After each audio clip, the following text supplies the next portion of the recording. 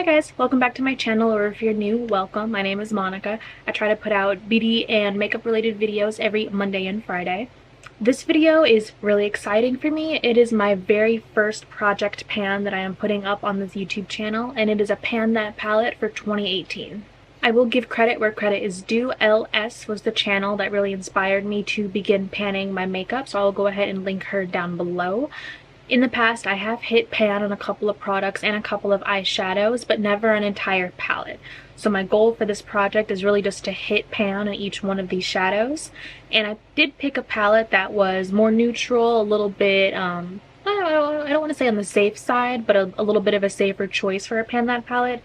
I chose the Marc Jacobs Iconic, what is this? The Marc Jacobs Style Icon number 7 in the color Lolita. This is what the palette looks like.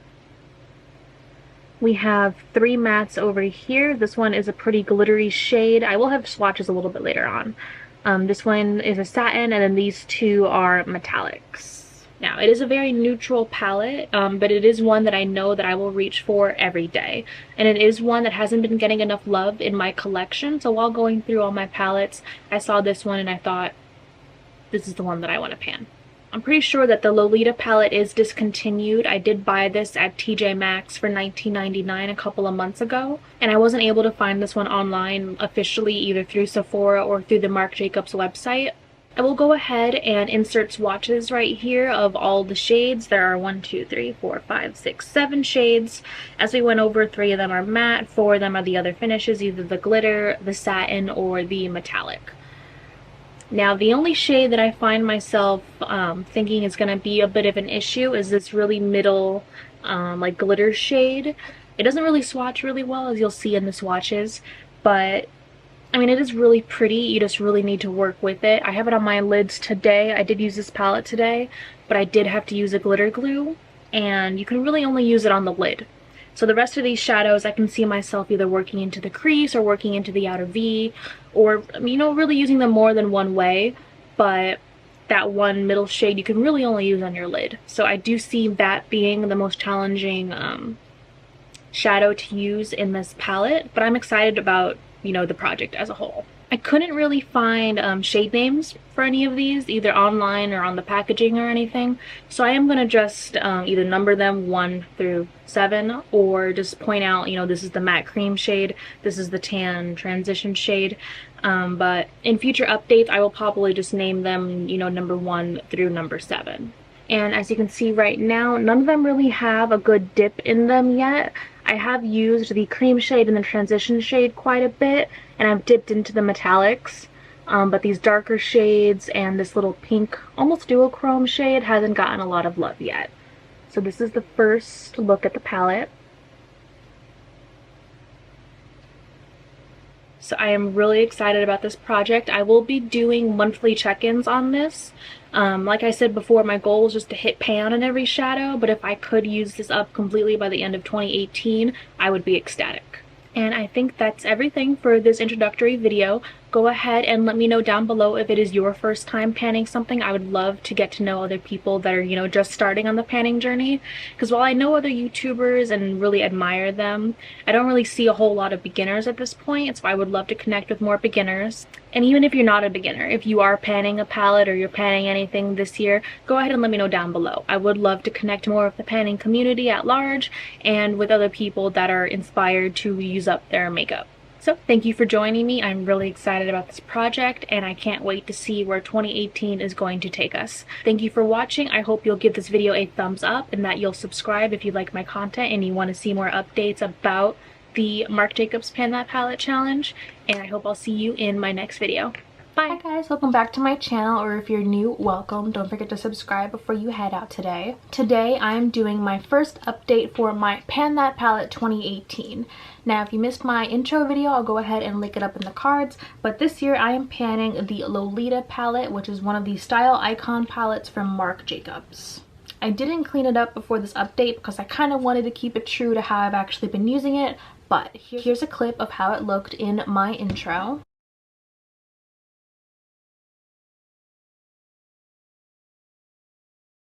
And here is how my palette looks currently. I'm excited to have finally hit pan on one of the shades. And I am very close to hitting pan on 2 more. Now I'm gonna go through the shades like from the lightest to the darkest, as unfortunately none of them have actual shade names on them, so I'm just gonna go numbers 1 through 7.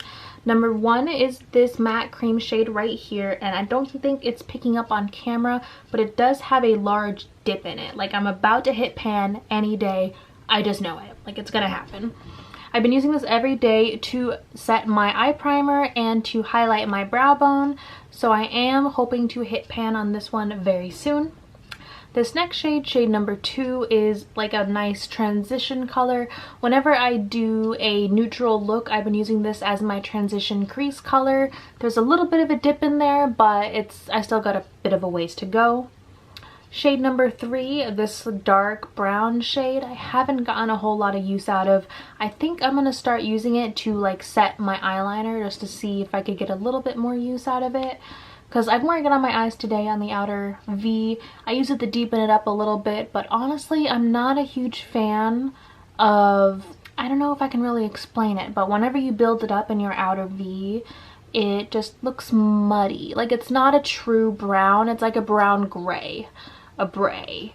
And it doesn't go with a lot of the looks that I'm trying to create, so this one's probably going to be a little bit of a challenge unless I can find another way to use it. If you guys have any suggestions on how to use like these dark brown colors, go ahead and let me know down below. I would love to hear some help. Next we have shade number 4. This is the really glittery shade. I have it on my eyes today. It was Fallout City this morning. I'm really glad I did my eyes first because I had glitter all over my face, and I used a glitter glue, like Glitter City.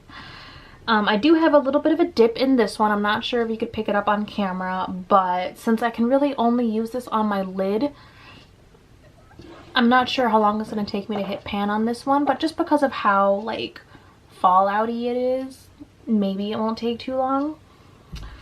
This next shade, the one I actually hit pan on, really surprised me. I've been using this as a highlight because I tried it as an eyeshadow and it sucks. It's horrible as an eyeshadow by itself. It doesn't stand out enough. By layering it on top of other shadows, it's just not good as an eyeshadow. So I've been using this every day. It's a face highlight. I'm actually wearing it today and I love it. Like, as you can see, I've hit a decent amount of pan on it. So I think this is the first shadow that I'm going to use up. This really surprised me because I thought the first shadow I was going to hit pan on was going to be this one right here. But you never know. Let me go ahead and show you how it looks, because this is how it looks after wearing it all day. So I'll just get in there a little bit. It's pretty. It's like a duochrome light pink color. And for like the winter, this is like the perfect highlight. And I've been wearing this as a highlight every day since I started. So that's why I've got a nice amount of pan right there. Next one, shade number 6. I've honestly only used once. It's like a gold kind of metallic shade. Let me see if I can, you can barely see it on camera. It's not that exciting. So I think I'm gonna have to find some ways to mix this one up just to get a little bit more use out of it, because I think so far that's the most uninspiring color that I found in the palette. And last but not least, we have shade number 7, this last one down here. It's kind of like a pewter shimmery color and it looks really pretty on camera right there. And it does have a little bit of a dip in there. It does have a little bit of fallout too. I did try building it up in my crease just to see how it would look, and I got fallout like all over the place. So, you know, if you have this, be careful. It does fall out, but it is a prettier color, definitely more inspiring than this one right before it. Like overall, like I've been using this palette to accentuate other palettes. I've been using this to set as like a transition, maybe to darken up a little bit. I've only done a couple of looks with just this palette, including the one I'm wearing today. And I feel like this is a great opportunity for me to really find out what I like about different formulas of eyeshadows. Like I'm finding that the glittery fallout one like is not really worth the trouble that I have to put through just to put it on, when I have other formulas that'll go on no problem and look just as beautiful. and I'm finding that I really don't like it when like my dark browns have gray undertones, because it makes me look more tired than I actually am. So I am excited to continue learning more about this palette and about my preferences. For my next check-in, my goal is to, oh, let's not blind you. For my next check-in, which will be at the end of February, I am hoping to hit pan on 2 more shadows. I really want to hit pan on this cream shade right up here, and I want to hit pan on the beige like transition shade that I've been using. So that's my goal for the next check-in, and I am hoping to expand this pan. I think I can use up this entire shadow by the end of March. I think I can do that. So those are my goals. That is my update. If you have any updates on your Pan That palettes, go ahead and let me know down below. I would love to follow along with your journey as well, especially if you're panning a similar palette or another Marc Jacobs palette. I would love to subscribe and follow along. Don't forget to give this video a thumbs up if you like my Pan That palette update, and if you want to see the rest of my updates for this year, don't forget to subscribe before you head out. Thank you for spending a little bit of time with me, and I hope I'll see you in my next video. Bye! Welcome back to my channel, or if you're new, welcome. My name is Monica, and today I'm doing an update to my Pan That palette for March of 2018. Before we jump into the video, I just want to go ahead and say a big thank you to all of my new subscribers. I just hit 200 subscribers about a day or two ago, and it's such a big deal for me because I never thought I would, honestly, I never thought I would get any subscribers. As I said in my 100 subscriber video, it was only about a week ago, so I basically doubled my subscribers. I just want to say thank you. I really love doing this. This is like my favorite hobby. I love getting to plan out new videos and get to play with makeup, and I love the editing, and I'm just having so much fun with this, and I'm just really happy that I've been able to find some people that actually, you know, like my content and want to follow along. So thank you so much. And also, as we could tell from the opening of my last video along with this video, I have a new title card and a new closing card, and they were created by the lovely Lori Johansson. I really hope I'm pronouncing that correctly. As you know, I'm horrible at pronouncing things, and I'm really happy with how it turned out. It is beautiful, so thank you so much, Lori. Okay, so with all that out of the way, don't forget to give this video a thumbs up if you like following along with my Pan That palette, and don't forget to subscribe and hit that bell icon if you want to catch the rest of my updates for this year and see some other panning projects that I have planned for the rest of the year. So if you missed my intro and my first update, I'll go ahead and I'll link them up in the cards above, but what I've been panning is the Marc Jacobs Style Icon palette in the shade Lolita. So I'll go ahead and throw in a clip of what my palette looked like at the intro.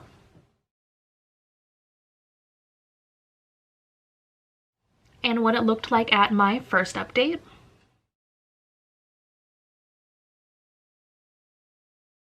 And this is what the palette looks like now.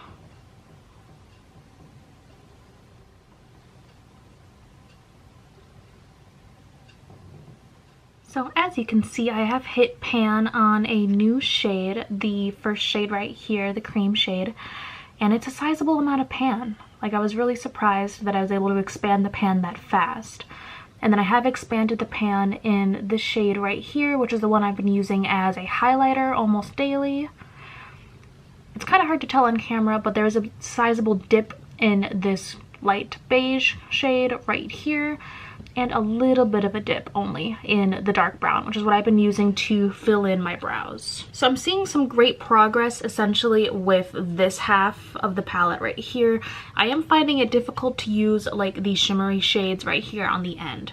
I think I'm going to try using them a little bit more like on the lower lash line to kind of add like a pop of color down there. But yeah, I'm kind of hitting a little bit of a rep with these two right here. So if you have any suggestions, they're both, one's like a metallic and one's kind of a satin shimmer. So if you have any suggestions on how else I can kind of utilize those two colors, go ahead and let me know down below, because I'm hitting a little bit of a rut with those. But the rest of them, I am seeing a good amount of progress, and I'm excited about hopefully hitting pan on this beige shade next. So that is my goal for the next month. For March, I really want to hit pan on this shade right here, shade number 2, and I want to get a nice sizable noticeable dip in the dark brown shade, since I can use that every day for my brows. And I'm going to do my best to start getting out of my comfort zone when it comes to liner. I want to start using other colors because I go for black liquid liner like every day. So I do want to start using like this darker shade as liner and maybe smudge it out on the lash line just to see, you know, make it look a little bit more natural, a little bit more smoky. So yeah, that's everything I've got right there. I really do want to hit pan on one more shade before my next check-in, so that's going to be my goal.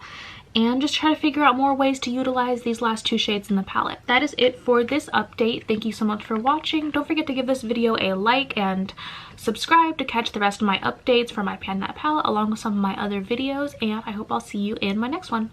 Bye. Hi guys, welcome back to my channel, or if you're new, welcome. My name is Monica, and today I'm doing my 3rd update for my Pan That palette for 2018, the Marc Jacobs Style Icon palette in Lolita. If you've missed the rest of my updates, or if you're new to this video, I'll go ahead and link the playlist up below. And excuse how messy this palette looks. I didn't have time to actually clean it off before this video. But before we jump into what my palette looks like right now, let's take a look at what my palette has looked like through the past introduction and 2 updates.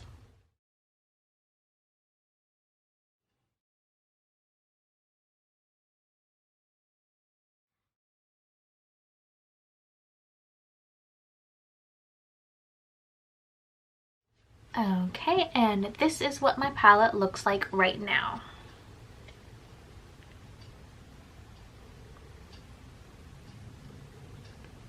So my goal for the month of March was to hit pan on this shade right here and to get a little bit more of a dip in this dark brown shade. Unfortunately, I did not hit pan in this light brown shade like I wanted to, but I do have a sizable dip. I can see like an actual dig in the product. Let me see if I can zoom it in. So there's a dig right there that you can see. So I think if I keep continuing to use that shade, I should hit pan in a couple of days or maybe a week or 2. It is very close though. I did expand the pan a little bit on this bright cream shade right here. I've actually been trying not to use it as much. I found myself like not wanting to use up the whole shadow right away, which I need to get away from that. I should just go ahead and finish it up if I want to use it. So I'm gonna go ahead and try to finish that up in April. It's one of my goals. I don't have as much of a dip in the dark brown shade as I would like. The only ways I've really been using it are in my brows, on the outer corner to deepen up a look, and then also on the lower lash line. If you have any other suggestions for how to go through like a dark shade like this, please let me know. I would like to hear some more like opinions and suggestions. Another shade I don't really have a dip in is this like middle shimmer shade. I'm wearing it on my lid today, and really that's the only way I can wear it. It's really tightly pressed, it's really glittery, and I can only really wear it on my lid. So I am struggling with the shade right there in the middle. I did expand the pan a little bit on this next shade that I've been using as a highlighter. And then I'm very near to hitting pan on the next shade, which is one of the shimmer shades towards the end right here. I don't know if you can see the dip right there in the pan. But I wore that all over my lid the other day and it was stunning. I absolutely loved it there. And I actually tried using it as a highlight. I'm wearing it as a highlight today. And I thought it would be too dark as a highlight on my skin tone, but it's actually stunning. So I have been using it as a highlight. That's why the pan, like, or the palette around it is so dirty, because I've been using it like that. And then this last shade right here, I've been using it to deepen up my outer V and use a little bit on the lower lash line, but I'm not finding as much use for it as I am the rest of the shades. What I'm learning so far from this project is that I tend to like all-in-one face palettes. Like I like having one place I can go to finish up the rest of my face. And that with eyeshadows, I like having like my basics transition, my basic like primer set shade in one spot, but then I really like to shop for color, which is what I was going for in this project anyway. So I did try this light shade like as a bronzer and it didn't look bad. Like I wore it once just with like a darker foundation, so I do want to try it out a couple more times just to see if I can use it as a bronzer because it is like a nice light brown shade. I do like how creative this project is making me get. I am finding so many other uses for these shadows than what like I previously thought possible. So unfortunately I didn't hit my pan goal for this month, but I am still working hard at it. I do, for the month of April, want to hit pan on this brown shade right here, definitely. And I want to try to hit pan on the shimmer shade right down here. I'm not sure how realistic it is for me to try to hit pan on the brown shade since it is one of my more difficult shades and I'm really only using it for my brows and for liner. But that is where I am right now and where I am trying to work to for April. Oh, and another update, I actually like broke the clasp. So if you've ever had a Marc Jacobs palette, you know that like there's a clasp here in the front and then it closes in, and then you press this little button to open it up. It doesn't actually close anymore. It just kind of like, it doesn't snap. It just kind of does that. So I don't know if it's because I've just been using it too often and I've worn like the clasp out, but it doesn't actually close anymore. So that's unfortunate, but otherwise the packaging is still nice. I do need to clean this. Normally I clean it before every update, but I'm trying to get this up before, you know, I cannot believe that it's already April, so I'm just trying to get this update up and let you know where I am right now. But it is very easy to clean, so it isn't too difficult to get it to look nice again. It doesn't stain, which is nice. It just takes a little bit of effort to clean the mirror and then clean in between all of the shadows. So that is my third update for my Pan That palette for 2018. Don't forget to let me know down below if you're panning a palette for 2018 and how that is going so far. I literally can't believe it's already April and that we're, oh my god, soon we're gonna be halfway through the year. That's insane to me. It felt like yesterday, like it was New Year's. Like it's been crazy. So as always, if you like Pan That palette and you want to see all my updates in the future, don't forget to give this video a big thumbs up and subscribe. And when you subscribe, don't forget to hit the little bell icon so you're notified whenever I post a new video, because for some reason whenever you hit subscribe you don't actually get notified. So don't forget to hit the bell icon so you can see either some updates or all updates whenever I post new videos. Thank you so much for watching, and I hope I'll see you in my next one. Bye. Hi guys, welcome back to my channel, or if you're new, welcome. My name is Monica and today we're doing, god, what number is it now? 5? 5th? Is this my 5th update? Oh, I can't count. Number 4. We're doing update number 4. 5th video overall, but update number 4 for my Pan That palette for 2018, which is the Marc Jacobs Lolita palette. If you haven't seen the rest of the videos in this series, I'll go ahead and throw the playlist up in the cards above. But let's go ahead and take a look real quick at the progression of my palette over the past 3 updates.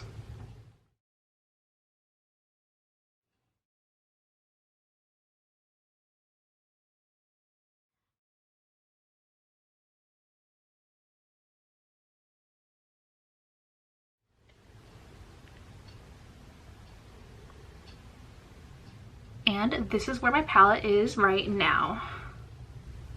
So I have made quite a bit of progress this month, and I hit the majority of my goals for April, which I am super, super excited about.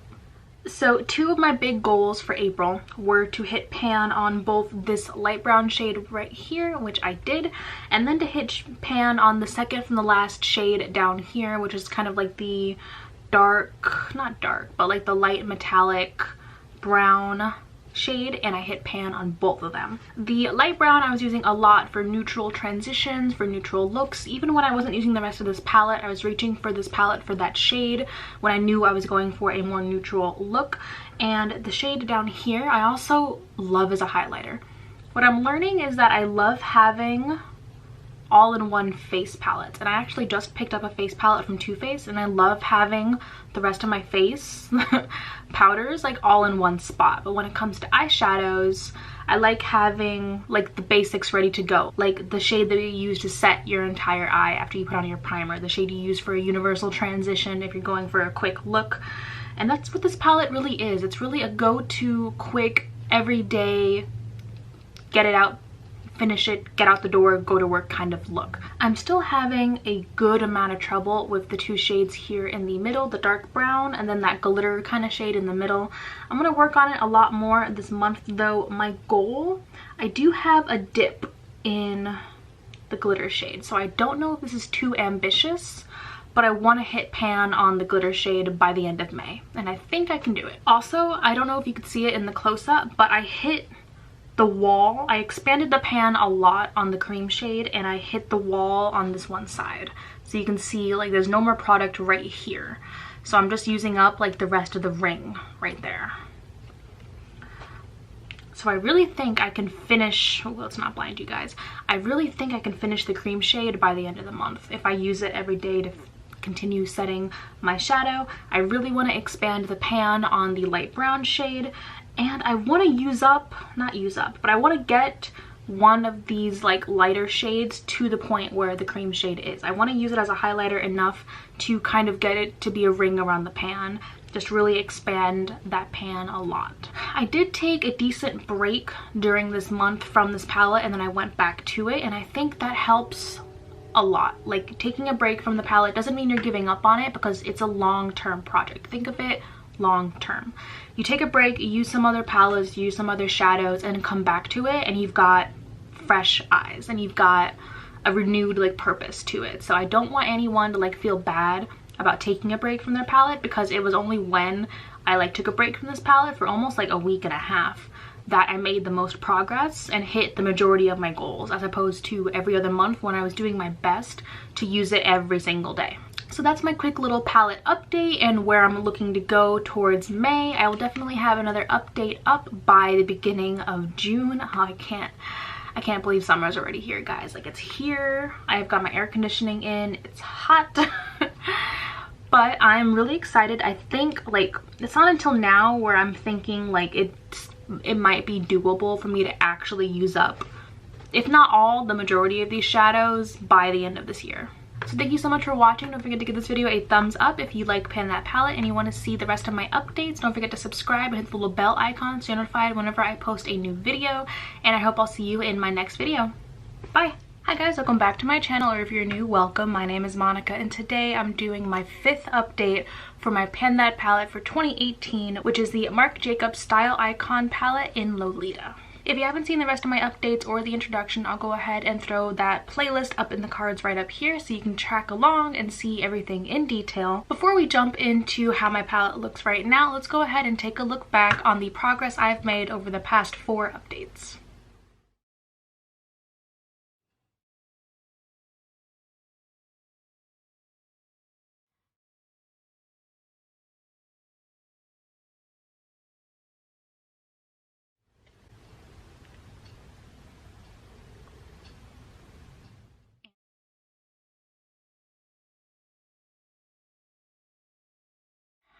And this is what my palette looks like now.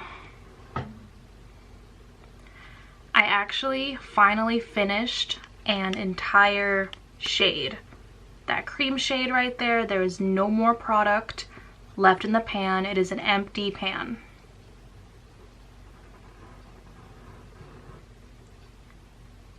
So my biggest goal for this past month was to finish up the cream shade right up here, which I did. It's completely gone. I had to like scrape out the edges of the pan just so I could finish using it, and I did. I'm really excited to have actually finished up an entire shade. I've never purposely worked at a shade enough to actually finish an entire color up, so that was very exciting when I finished that up a couple of days ago. I've also expanded the pan on this light brown shade right here, which was another one of my goals, and I did get a decent dip in both of these 2 shades right here, the middle really sparkly glitter shade and the end deepest most metallic shade.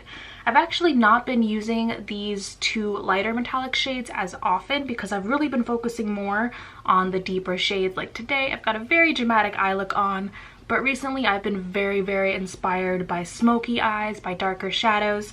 So I did use this darker brown all over the lid, blended it out a little bit with this lighter brown right here. And then I topped off the lid with this darker shade right here, and it does layer beautifully on top of the darker shadows. So this isn't going to be like an everyday look, especially with my new job.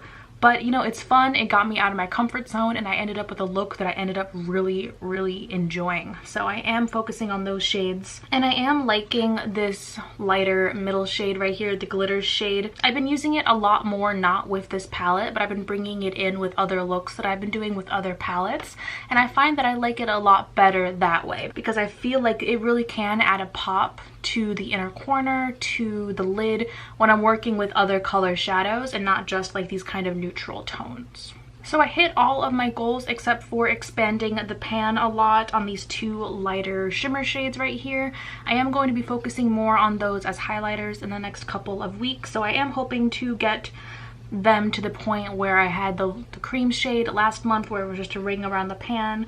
If I do get the ring with those two, I'm gonna see if I could scrape it out and repress them just so that they'll be easier to use as a highlighter like I like to use them. And I am going to be focusing a lot more on this deeper metallic shade down here and on the brown, because my goal for June is going to be, it's going to be very, very tough, but I'm gonna see if I can make a substantial dip in this brown shade, because right now I've got like a little baby dip in it.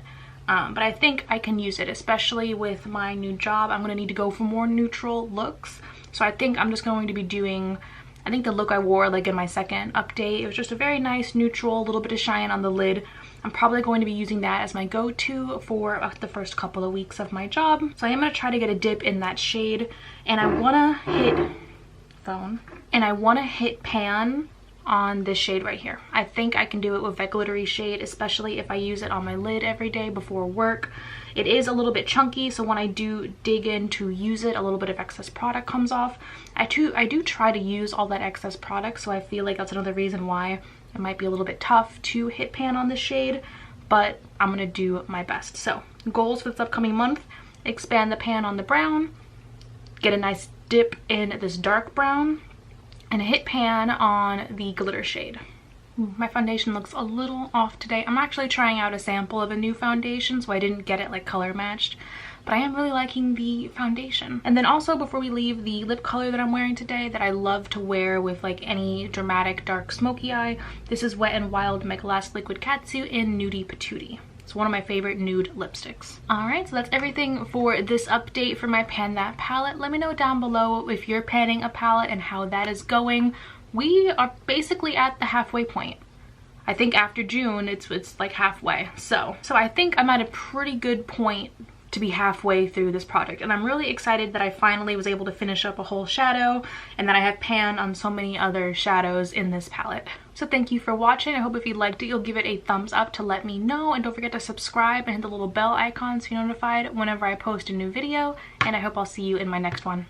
Bye guys, welcome back to my channel, or if you're new, welcome. My name is Monica, and today I'm doing my 6th update for my Pan That palette for 2018, which, if you haven't seen my series yet, is the Marc Jacobs Style Icon palette in Lolita. Since I didn't really make a whole lot of progress on this palette, I'm just doing a quick update today. I really only hit one of my goals for this past month.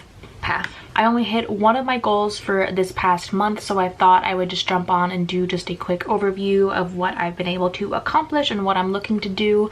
I did take a bit of a break from this palette once I got back from my trip, and it's not a bad thing to take a break from a palette, especially if you've got new things coming in, because you can always come back to your palette with fresh eyes and fresh determination. So before we jump into what my palette looks like right now, let's go ahead and cue the slideshow of the progress I've made so far.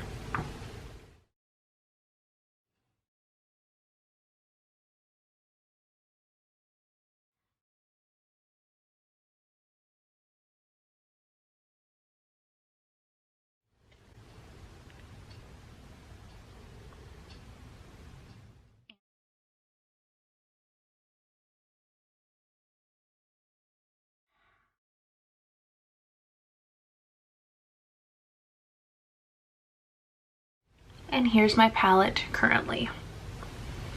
So as you can see, we do have some new pan in the palette in our metallic shade right here in the middle. Just a little bit of pan.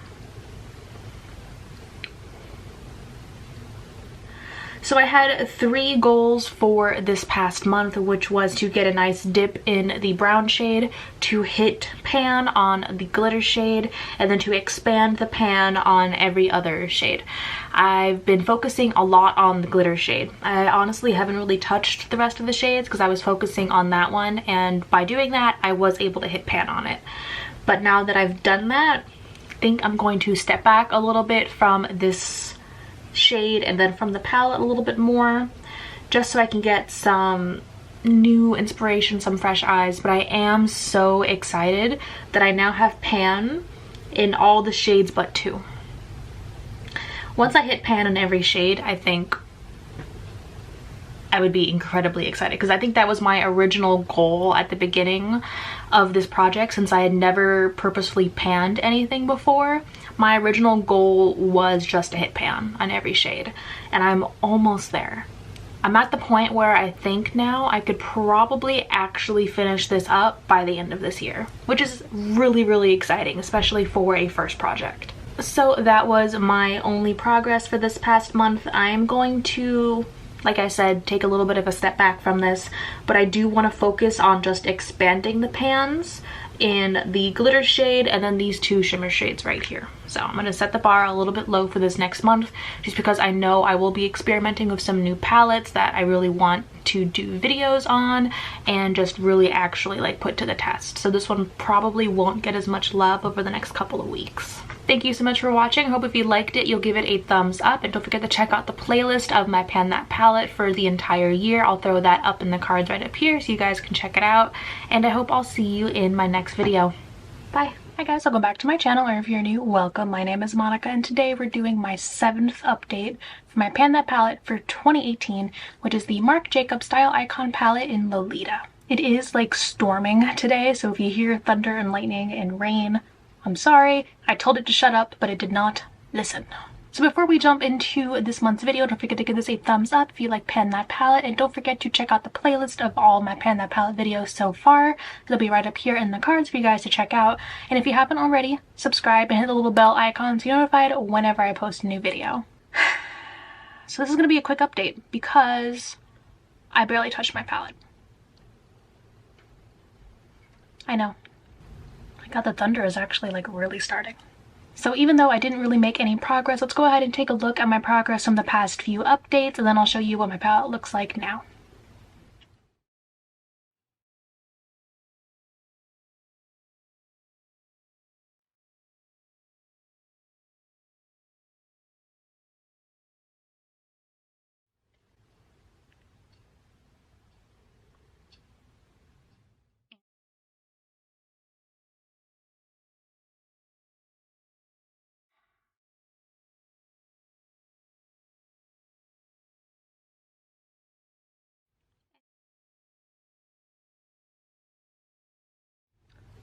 And here's the palette now.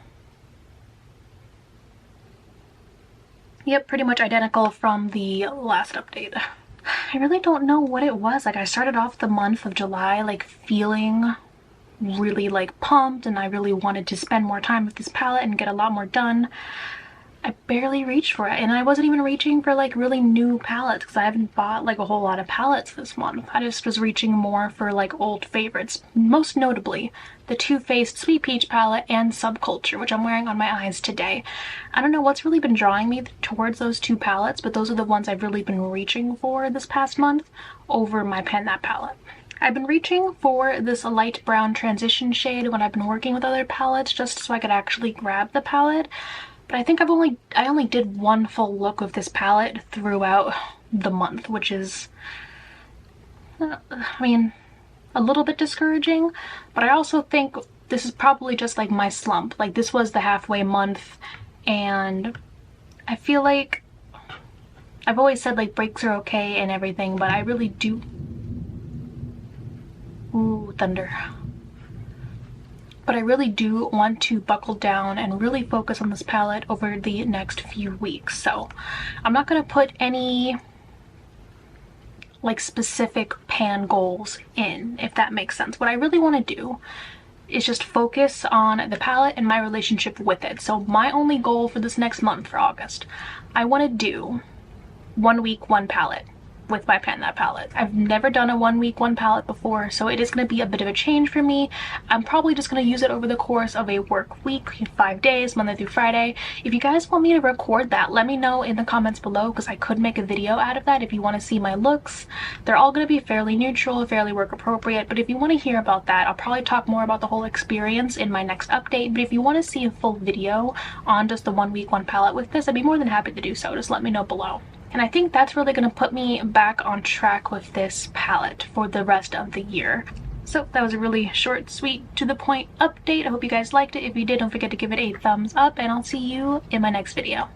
Bye. Hi guys, welcome back to my channel, or if you're new, welcome. My name is Monica, and today we're talking about my 1 week, one palette that I did for this past week with my Pan That palette for 2018, the Marc Jacobs Style Icon in Lolita. I did use just this one palette for the last whole week, and I did film all the looks that I did with this. So before we jump into this video, don't forget to give this video a thumbs up if you like Pan That palettes, if you like reviews, if you like the rest of my content. And if you're not already, I hope you consider subscribing and hitting that little bell icon so you're notified whenever I post a new video. I just got home from work and I walked home from the train station, and I'm pretty sure I just sweated off my life. I literally came home and then just sat in front of the air conditioning, like I have a little window unit right here, for like a good 10 minutes and just chugged some water because Jesus. It doesn't help that I'm always like, I can't wear shorts at work, and I don't like wearing dresses on the train, just a personal thing. So I'm always wearing pants. So I had pants and then I had a black shirt. Like, I'm just, good decisions were not made. So anyway, back to the palette. So my one goal for my Pan That palette for the month of August was to do a 1 week, one palette, and I'm very proud of myself that I actually did it. So I used this one palette every morning for the past week, Monday through Friday during my work week. Normally I switch up and I use a different palette every day. I do wake up fairly early for work, and I do block myself a little bit of time, not a little bit of time, a good amount of time every morning in order to do my makeup, because it's like my me time, it's my calming time. I have my coffee, I spread everything out on my vanity, I like to look through my collection. It's like my me time and I love it. So for the past week, I thought it would be a little bit quicker doing my makeup, since that's like, okay, well, you can only choose one palette, so you just gotta go right to it. It took me the same amount of time. I'm realizing that I think my routine is so set that no matter what I'm doing, I'm gonna take the same amount of time to do my makeup. But in addition to it being the same amount of time, I thought it would just be like easier, like I could go on autopilot, but I didn't go on autopilot, like surprisingly. Like I just was looking at my palette differently, which is what I really needed. So before I talk more about this, let's go ahead and jump into just a quick montage of the 5 days. I think I did like a little intro and talk during the first look, but then the rest are just going to be like montage set to music and sped up a little bit. So here we go. Let's jump into day 1. So I'm just going to talk through as I throw my eyeshadow primer on. I'm going to be using my MAC Paint Pot in Soft Ochre for my primer, and then I'm going to be setting it, since I've used up the entire like setting shade in the palette. I'm going to be using my face powder from Colourpop to set the rest of my eye. So day 1 is a bit of an odd one for me because I'm actually only doing a half day of work today. I've already finished it right now. What time is it? It's like 1:30, almost 2 o'clock. And I did like my base makeup this morning, and I didn't touch my eyes because I had to jump onto like a call. And when I have like business calls, they're always over like Google Hangouts, so it's always like a video call, so I just kind of have to throw a little bit on and jump in. So I worked for this whole morning, and then I was done at 12. So I only had to work a half day today, and I took a half day because we're actually, my boyfriend and I have an appointment to go look at an apartment this afternoon, and I didn't want to have to worry about taking the trains to work and then getting off and then taking the trains back from work. So luckily I have a position that allows me to occasionally work from home. So I just asked for permission from my boss to do a half day, and if I could do that half day from home, and it was totally fine. So I am going to be going for more of kind of like a natural look, nothing too out there, because I am going to be meeting theoretically like the property owner for the apartment we might be getting. We're going to do a whole tour of the neighborhood, of the building, just to see how close it is to like that train station. We're going to do dinner out there just to like see the neighborhood. So it's going to be very exciting, but I'm also like really nervous because like I've had like apartments in college, I went to dorms, but I've never, like I still live with extended family, so I've never actually lived in an apartment by myself or like an actual apartment with somebody else. So it's exciting, a little nervous, but exciting. And this place, we've been looking at like apartments online and looking for like weeks and weeks and weeks, and this is the only one that like fits all of our criteria, is close to where I work, close to where he works, and is within our budget. So you know what, keep your fingers crossed for us. Okay, so now that we're all primed, I think I'm just gonna go ahead and jump in with this second shade right here, this light brown, and just start throwing that in my transition. I really want to go for like a light eye today. So I think I'm just going to take a little bit of the brown right here to kind of deepen up the outer V. And I want to go on the lower lash line with one of these metallics. I'm not sure which one yet. I think I want to take this middle one right here. Yeah, I think I'm going to take that on the lower lash line. But first, let me just add a little bit more definition to the eye. Okay, so I'm really liking that so far, and I really like the way that like the lid looks just without anything on it with this look. So I think I'm going to leave that there, and I really want to go onto the lower lash line. So let me take a little bit of a denser brush, and I'm going to take the second to last like shimmer shade and just start building that up on my lower lashes. So I'm really liking that so far. So I'm going to go off camera and just do mascara and liner real quick, and then I'll be right back. Alright guys, and we're back, and so this is day 1 of my 1 week 1 palette with my Pan That palette. I really like it. It's subtle, it's quick, and I really like putting the shimmer on the lower lash line, as I've normally been going for like more darker shades on my lower lash line. I really think this just helps open up my eyes and make me look a little bit more bright, a little bit more awake. And then I did go for just a little bit of like a baby wing, just to kind of define the eye a little bit, since there wasn't a whole lot going on the upper lid. Real quick, I am wearing a Jeffree Star liquid lipstick today in Leo. I just think this is such a nice, like warm, like deep nude. It looks really nice with a subtle eye, so I really do like this one. And that's it for today. So the next time I see you will be day number 2.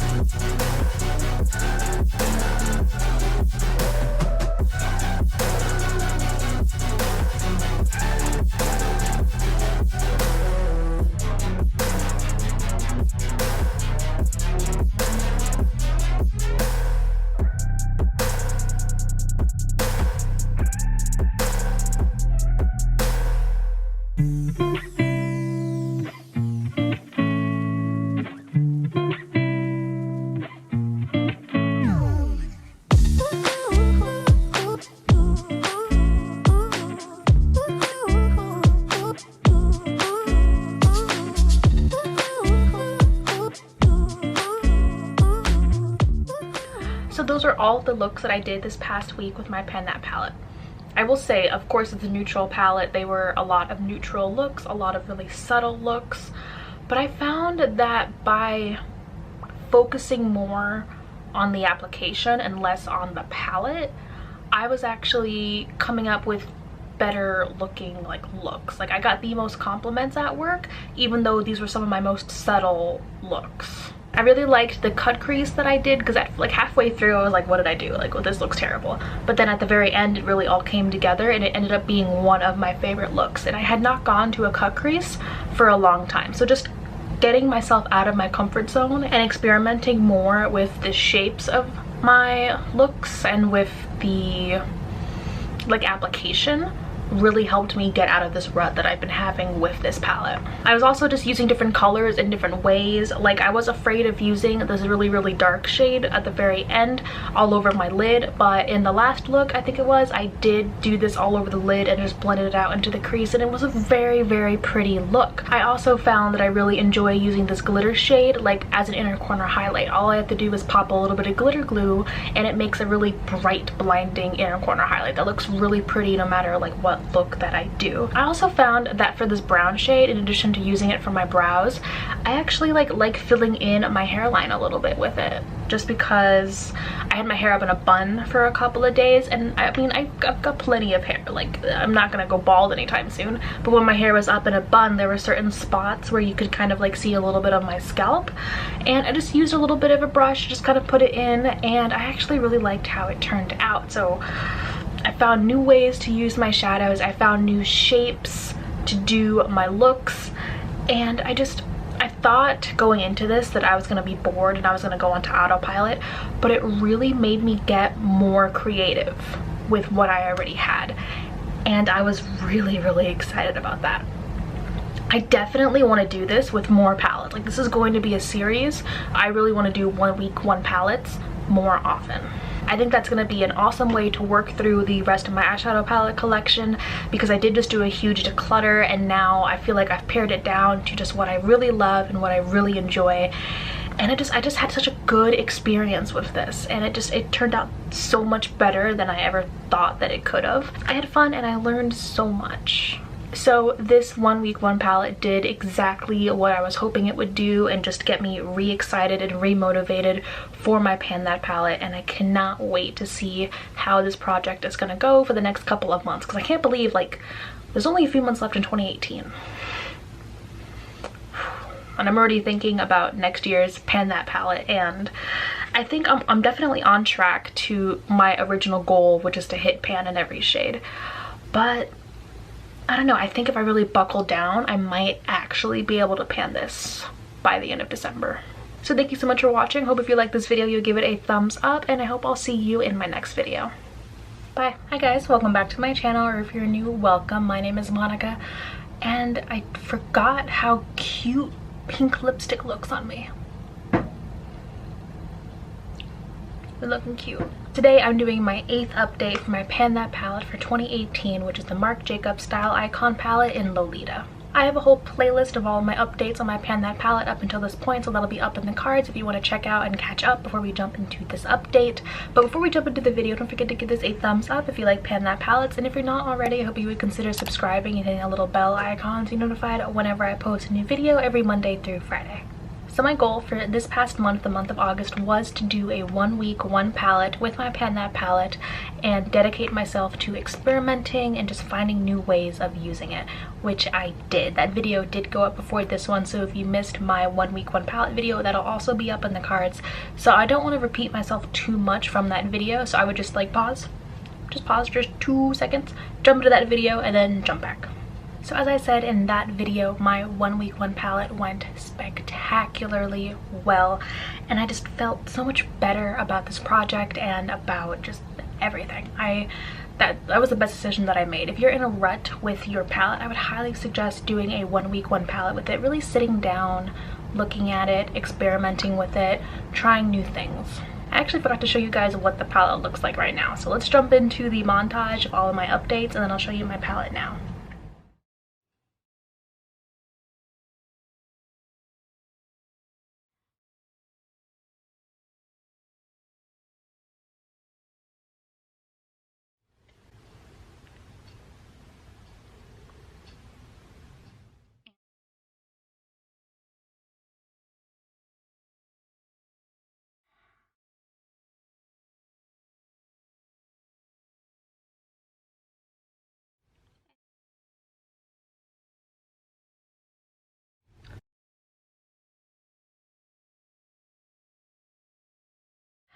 This is my palette currently. It's a little hard to tell, but there is a significant dip in the shade now, and I think I can hit pan on this by my next update. So my only goal for this upcoming month of September is really going to just get more use out of this palette the same way I did in August, and to hit pan on this last shimmer shade right here. I really think I can do it because there was a huge dip in it, and I think I can hit pan on it. So those are going to be my goals for September. I am feeling a lot better about this project and about panning this by December. My original goal was to hit pan in every shade, and I think I can definitely do that. I don't want to get too optimistic, but I do have a little inkling in my mind about actually being able to fully pan this by the end of December, but I really think it's going to depend on how September and October go. So I'm really excited to see where this project is going to be going, and I hope if you like this video you'll give it a thumbs up, and I hope I'll see you in my next video. Bye. Hi guys, welcome back to my channel, or if you're new, welcome. My name is Monica, and today I'm doing my 9th update for my Pan That palette for 2018, which is the Marc Jacobs Style Icon palette in Lolita. If you're new to the channel, or if you haven't seen the rest of my updates for my palette up until this point, I do have a full playlist, so I will throw that up in the cards if you want to check out my progress since this past January. Before we jump into the update, I hope you will give this a thumbs up if you like these monthly updates and this project. I'm really excited about it. And if you haven't already, I hope you would consider, oh, can I speak today? I hope you consider subscribing and hit the little bell icon so you're notified whenever I post a new video every Monday through Friday. Now my palette looks a lot different. If you didn't catch my how to repress makeup video, this was actually in it, so I'll definitely throw that up in the cards. Go check that video out if you want to see how I actually repressed and made all of these new Franken shadows. But before we do that, let me show you what my palette looked like in my previous updates.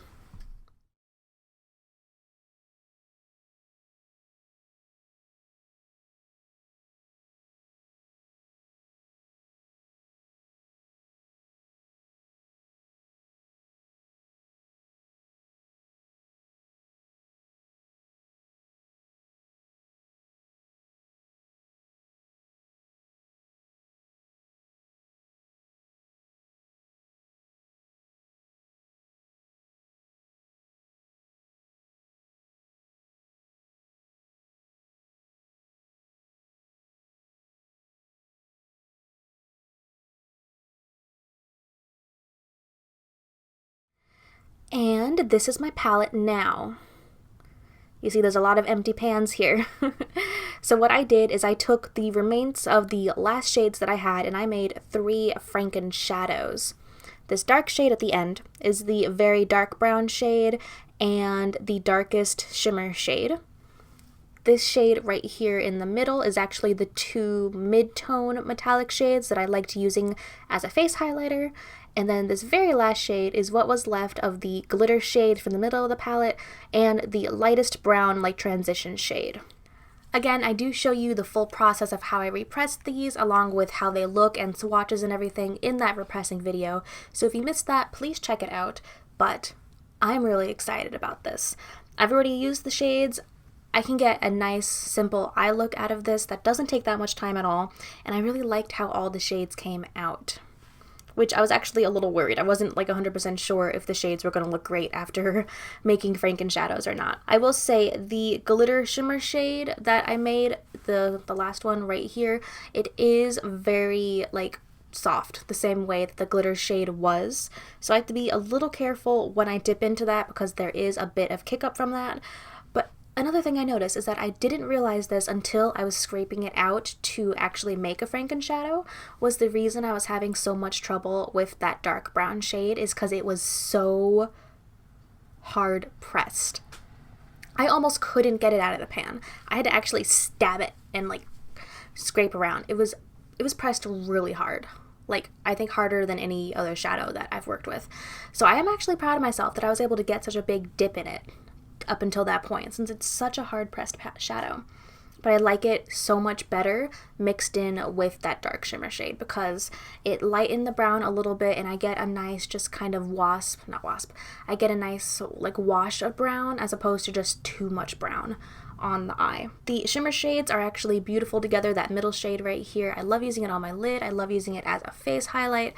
I love it. So with these Franken shadows in here, I think I have an awesome chance of using the entire thing up by the end of this year. I'm wearing only one of the shades on my eye today because I had to do like a really quick look this morning before work. So I actually put a Super Shock shadow from Colourpop. This is this Sailor color that I love so much. I put that all over my lid. And then for my crease, fake crease, I used the dark brown shade right over here just to lightly define the outer part. And it helps define that. But I do use all these shades together in looks. I can definitely, in my next update, I can't film multiple looks. You're not really going to get a whole lot of looks out of this. But if you want, I can show you how they actually look on the eye in the next update. But for now, I'm still experimenting with it, and it was such a good idea to do these Franken shadows at this point in the project because I am so close to using it up. There isn't that much product left. You can see all the other pans. And I think that this is just the thing that I needed to reinvigorate me and get me motivated, because now it's not like, oh, there's like a ring around the pan, I need to use it up. Now I have 3 practically full-ish pans left that I can hit pan on again and get use out of. And I think that's gonna motivate me because I'm motivated again to see that pan and to use the product up. So we're doing pretty good for this update, and I'm excited to see where I'm gonna be this time next month. So thank you so much for watching. Hope if you liked it, you'll give it a thumbs up, and I'll see you in my next video tomorrow. Bye. Hi guys, welcome back to my channel, or if you're new, welcome. My name is Monica, and today we're doing my 10th update for my Pan That palette for 2018, which if you haven't seen it yet is the Marc Jacobs Style Icon palette in Lolita. If you've missed my past updates up until this point, I'll go ahead and throw the playlist up in the cards so you can catch up or refresh your memory, because I feel like this month has been extra long. I don't know why. But we're now in like the home stretch of this project. I'm both scared and excited and nervous. So before we jump into the update, don't forget to give this video a thumbs up if you like Pan That palette. And if you haven't already and you'd like to, hope you would consider subscribing and hitting that little bell icon so you're notified whenever I post a new video every single Monday through Friday. So if you didn't see the video where I repressed some of the shades and made Franken shadows, I'll throw that up in the cards.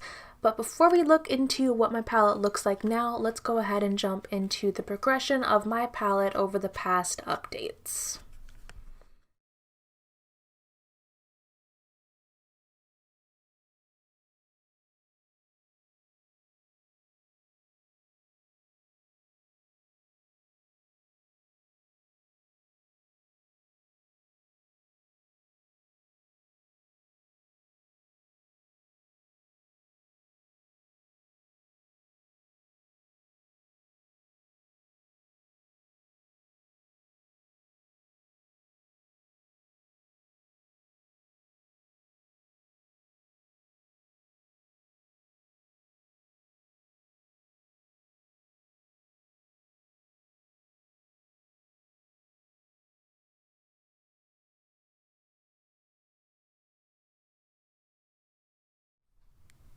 And this is my palette now. It's a little bit hard to see, but I have hit extra pan again on the 2 lighter shades. They're on the edge of their pans, and I'm still struggling with that darker shade. So I feel like now that we're in November, this is pedal to the metal, end of the line, project, it's almost done. I can't say words right now, but we're almost there. The year is almost over. So I really do want to do another 1 week, 1 palette with this. I'm not sure if I'll film it since I've already done one. If you missed it, I'll throw that up in the cards. But I feel like I really do need to focus on especially this dark shade once again, because my main complaint before was that it was really hard pressed inside the pan, and that's why it was taking me so long to hit pan on it. I thought that by mixing it with that lighter, shimmery brown shade, that it would make it a little bit less dense, but it's still a very dense shadow, and it's a very dark, cool toned brown. I can still use this in my hairline, in my brows as liner, so I am going to do everything that I can to get as far as I can in that brown shade. Now, I know my original goal was just to hit pan on every shade, which I almost did except for this brown shade. I really think I can finish this up, especially because I love using this lighter shimmer in the middle as a face highlight. I think I'm going to put the rest of my highlighters away and just focus on this one as my face highlight until the end of the year. The shimmery shade, I can also use that. It looks a bit like Fire Crystal in my Fenty Kilowatt Freestyle highlighting duo.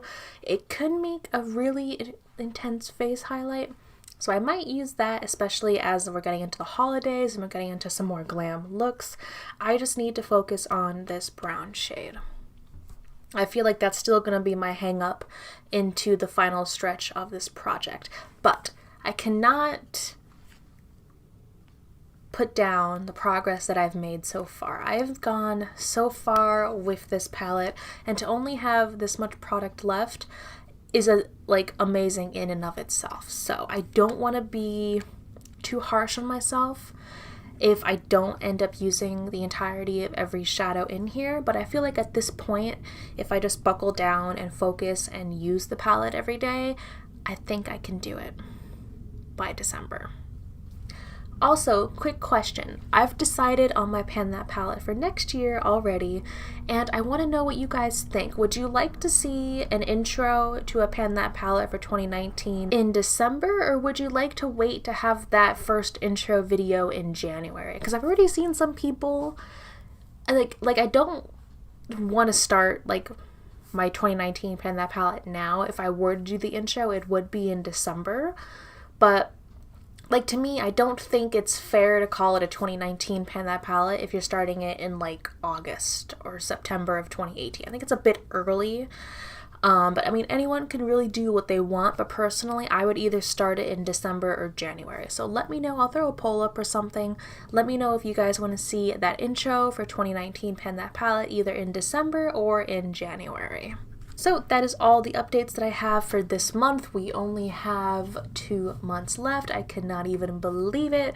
Let me know down below if you're panning something and if you're feeling oh my god, it's November as I am. And let me know how you're doing down below. Thank you so much for watching, and I can't wait to see you in my next video. Bye. Hi guys, welcome back to my channel, or if you're new, welcome. My name is Monica, and I'm looking a little bit crazy because I'm halfway through getting ready to film a tutorial. It's gonna be a Thanksgiving tutorial coming up soon, and I just hit another major milestone for my Pan That palette, and I feel like I couldn't wait until the next month to do an update because I've made a crazy amount of progress and the palette is gonna look just so much different. So let me just jump into this quick, I feel like I'm reporting from the scene, Monica here, reporting from the scene of this emergency breaking Pan That palette update. Back to you, Jim. Can you tell I watch a lot of news in the morning? So this is what's left of our palette. I completely finished up this middle shade as I was using it as a face highlight. I've also been using this glitter shade as a face highlight. It's a little bit more intense, but a lot of the glitter does come off when you're using a brush, a large highlighting brush to apply it. So I've been using that, so I did hit some pan right there. But the big, oh my god, I can't believe I did this. I actually used up enough of the brown shade that I guess it's not as stable anymore because I did repress it. So the rest of what's left of the brown shade did just crumble. I'm not getting rid of this. I am going to mush this up and use it as a loose shadow, and I've been using it every single way that I could. I've been using it as a liner, I've been using it in my hairline, I've been using it in my eyebrows every single day. And that's all that I have left. So this is literally the entire palette. I wanted to do this breaking update because I can no longer hold up the palette to show you guys what's going on in a normal update because of that broken shadow. But odds are this shadow is going to be done by my December update. And then I'll just have this one left. I'm so excited because now it's real. I can totally finish this by the end of December. I might even finish it early, which is crazy to me, but thank you so much for watching. I cannot wait to see how this turns out. There will be a normal update in December, but just because of how much progress I made and because of that shadow kind of crumbling, I just wanted to give you guys a quick heads up. So now I'm gonna go actually finish my face of makeup and film that tutorial for you guys, and I'll see you in my next video. Hi guys, welcome back to my channel, or if you're new, welcome. My name is Monica, and today It's a very special day because I actually just completely finished my Pan That Palette project for 2018. I'm shocked that I'd not only hit my goal, my original goal for this palette was just to hit pan in every shade, but I completely used up the palette. This being my first ever Pan That palette, I am so excited and I've learned a lot through this process.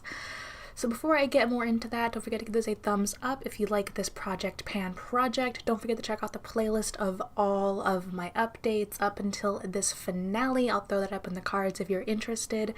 And if you haven't and you'd like to, I really hope you would consider subscribing and hit that little bell icon so you're notified whenever I post a new video every single Monday through Friday. And also I know YouTube is having issues with notifications, so I do have Twitter. I'm getting better at using it, so if you follow me there, I'll always post whenever I'm about to go live, whenever a new video is about to go up, but for the most part, my videos go up Monday through Friday at 7 a.m. Eastern Standard Time. This is so satisfying to look at. It's empty. Gone.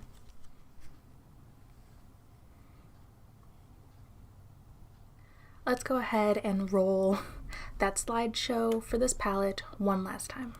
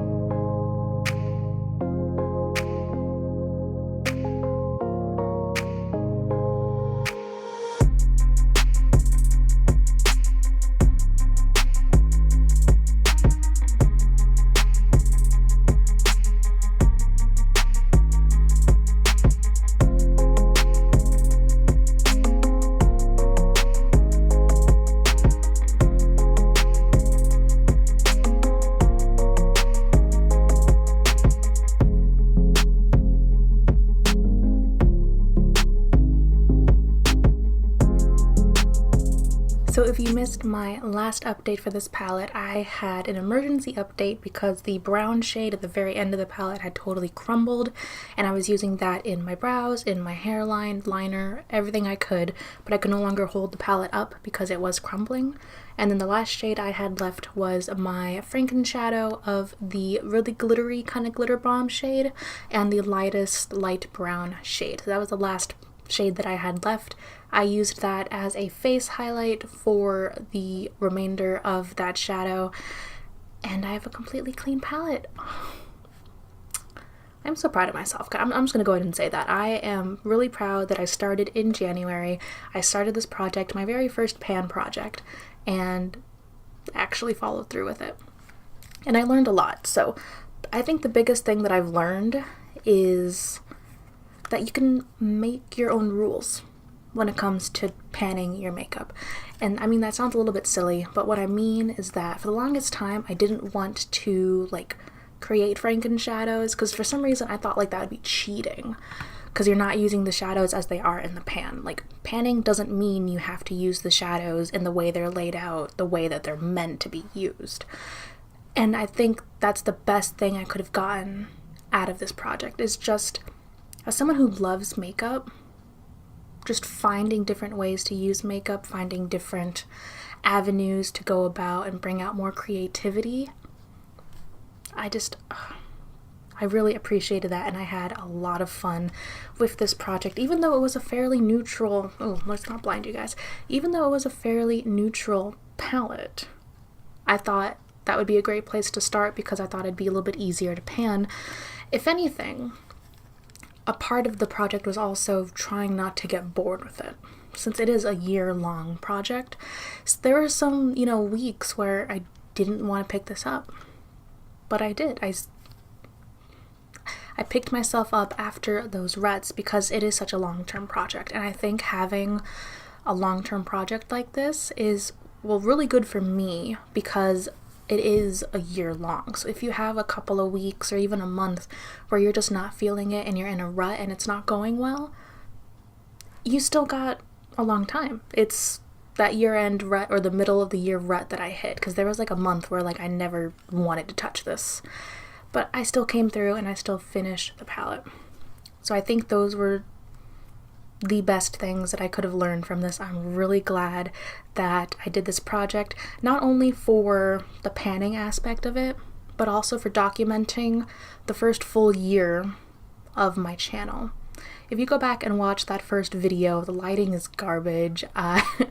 The camera quality is not the best, just the audio isn't that great. It's seeing this playlist is not only seeing me learn about makeup and learn about eyeshadow and learn about my preferences, it's also seeing me learn editing and learn YouTube a little bit better. And I'm just really glad that I was able to document that process too. I'm not gonna recycle this. This is gonna go right onto my like dresser and vanity, and I'm probably gonna keep it for forever for sentimental reasons, just because it's the first full palette that I've ever panned. So thank you, Marc Jacobs, for coming out with a really great eyeshadow palette, and thank you, Marshalls, for stocking it. And I was able to get this for $19.99. Lasted me a full year of use. I have decided I want to wait until the new year to post my next Pan That palette. There will be another one next year, just because I enjoyed this project so much. I really can't wait to do the next one. So I'm actually wearing some of the shades on my eyes today, not the glitter shade, but the mattes did come from that palette. So I'm going to film that intro towards the end of December, and my new Pan That palette intro will be up probably the first week of January. I'm going to see if I can post it just like New Year's Day, because I think that'd be really fun. So thank you guys so much for watching. Thank you to all of my friends and subscribers that have been there since the beginning and have been commenting on like every month's update and been giving me advice. And I seriously couldn't have done it without you guys, because it's a long process, and documenting it, while mostly it is for me, it was also for me to connect with the community. And I feel that it's really helped me connect with other makeup lovers and other panners. And I know of quite a few people, quite a few subscribers have found me through my Pan That palette, and I'm just so grateful that there is this community out there and that we can connect over our love of makeup and our love of using up makeup. So thank you again for watching. I'm so excited for the new year of panning possibilities, and I can't wait to see you in my next video. Bye. Hi guys, welcome back to my channel, or if you're new, welcome. My name is Monica, and today I'm super excited to introduce the palette that I'm going to be panning for my Pan That palette 2019. It is the Anastasia Beverly Hills Subculture Palette. Now, of course, everyone in the community knows this as the palette heard around the world. There is so much controversy around this palette and the formula of this palette and the color story of this palette and everything to do with this palette. But after going through my entire collection, I really couldn't have picked a better palette for me to pan and to challenge myself to pan in 2019. So before we jump into this quick introduction, don't forget to give this a thumbs up if you're excited for this new Pan That palette journey. And if you haven't and you'd like to, I really hope you would consider subscribing and hitting that little bell icon so you're notified whenever I post a new video every single Monday through Friday. My journey with Subculture. I actually bought this the day it released. I remember purchasing it online because I saw this color story and I was entranced. I cannot get over how much to this day I still love this color story. The only shade that I legitimately hated and couldn't work with was Cube. So right here you'll see Cube is empty because I took it out of my palette and I threw it out. I hit such hard pan on Cube that it wasn't it was no longer workable. I could no longer get it onto a brush. I could no longer get it onto my fingers. I couldn't get it onto my eye. I could not get it to work anymore. So that one I completely got rid of. So we're starting with an empty pan in Cube. And we're also starting with some pan in Dawn, which I was surprised to see. I really only hit pan on this a couple of weeks ago. And that was me like stepping back and not using this palette. I'm actually not wearing this palette on my eyes today because I really didn't want to start deep diving and using this palette until 2019 because I really want this to be as much of a Pan That Palette 2019 as I can make it, despite the fact that I did buy this when it first released. I don't really have any more significant dips in any of the other shades other than Dawn. I do love the shade Destiny. I love the shades New Wave and Edge, these lighter shades right over here. The challenge for me is really going to be these darker shades over here. I have barely touched Untamed, Axis, All-Star, and Rowdy. So if I'm being honest, I think those are going to be the biggest challenge over the course of 2019, not only actually using them, but using them up.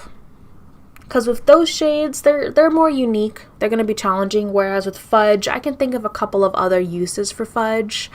And with Destiny, Dawn, Rowdy, Electric, I'm not going to have any issues using those shades. I love those shades.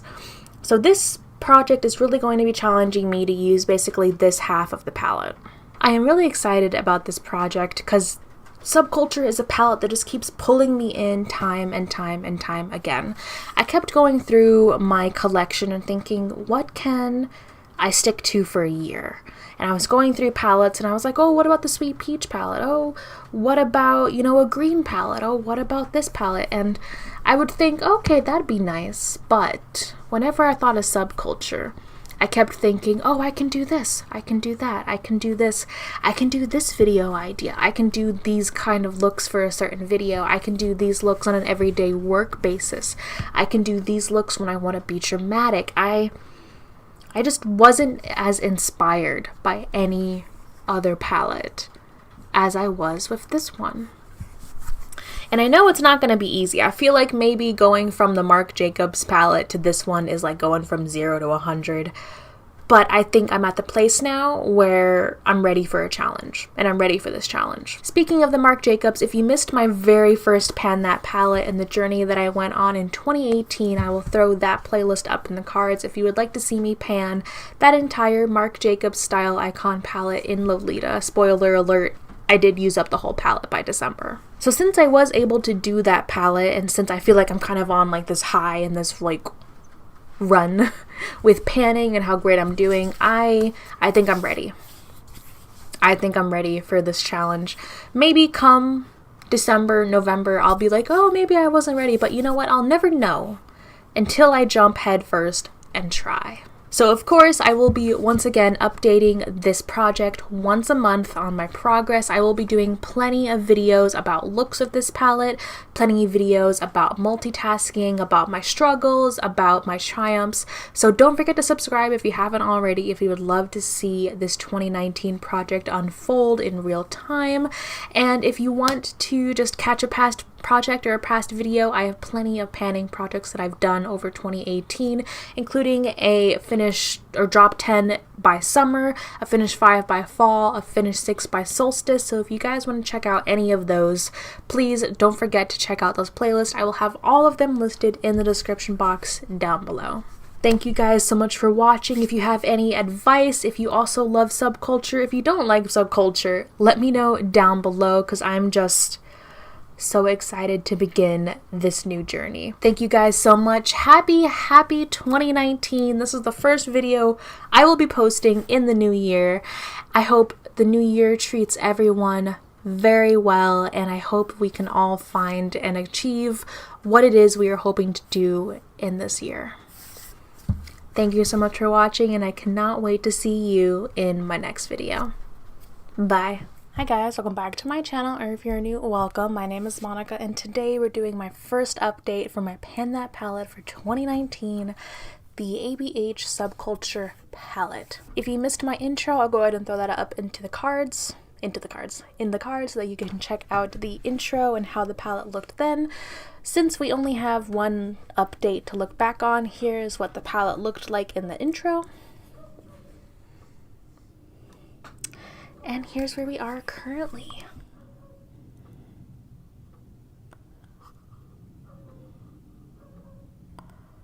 So I am so excited that I was able to hit pan on a new shade. I hit pan in Electric, and it's rather large pan. I know I don't tend to work in one spot over and over and over again to hit pan.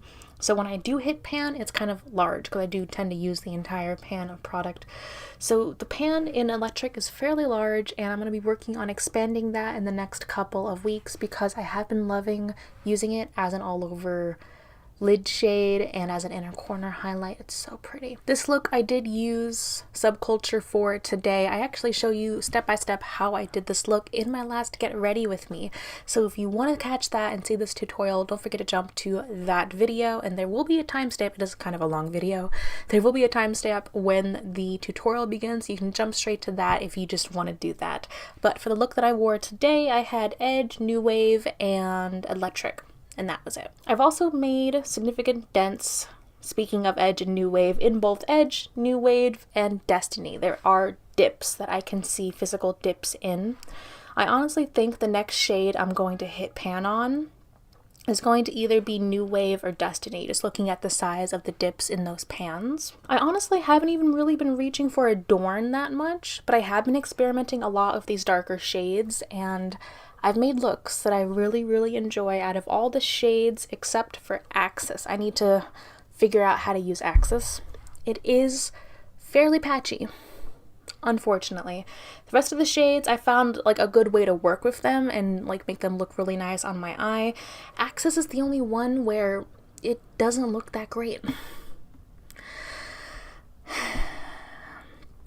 So I've been using it more as like a tight line. Since it is such a dark blue, it could kind of look a little bit darker as a liner. So I've been using it as a tight line. I've been using it just to kind of deepen up looks, but when you blend it out, it does look a bit patchy. So that's the only shade I'm not that happy with so far. So that's going to be my goal for the next month, is to maybe find a way I can use Axis that doesn't totally like ruin a look, right?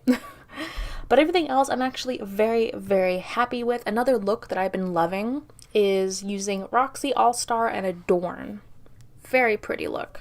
So I was so happy to hit pan on another shade so quickly in this project. My goal for the next month, like I said, is to find a way to use Axis, just because it's the one shade I'm having issues with at the moment.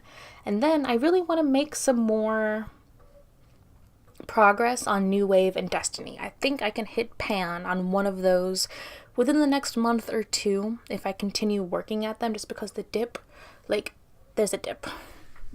I don't know if you guys can see that. Dip. Dip and dip and dip and dip and dip. So I'm still inspired. It's only been a month. I keep thinking about how long this how long this project is going to be, and I think I'm gonna do pretty good. So I do have some more video ideas for looks with this palette that I do want to do in the future. I've been using it in Get Ready With Me, so if you want to catch those, make sure you check out my Get Ready With Me's. But I already have one tutorial idea that I'm really excited about, and it includes Harry Potter. Yeah. So let me know if there are any other specific tutorials about subculture that you guys want to see. I talk a lot about how I actually handle the shades and how I apply them in that last Get Ready With Me that I mentioned with this look. So make sure you check that video out, because I do talk about how I apply the shades and how I work with them without getting too much fallout and without running into a lot of issues that people had when they first started using Subculture. So that is my update, nice, quick, and to the point. Let me know down below how you guys are doing on your Pan That palettes, if you're working on one this year, and what else you want to see around Subculture. Thank you guys so much for watching, and I cannot wait to see you in my next video. Bye. Hi guys, welcome back to my channel, or if you're new, welcome. My name is Monica, and today I'm doing my second update for my Pan That palette for 2019, ABH's Subculture Palette. So I'm actually very happy. I didn't hit my original goal for this month, which I felt like this month flew by. Just putting that out there. My original goal was to find a way to use Axis, but honestly I've been testing out some other palettes, I've been doing some dupe videos, I've been trying to focus on other things, so I haven't had as much time as I've wanted to kind of play around with these darker, a little bit more complicated colors. But I have hit pan on a new shade, which I wasn't expecting, and I was shocked, and it was when I did my look yesterday. Today I'm not wearing Subculture on my eyes because I am testing out another palette and doing a 3 looks 1 look with that. 3 looks 1 look. And doing a 3 looks 1 palette with that. But let's go ahead and roll the montage of my palette.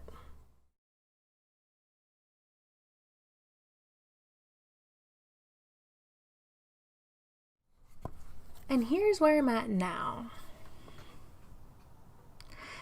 Do you see that adorable little baby pan in New Wave? Ah, so exciting. So I do have baby pan in New Wave. I feel like it's going to expand fairly fast. That's what I've seen with Electric and Dawn. Once I actually hit pan, it takes a while to get there, but once I do, the pan tends to expand fairly quickly. So Dawn, I've almost hit pan on the top part of the pan. That's going to be my goal. I really do want to see if I can use that top portion of the shade first. Electric, I've been using, I still love to use Electric with New Wave and Edge. That's like my favorite quick go-to look, and that's the look I was using, or look I was doing when I hit pan on New Wave yesterday. I've been using All Star with Roxy quite often, but I'm hesitant to bring in Rowdy because I feel like Rowdy, it can get out of hand pretty quickly. But I'm actually really happy that I was able to hit pan on another shade. That's incredible. The next shade I think I can hit pan on is either going to be Roxy or Destiny, because I have a similar dip in both of those that I did in New Wave before I hit pan. So I think I'm just going to carry over my goal from last month and again try to focus on Axis. I did also include this shade in my Harry Potter project pan, so I'm trying to work through those 4 Hogwarts shades in here first. So I did happen to hit pan on New Wave, a different shade, but from now for the next month or 2, I really am going to be focusing on those 4 Hogwarts shades, Edge, Axis, All-Star, and Destiny. I think I'm making good progress. At this point, I've hit like a pan a month so far, so we'll see if I can keep that progress up and see how this continues throughout the year. Thank you guys for watching this quick update. Hope if you liked this video, you give it a thumbs up, and don't forget to check out the playlist where I have the rest of my updates for this Pan That palette. And if you want to see a completed one, you can check out my playlist for my 2018 Pan That palette that I completely panned, and if you just want to sit down and binge watch it, it's there. Thank you guys so much for watching, and I cannot wait to see you in my next video. Bye. Guys, welcome back to my channel, or if you're new, welcome. My name is Monica, and today I'm doing my, what number update is this? And today I'm doing my 3rd update for my 2019 Pan That palette ABH Subculture. It's super funny, I'm now seeing like a theme to my updates where I set goals for myself and then I hit other significant like milestones that have nothing to do with the goals that I set. So I did hit pan on another shade. It's not one that I wanted to focus on this month, so I was a bit surprised. But before we jump into that, let's go ahead and take a look at what my palette has looked like for the past couple of months.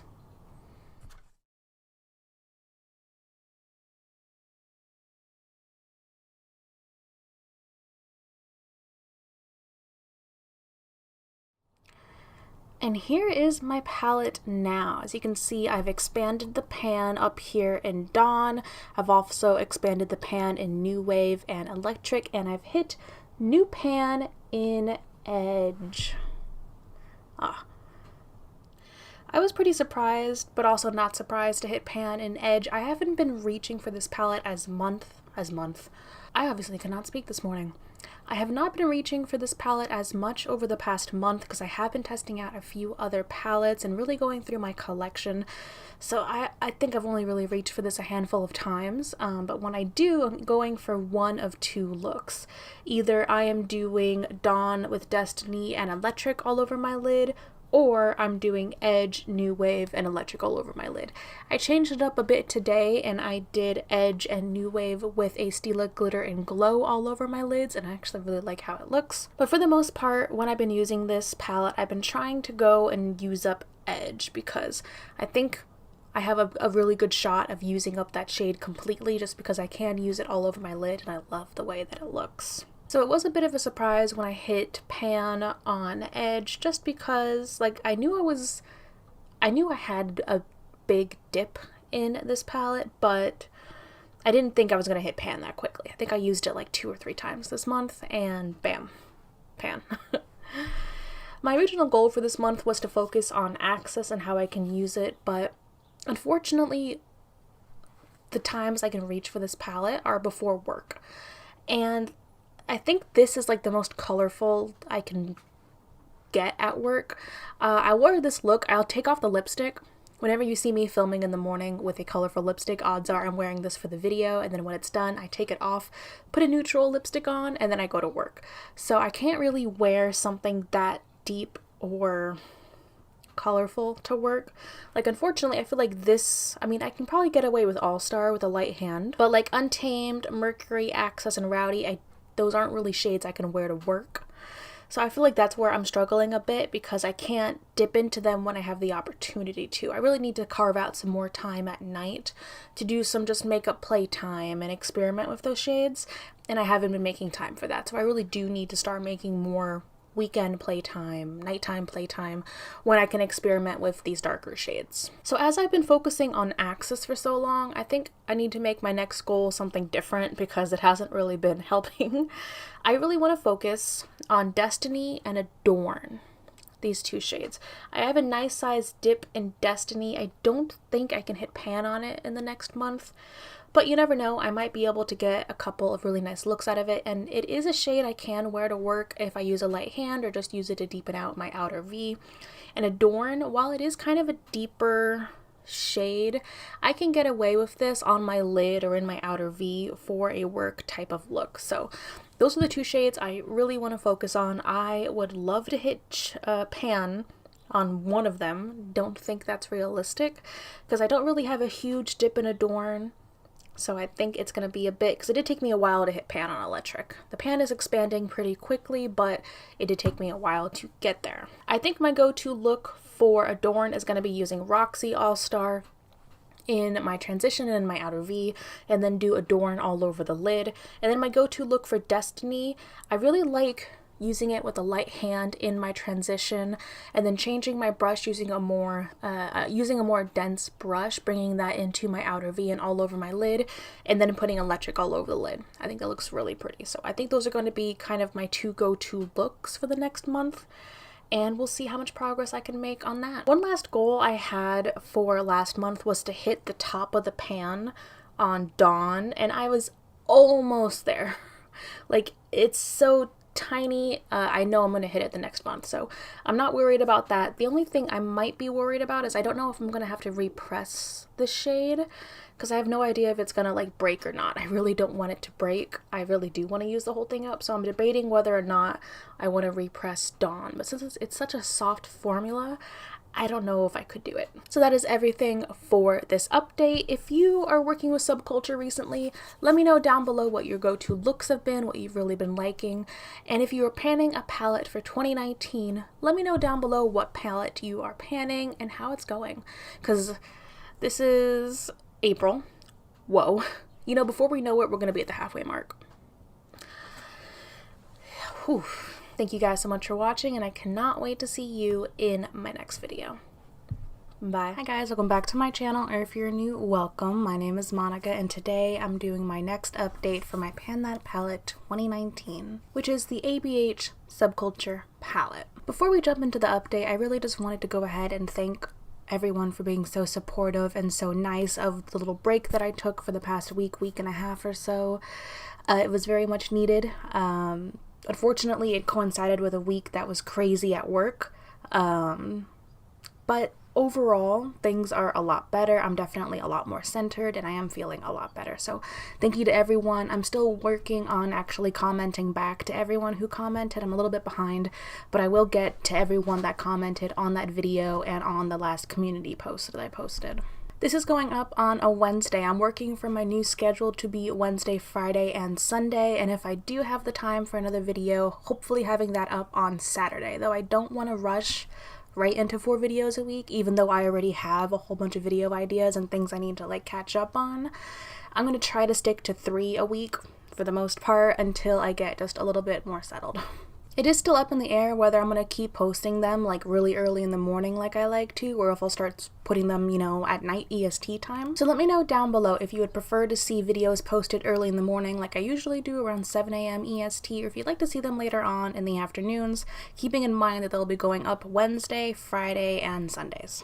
Okay, so let's jump into the update. First, let's see the progression of my palette for the past couple of months.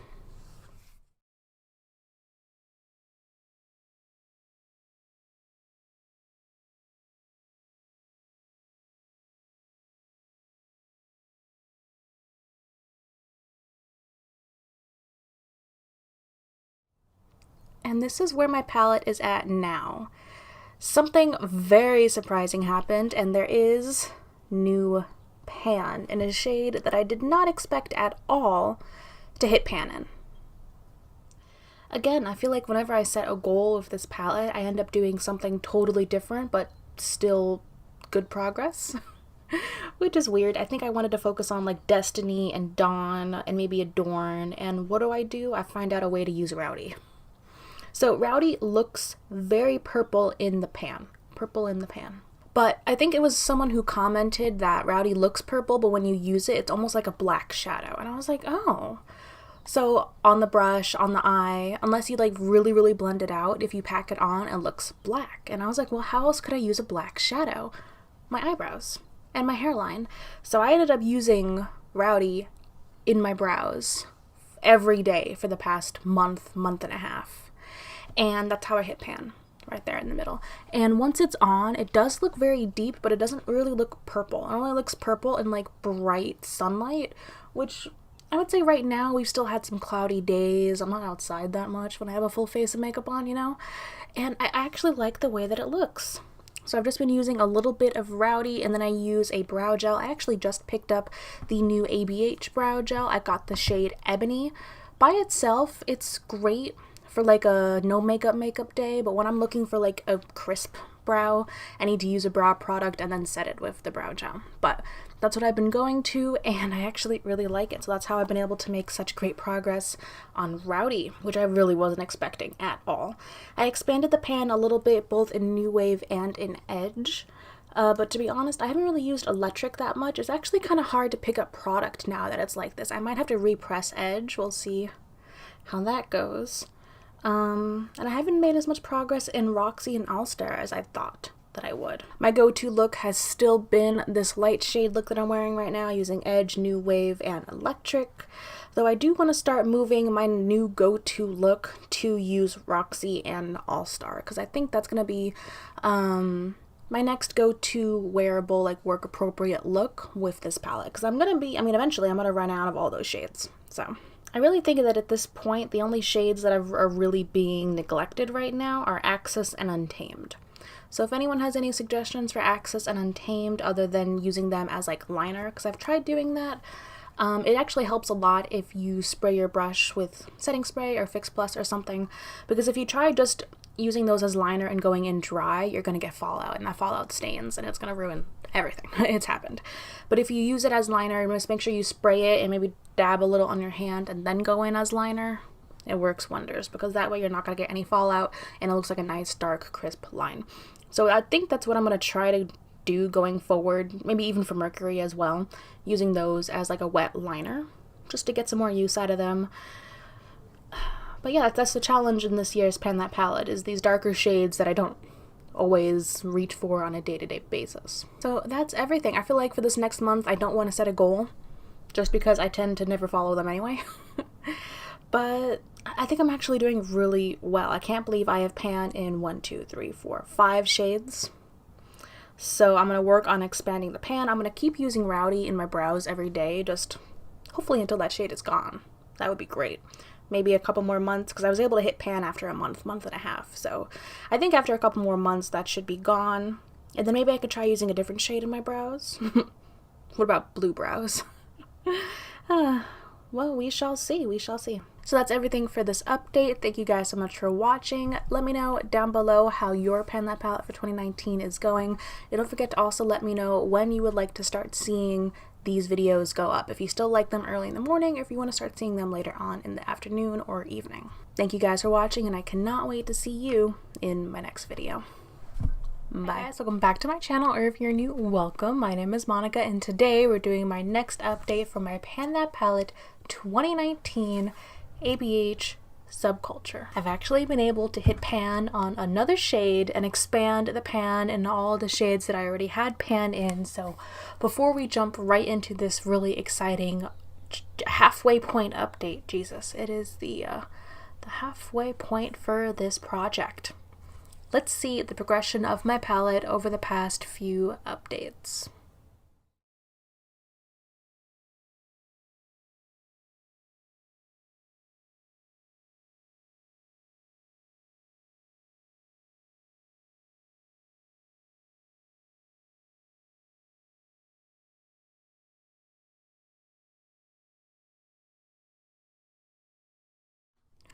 And this is my palette now. Look, we finally hit pan in Roxy right over here. And as you can see, I've expanded a pan in Rowdy, in Edge, in New Wave. I actually hit the top of the pan in Electric, and I've hit that corner. All the product is gone right there in Dawn. This is really exciting. I wasn't expecting to hit pan in Rowdy, so not Rowdy. In Roxy, in Roxy so quickly, because I've been working on it for a bit, but I hadn't seen pan and I didn't think it'd be that close, but there it is. I've expanded the pan tremendously in Rowdy because I have again been using it in my brows every day, including today. It's a really nice quick way to just get my brows out of the way. It's nice. I've expanded the pan in Electric, New Wave, and Edge by doing my favorite kind of go-to look.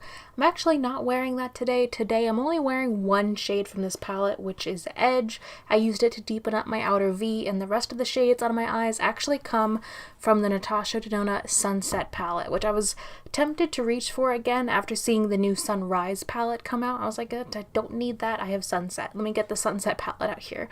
And the shades are actually really pretty, but I did use the deeper yellow shade of Edge to deepen out my outer corner, and I like how the look came out. If I'm going to be completely honest, I've still kind of avoided the shades that have still been giving me trouble up until this point, this kind of L right here. So Untamed, All-Star, Mercury, and Axis. I haven't really touched them at all over this past month. Looking at this, I think the next shade I will hit pan on if I work at it will be Destiny, the kind of olive green shade right here, because that's really the only other one I have a dip in other than Fudge. I do have a dip in the middle of Fudge as well, but I haven't really been reaching for Fudge, so I don't know if I'm going to hit pan on that. I don't really want to like mark or make specific goals for the next month, even though I probably should, since this is like the halfway point.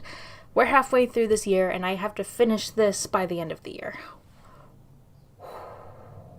Ooh, this got real. So I think maybe I'll start making some more solid goals next month, but for this month, what I really just want to do is... what do I want to do? I want to get a little bit more use out of Fudge. It is a neutral brown shade that I should be able to reach for every day, and I want to see how far I can get with Destiny, because if I could hit pan on that by the next update, I would be very happy. And of course, I do want to expand the pan on everything that I already have pan in. If you have any experience using those darker shades like right here that I've mentioned that I'm having issues with, please let me know how you use them, how you like to use them, what other palettes that you'd like bringing in, because if anything that I've learned, it's that it also is very helpful to bring in other palettes. Like for this look, bringing in the Sunset palette from Natasha Denona helped me get a little bit more use out of Edge than I probably would have otherwise. So thank you guys so much for watching this update of my Pan That Palette. Let me know down below if you're also doing a Pan That Palette, how your Pan That Palette is coming along, and if you're also kind of freaking out because it's the halfway point. It's the halfway point. Thank you so much for watching, and I can't wait to see you in my next video. Bye. Welcome back to my channel, or if you're new, welcome. My name is Monica, and today I've got my next super exciting update for my Pan That Palette for 2019, which is the ABH Subculture Palette. I've made so much awesome progress this month. I just felt so inspired, and I just did so good, and I'm so proud of myself, and I'm so happy with where we are now. So before we jump into my update for right now, I'm looking a little dark for summer. Black brows, pretty much black hair, black lipstick. I'm in the middle of testing lipsticks for my upcoming black lipstick video. I really want to get up right before October or early October. Today I am wearing a MAC color. This is the Retro Matte Lip Color in the shade Caviar. And I have to say, I'm not a huge fan of like the applicator on this. I felt like it was hard to get a crisp line, which is what you really need with a black lipstick. So I felt like it wasn't as precise like at the corners of my mouth, and then especially up on the Cupid's bow. But this is my first time wearing it, so I'm going to see how it actually performs and how comfortable it is. Because right now I'm still feeling a bit like sticky. So we shall see about that. And also my hair is still drying, guys, so it's gonna look like this. Let's go ahead and start the slideshow of what my palette has looked like over the past over half a year of updates.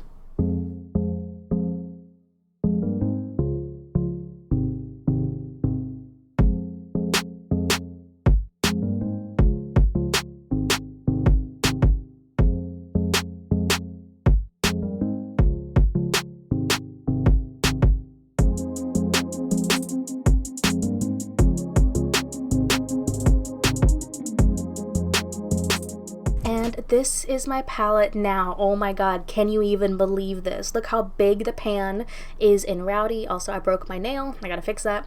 Look how big the pan is in Rowdy. Look how big it is in Edge. I also, amazingly, hit pan in Mercury. I also hit pan in Fudge. And I hit pan in Destiny. So I've got pan in 3 new shades. Is that not incredible? And also, I was able to use up half of what's remaining of Electric right here. You can see there's no more product on the top part of the pan. It's all on the bottom. And Dawn is completely gone. It's the first shade in this palette that I've been able to completely use up. Because if you saw my intro, you'll know that I wasn't able to get use out of Cube, so I depotted and got rid of Cube before I started panning this palette, which makes Dawn my first full completed shade. And I honestly don't think Electric and Rowdy are going to be far behind. I am so proud of myself. This is, I think, the most amount of progress that I've seen in a single month with this palette. Pan on 3 more shades, a shade totally used up, because I mentioned in my last update that I was a bit worried about how my progress was going to be, because I still hadn't used up a full shade yet. Just used up a full shade. And honestly, like I said, I don't think it's going to be long before I finish up Electric and before I finish up Rowdy, because like I said, I've been using Rowdy in my brows every day, including today, and it's just been working really well for me.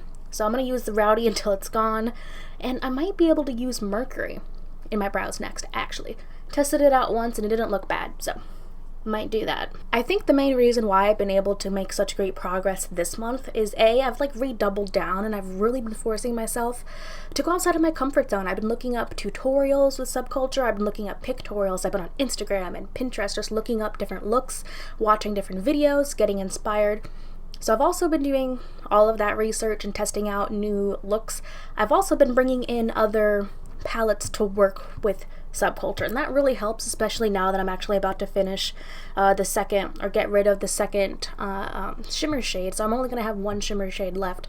So I found it was really helpful to bring in other palettes. The best one that's been working for me, I'm actually wearing on my eyes with Subculture today, is the Too Faced Chocolate Gold palette, which is majority shimmer, and the shades are actually quite gorgeous. I'm wearing on my lid today the shade Rich Girl, and I've actually really been liking just applying shimmers and kind of blending and blowing them out just with my finger.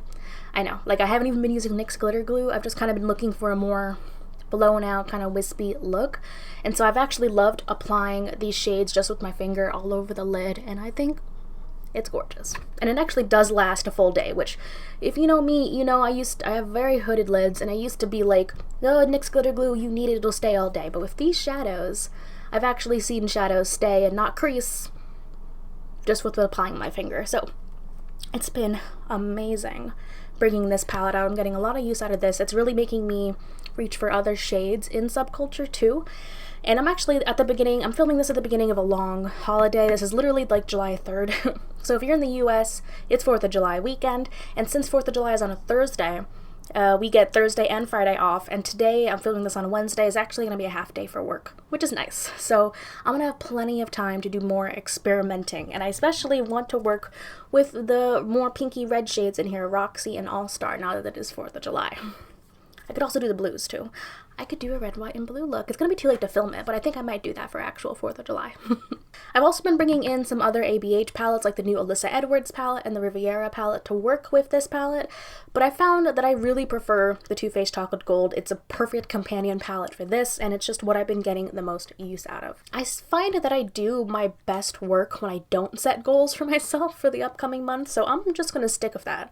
I'm just gonna say, it'd be nice to use up those 2 shades, Rowdy and Electric, since there is so much pan, but I'm not going to hold it against me if I don't, because I've been doing so well with this palette, because I feel like I hit my mid-year slump early. I feel like I hit that kind of around like April, and now I'm like full speed ahead. We're doing great. So thank you guys so much for your suggestions on my last video. I used a lot of suggestions that people left me for tutorials, for looks, for videos, and it really helped inspire me. So thank you guys for everyone who sent me a message, who commented. Very much appreciated. I appreciate this whole community and each and every one of you. Thank you guys for watching this update. Let me know down below if you're doing a Pan That palette, how it's going. Now that we're in July, we're past the halfway point. Thank you guys again for watching, and I cannot wait to see you in my next video. Bye. Hi guys, welcome back to my channel, or if you're new, welcome. My name is Monica, and I'm already sweating profusely. I literally just turned my AC off like 2 minutes ago to get my lights set up, and sweat. Thankfully, it is now August, so we're 1 month closer to summer being over. For those of you that don't know, fall is my favorite. I love fall. I cannot wait for fall. But I guess that's a subject completely off the rails from this video, which is an update for my Pan That Palette 2019 ABH Subculture. I have finished another shade, and I've actually hit pan on a new shade, so, I mean, I don't want to jinx anything, so knock on wood, but this is going pretty dang well. And I think I'm on track to finish this up by the end of this year, because we still have, this is now August, we have, can I do math, 5 months? 4 months? Months. We have months left. So before I show you where I currently am and all the new progress that I've made, let's go ahead and take a look back at all of my previous updates.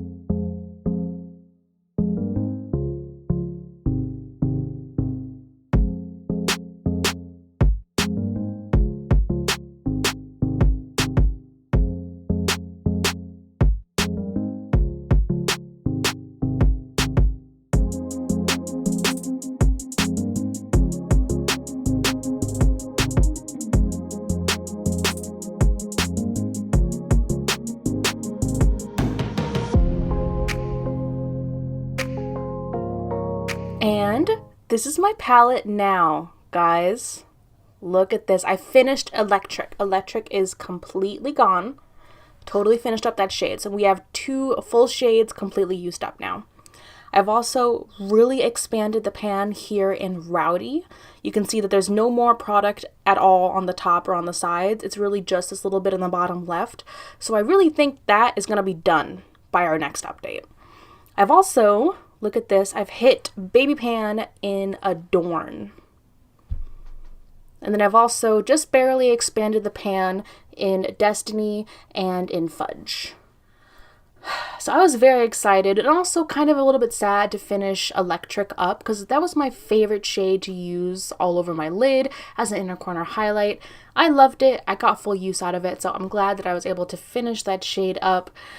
Now the only shimmer I have left in this palette is Adorn, and I want to tell you guys how I've actually been liking wearing it.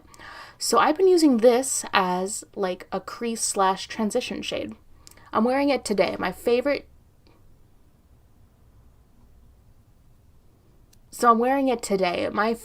go-to neutral look has been this one. So I put Adorn all throughout my transition and crease, and then I deepen up my outer V with Fudge. So I use Fudge just a little bit, and then I use Fudge on the lower lash line. Sometimes I'll throw like a Stila glitter and glow all over my lid, but today I just wanted to keep it very simple, get this up.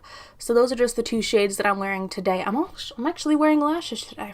I'm actually trying to wear lashes more. These are lashes from Shop Miss A. I did place another order because they just came out with some brush and sponge cleaning products, like a cleanser, and if I could find a good cleanser for $1, hell yeah.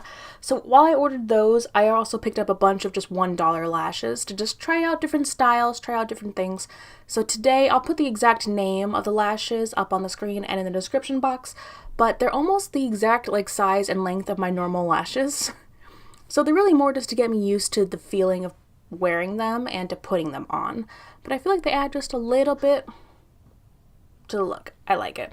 But this has been my go-to neutral look for a few weeks now, which is why I've been able to hit pan in Adorn finally, because when I used this all over my lid, like as I used electric, it made a really dark look, it was a pretty look, but it's not something I could like wear to work. Like this I can wear to work because I was able to diffuse it throughout my crease, and I've actually really been liking it. I've still been using Rowdy just in my brows. I am again wearing Rowdy in my brows today, and I feel like I'm going to keep using it like that until Rowdy is completely used up.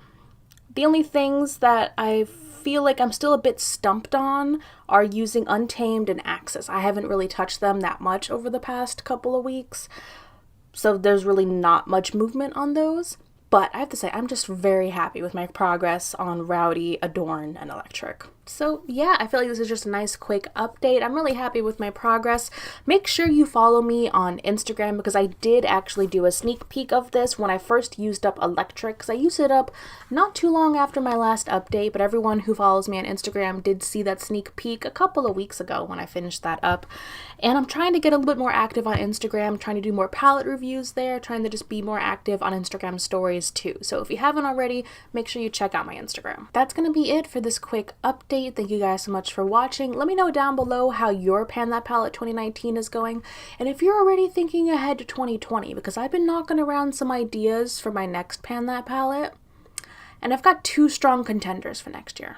I'm still deciding, but the fact that I'm already thinking about next year is like blowing my mind. But then again, it's like, it's August. It's August. Thank you guys so much for watching, and I cannot wait to see you in my next video. Bye. Hi guys, welcome back to my channel, or if you're new, welcome. My name is Monica, and today we're doing my next update for my Pan That Palette 2019 ABH Subculture. Thankfully, I am keeping my streak strong, and I've once again finished another shade. I have not hit pan on a new shade, but I have expanded the pan in a few pans that I already had pan in. If you want to like die, take a shot every time I say pan. Ugh, why do a drinking game when you can just die? So before I go into the details of this update, let's go ahead and run the footage of all of my past updates.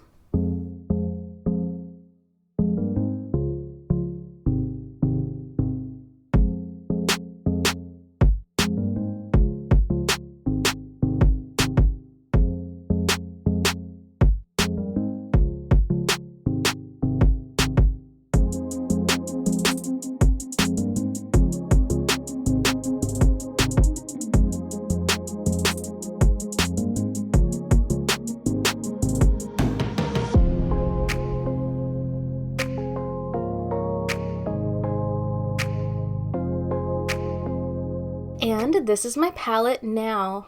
Look, we totally finished up Rowdy. Rowdy is gone. And I was able to expand the pan hugely. Can I use words? I expanded the pan in Mercury right up here because since I ran out of Rowdy, I was looking for another shade that I could use in my eyebrows. And while it's not like the best shade, like it still works in my eyebrows. It's not as dark as I would personally like for my eyebrows, but it's definitely workable. And it's definitely something I can do or go to day after day, which is what I've been using practically every day since I ran out of Rowdy. And it's helped a lot. Look at all that pan in there. I've also managed to expand the pan a lot since my last update in New Wave. I've been using Edge and New Wave in my favorite like yellowy kind of warm look, and then my go-to neutral look whenever I do a neutral look, except for today, I'll explain that a little bit later, but my go-to neutral look has been to use Adorn in the crease and in the transition, and then to use Fudge just to deepen it out, and then I go in with a different shimmer all over the lid. Recently, I've been trying out these new CoverGirl liquid shadows that I've been using. I also love to use the Stila Glitter and Glows. Those are also a really good liquid shadow to use. I've also been trying to use more of my individual like shimmers, individual like shadows. So I've been actually doing pretty well because that's something I can throw on really quickly. And no matter what I do, once I do these neutral colors, I can just throw anything on the lid and be good for work, which is great for me. I honestly haven't really made any more progress in the pan size of Destiny or Roxy. I've been using Roxy a little bit, but really like Roxy and like All Star, those are like fall colors to me. Like I want to do like some nice smoky cranberry looks.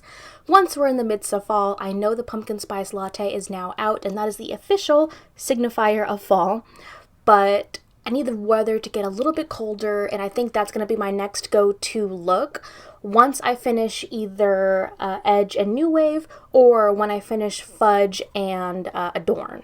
Other than that, I am still not really using Untamed or Axis. They look practically untouched. So I gotta say, like, being honest, I'm impressed with my progress so far. I think it really helps that I found another shade I can use in my eyebrows. I am wearing Mercury in my eyebrows today. It does look a little lighter than I would personally like, but it's good to try like new things. Like, I've actually been having fun experimenting with different things that are like kind of a rut in my routine. I might do a video about that, but I've been using Mercury like that, and I honestly think I don't know if I can finish it by the next update, but I can make some progress by the next update in Mercury. I really want to hit the top of the pan in Adorn by my next update because so this upcoming month, September, I have 2 work trips. One I'll be taking trains to go to, it'll be overnight, maybe 2 nights, and the other one I'm actually flying across the country to go to. So it'll be a couple of trips. I think the one where I take the train, I'll take this palette with me. I'm afraid to bring this on a plane, like if that makes sense, because it's so fragile. I'm afraid it's gonna break. I would maybe consider bringing this in my carry-on, but I don't think so. So in September, I've got those 2 trips. I might bring them for the one, but I have to leave it at home for the one where I'm flying. And then in October, the whole first week of October, I'll actually be going on vacation. My boyfriend and I were going to DC, and I'm planning to pre-film around that, so you'll still have the regular like Monday, Wednesday, Friday videos. I'm thinking about vlogging. I don't know if I'm actually going to do it down there, but I'm definitely going to take like some footage of, you know, the monuments and everything, because I used to live down there. I love DC. My boyfriend only went like once when he was a kid, so it's going to be fun. So for that trip, I can definitely bring this palette. Why did I show the mirror? I can definitely bring this palette because we're going to be driving down there. So I can just package this up all nicely, put it in the back seat, and we're good because we're going to be driving down to DC. So that's kind of how like my September and October are planned out. I've got a lot of traveling and a lot of things to do. I'm very excited for it, but it's going to be a lot. So even though it's going to be like all fun things and all really good work things, it's going to be a lot. So just giving you a bit of a warning for what September and October may look like.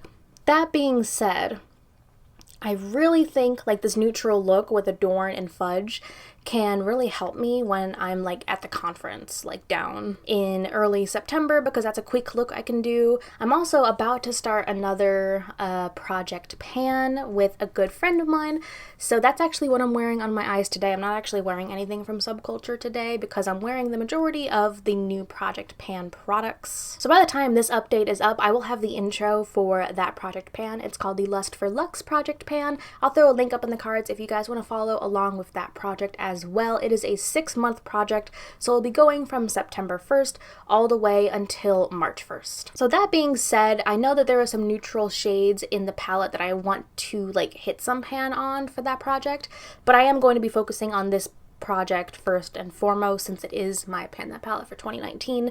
And I think, I mean, honestly, I don't want to jinx anything, knock on wood.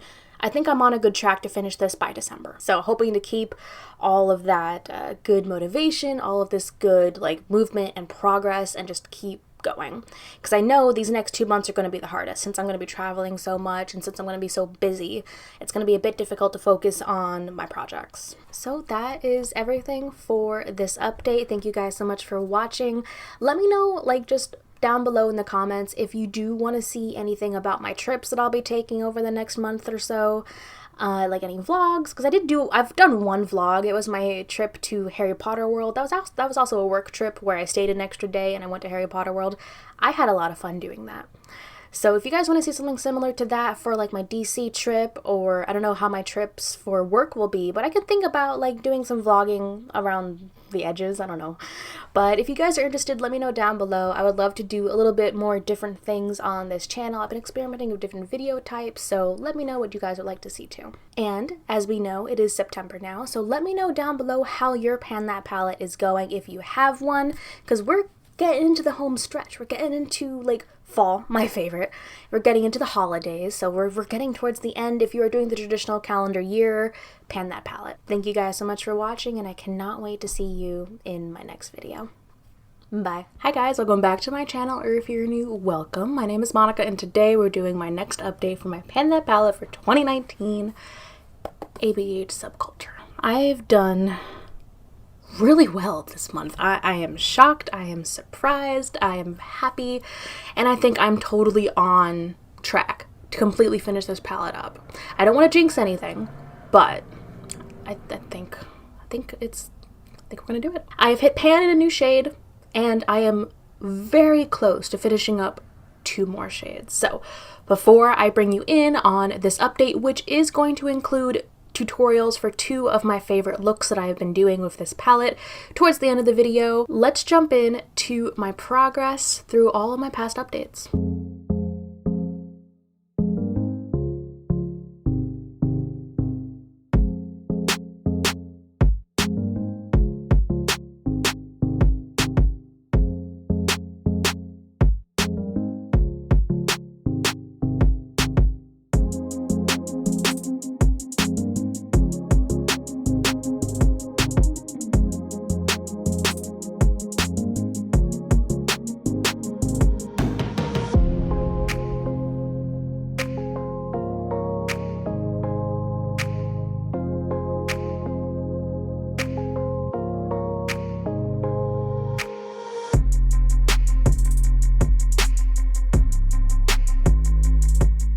And this is my palette now. Guys, look, this is crazy. The amount of progress, I am shocked. I'm so happy and surprised. So, first of all, I hit pan in All Star. Look at that. It's a cute little baby pan, but it is pan. I have also expanded the pan and hit pan on the top of both Mercury and Edge. Edge is going to be gone by the next update. And you know what? I think Mercury will too, because I've been using Mercury in my brows every day, and it's gotten me through that shade so fast, which is awesome. It's also why I filmed 2 looks for this video, namely using Edge. So I filmed my favorite kind of light look, and then I filmed my favorite look with All Star and with Roxy. I didn't want to film the look with Fudge and with Adorn, just because I've got a lot of both of those shades left. So if you guys want to see that one, I can include that look in next month's update. But since I'm so close to finishing up Edge, like this is my only chance to film before I actually finish that shade. I've also expanded the pan a little bit in Adorn, a little bit in Destiny. It does look a little bit bigger. And in New Wave, I'm actually pretty close to hitting like the top of the pan in New Wave. I'm so excited. And I know I said I have been struggling a bit with using the 2 darker shades, Axis and Untamed. Well, today I am wearing Untamed on my eyes. I did just a little bit on like kind of the outer corner, and then all over my lid I did use a Colourpop Super Shock Shadow. I think it's a little dark for work, but I'm gonna go to work and we're gonna see what anyone says. I don't go to work with black lipstick. This does come off before I actually leave for work, but I was feeling the look, especially with the shirt. Isn't the shirt so cute? Okay, anyway, we are getting off topic. So I'm just so happy with the way that I've been able to come so far. I can say that for a fact, Edge will be gone by the next update. I really want to use up Mercury, and after Mercury is gone, I will be using another shade for my eyebrows. I really want to use, I think the next one is going to be Fudge. Just that deep brown I'm going to be using in my brows, and then hopefully we can move through Fudge fairly quickly from there.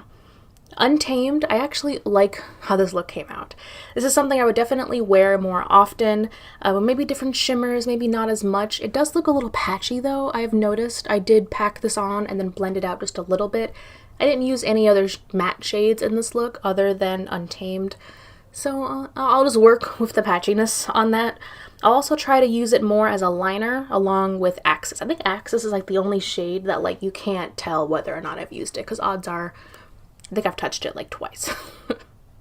My favorite fall look has been with Roxy and All Star, which is why I was able to hit pan in All Star.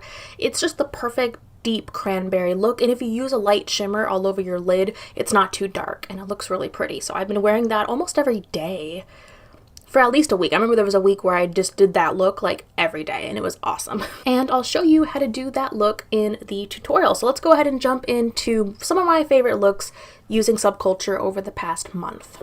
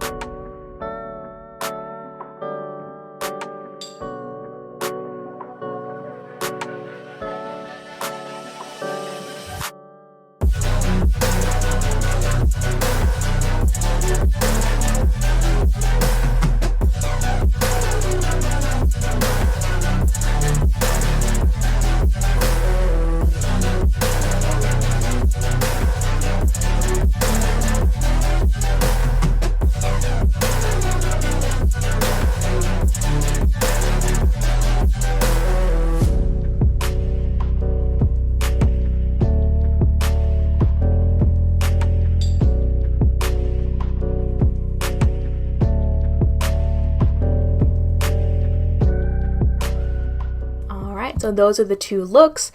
This is my update. I'm very happy with where I am right now. I think we're in a good place, honestly. So thank you guys so much for watching. Hope if you like this video, you'll give it a thumbs up and subscribe to catch the rest of my updates. It's October, so we really only have 2 more updates. I just realized that. Oh. Thank you guys for watching, and I cannot wait to see you in my next video. Bye. Welcome back to my channel, or if you're new, welcome. My name is Monica, and today I'm doing one of my last updates for my Pan That palette for 2019 ABH Subculture. Before we jump in, yes, my hair is straight. I actually straightened it for my Halloween costume. I was Wednesday, and it's been over a year, like a year and a half since I've straightened my hair, because I have been mainly curly girl for the past year and a half, and like I keep looking at myself like this. I'm like, oh, straight hair. It's not as straight as I used to get it, because I think we got rid of like the heavy duty straightener that I used to have that would just like fry my hair straight. So I don't know. I'm just gonna leave it straight until I only wash my hair twice a week. So I'm gonna have a couple of days of this, and then it's gonna go back to being curly. So don't freak out. So on to Subculture. I've made a lot of progress. And I'm actually excited. I'm both excited and I'm both really nervous by how much I have left to do, but also how much I've done so far. So before I show you my palette, let's roll the slideshow of all of my updates until this point.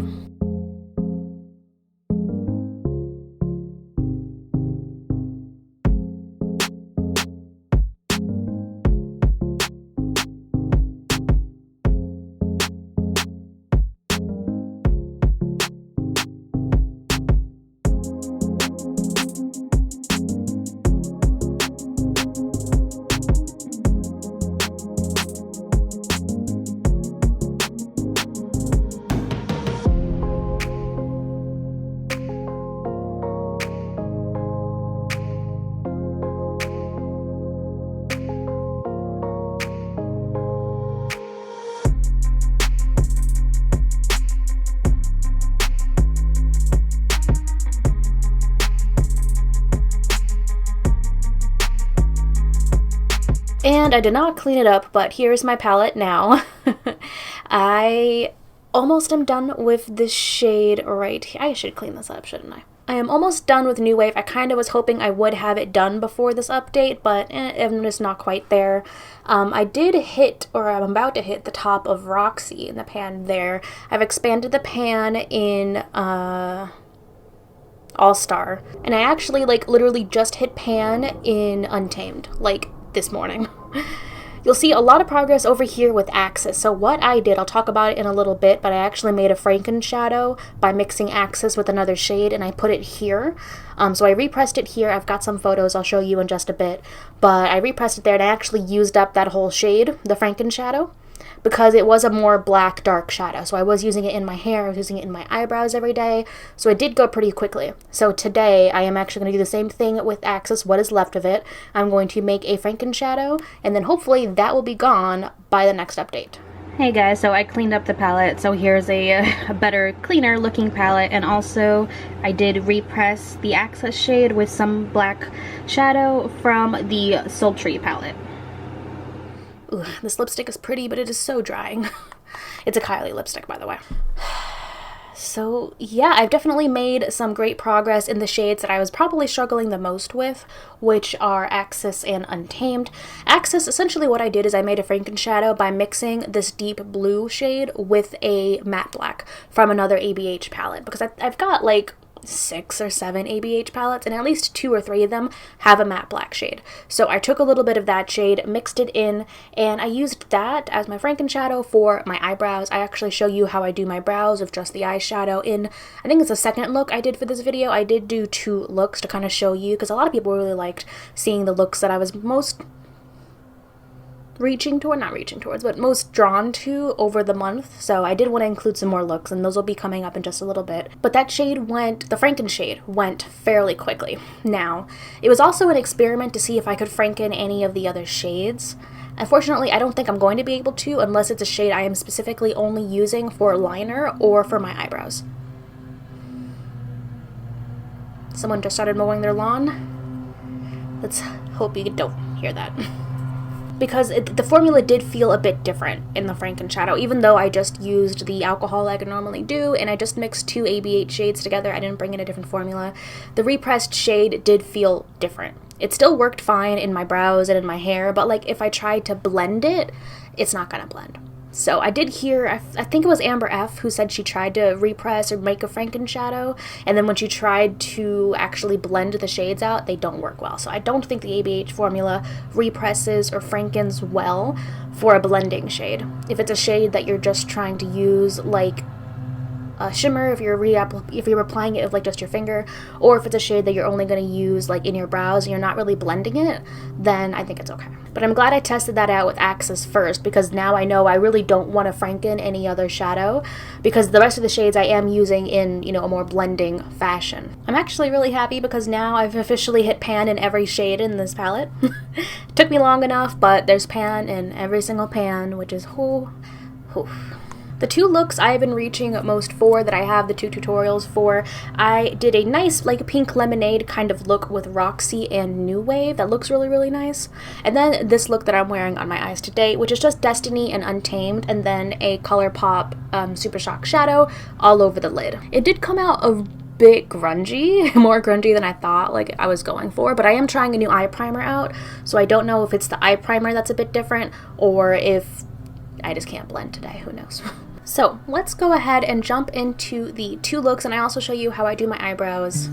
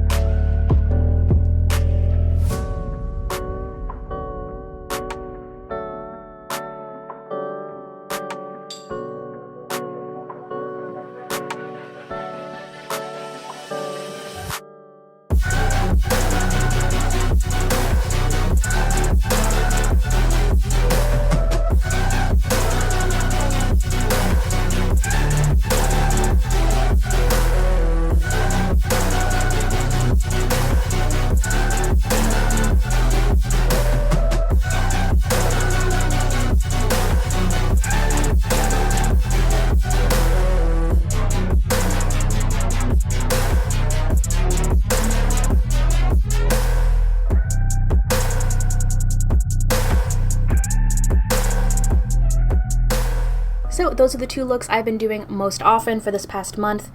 I'm getting a bit nervous about finishing this up in just under 2 months, but I think I can do it, especially with the holidays coming out. I know I'm going to be using Roxy and All Star a lot for some Thanksgiving and some more like later fall looks, and I think as we get closer to like winter, I'll be a bit more comfortable wearing like looks like this on a daily basis, which would really help me use up Destiny and Untamed. So I think we're doing good. My goal for next time, I really want to use up all of Access after I make it the Franken shadow with the black, and I want to finish New Wave and at least get most of Roxy done.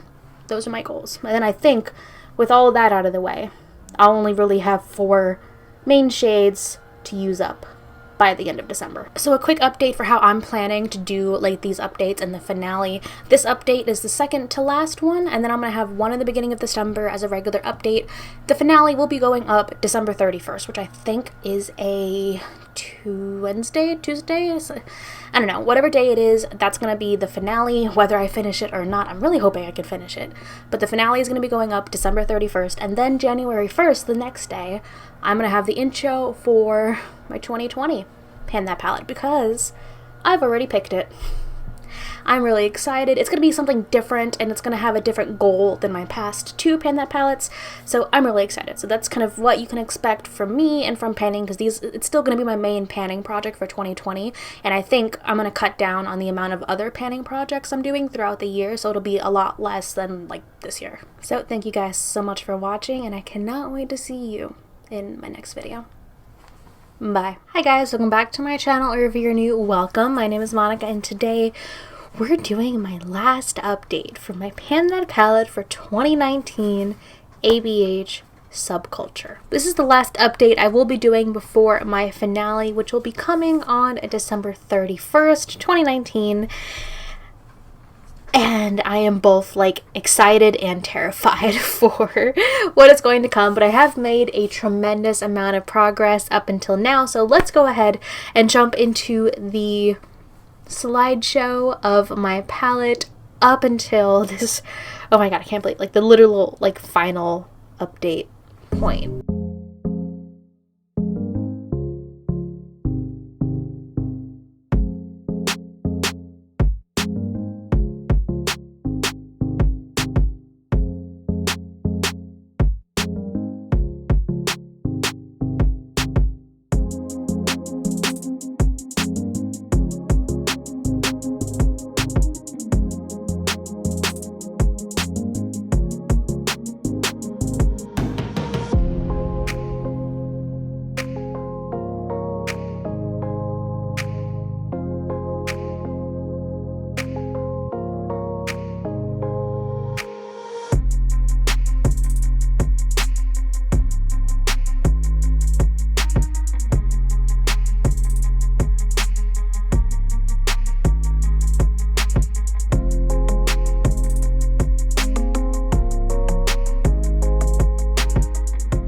And this is my palette now.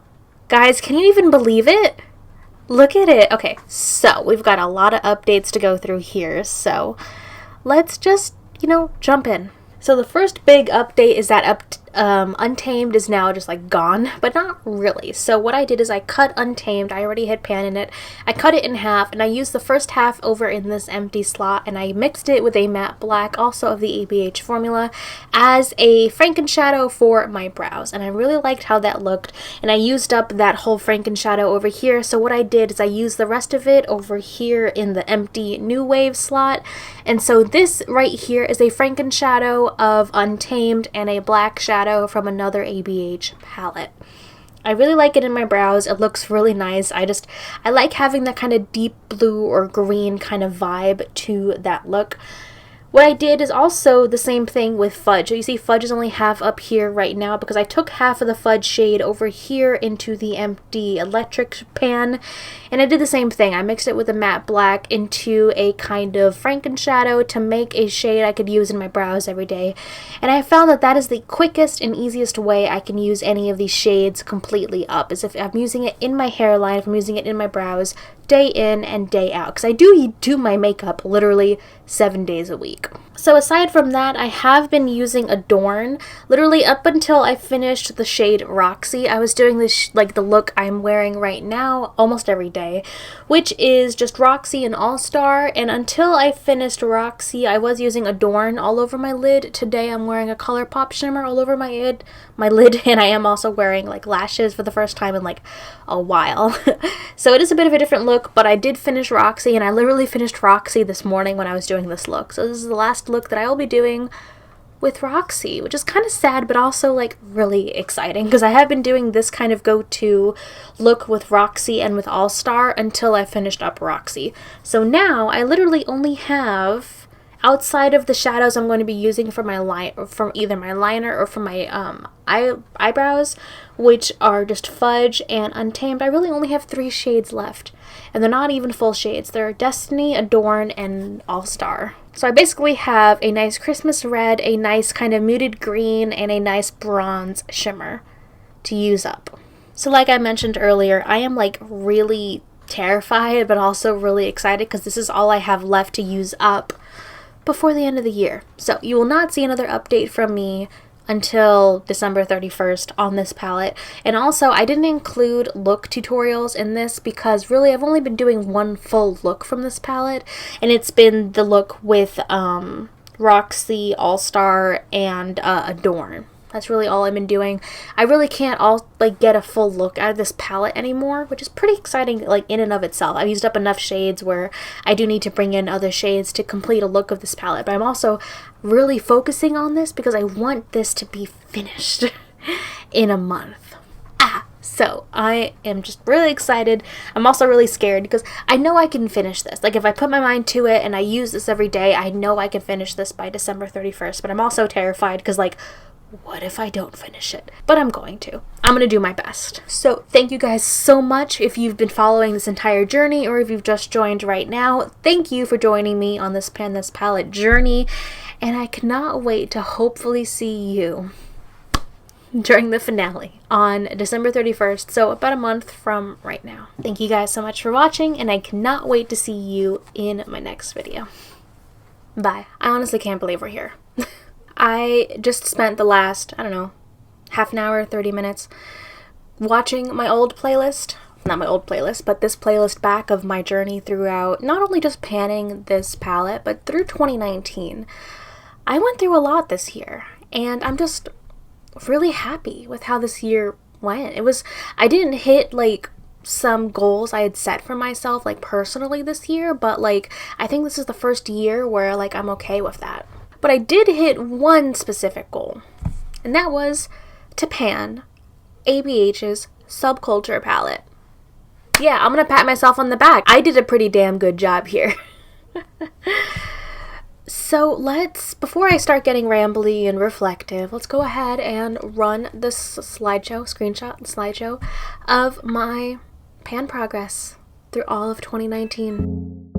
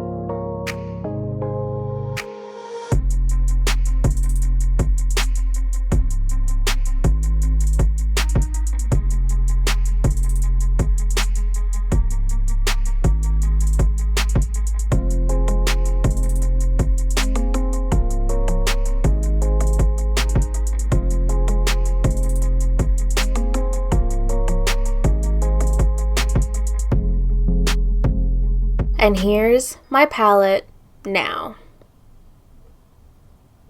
Not much to see there, is it?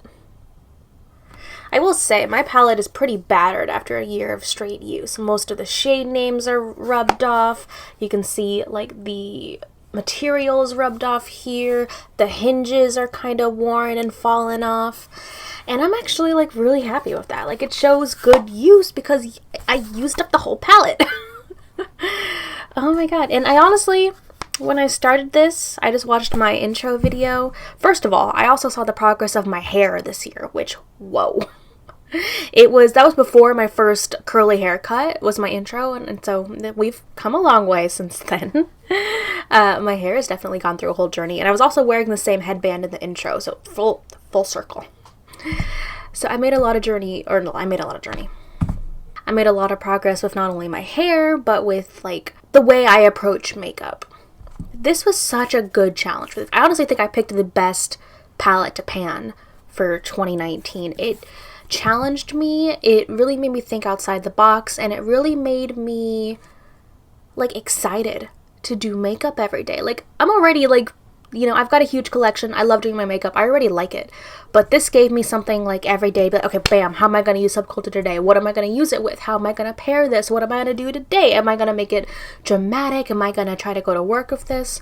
And speaking of work, this palette made me feel more comfortable with wearing more dramatic eye looks, which I really appreciate, because I used to be so afraid of like wearing certain eye looks to work, when in like reality, there is technically no dress code where I work. There's kind of like a standard, you know, like there's a unspoken kind of thing going on. But I already kind of dress among the nicest dressers in the office. I like to wear dresses just because they're comfortable. I can wear leggings underneath them in like the winter. In the summer, you can just wear the dresses. So I already, like, people say I dress up. But, like, our finance department, they wear suits. And, like, so like, I'm not, like, out of place. But there's a huge variety in our office because there is no set dress code. So some people show up in jeans and a t-shirt and hoodies. Some people show up in full, suits, like I said. So I kind of fall closer to, like, the suit end of the spectrum.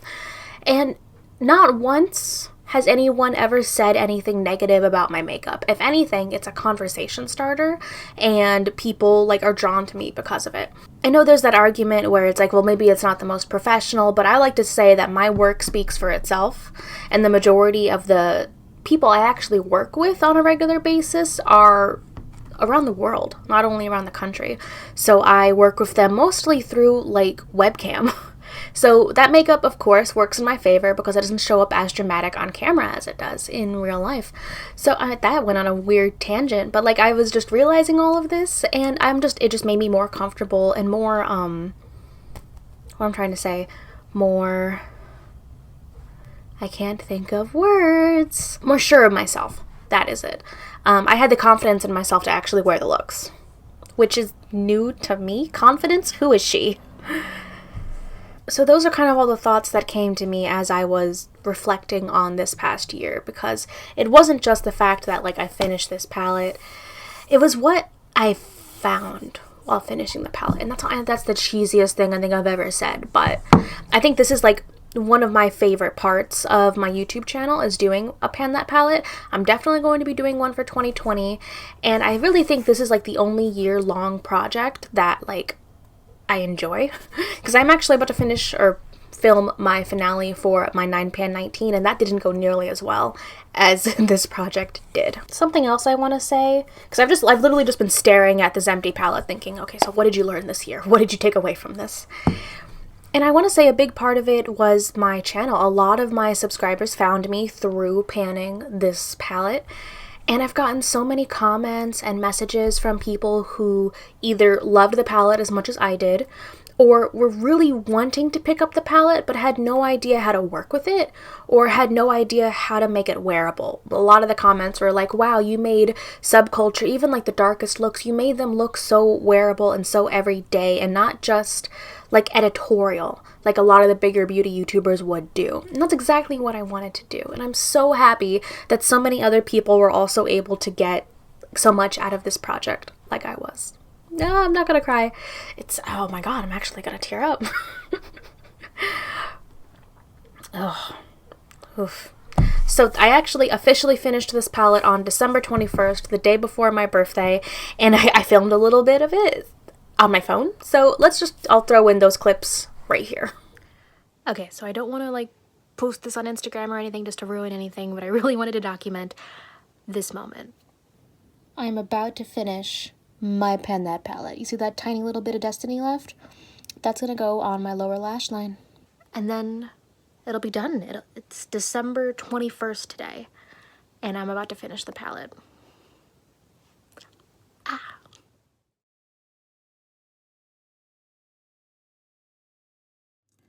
And that will be a wrap. So that was the last time I used Subculture, and I know people are going to ask me, are you going to rebuy it? I'm not going to repurchase this. I'm going to keep the packaging. Like, I kept my empty palette for my first Pan That palette, the Marc Jacobs. I still have that empty palette on display. This is going to go on display right next to it.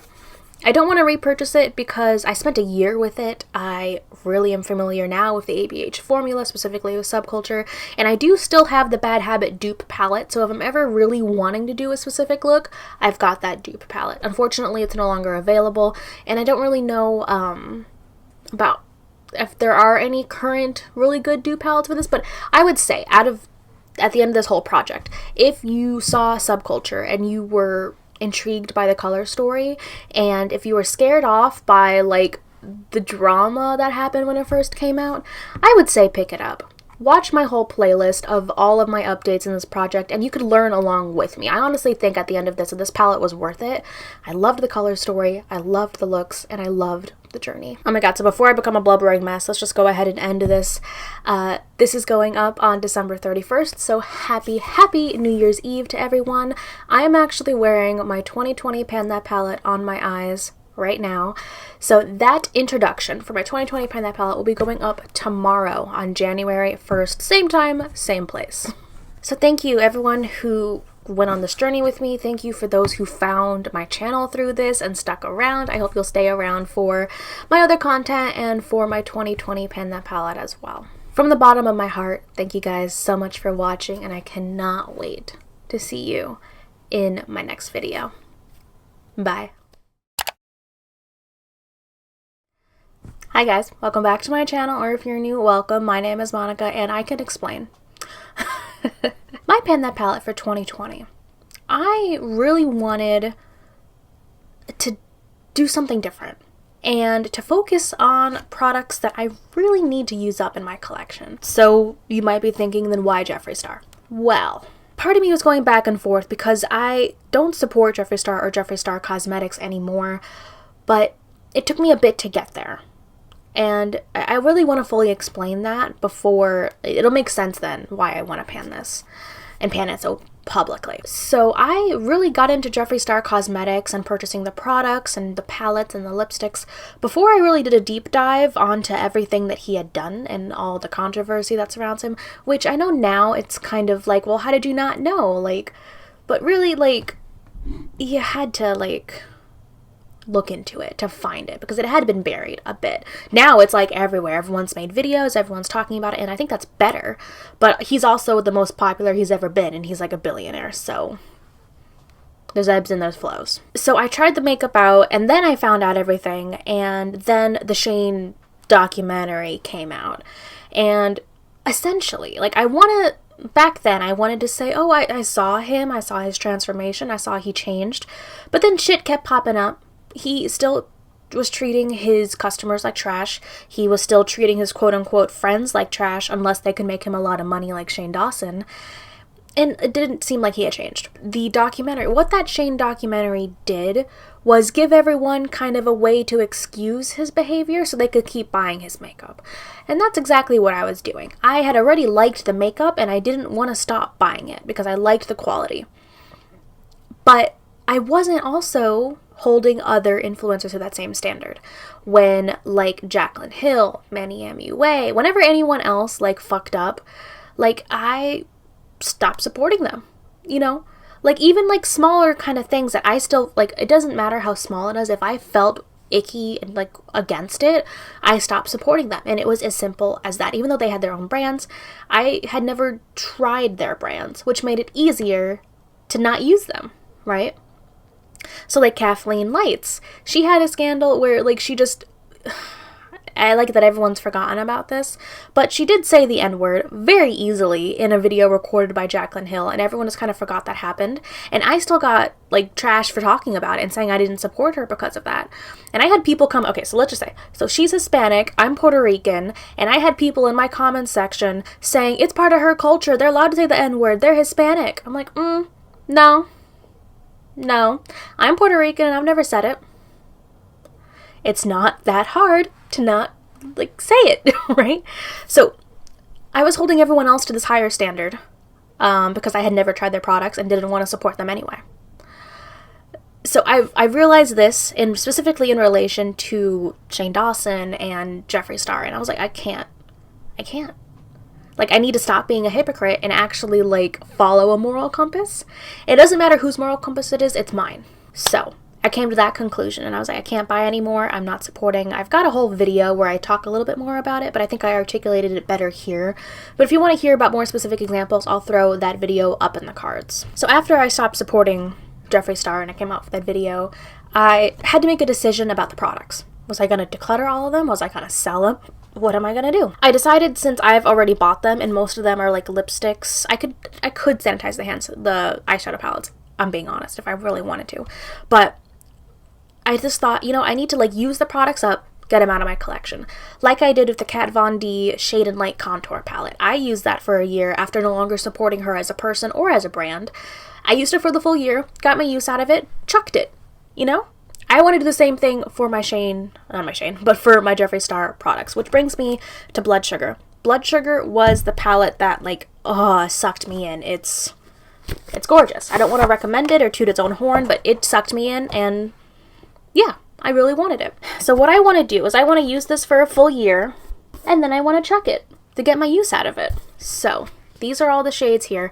My goal for this 2020 Pan That palette is to talk more about my experience, because I feel like you don't hear from a lot of influencers, you don't hear from a lot of YouTubers specifically about that kind of hypocrisy that I experienced and that I went through and that I recognized and worked through. And I also want to stop letting white men get away with so much shit. That's another thing, because it's, you know, the top YouTubers in beauty are like 3 white men who have had horrible scandals, but, like, everyone lets them get rid of it, or, like, get away with it. Yeah, I noticed that too. Here is where the intro is beginning. I think this is going to be a bit of a challenge because I don't like pinks and purple, so this middle row is going to be a bit difficult. This bottom row looks gorgeous, but it's going to be very dramatic. And this top row I think is going to be the easiest. I think I'm going to hit pan on all of these first because they're neutrals. I can wear them every day. They're work appropriate, so I think this is going to go easy. This is going to be a little bit more difficult, but I think I can do it. This is going to be the really challenging middle row. Since there is so much product, I'm not going to be able to use up the whole thing by the end of the year, so that's why my goal is just to hit pan in every one of these. And throughout the year, too, I want to bring in my other Jeffree Star palettes. I don't want to pan, after this year, I'm not going to pan anything else Jeffree Star, because I'm hoping that by the end of the year, I will have worked through all of my products and made a decision. Either I use them up, I got my use out of them, and they can move out, or I'm ready to declutter them. So that is my headspace for 2020. I want to work through my collection. I really want to focus more on shopping my stash and using up my problematic shit. So, of course, like every other year I've done Pan That Palette, I will be doing monthly updates, and in every monthly update I will just link back to this video and talk more about my thoughts on this. And I'm sure there are going to be some stans who will find this video and these playlists, and I don't want to be mean, but you can kind of fuck off. You know, don't go into my comment section and try defending him and blah blah blah, because I'm just not gonna read it. I'll leave it there because I don't like deleting comments unless they're, like, disgusting and they actually threaten me. I'll leave them there, I just don't respond to them. If you guys are ready to go on this kind of a very different, a bit controversial journey with me this year, I hope you will, and subscribe and hit the little bell icon so you're notified whenever I post a new video every Wednesday, Friday, and Sunday. I had to think about that. Like, it's early. And I, like, almost said Monday, Wednesday, Friday, but that's not my schedule. It's Sunday, Wednesday, Friday. So, thank you guys so much for watching. Let me know your thoughts on Jeffree Star down below. Let's see if we can keep it civil. But those are my thoughts, and I hope you guys will follow along with me on this Pan That Palette journey. Thank you guys for watching, and I cannot wait to see you in my next video. Hi guys, welcome back to my channel, or if you're new, welcome. My name is Monica, and today we're going to be doing my first update for my Pan That Palette for 2020. 2020. If you missed the intro, I'll throw it up in the cards, but this year I am trying to pan Jeffree Star's Blood Sugar palette. I am wearing this palette on my eyes today, or at least mostly. The glitter that's kind of on my lid is not from the palette, but I've been testing a lot of like standalone liquid shadows and glitters. But I am trying to get a bit out of my comfort zone and do like these more pinky and more red looks. And I've actually made like shocking progress so far. I've hit pan already. So let's go ahead and take a quick look at what my palette looked like in the intro.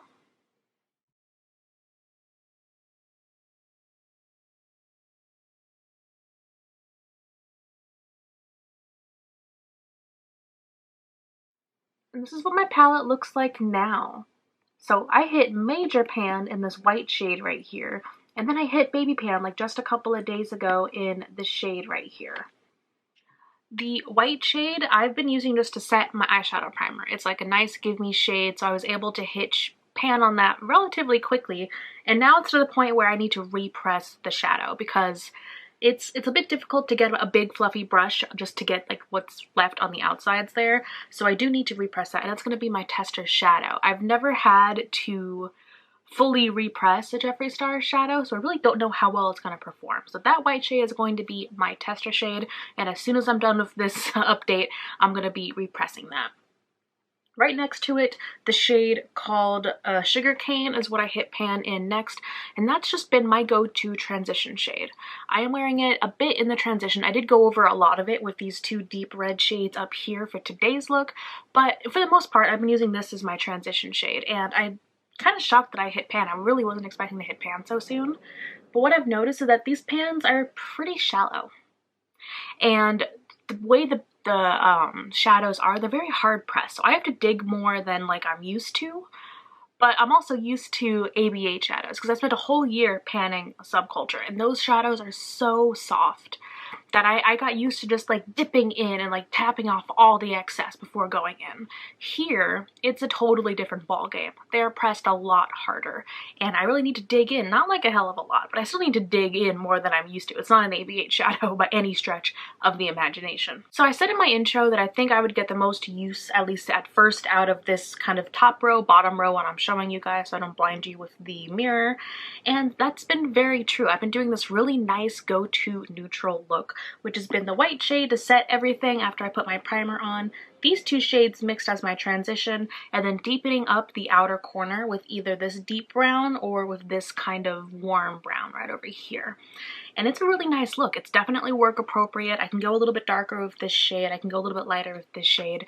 And then I've been throwing on, I mentioned I've been testing a lot of like individual liquid shadows and glitter, so I throw one of those on the lid and then I'm good. I normally don't like all matte looks, but I did an all matte look of this palette with those shades that I mentioned, and it was actually really pretty. Yeah, so I am getting a lot of use out of this, and I've already hit shades in 2 out of the 5, 6, I can't count. And we will just let the garbage truck pass. So as I was saying, I did get a lot of use out of these two shades, the first 2 out of the 6 on this neutral row, and I'm shocked that I already hit pan. Because if you mentioned, or if you remembered from my intro, my goal was just to hit pan in every shade. Because I didn't think I would actually be able to use up each shade. And I still think that is a stretch kind of goal. But I do think I'm going to be able to use up a few of the shades by the end of the year. But I don't want to say anything until I get a little bit more use with this palette. Because I've only been with it for a month. I've only been using it consistently for that long, so I feel like I don't really like know it yet. So definitely been getting the most use out of this row right here. I have to say, I've tried the shimmers, a couple of the shimmers just on my lid by themselves with the glitter glue. I really don't like these shimmers.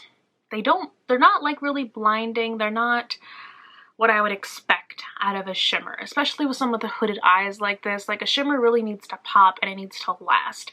These don't, even with the glitter glue. Like, I'm not really a huge fan of them. So we've got like a shimmer right here. We've got this shimmer over here, this kind of brown one. And then technically this is like a shimmer, but I use that more as a matte. And then this one's a shimmer. I've tried all of them on my lid and I don't like them. So I'm probably just gonna end up using them like I would a matte. Deepen up the outer corner, using the transition, because for me, it's not what I'm looking for in a shimmer at all. which kind of shocked me because I think the only shimmers I really liked from Jeffree Star were in the Thirsty palette that I actually ended up decluttering. Declutter week just ended here on my channel. Thank you guys for watching. I know a lot of you love Declutter week, and the last video was my eyeshadow palette declutter, and I ended up decluttering the Thirsty palette. But the shimmers, like the metals in that palette, were a lot different from its typical formula, and I liked those better. And comparing that to like these shimmers, I don't like these shimmers at all. So that's going to be a bit of a challenge for me moving forward too. So other than that, I really did dive in and start experimenting with like the deeper colors that I'm a bit more afraid of in this palette. I've used the purple and the pink. I did one pink look, and then I did another look that I actually really liked. I did a really neutral lid look, and then on my lower lash line I did pink on this side and purple on this side. And it was actually really cute. They kind of looked the same when blended out on my lower lash line, but they looked really cute and I liked it. And I've actually been using these three shades right here a lot to deepen out my outer V. So I tend to use them more when I'm not going to work, or when, like today, I'm working from home, so people really only see me through a webcam, which isn't the best quality. So I do feel a bit more comfortable doing bright looks like this that I'm wearing today. So I've been trying to just dip into these and get used to them, and, you know, play around with the looks and the shades and see if I get like inspired by anything else. And I really like, especially like these two shades mixed together, which is what I'm wearing on my outer V today. Just really pretty. That being said, I have not touched like these shades right over here.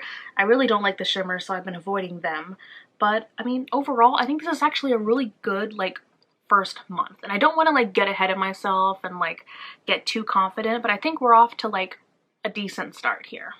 So we've hit pan on 2 shades and we only have 16 more to go.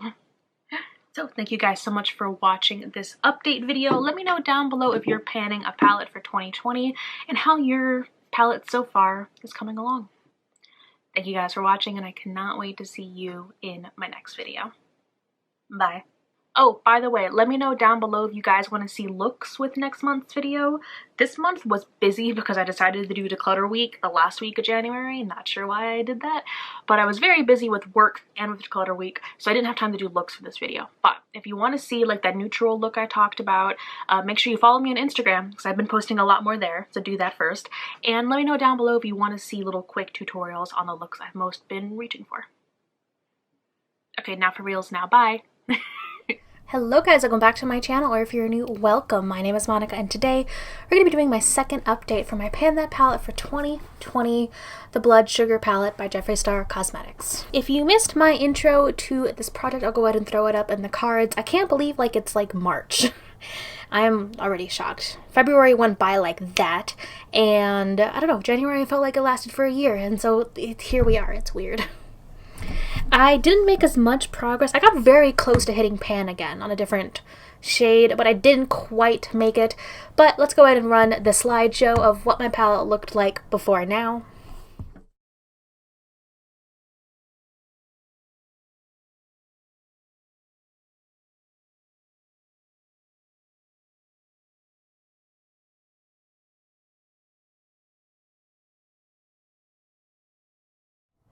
And this is what my palette looks like now. I was so close to hitting pan on this shade, which is Tongue Pop. I am like so close to hitting pan. Honestly, I think the next time I use it, I'm gonna hit pan. I really wanted to, I just didn't quite make it. I also repressed the white shade. I did hit pan in this before, but I repressed it so I could use it a little bit better, and I have to like say, this packaging stains. If you get wet shadow on the packaging, forget it. Like it's stained. It's gonna stay there. Second, there is a huge difference in the quality and like the consistency of the shadow once I repressed it.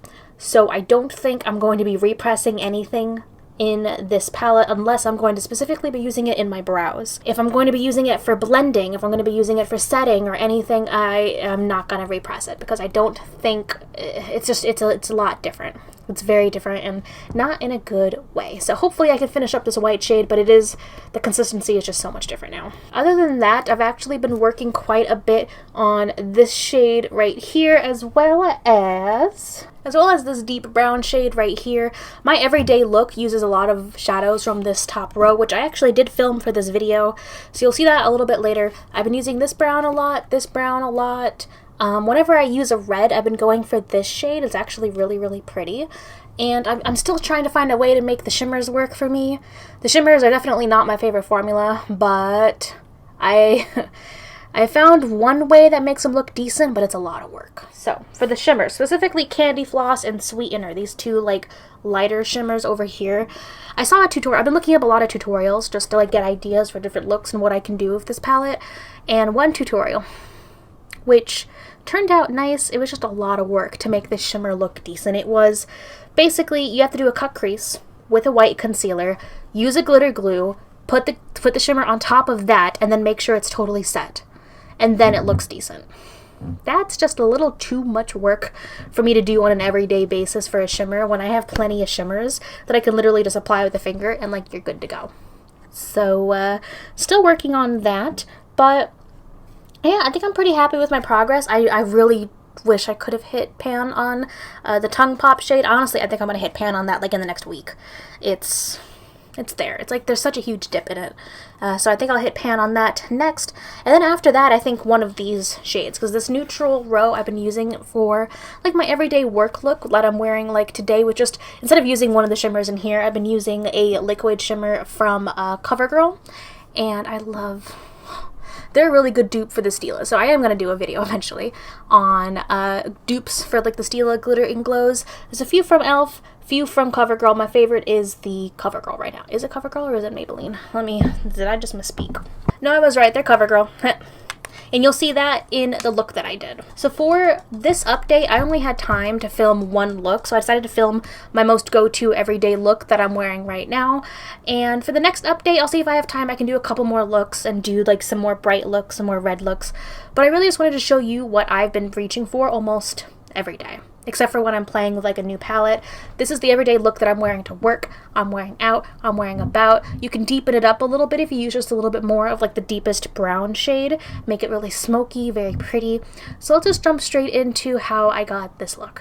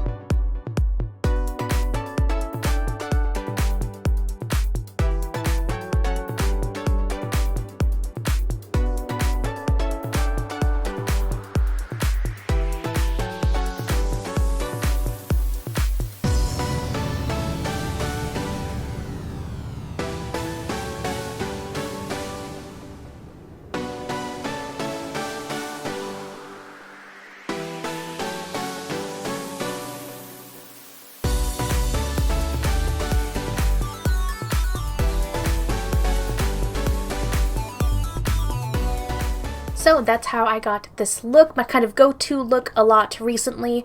Let me know down below if you have this palette, if you like this look, any other kind of more neutrally looks that you're really playing with, interested in. I really want to, in this next month, play a lot more of this weird kind of gray color and see what I can do with it. That's kind of my goal. I don't want to set a pan goal because I never hit those, like ever, but I really do think I'm going to hit pan on Tongue Pop very soon. So that's it. We still have just 2 pans, and I don't want to math the rest of them to go. Thank you guys so much for watching.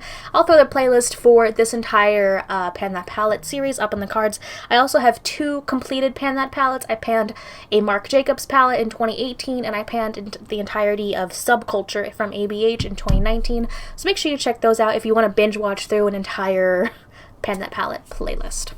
Thank you guys for watching, and I cannot wait to see you in my next video. Bye. Hello guys, welcome back to my channel, or if you're new, welcome. My name is Monica, and today we are doing my 3rd update for my Pan That palette for 2020, the Blood Sugar palette from Jeffree Star Cosmetics. If you missed my intro for this project, I'll go ahead and throw it up in the cards. It kind of explains my mindset around this project, why I chose this palette, and just what my goals are, because I'm not aiming to finish the whole palette. I'm aiming really just to hit pan in every shade, and that does make a bit of a difference, especially when I have so many shades in here. So if you haven't seen that update or that first intro video, please check that out. I've made a bunch of progress. Like, just not only are we just like quarantined now and I am like here just playing with makeup and everything, I'll get into all of that, where this is actually the end of my pre-filmed videos. I had quite a few videos pre-filmed because originally I wasn't going to be home for a good week and a half in March, which didn't happen. So we're at the end of the pre-filmed videos. I'm filming this Saturday, and this video will be going up Sunday, so most of the videos you're going to be seeing from me now are going to be basically in real time. So before I jump into all of that, along with the look that I actually recorded for this video, because a big win for me is I finally found a way to make the shimmers in this palette work for me. I'm excited. So let's go ahead and show this let's go ahead and show the slideshow of what my palette looked like in all of my previous updates.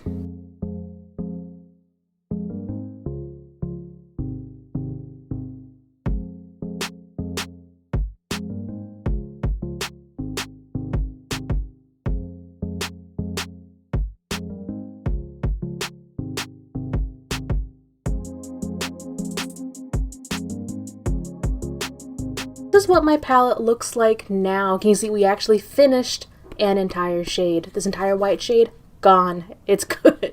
It's gone. I expanded the pan in this shade right here, and I finally hit pan right over here. Oh, and I'm actually very, very close to hitting pan in these 2 shades. Oh, like, just look at this. This is so exciting. And I think now that we're in quarantine, essentially, I want to experiment more with these shades that I would never really wear to work or really out of the house, kind of. So I think this month I can get a lot done with this palette. So I finished one shade, which, like I said before, my goal isn't to finish shades, but it is still nice to actually have an entire shade finished. Just, I don't know, it just makes the palette look so like nice and loved and well used. I love it. I finally hit pan in Tongue Pop, the shade right over here that I almost hit pan in my last update, but not quite. And I'm really happy with that progress. So I think the next 2 shades, I think this is going to be the next shade I'm actually going to hit pan on. I've got a big dip in it. And then this one I've got some progress in, but I don't see as big of a dip in this one. So honestly, I think the next shade I'm going to hit pan in is this one right up here. Or maybe even one of the shimmers. So I want to tell you guys all about how, thanks to some of your help, I finally found some ways to make these shimmers work for me. Because if you've seen my other updates, I don't like these shimmers. They don't work that well with or without a glitter glue, which is kind of my go-to. I love the NYX glitter glue. So if a shimmer doesn't work well for me on its own, then I use a glitter glue and it typically works, right? Not with these shimmers. If I used a glitter glue, it actually kind of looked worse than if I just like used them like by themselves. So let me tell you, I've got 2 new foolproof ways to use these glitters so that they look beautiful and last throughout a full day on my hooded eyes. Now, the first one is just a different type of eye primer than I'm kind of currently used to. I had someone comment, I'll try to find the comment, it was a while ago now, but thank you so much because this literally was a game changer for me. Someone commented and said that they use the NYX Jumbo Eye Pencil in Cottage Cheese as a primer for these glitter shimmers, not glitters. And so I saw that, like, this was weeks ago, and I was actually about to place an Ulta order, and I saw that, and I threw this into my cart and picked it up. So I've been using it since then. I've experimented in a bunch of different ways, and you'll actually see I did a demo of both of these different ways to use the shimmers. You have to use this as an eye primer for your entire eye. So on this side, I used the cottage cheese, and then on this side, I used the other method we'll talk about in a little bit. So I use this as an eye primer all over. And then as it's still tacky, I don't set it yet. When it's still tacky, I apply the shimmer straight on top of it.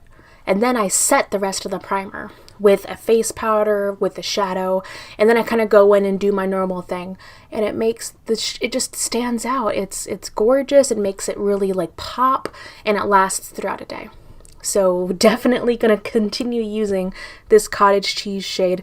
It really made me reevaluate the way I do shadow, because normally I do like shimmers last. I like to go in with my mattes, really blend them out, and then go in with the shimmer, but this is kind of forcing me to go in with the shimmer first and then work around it, but it's still really pretty. So it got me out of my comfort zone. I like the way that it looks, and it lasts throughout a full day. So thank you for that tip.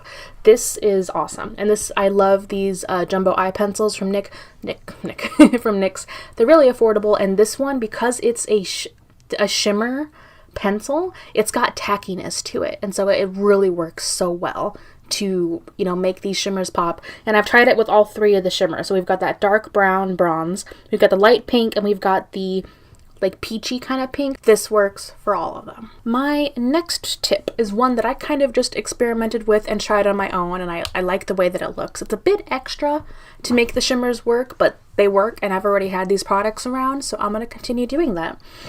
This method just sees me doing my normal eye makeup. I prime with whatever concealer I'm using to prime. I set the primer. I do my mattes the way I normally would.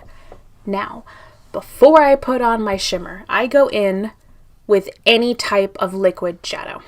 I like to use the Stila Glitter and Glows and these ones from CoverGirl, and I try to match it close to the lightness of the shimmer that I'm wearing that day. So this one from CoverGirl, this is shade number 1. It's kind of dark, but it matched perfectly with the bronze I'm wearing on my eyes today, this dark bronze.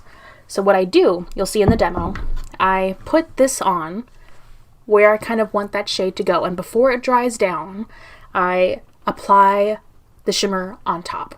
And it really also, it works as a great primer. It makes it pop. It lasts throughout a full day. I've tested this out again with each one of the shimmers, but for this method, you have to use a different shimmer shadow. Like if I went with this shimmer shadow with a lighter shimmer from the palette, it would look weird. So you have to pick a liquid shadow that matches as close as you can to the original shimmer shadow. So this one works best for the deep bronze shade right here.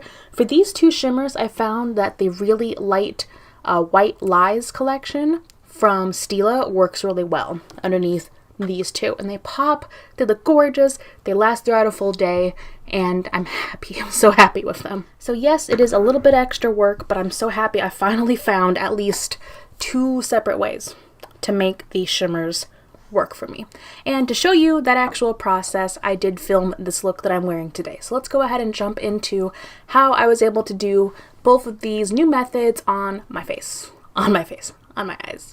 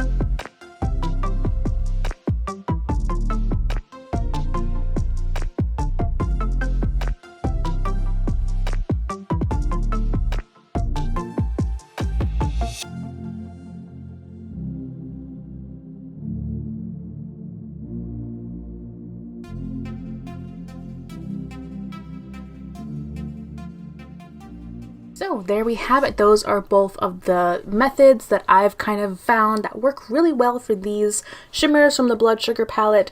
I think I set a goal last month to really use this shade. I didn't do that this month, but I think I really can do that now that we're in quarantine, and we're going to be in quarantine for at least another 3 weeks. So I have plenty of time to really sit with this palette, work with this palette, and I'm excited for what's gonna come, honestly.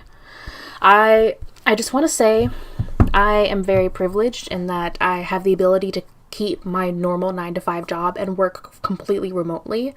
If anything, we're actually busier than ever. So I am so happy and so privileged that not only do I have YouTube, I have my normal job. My heart and my thoughts go out to everyone who is on the front lines of this virus. I have several friends and family members who are directly affected by this, and every day I wake up and I'm thankful that I'm able to self-quarantine, stay home, work from home, and continue to do YouTube. So I'm going to do my best to stick to my normal schedule, which is Sunday, Wednesday, Friday, and I don't want to ignore what's happening, but I also want this to be a safe space for anyone who really does want to continue watching my videos. So I have my current regular monthly videos like this update. I've got my Shop My Stash coming up soon. I'm gonna do a BWOW. But if there's any other videos you guys really want to see, please let me know down below, because I actually have the time now. I'm basically home all the time, so I'm trying to think of what I've really wanted to do and film but just haven't had the time to. So I'm getting a bit more creative. I'm trying to do some different things, but I also want to make things that you guys are really wanting to see. So please let me know in the comments below what other videos you would like to see during this time. So that is my full update. I'm doing really well so far, and I can't wait to see what I'm going to be able to do in April. Thank you guys so much for watching, and I cannot wait to see you in my next video. Hello guys, welcome back to my channel, or if you're new, welcome. My name is Monica, and today I think I have my most exciting panning update ever. I'm probably gonna put this in the title, but I hit 7 new pans this month. 7. I actually had to go back and watch my last update for my Pan That palette, because I've been working with this nearly every day. I've been working from home, I've been under quarantine, and I've just been not neglecting my other palettes, but I've been really focusing on this palette, and it's paid off, and it's a huge difference. So yeah, so I had to go back and rewatch just to see. So my last update, I had 3 pans. I had 1 shade that was completely used up, and then I had 2 pans. Now I have 10 pans, which means I am, according to my original goal, I'm more than halfway done, because my original goal was just to hit pan in every shade in this palette. That's kind of crazy to actually hear myself say out loud.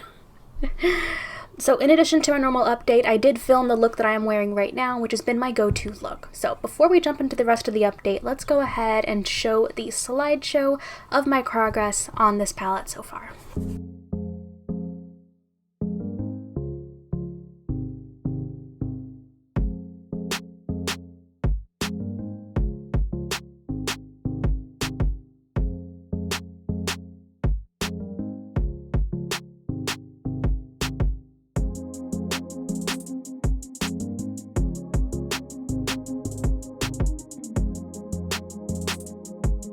And this is my palette now. You see all of those pans? So we've got a new pan here, here, here, here, here. I just hit pan on this morning. Like, you can see it right there. I hit pan on that while I was filming the look I'm wearing right now. And we got pan over here, that one too. Look at this. Oh, I'm just gonna leave this up for a minute. It's so satisfying. So we have a lot to talk about.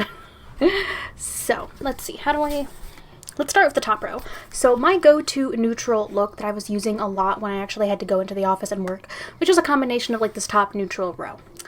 Ooh, I just got shadow all over my hands. But I had kind of 1 or 2 looks using these shadows that I liked a lot, and they were easy, quick kind of go-to looks I could do. So I just kept doing those same looks over and over, like until I basically hit pan in every single shade here. I'm not sad that I did that because it was definitely a way for me to make these work for me in a look that was easy for me to go to. At first, maybe it was keeping me from being creative, but like later on, once I hit all these pans, I really expanded into the second row and I played a lot more. So it might have been a bit boring at first, but it's worth it to see all of these pans. I'm just so happy.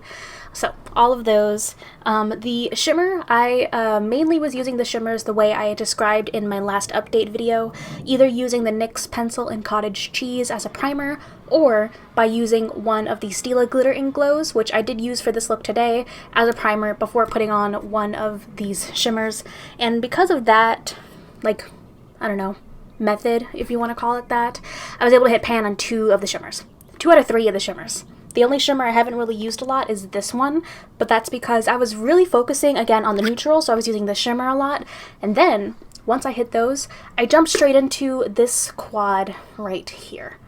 I was working a lot on these shades, and at first I decided to do like a light kind of purpley look, so I was using like this as my transition, this to deepen it up, and then I was using pink on the lower lash line. That looked really pretty. I think I have a picture of that on my Instagram page, but I just liked how pink looked on my lower lash line. I also did a couple of neutral looks, like when I was doing neutral down here, I also popped in with the pink, which is why I think I hit pan on the pink so quickly, because I was using it a lot on my lower lash line, and it looked really pretty. But it does stain. Warning, if you have this palette, basically, except for the neutral, anything that's not a neutral shade in this palette stains. And it stains for a full 24 hours. So if you're someone who doesn't wear makeup, like, every day, and that would, you know, bother you, stay away from those shades. Because it doesn't matter what primers you use, what makeup removers you use, it's gonna be stained. But that's how I was able to hit pan on the pink, and then I was really just focusing on this quad right here, which is the look that I'm wearing right now, with the exception of this shade. I only bring this shade in every now and then, but I like to use this as my transition, this to deepen it up, and then, or this in my like crease, and then this to deepen up the outer V. So that's the look that I filmed today. So before I keep talking, let's go ahead and jump to real quick how I got this look.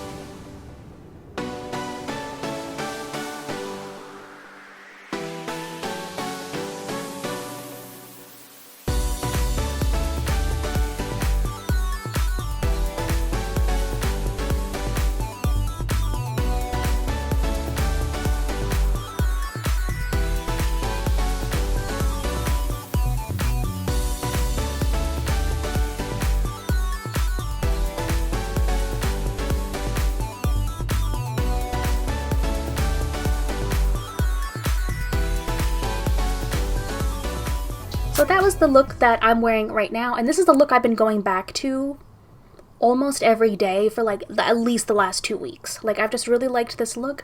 It's nice, it shows up nice on webcams, it's really pretty, and that's also what got me to hit pan on that pink shimmer shade. I was using this a lot. It just matches perfectly. Like, those shades, like in this palette, these shades don't look like they would match well. So it wasn't until I actually tried them on my eye that I realized how well, like especially these 3 shades, look together. If you have this palette, I would really recommend just trying a look out here. If this is the transition, this in your crease, and this to deepen it up, because it looks really pretty, and it doesn't really look anything like it does in the pan. So it's a bit deceiving that way. And I think that's how it's going to be for a lot of these shades on the bottom row, because they're deeper shades, but it's hard to really see how they're going to look on the eye when they're in the pan, because they look so different when you actually apply them. Okay, so I think that's every shade that I hit pan on. The next one I think I'm going to hit pan on looking at it. I think the purple, I think I'm very close to hitting pan in this purple shade right here. And then after that, I really want to focus on this shimmer just to finish up that row too. So I would have pan in like 2 full rows, which would be exciting. So I'm going to be experimenting with probably like these 4 shades right here that I haven't really been touching at all since I started this project. But now that I've made a lot of progress here, like, I'm also more open to just experimenting and trying different things and just seeing what happens. Since I'm actually already more than halfway done with my original goal, which is just to hit pan in each shade, I may or may not, I'll give it another month and see. I may or may not change my goal and try to use up some of the shades, but I don't know about that yet, just because I knew, like, setting this goal was already kind of a lofty goal. And the only reason I think I'm doing so well so far is because I've been in quarantine and I've been working from home constantly. So I've had the room, I've had the time to do bold looks like this. Like, I wear this now when I work because I'm working from home. I never would have been able to wear these looks. I never would have been able to hit pan on like the pink and all of these kind of deeper shades if I wasn't working from home like constantly. So I'm still debating whether or not I want to change my original goal. Part of me just wants to leave my goal as it was, the way that I envisioned it, and then just see how much of the palette I can use up by the end of the year. So yeah, I'm still thinking about that, but we will see. So yeah, that's it for my most exciting ever Pan That palette, or any Project Pan update ever. I have never ever hit 7 pans in a month before. I'm pretty sure I have not done that before. So very exciting. I'm very proud of myself. I'm just gonna say it. I feel very happy. I'm very proud of myself. And yeah, I hope you guys are also doing well in your panning projects. If you're panning a palette, let me know down below. If you have this palette and you want to try out the look that I'm wearing right now, please let me know. If you take pictures on Instagram, tag me. I want to see your guys' looks. I want to talk to you. It's always a lot of fun. Thank you guys so much for watching, and I cannot wait to see you in my next video. Bye. Hello guys, welcome back to my channel, or if you're new, welcome. My name is Monica, and today we're doing my next update for my Pan That palette for 2020, the Jeffree Star Cosmetics Blood Sugar palette. I talked about this, before we get into the video, I talked about this a little bit in my last live stream, which was the eyeshadow palette tag. If you missed it, I'll throw it up in the cards. But I did get some feedback and some comments about how my continued use of this palette is promoting the brand and the brand owner, and I'm sorry if it came across like that. I really did the full explanation in my intro video, which is kind of why I keep saying go back to watch that intro. But I'm thinking it might be best to throw like maybe a little disclaimer at the beginning of every video so that I can explain my thought process a little bit. So I'll probably have something at the beginning of the video just to kind of explain I'm not promoting the brand, I'm trying to use up what I have, and then by the end of this year I will no longer own anything from Jeffree Star Cosmetics. I will be decluttering everything, and for most of them, I'm like the lipsticks, I'm just gonna throw them away. But I think for the palettes, like I still have the Thirsty palette, I kind of want to sell that, and the Blue Blood palette, because I barely use the Blue Blood palettes, the Blue Blood palette, so I kind of want to sell that. I actually had a basket of makeup I wanted to sell, but then COVID hit, so I'm not going to be doing any shipping and anything right now, but eventually I think I am going to do that. So I just wanted to put that here at the beginning and just kind of further explain my goal for this project. Now with that out of the way, I did make some progress, and I am now officially 2/3 of the way done with this palette, and we're at like the halfway point of the year, right? So I think that's pretty good. I think I am right on track to finish my original goal fairly early. So before we jump into the update and the look that I have on my eyes, because I did film this look, let's go ahead and take a look at the slideshow of my progression with this palette.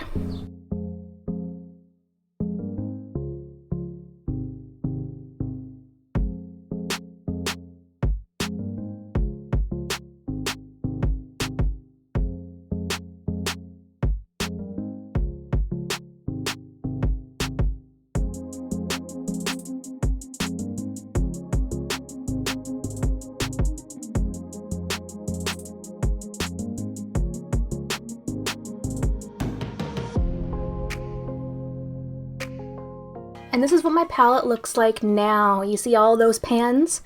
2 rows, all pan. So of course this past month I was able to finish the last, or get pan in the last 2 shades of the second row, which was this purple shade right here, and then the shimmer right here. So now I have pan in every one of those, and I am now going to be working on the bottom row, because I don't have a whole lot of progress with these shades up here, which the look that I'm wearing right now that I'm going to try to be focusing on moving forward includes 3 of mainly these 3 shades. But it's so satisfying. Look at that. Like, there's something so nice about looking at just a well-used palette. So yes, now I only have to focus on like these darker shades. So I want to get a little bit more out of my comfort zone and do like these kind of bright red looks. And now that I've hit pan in every shimmer, there is like a satin shade right here, but it's not really a shimmer because when you go to use it, it's basically like a matte shade. So what I've been doing is bringing in some single packaged shadows to complement these shades. Like what I'm wearing on my eyes right now is from Colourpop. That is a Super Shock shadow. I have the shadow in a Sailor and Frog, and I'm wearing Frog today, and I really, it's like one of my favorite single shadows of all time, and I really enjoy bringing this in to use. But my new, well, not new favorite, but one of my go-to shades is from Geek Chic Cosmetics, and it's a loose shadow. And unfortunately, I did a whole Instagram post talking about Geek Chic Cosmetics and how much I loved them and their products. I think they're out of business, which makes me very sad because I was really getting into using the products, and it's a shame that you can't really get them anymore. I looked at their website. Their website is still up and they still have all the listings, but everything says sold out. So I have no idea if they're going to be coming back in stock, which is a shame because I really love these products. But this was a shadow from their Hannibal Lecter collection, and this is in the shade Eat the Rude. And this is just a beautiful bright red shimmer that's not too dark. That looks gorgeous. So I'll throw a picture up right here of the shade all over my lid that I included in that Instagram post that I posted. If you're not following me on Instagram, make sure you follow me there. I've been doing a lot better at posting there, but I love this shade. So the 2 shades I've really been bringing in, and I want to continue to do that. Bring in liquid shadows, bring in single shadows to really use with the remaining matte shades that I have to hit pan in this palette. So I've been doing that a lot. I really like this warm kind of, what kind of shade is it? Like an orangey, a light orange, coral kind of shade. I really like that, and I've even been using that when I do like my normal purple look, because typically when I do the purple look with like these shades, I would go for the pink toned shimmer, but going for the coral toned shimmer also looks really pretty. So that's the reason why I was able to finally hit pan on that shade, because I wasn't restricting myself to really only using it with certain shades. I also used that when I did this look before. Instead of using the Sailors or the Super Shock shadow on my lid, I would use this shimmer instead. But now that I've already hit pan in the shimmer, I kind of want to experiment a bit more just to see what I can get out of this. And I do have plenty of other single shadows. I have not just like individually packaged ones like this. I do have a bunch of like single pan shadows. So I'm thinking of looking through those and seeing if there's any shimmers in there that might work well with these shades too. And sorry if it looks like I am profusely sweating. It is hot, and you're going to hear me complain about it being hot until my family decides to turn the AC on. I'm in an attic, and it's hot.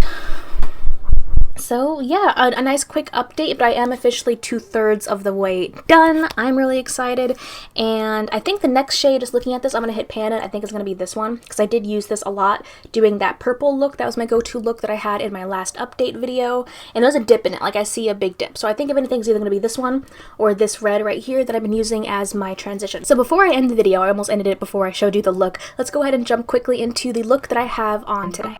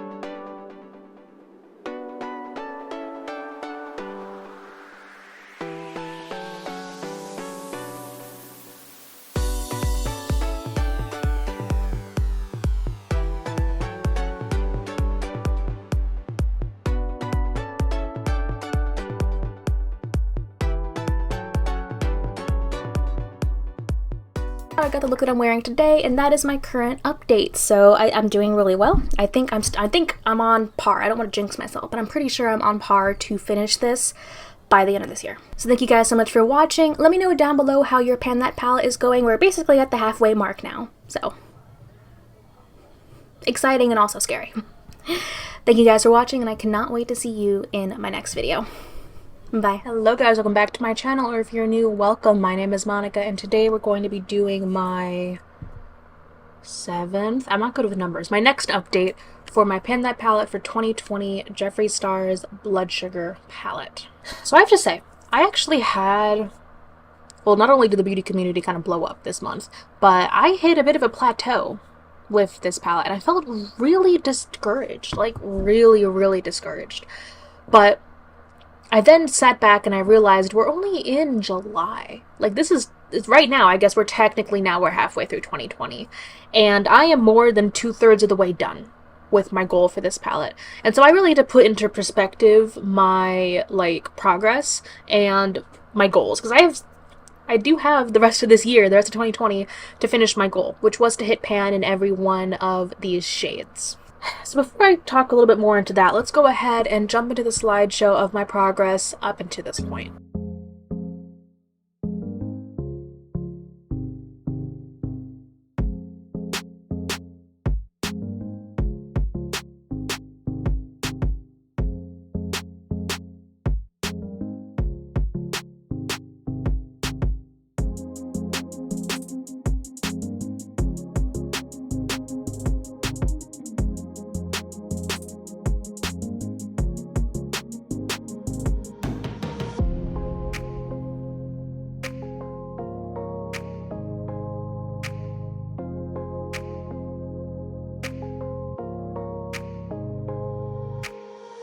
And this is my palette now. As you can see, I only have one new pan, and it is in this shade right here. Compared to my last few months of progress, this is a plateau, quite honestly. And I have been using these shades a lot, especially during the work week. I've actually been doing, my go-to look has been these 3 shades right here, and then I mix it up with shimmer. Sometimes I use the shimmer from in here, sometimes I use a Colourpop Super Shock shadow, sometimes I use a Stila Glitter and Glow, but that's kind of been my go-to, and that's why I was able to hit pan in this darkest red shade, because I really do like to dig in and build up for a nice deep red outer corner. So that's how I got pan in this one. I think my next one, I kind of want to go back to using these purple shades so I can hit pan in this pan over here. Because quite honestly, I've been focusing on these 3 shades. I've really been neglecting these 3. I think the hardest ones are going to be these 2, especially this one, because this one's kind of like a shimmer. It's not a full matte shade. This one's going to be, I think, the last one I probably will hit pan on. So yeah, I also got kind of bored. Because like I mentioned, I only had like one kind of go-to look, which was like these 3 shades. And it kind of looked the same day in and day out. Thankfully, I'm able to actually keep going in and using this on a daily basis because I'm working from home, and so the red eyeshadow doesn't look as stark, you know, on a video camera as it does in person. So I was able to have a little bit of progress, but yeah, I felt like discouraged this month. I felt blah with this project. But I went back and I rewatched my other 2 Pan That palettes from 2018 and from 2019, and I realized right around this point, right around the halfway point, was where I struggled the most. And I tend to hit a plateau right around, you know, month 5, 6, 7. And then I kind of speed back up and I get right into the groove of things before I hit the goal. So I think that's just what I'm doing here. I think in addition to like the beauty community kind of blowing up and like following all that and what's happening and being aware, in addition to our world just still being on fire, I don't know, I lost a little bit of the passion for this project, since I'm really now down to only 5 more shades, and that should excite me. I don't feel it as much now, but I do know that the Monica of a month or 2 ago would be so excited to only have 5 pans to go.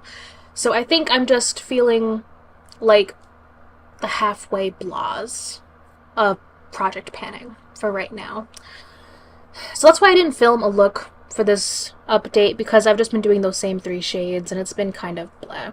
So I think my goal for the next month is really gonna be to like find some more creative ways of using these same shades, because I really do want to focus on just these final 5 shades. Because if I could finish this in a month or 2, that'd be fantastic. I have no idea if that's going to happen, but I really do want to focus on those other shades. So maybe it might be finding some sister palettes, maybe it'll be finding some single shadows, or maybe even bringing in like some highlighters to use as shimmers on top of them. I don't know. I feel like I lost the passion for the project, but I'm sticking with it because I am so close to hitting my goal on this, and I want to finish this up, and I want to get this decluttered once I hit pan in every shade. So yeah, there's not really too much to talk about in this update. I did just film a new kind of disclaimer that I'm going to put at the beginning of every one of these updates, as well as the beginning of any other videos I do moving forward that heavily feature, you know, Jeffree Star Cosmetics or any other more problematic brands that I still own. Because I want to advocate using up the products that you've already bought. Either sell them or use them up, but I don't want people to throw away what they spent their hard-earned money on just because the owner or the company is a shit stain. Like, just saying. So yeah, that's it for now. If you guys are panning a palette this year, let me know down below if you're also running into the same kind of blah. Like I said, I looked through my other palettes and I did realize that like right around this time every year I do hit the same kind of like, I don't know what the word is, rut. I do hit that same kind of rut every year around this time, so I think it's just I'm 6 months into using this palette. I'm so close to my goal, but I still have a lot of work to do. So I think I'm just kind of meh. So what I'm actually going to do, I really want to put this away for a week. I want to take a whole week off from this palette, just put it away, use some other palettes. I'm actually wearing a different palette on my eyes, actually 3 different palettes on my eyes today. I don't know when the video is going up, but it's a chatty get ready with me. I'll throw that up in the cards if it's happened to be up before this update. If not, make sure you subscribe so you can see what I did later on. But I really just want to step away, maybe a week, maybe 2 weeks, just take a break from the palette. And then maybe I'll come back with like fresher eyes and more ideas, and I won't feel like as burnt out with the palette, because I really have been going full steam ahead the past few months on this palette, and I am doing pretty good time considering I do have until December to finish this, but I think it's a good idea. I think I am going to take a break from the palette and then go back in with some new perspective and fresher eyes. So thank you guys so much for watching. Let me know down below how your Pen That palette is going, and let me know if you like my little new light bulbs. I made them red because Jeb Bush Starship. People keep calling him like Voldemort, which is kind of hilarious to me, but I'm also having way too much fun with light bulbs because I'm still in my house most of the time. Thank you guys for watching, and I cannot wait to see you in my next video. Bye. Hello guys, welcome back to my channel, or if you're new, welcome. My name is Monica, and today we're doing my next update. It's gonna be something fairly different for my Pen That palette for 2020, the Blood Sugar palette. If you missed my last update, along with, I'll throw the whole playlist up in the cards if you guys want to check my progress until now. But basically, my last video, I talked about how I hit a rut and I wanted to take a break from the palette. So long story short, I did that, and I came to a few conclusions, and I really want to do something different with the palette. So before we get into all of that, let's go ahead and run the slideshow of my progress up until this point.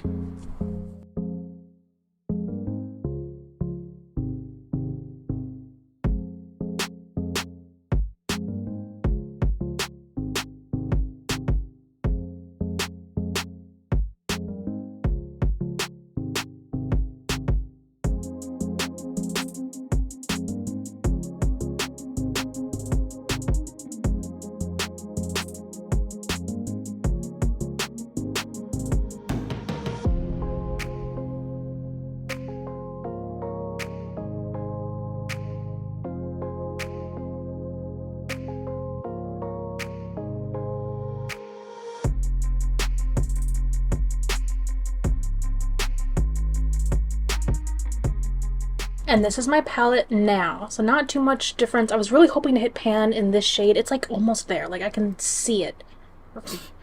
But no much like really further pan. I did repress this shade and this shade because they had such big pan, like the shades are falling apart, so I did repress both of those. We're going to see how those dry and work out. But I really wanted to keep it like this for now because in this video, I actually want to show you guys the blush that I made from a few of these shades, particularly these three. And I want to make more. So I am glad that I took my break because it was really good to get away, just get some like fresh ideas about this. And it really made me realize why I was struggling so much to begin with at this point anyway. And it's because I had 2 rows. I repressed 2 of them so they're not there anymore. But I had 2 rows of just nice pretty pan across the board. And I wanted to have that. Like I wanted the end goal to be just like pan in every shade pretty and then I could declutter the palette. I realize that's stupid. Because the goal wasn't just to hit pan, but like to use the palette, to get the use out of it, and then get it out of my collection at the end of the year. So, I was really hoping to hit pan in here before I started, but you know what, screw it, we're gonna do it anyway. So, like I mentioned before, the first thing I did is I already made a blush, because I wanted to test out the process to see whether or not it'd be worth it at all to make some Franken blushes. So I mixed these 3 shades together, so the 2 bright reds here, and then like this lighter peach shade, I mixed to create this Franken blush. So here's just to zoom in on the Franken blush. Very, very pigmented. So I made this Franken blush and it turned out really nice and I'm really happy with how it turned out. So let me go ahead and show you real quick. I did film this process. I'm just going to show you a quick, I'll probably speed it up, process of how I made this Franken blush.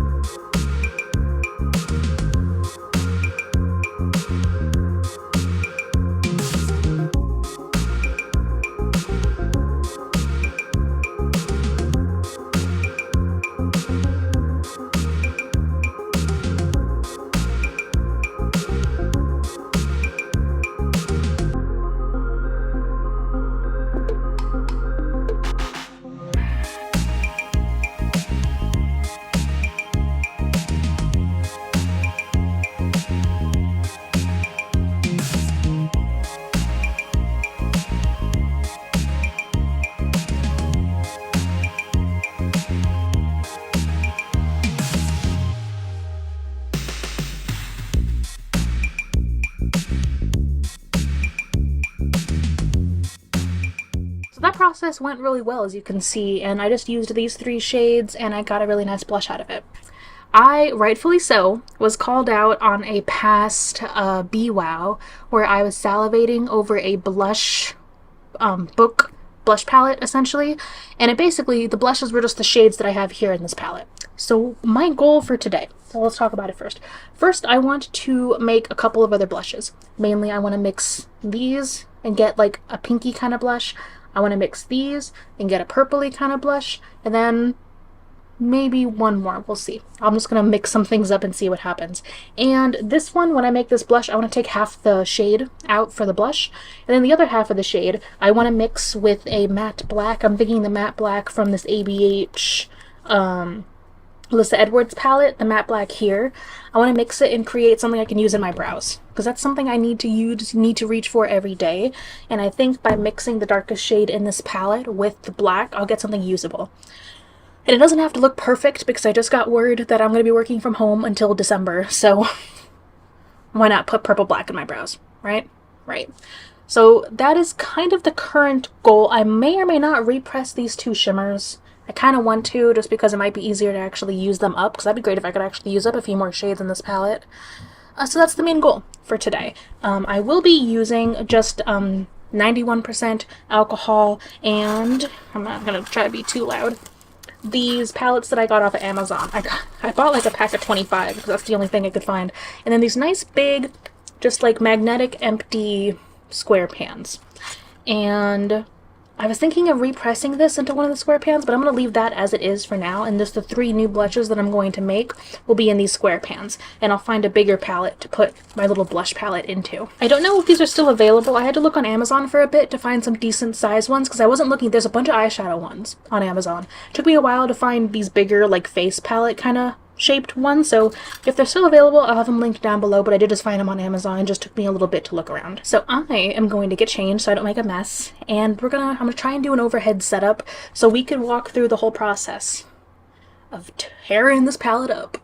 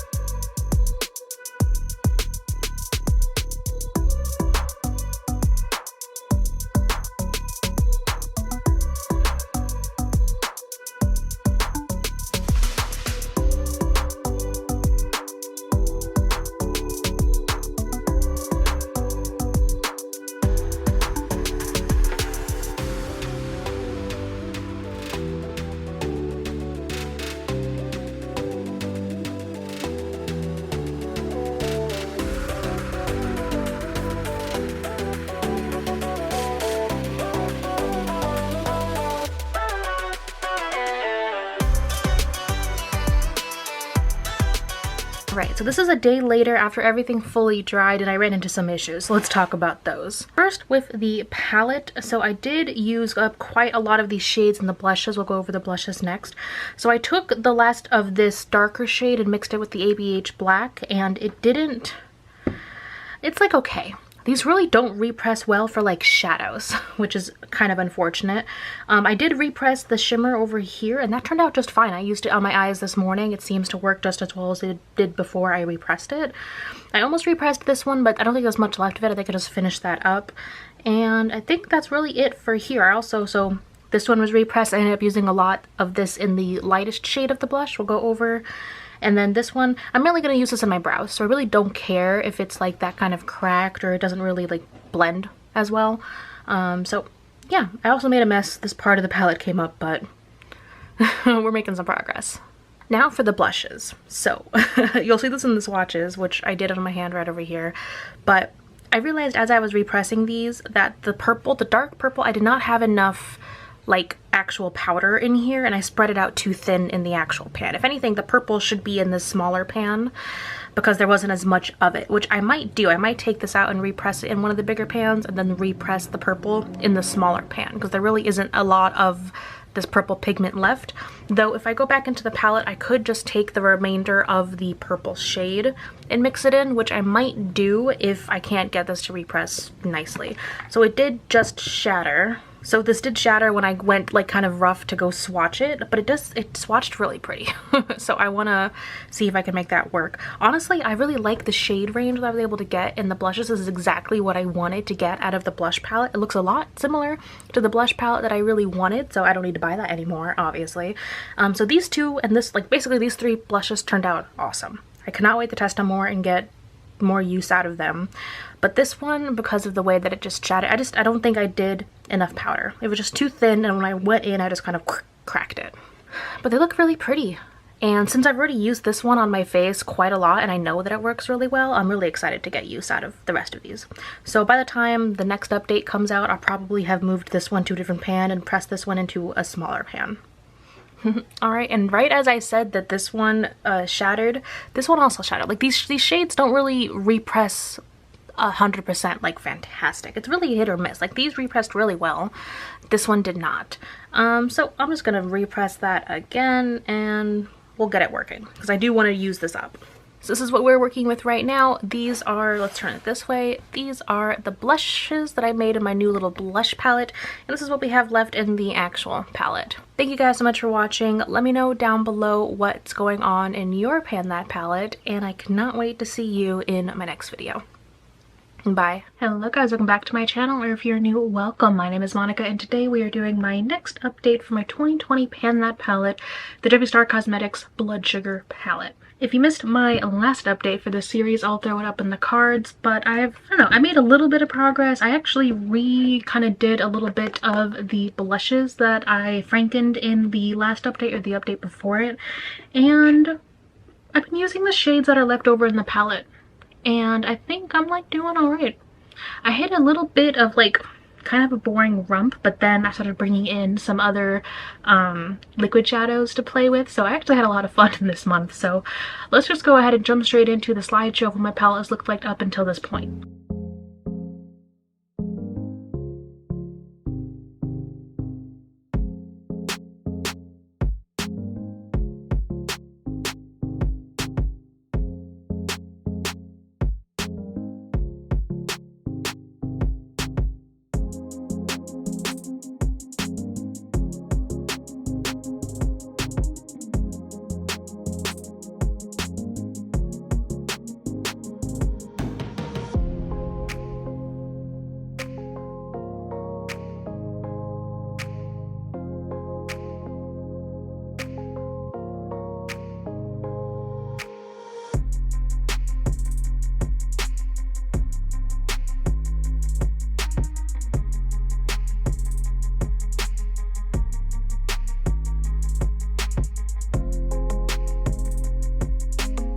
And this is my palette now. So as you can see, I've been using up quite a bit of this black Franken shadow. I really love using this for my brows every day.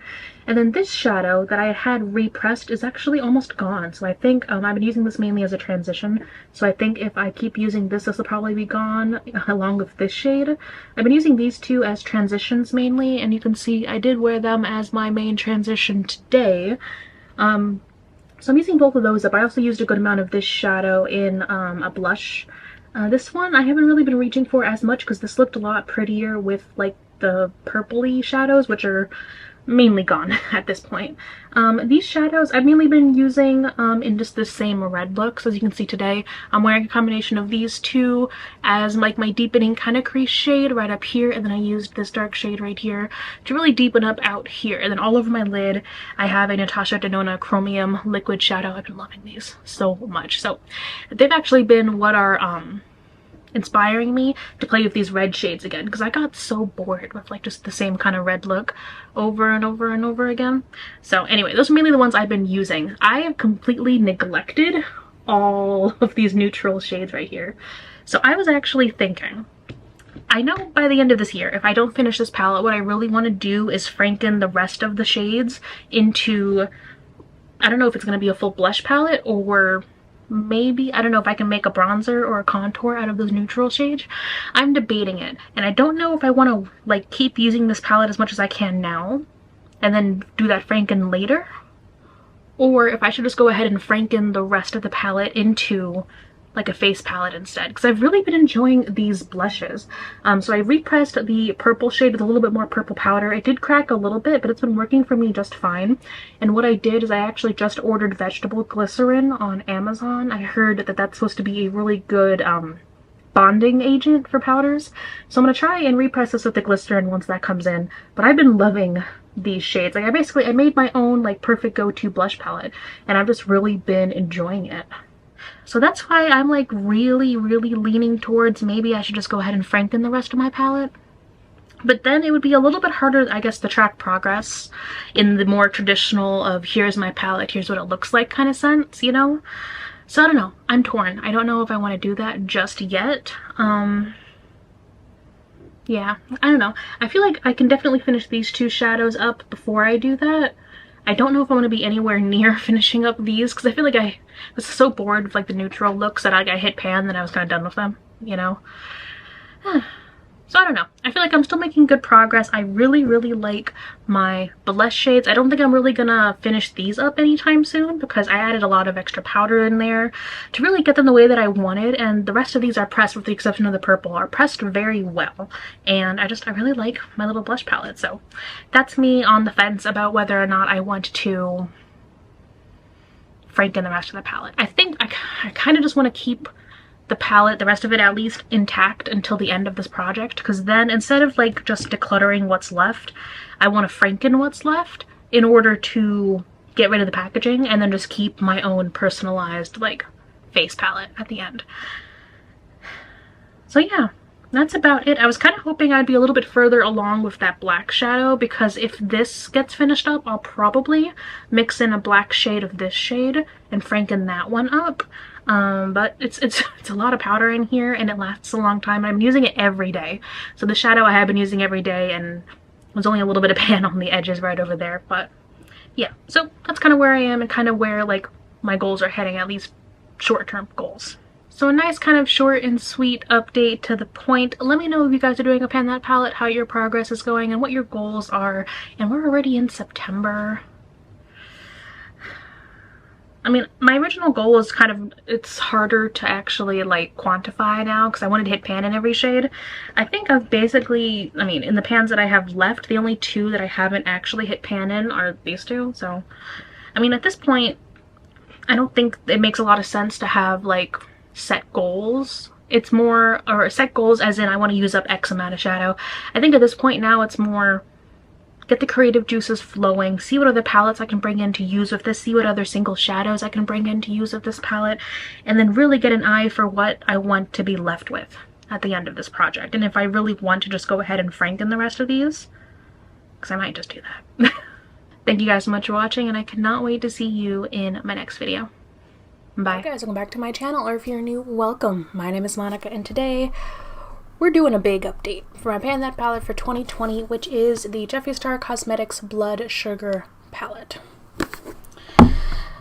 So, I mentioned in my last update that I was getting kind of sick of the shades that I had left in the palette, and I had already frankened about half of them and was really happy with what I had created, like my little blush palette.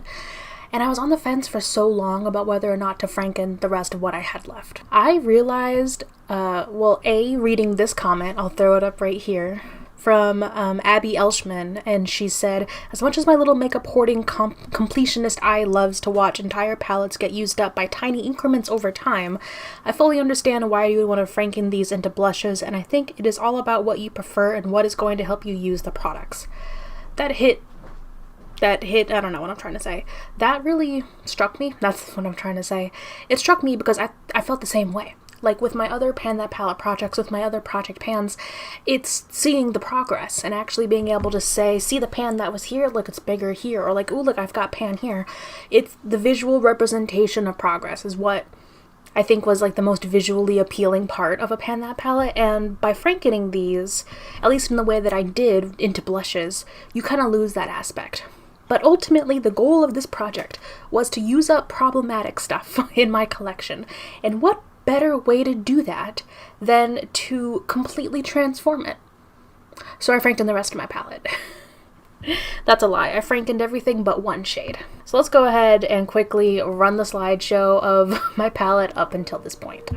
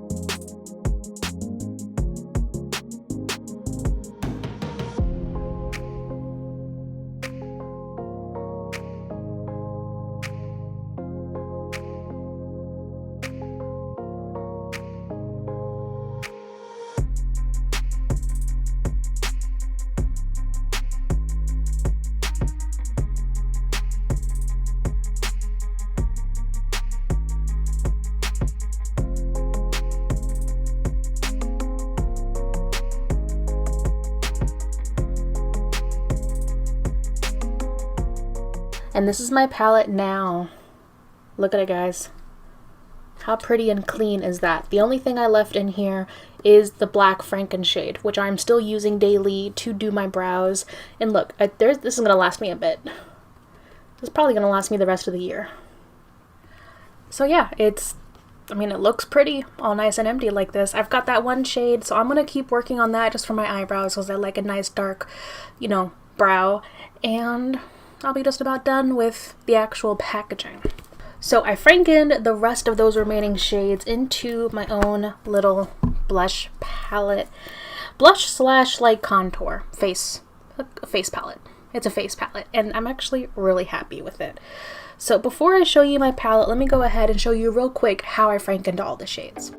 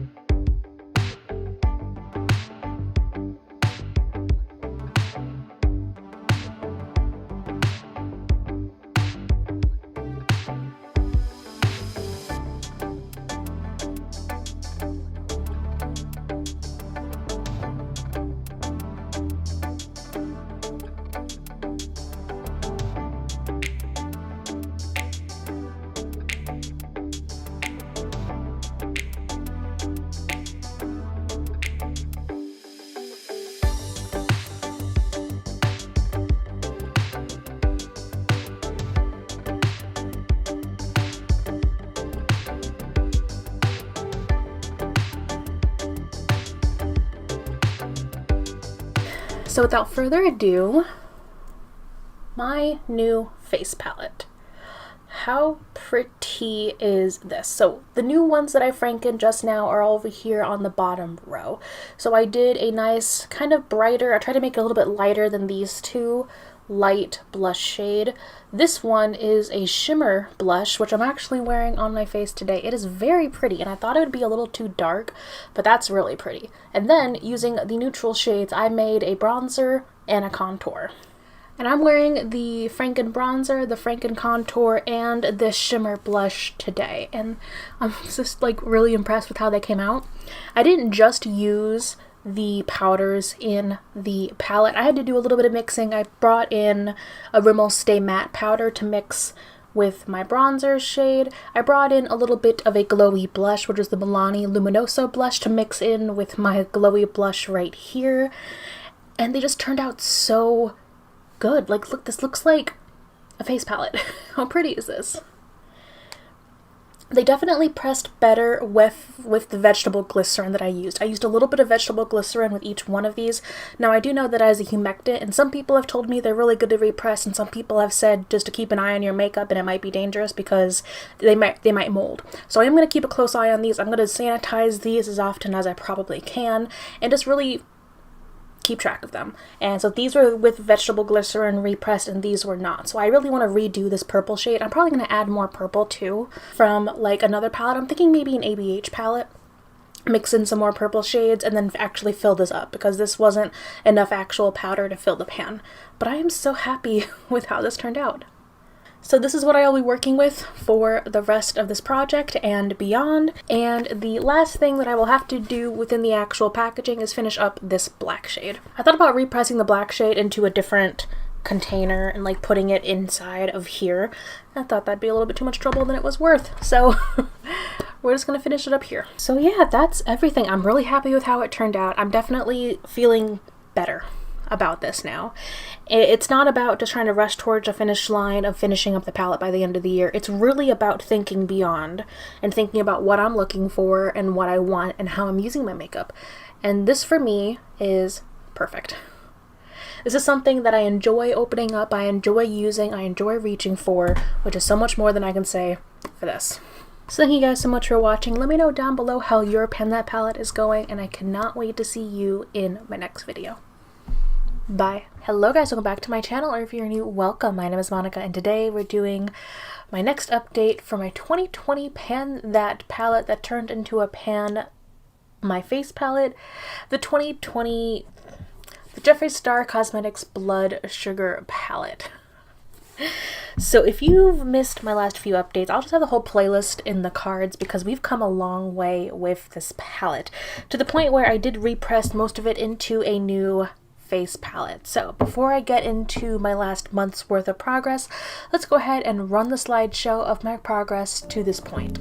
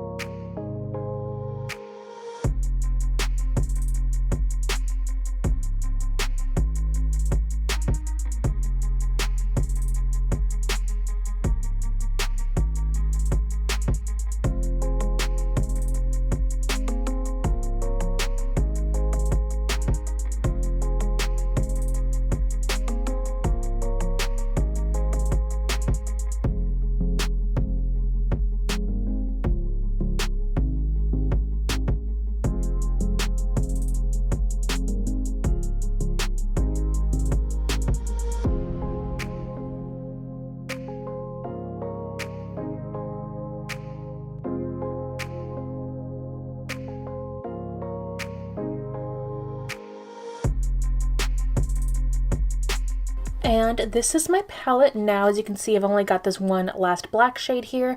I actually, this past month, hit really bad hard pan in the shade. So whenever I go in to use it, either in my eyebrows or as eyeshadow, I've been chipping off a little bit of the shadow and then using it with a brush. And by doing that, I've actually been able to use up a lot of it just in the last month and a half. And so there really isn't too much left here in the pan. As for my face palette, this is what we're working with right now. Mainly, I've been using these shades, contour, bronzer. I've been using these like almost daily. And then I've been really going for this purple blush. You might not like think that it would look so great on a pale complexion such as myself, you know, Casper or Snow White, but this looks really nice because it doesn't come off super pigmented. You kind of have to build it up a little bit, but the undertone to the purple looks so pretty. So like these are the three shades I've been using the most. The top of the purple is kind of crumbling because I've been using it so much. I really need to repress this. I've also really liked these two shades down here. Again, they're not super pigmented. They really take a little bit of building up, which is great in a blush because then you can really build it up to the intensity that you actually want it at. But I've actually really been enjoying this palette, and this is the face palette I've been reaching for every day. Ignore my crappy nail polish, please. Yeah, so like I said, I've been reaching for this face palette every day. For the month of November, I've actually been adding some new shades just to kind of work with the contour and the bronzer. This is a Smashbox bronzer, I believe, and then this is a Kevyn Aucoin contour. So I've really just been reaching for these shades. I've been having a lot of fun. I basically have every blush shade I could ever want or need here. And like I said before, I really like the purple. I'm actually wearing the purple shade today. You can see just like a little bit of the undertone there. It takes a bit to build up, which is great because I don't want a stark purple shade on my cheeks, but it looks so nice. And that's really the blush I've been reaching for the most here. I mean, other than that, I really like this palette. If anything, yeah, I don't know what else I could do other than continue using this palette. I'm so glad that I made a contour and a bronzer because these really are great shades for me. I don't think I mentioned it before, but I'm also wearing this contour and this bronzer today. So I've got a combination of everything in this face palette on my face today. And it's working really well for me. And I have to say, I really enjoy reaching for this face palette over, you know, what's left in this palette. So I cannot wait to finish up this tiny little bit that's left because I think I could probably finish that by, I don't want to jinx myself, but by the next update, if not the end of this project, you know, in December. Because I would be so happy if I could just finish this project by finishing up what's left in here. And then, I don't know, maybe repotting this into like a different Z palette or something just to make it a more permanent face palette in my collection. But I've really been enjoying these blush shades, and like I said, the only downside is that this purple blush, it is crumbling a bit, so I'm probably going to have to repress it. So that is it for now. Honestly, I've just been really enjoying the blushes, the face palette, and then just trying to finish up that black shade in the actual palette itself. That's all I've got going for right now. A nice kind of quick update. Let me know down below if you have this palette, if you've been reaching for it, or if you don't, how your 2020 Pan That palette, if you have one, is going. Thank you guys so much for watching, and I cannot wait to see you in my next video. Bye. Hello guys, welcome back to my channel, or if you're new, welcome. My name is Monica, and today we're doing my last update before the finale for my 2020 Pan That palette, which is the Jeffree Star Cosmetics Blood Sugar palette. So this is a big one. We've actually finished basically all the shades in the actual palette, so all we're left with is kind of my, you know, impromptu customized face palette. So before we jump into that, let's go ahead and run the slideshow of all of my palette updates to this point.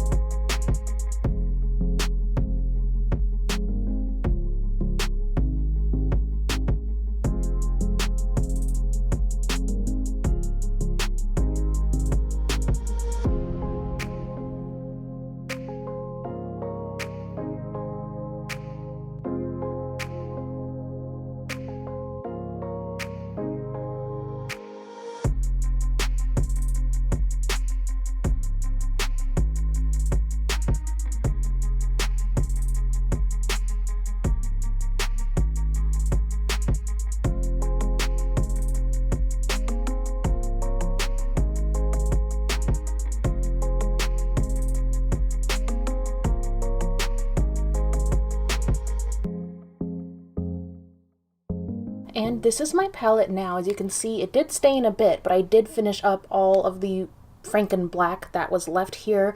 I just used that in my hairline and in my brows particularly just to finish that up. So everything that's left in the palette is done. Look how satisfying that looks.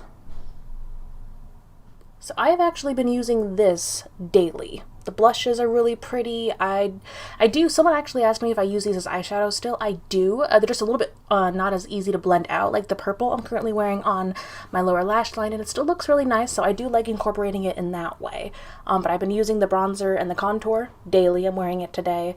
And honestly, I've been actually reaching more towards the purple blush recently because it just has such a nice tone to it. So this is very different from the rest of my Pan That palettes because for this one there really isn't a super end goal here, just because like my goal was to transform it. So to use all the shades, transform it, I basically done that. So we've got a month left before the finale and then before I introduce my 2021 Pan That palette. So my goal just for this month is just to keep using this palette. I'm wearing the bronzer, contour, and the purple blush today, and I think I'm just going to keep doing that. I really like this palette. I did repress the purple shade with a little bit of vegetable glycerin, and it's like holding together so much better. And this is just so much better than what came before it. So I'm probably just going to keep the packaging of the Blood Sugar palette until the finale so I can take one last picture. And then this is going to get recycled, and it's going to go bye-bye. And I'm just really proud of myself. I feel like I did a really good thing. Like I started this year out, a year that's been a dumpster fire. So this was, you know what, this was actually a good palette for a dumpster fire year, don't you think? I was using it all up. I was talking about the journey, I was talking about my past, I was doing this, I was doing that, and then I transformed it and I made it into something new and something that I look forward to using, look forward to opening, and that can inspire others too. So yeah, I feel like this was a bit anticlimactic, maybe, but by the finale, I mean, I'm not going to have all these finished by the finale, obviously, so I think the finale is really just going to be, I don't know, maybe putting this into a nice Z palette, something different, but yeah, I'm happy with the progress that I've made so far. So despite being slightly anticlimactic, that's where I am currently. This is the last update, so the finale will be the last video, which will be going up, I believe, the day before January 1st, so probably New Year's Eve, if you guys want to see it then, if not the Wednesday before, because I am planning, I'm going to pre-film it sometime in the next week or so, the intro from our 2021 Pan That palette, which will be going live January 1st. I'm so excited. So thank you guys so much for watching. Let me know down below how your 2020 Pan That palette is going, and if you've already picked your 2021 Pan That palette, and I cannot wait to see you in my next video. Bye. Hello guys, welcome back to my channel, or if you're new, welcome. My name is Monica, and today we're doing the finale for my 2020 Pan That palette, the Jeffree Star Cosmetics Blood Sugar palette. Ooh, so I've got a lot I want to get through. I just want to do like my final thoughts, and I got a really great comment on my last update video with a bunch of questions just about panning a palette in the first place and like tips and tricks, so I also want to go through that and answer those questions as well. So before I get into it, let's go ahead and for the last time run the slideshow of my progress with this palette up until this point.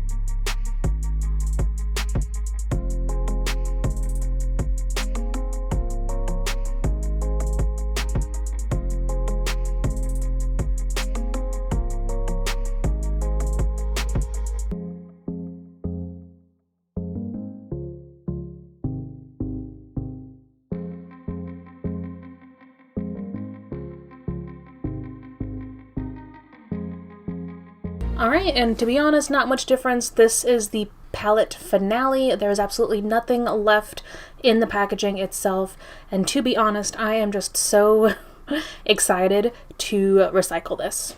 And here in my custom palette, this is everything that I have left. This isn't, of course, all from the Blood Sugar. I did mix a lot of these shades, like this purple shade has some other purples from different palettes. I know some Juvia's Play, some ABH.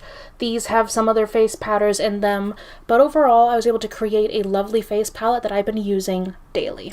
So like I mentioned, I am using this palette daily. I am wearing it for the majority of my face makeup today, my bronzer, my contour, and I love this purple blush. You can see it doesn't really show up that like stark or bright or anything, but it's just a really pretty undertone. It's been my favorite blush for a while now. So I'm really happy that I chose this palette. Honestly, I mentioned this previously, but this was like the perfect shit show palette for like the shit show year that was 2020.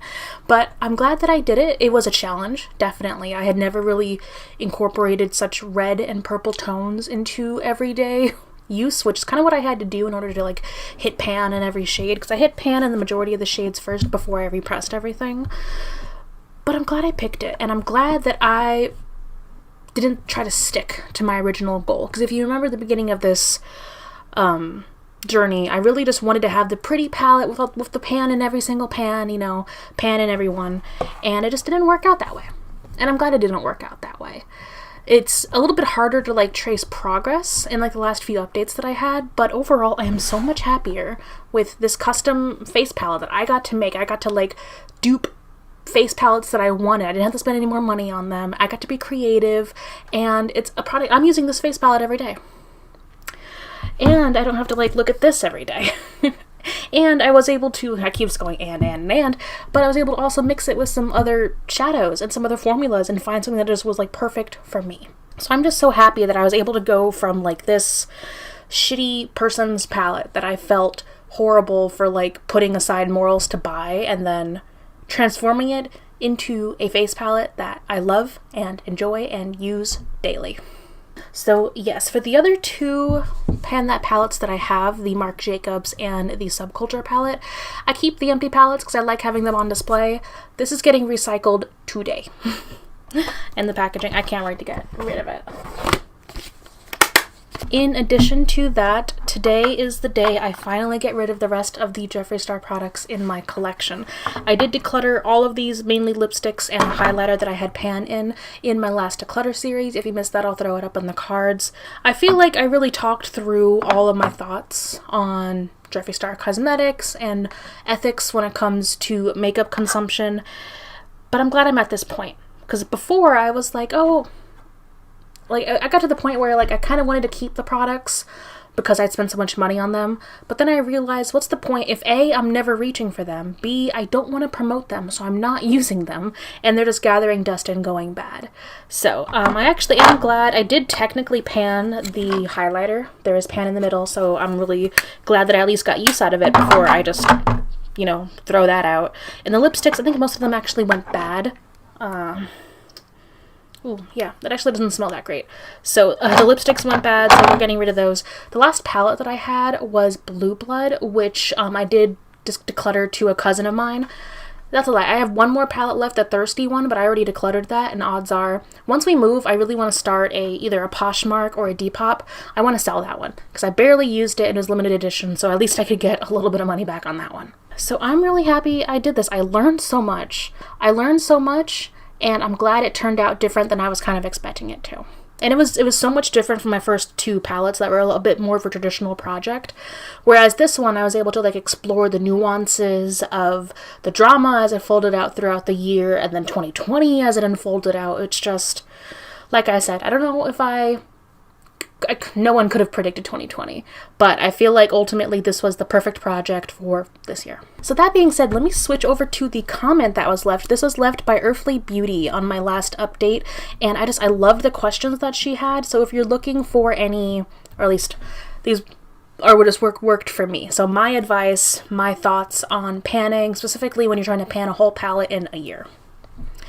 So Earthly Beauty said, I would love to hear a wrap-up of your year-long project Pan That Palette experience, including some tips. I have many eyeshadow palettes I would love to focus on using up and getting out of my collection, but when I tried, I got burnt out real quick. Yep, that happens to all of us. So first question is, did you use the palette exclusively for your eye looks the entire year? No. So I have an everyday makeup basket. I have a whole playlist of my everyday makeup baskets. The consistent part of that basket that never changes and stays in there all year, or not all year, the majority of the year, is my Pan That palette. So what I do is at first, like at the very beginning of the year, and you'll see this with my next Pan That palette and like throughout January, I will experiment and try to focus on doing eye looks with that palette. I don't 100% focus on that palette just because like I have a large collection and I want to use the rest of my palettes, but it definitely helps if you do, for the majority of your eye looks, like if you do makeup every day, that's another thing. It helps if you do makeup often. It's going to be a lot harder to pan a palette when you're only doing your makeup 2 or 3 times a week. I wear makeup 6 to 7 days a week. So using palettes 6 to 7 days a week, if I've got 7 days a week of makeup, I want to make sure at the very beginning of the project at least 4 of those days I'm using my Pan That palette. At least 4 or 5. And then I can experiment, or I don't even just have to use a palette by itself. I can do a lid, or you can pull shades in from other palettes. So you don't have to use that palette by itself, but if you're trying to pan a palette in a year, you do have to like make it your main focus for a good portion of what you're doing your makeup for. So to answer that question, no, it wasn't just the Blood Sugar palette for eye looks. I incorporated a lot of other palettes. And one of my first tips too is I like to focus on eye looks for like the first month or 2 of having a palette, but really the way you use up palettes, or the way that I found easiest to use up palette, is to multitask. What shades can you use as face powders? What shades can you use in your eyebrows? That helps me pan a lot of dark shadows because I can just use them in my eyebrows every day. What shades can you use as liners? Multitasking. Because if you're trying to pan something that's like got a lot of product in it and you're only using it for eyeshadow, odds are it's going to take you a long time. Next question was, did you genuinely enjoy the palette enough that you didn't get tired of it? Nope, there was quite a few times where I got tired of it, but that's where the multitasking comes in to help. Because then I'm not just using it for eye looks, because you could just, especially when I was using up some shades and you were just down to where you could only really get so many eye looks out of it. Yeah. It might have been the neutral color story that made me sick of it after a while, but I can't be too sure. Did you give yourself permission to use something else when you got bored? Absolutely. I believe in this project there was actually a full 3 weeks where I, like, towards the midway point, I think like in August, I put the palette away, because it was just getting too much and I wanted to use other stuff. I try to keep the palette, like I said, within arm's reach of my vanity, so that like day to day, I'm tempted to just reach for that first. That's another tip that helps. If you have a vanity or wherever you do your makeup, try to keep your palette there so that it's just always there, so that you're always tempted to reach for it at least once every time you do your makeup. Did you ever feel like giving up on it throughout the year? I got tired of the palette every now and then, but I never wanted to give up on it because I was dedicated to the project. Because that's one thing. It's a year-long project. I've done it. I think the first time I did a Pan That palette, I chose a very neutral palette, and that one kind of got a little bit boring. But once you've done it once and you see the progress through a playlist or through pictures, it's kind of thrilling to have a completed project and then to look back and see what you've learned through that project. So I knew I was never going to give up. I didn't think I might hit my goal. I was worried about that because I wasn't sure whether or not I would actually hit pan or use up the whole palette. But I didn't want to give up. And I think that's something you have to, like, see what kind of panning project would best fit you. Like, do you want to do a year long? Do you think you could stay dedicated to a year-long project? Or is a shorter project better for you? Maybe it would be best to do, like, a 3-month, a 6-month, focus maybe on, like, half a palette or just a couple of shades first and then build your way up to doing a full year-long project. Oh, in the last sentence, she said, I just want to be as successful as you were. I've hardly ever hit pan on an eyeshadow, let alone use up an entire palette. And I know you have done so multiple times, so I would love to know your secrets. Thank you. So those are all my big tips. Try to use it as often as you can whenever you're doing your makeup. It helps if you're doing your makeup multiple times a week. I do my makeup basically daily. Multitasking the shadows, because you definitely need to find more ways to use those shadows if you want to use up a whole palette. And giving yourself permission to bring in other palettes to use with it, or just take a break from it every now and then to use other things. Also, finding people that inspire you to keep going. So my favorite channels to follow for panning are LS, and she's no longer posting right now, but I go back and watch her old videos sometimes, Thrifty Beauty. So I'll have both of those channels linked down below and some of my favorite of their projects, because it definitely helps, especially if you're jumping on and you're doing a project that some other people are doing. Like recently we had the HP project pan.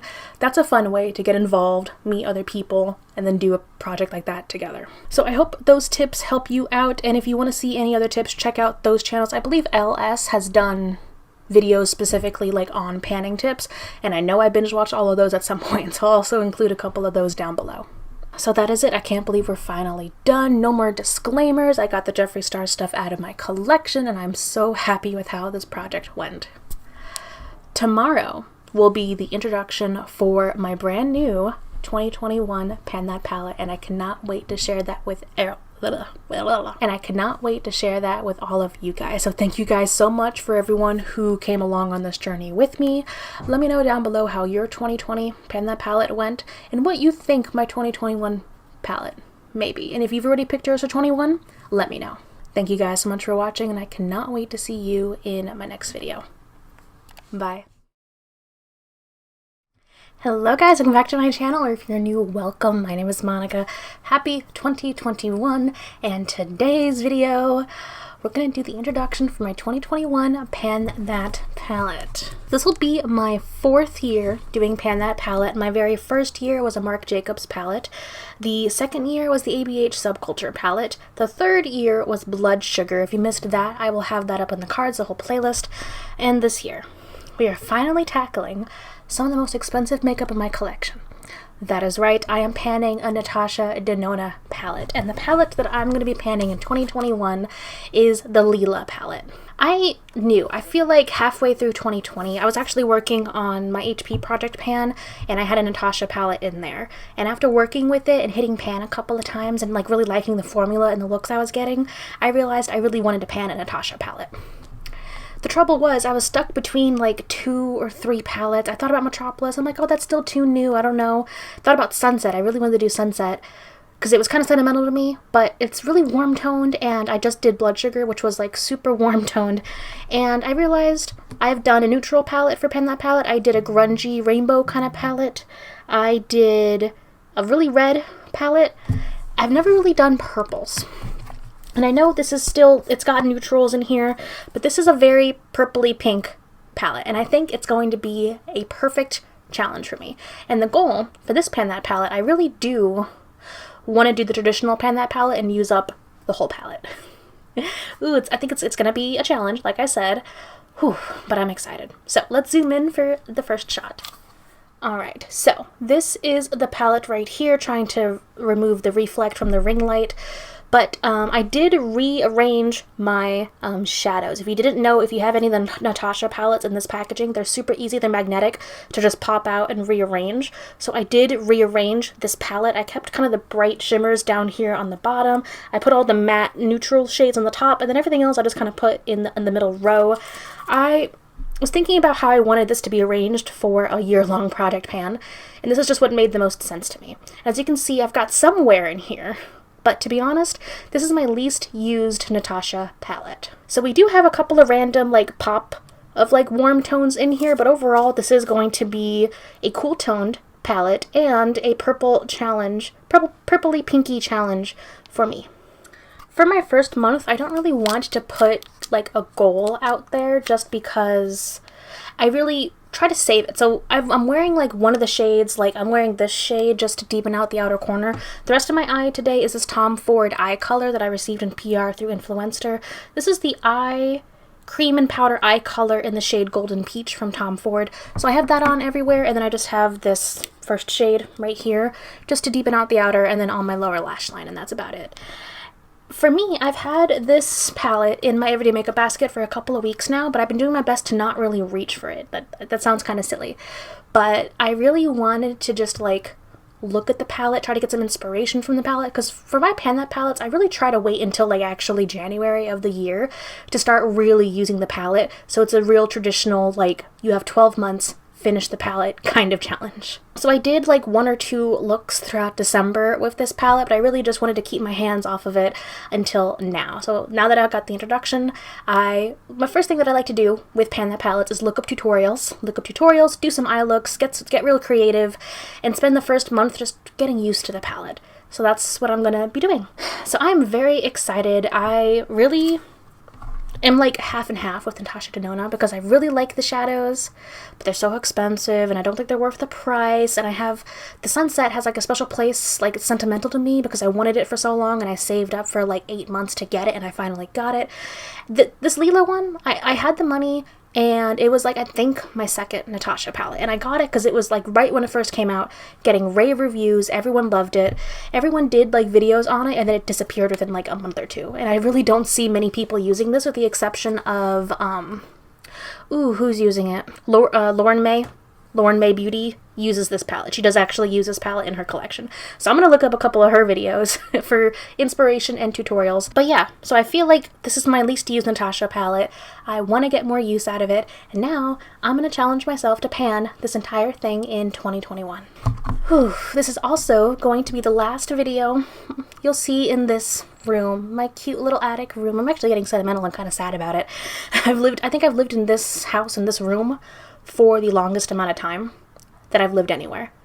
Because, well, I was a military brat, so I grew up constantly, like, moving places. I never really lived anywhere for longer than, I think, 4 years. And then once I was a teenager, we moved from New Mexico to North Carolina, and then we moved a couple times to North Carolina, and then I went to boarding school, so I moved then. I had to move every year in boarding school. I then went to college, moved every year in college. And then after college is when I moved here. And I've been here since 2015.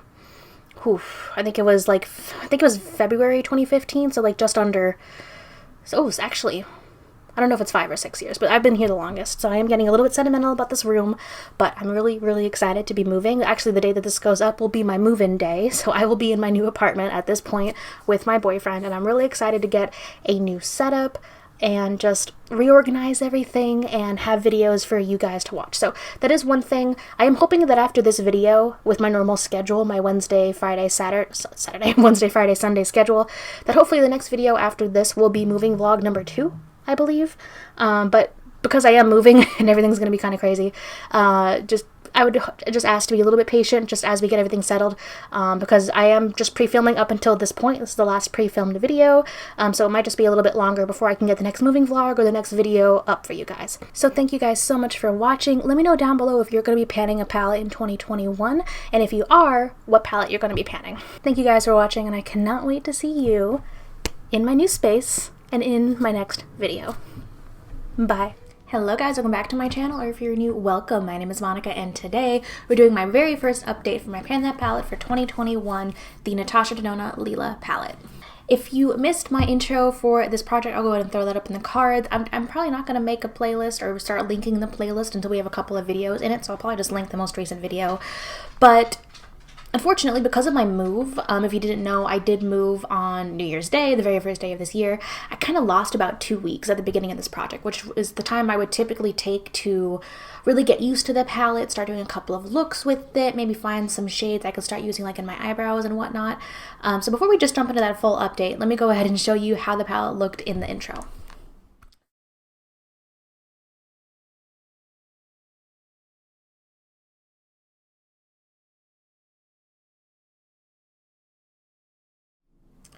And this is my palette now, so it's just a little bit messier. Other than that, not too much really to look at. The really only progress I've made have been in the you can hear Rex walking.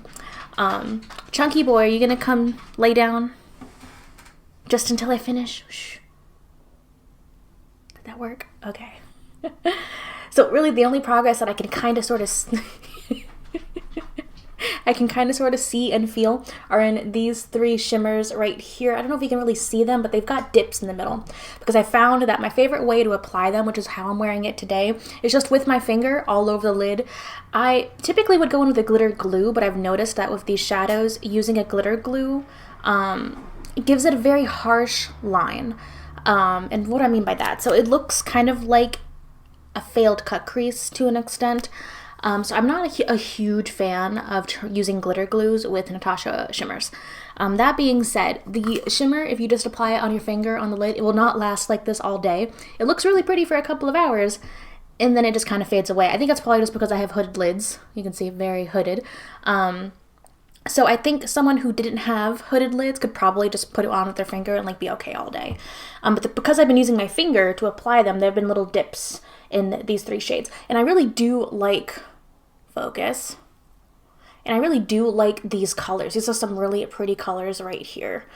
Other than that, I've been doing a couple of like bright pink purple looks, which have been very cute. Make sure you follow me on Instagram because I tend to post either in my stories or as actual posts looks that I really enjoy, and one of them was like a nice bright pink purple look that came out really cute. And then I've been doing a couple of just neutral looks like for work. Today I did like a kind of elevated neutral look. I am wearing this shimmer in my transition, and then I used this deep purple on out here. And you can see it doesn't actually look kind of the same on the actual eye, but it came out very pretty. And then all over my lid, just with my finger, I'm wearing this gold shade. And it's just a really pretty look along with a little bit of liner. I like this. So, I mentioned that I did lose a little bit of time because of the move. So, we did move. My boyfriend and I got an apartment together on the 1st. So, we spent the first, I don't know, week and a half just constantly bringing in, like, because we had no furniture or anything, so we had to buy all the furniture, we had to bring all the furniture upstairs, we had to build all the furniture. So really for like the first 2 weeks we were here, I was unpacking, I was cleaning, I was trying to get things settled, and I wasn't really like doing makeup outside of just, you know, enough to like look decent on camera for work. Because every day that I work, I do work from home 100% now, but I do have camera video calls every day, and I like to wear a little bit of makeup. So that's kind of what I was doing. And in order just to get a nice look like that up, I was using the Natasha Denona Chromium liquid shadows for a quick look. And these are so nice and easy. I have a whole video with the shadows. I'll throw it up in the cards. But in order to do a nice look with this, all I had to do was apply this all over the lid, kind of blend it out a little bit, and then I would take one of these matte shades and just deepen up the outer V. And then I had a whole put together look in like 5 minutes. So that's kind of what my go-to was for the first couple of weeks of this project. And because of that, I didn't make a whole lot of leeway in the matte shades, or really in any of the shades, because I needed something that was quick and looked nice. And I know I'm not panning these, but I like them so much I keep reaching for them. The 2 shades that I kept reaching for were the neutral shade, which is called Infra Nude, and then Ultraviolet, which is the bright purple shade. So I still really like them. I still reach for them, so I do like those a lot, but I'm trying to move away from that because I wasn't using actually a lot of the actual powder shadows. I was using more of just the liquid shadows. Speaking of like multitasking and using other shades, I've been using this shade right here just in my eyebrows. My eyebrows are like 80% the black kind of, it's technically I use a cream shadow for my eyebrows because I don't know why like companies, don't come out with brow products in actual black. They only come out with like really dark brown, and I like pitch black. I actually just dyed my hair. I believe the video should be up because I have naturally really dark brown hair, but I really like the like so black, the blue black kind of look. So I dyed my hair like that deep blue black. It looks really nice, and that's how I always like my brows too. And since I couldn't find like a nice affordable deep brow product like in a pot like this, this is literally like a what is it? It's a cream shadow. So it's just the black cream shadow that I use in my eyebrows because it works really nice. So my brows are like 80% this cream shadow in black, and then I use a powder just to kind of fill in like the sparse areas, specifically right here in the middle. So I've been using this shade right here. It's not black, there's no matte black in this palette, but it's the closest that I'm gonna get. So I think moving on, I'm probably just gonna keep using that shade in my brows. Let's see, is there anything else? I don't think so. So I think February, I really want to jump into just experimenting with some more looks. I've done a few that I really like, but I realize it's taking me a long time to come up with these looks. So hopefully I will be able to find some nice go-to looks that don't take me too long to do in February, that don't involve, you know, the liquid shadows, because that was kind of like my crutch for January. So I think that's going to be my goal. And for this project, I also don't really want to, at least until I start hitting pan, I don't want to set goals on what I'm going to try and hit pan in first, just because, I don't know, I kind of want to try something different this year. So I'm going to try and just set goals about like the process instead of the actual pans until I start hitting pan, and then once it gets to the point where it's like, oh, I can finish this up fairly quickly, then I want to start making those kind of goals. So my goal for February, I want to try and find some go-to looks that don't take too long and look really cute, and I want to post them more to Instagram, so make sure you're following me there if you want to see more of like my makeup of the day kind of posts. So I think that's it. So that's everything for my very first update for my Pan That palette.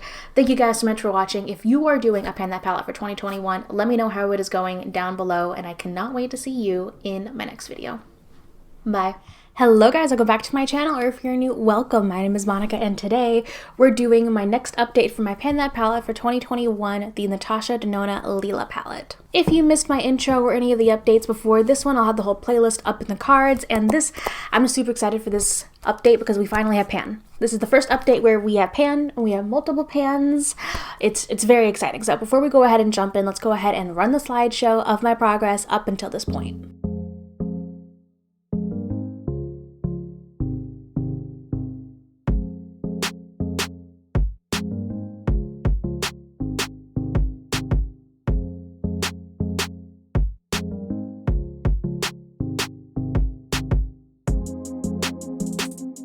And this is my palette now.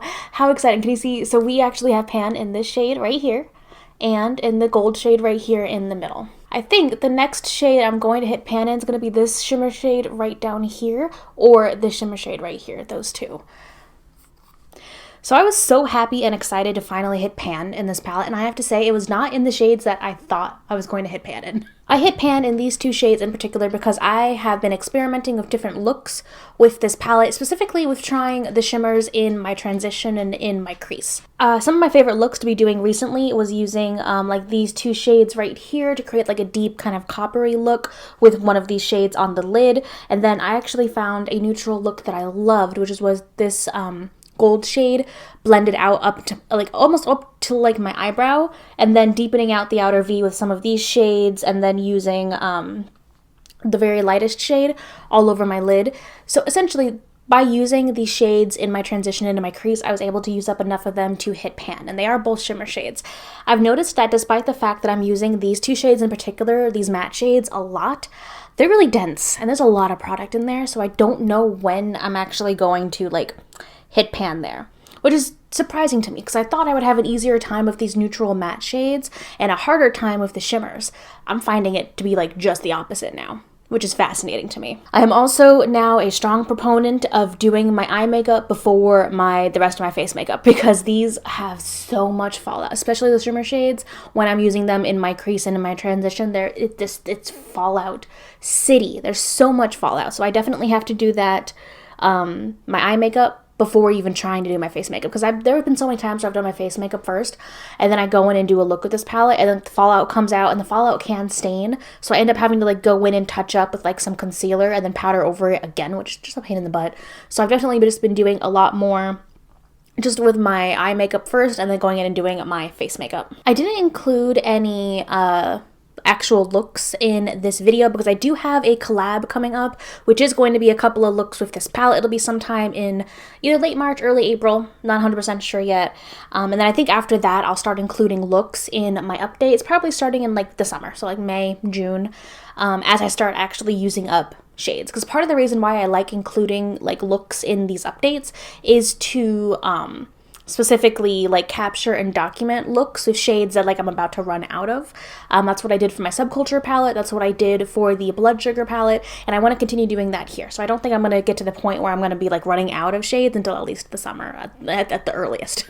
Overall, I think I'm doing an awesome job. I'm having a lot of fun. Like I think I've really focused on this palette in the last month, and that's why I was able to hit the pan. That's why I was able to innovate and try different looks, try different combinations. My favorite, what I'm wearing on my eyes right now, is actually this trio right here. I love how pretty those shades look together and how I can get a really pretty dimensional, gorgeous look really quickly. So those three have been my favorite. This is my transition. I use this to deepen up the outer V out here, and then this goes all over the lid. There's a little bit of glitter glue, and I use that with my finger.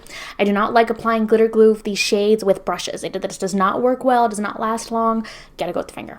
I don't really want to, once again, set a goal. I think I do a lot better with these, at least at the beginning of my Pan That palette journey. At the beginning few months, I think I do better without setting solid goals so that I don't discourage myself a little too early on in the process. But that being said, I think it probably isn't too hard to say. I think I'm going to hit pan in this shade next just because there's a really big dip in here. And I have been using it a lot, again, in the outer V when I do this look, which is like one of my favorite looks ever with this palette. So I think I'll just keep an eye on that. But again, I just want to feel free to experiment, try new things. I've been trying so many new things and new looks, and it's been fun, and it's been really, really, interesting? I'm trying to say enriching. Like, I'm falling in love with makeup over again. Not that I fell out of love, but, you know, it's whenever you find something new that you, like, really get into, like, you kind of hyperfixate on it. That's kind of how I feel now. And make sure, if you haven't already, follow me on Instagram. This is my Instagram.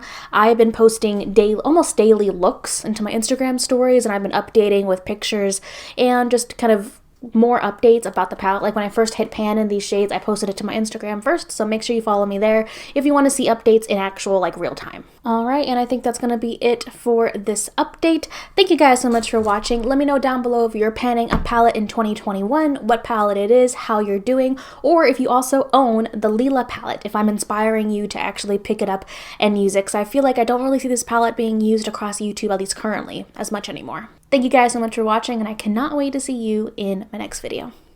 Bye. Hello guys, welcome back to my channel, or if you're new, welcome. I've got my AirPods on.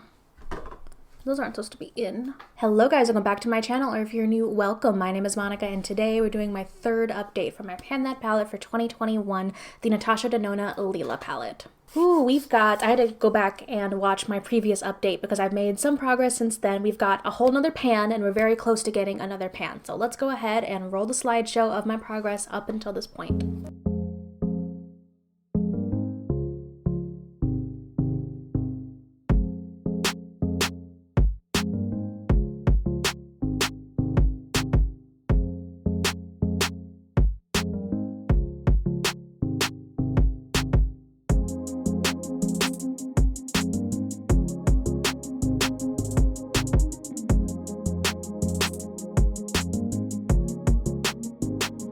And this is my palette now. As you can see, we have new pan in the shimmer shade right down here, which in my last update, I did guess that that's the next one I would hit pan in, and we did. So we've got 3 very pretty pans so far. And then this bright shimmer shade right here, I think is gonna be the next one, because if you can see, there's a big dip here. And I think I'm very close to hitting pan in this shade, and then possibly this shade as well. I've been using this a lot as my transition for a lot of looks recently.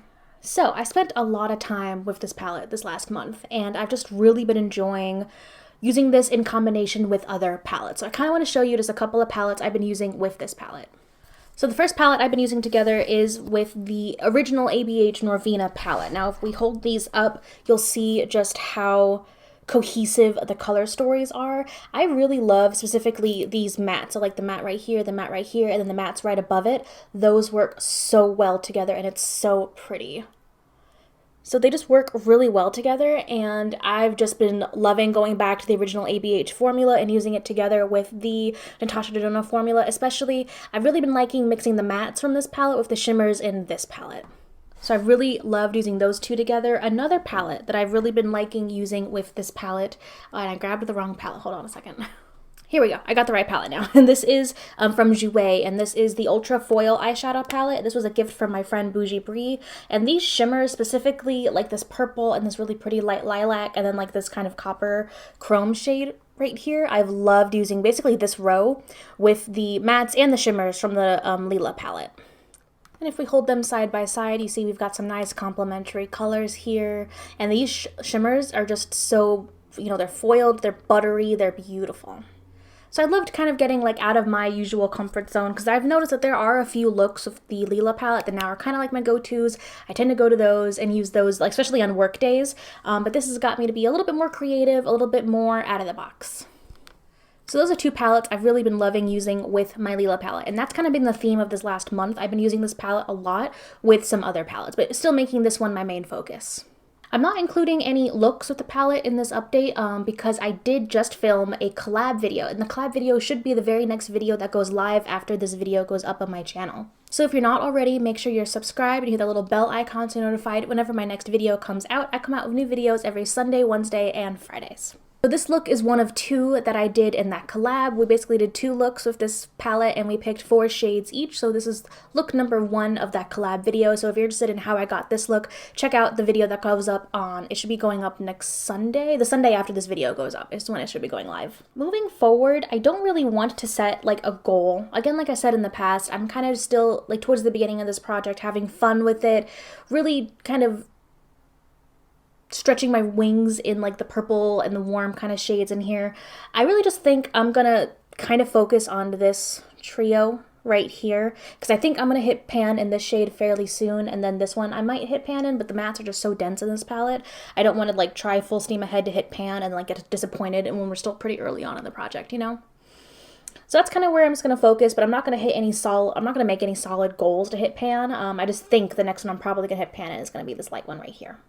Also, don't forget to follow me on Instagram. This is my Instagram. I posted whenever I hit new pan in any of these shades, or when I did everyday looks, I posted them first in my Instagram stories. I've been doing daily looks on my Instagram stories along with updates, hauls, anything that doesn't really fit this channel, because if you don't know, I tend to film my videos a bit ahead of time. So if there's anything that's kind of happening quick, you want my quick response on, check my Instagram stories, make sure you follow me there because I am very active there now. Like when I first hit pan in this new shade, I posted it to my Instagram stories first, and I keep a highlight of all of my updates. So if you want to just kind of scroll through and see updates there, you can check that out as well. So I think that's going to be it for this update. Don't forget to subscribe and check out the collab video where I show this look and another look of this palette. It should be coming up soon.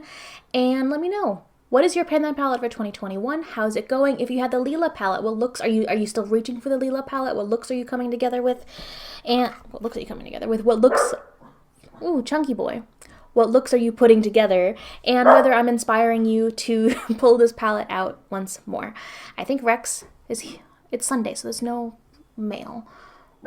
Oh, chunky boy, what are you doing? Come here, chunky boy. It's okay. What you barking at? What you barking at? It's okay.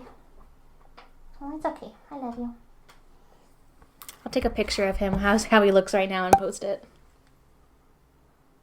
My little filming buddy. Okay, so I think that's it. Thank you guys for watching, and I cannot wait to see you in my next video.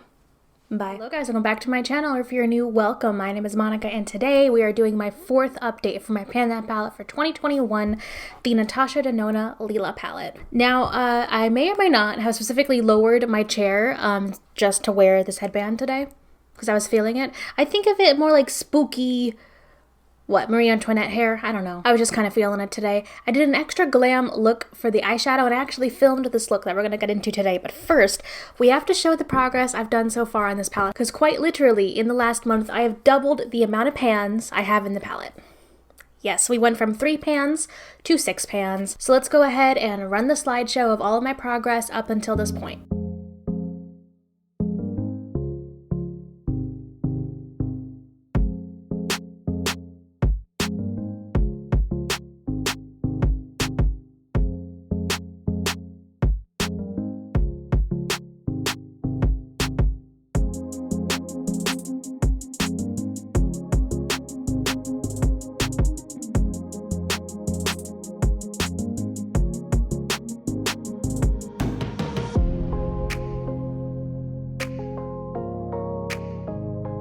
And this is my palette now. Look at all of those new pretty pans.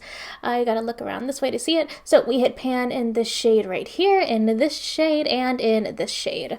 Look, I just love the aesthetic now of that entire row of pans. How satisfying is that? So pretty. I love it. So I was so excited to just hit this many pans. I believe the first pan that I hit was in this shade right here, which is what I thought I was going to be hitting. And then I hit pan in this shade right over here, which I was mainly using as a kind of topper for my lid. But then I started using it in my transition because I did a really nice kind of light blown out look using this shade, and then this shade as the darkest shade. And it was really pretty. After that, I hit pan in this shade. And the way that I was actually able to hit pan here was by doing a really dark smoky look like what I'm wearing right now. I really got like so comfortable with like dark, warm, smoky looks. And I was really utilizing this shade, the light kind of warm shade, as a transition. These deeper shades depending on the look as the kind of crease and deepening the outer V. And then using one of these two shades. I really liked how this one looks because it has a really deep red undertone to it. So this just looked really pretty paired with this shade and this shade. And so I was doing like really smoky looks, and I was actually comfortable enough that I was doing smoky looks like that on work days. So I was doing them more often, and by doing looks like that, I hit pan in that shade right there. I did expand the pan in the shades that I already had pan in. I specifically really like using the gold because even like a look like this, I could use gold all over the lid instead of using this shade all over the lid, which is what I did today. So I've been using the gold, I've been using the purple a little bit. I've been doing a couple of looks with these purples down here, but really I've been kind of sticking towards the mattes in general. I've been trying to use the mattes a little bit more often. The mattes, and then specifically like these warm tones because they just make such a really pretty smoky eye. So let's go ahead and jump into how I got this look today.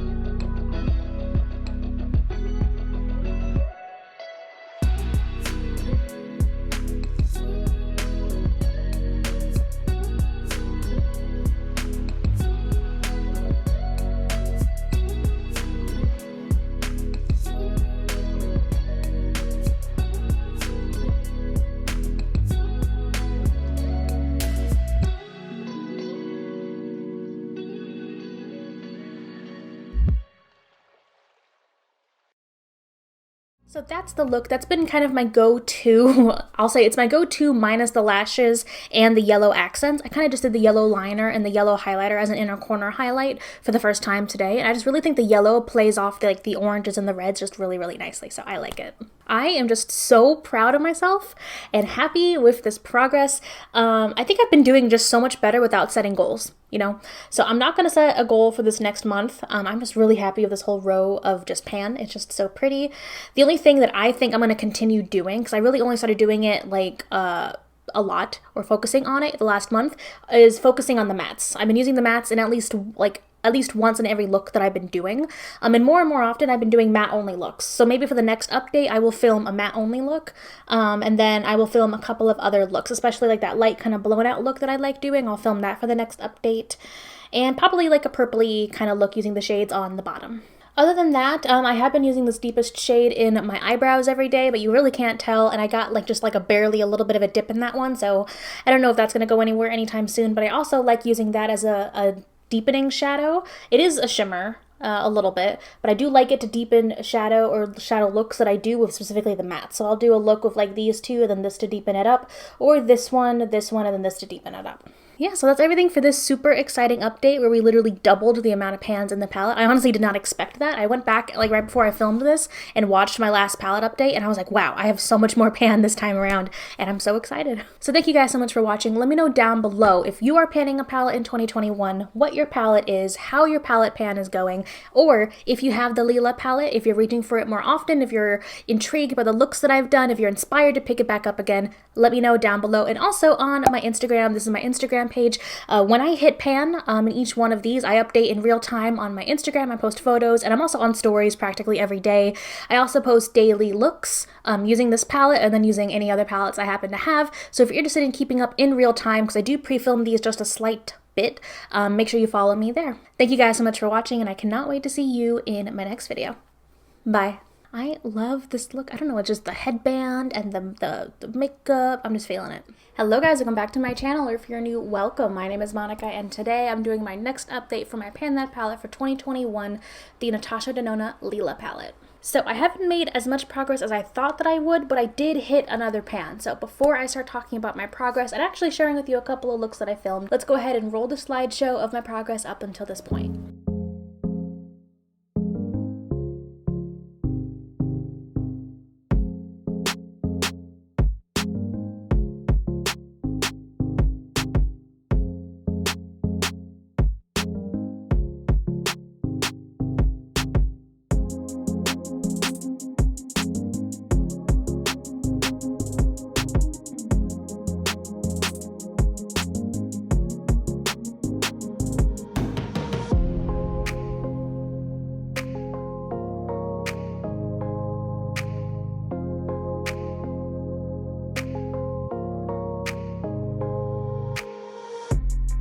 And this is my palette now. So we did expand the pan a lot, especially in like this shade right here, the gold shade, quite a bit, and this light white shade towards the very end. And I finally hit pan in this shade up here at the top. So I was happy to finally hit pan in this shade right here because I did use it a lot for deepening up the outer V, especially when I was working with the mattes up here on the top.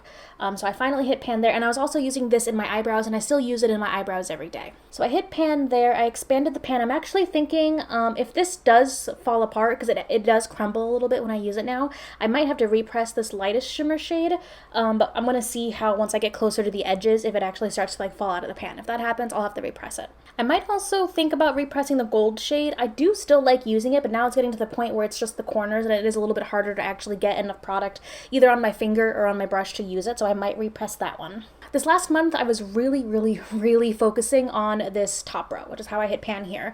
But I have to say, I am getting a little scared. We are at the halfway point, and despite my best efforts, I still have not hit pan in a matte shade. I really thought, and I really hoped I was going to hit pan in this shade this month. But you can barely, like, looking at it, like, if I put my finger in and I feel it, I feel a big dip. But, like, looking at it, you don't see anything. And I was using that shade a lot. I was using it every day in every look. And I was using a lot of the shade, too, because I wasn't just using it, like, a little bit. I was using it in my transition all the way up through my lower lash line. I still have not hit pan. So yeah, I focused a lot of my effort on just that one shade, but now I'm realizing I have 3 more mattes in this palette that I have not been using nearly as much as that one, and now I'm kind of worried about how that's going to go the rest of this project. So I've been using this one the second most after this shade right here, and this one barely has a dip. Like, even when it's got a little bit of a dip when I put my finger in, but like, I'm getting worried. I don't know if I want to franken them or just, I really want to see how long it's going to take me to actually like hit pan naturally. But I don't know if I'm going to have time to like use up the whole shade. There's a lot of product in these matte shades. There's so much product. It's kind of bananas. So I have dips at least in these two. These, not at all. And I've been using them like an okay-ish amount. But still, I'm nowhere near even getting a dip on these last 2 shades. So worried. But Bright side, these are very great fall colors. So I'm hoping that, you know, towards the rest of this year, I'll use those mattes a little bit more. I can do some like nice fall, spooky, pumpkin spicy kind of looks. So looking forward to those, but I am getting worried. Very worried. So I filmed for you guys 2 looks today. One is kind of the everyday look that I've been doing, especially when I don't have too much time to get ready. Really utilizing like these shades up on the top, and it's a really dark kind of smoky eye, so that's going to be look number 1. Look number 2 is the look I'm wearing today, and it's a look that I'm going to try and start incorporating more into my everyday routines, because I really utilized the bottom row here. The bottom row and then the shimmer. So let's go ahead and jump into how I created those 2 looks.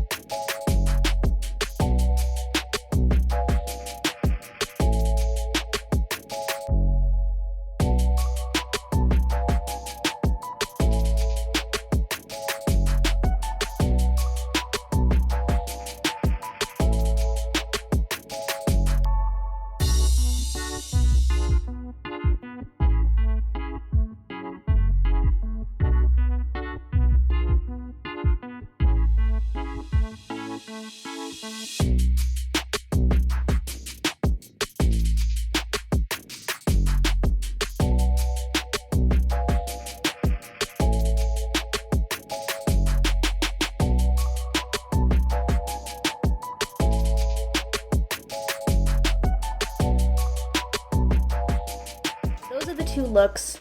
I really like how this one came out, though to be honest, I don't know if I would be comfortable working with this look, like this bright of a look on. So what I've been doing recently is doing kind of like a neutral look with these mattes up on the lid, and then on my lower lash line I've been going in with one of these bright colors, either the purple or the pink on my lower lash line for work. And it looks really pretty, but I'm not using a whole lot of the product that way. But they look really pretty. So I just gotta see how this next month goes. I'm hoping to hit pan and maybe one more shade down here. This one has a really big dip, so I think I could probably hit pan there. And like, I really want to hit pan in a matte shade, but I think this one's my best bet. So yeah, I know I've been doing really well in this project so far without setting goals, but I think I'm going to set a hard goal. I really want to hit pan here. And it's just difficult, and I need to see how long it's going to legitimately take me to hit pan in one of these matte shades. So I want to hit pan in a matte shade, and then this one, since I have such a big dip in, I'm hoping I hit pan in that one. So there we have it. That is everything for this update. Thank you guys for watching. Don't forget to follow me on Instagram. This is my Instagram page. I do almost daily looks because I do my makeup every day. I also update my Pan That palette in real time. So whenever I hit a new pan in the palette, I update it right away on my Instagram stories, and I do have a highlight on my profile so you can see all the updates so far. I do pre-film my videos just a slight bit. I'm typically about half a week to a week ahead of my videos so that they kind of pre-film and I can get them up and scheduled and whatnot. But I do update my Instagram in real time. So if you want to see anything in real time, make sure you follow me there. If you are panning a palette this year, let me know down below how it's going. Or if you own the Lila palette, let me know if you've been reaching for it any more or less often recently. Thank you guys for watching, and I cannot wait to see you in my next video.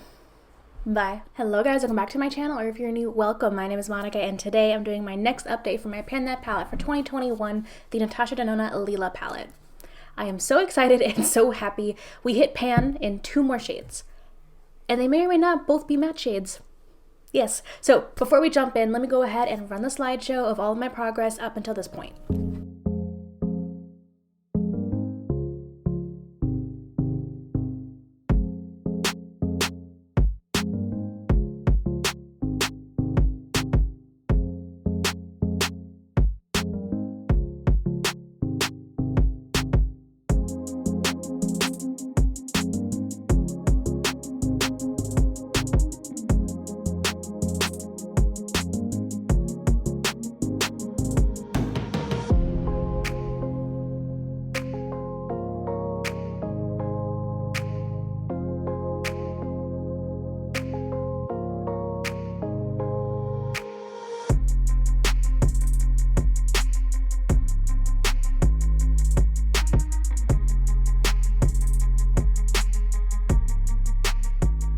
And this is my palette now. So as you can see, I did hit pan finally in these 2 matte shades, which are the ones that I was using the most out of all the mattes on this top row until now. So a little baby pan in this one, a nice little baby pan here. And I did do a little bit of work expanding the pans in the pans down here. And like you can see, this one, I'm about to hit the corner here. So I don't know if I want to repress this shade. I might do that, but we'll see how, if it crumbles after I hit the corner here, then I might have to go ahead and do that. And then down here, I think like I'm about to hit pan. I haven't actually seen pan yet, but like I feel like I hit the bottom, and I feel like I'm going to like probably like right after I film this and I do another look, I'll probably hit pan in this shade. So that'll be exciting to see once we finally get there. So I mentioned in my last update that I was so worried about finishing and hitting pan in the mattes, and I have to say it took me what, 6.5 months of near constant use to hit pan in these 2 matte shades. That is a lot. And I have to say it has gotten me worried about these other 2 matte shades. So actually right after I hit pan in these, I kind of immediately started working with these more. Because I was like, I need to go ahead and start getting use on those now in order to have any chance of hitting pan or finishing them by the end of this year. So that's actually the look that I'm wearing today. I've been really utilizing these 2 matte shades, and I did film a look for you guys as well. It's been kind of my go-to everyday like quick eye look. I utilize a cream shadow from Tom Ford, and then I've been using a super strong shadow from Colourpop that I'm actually including in another project pan.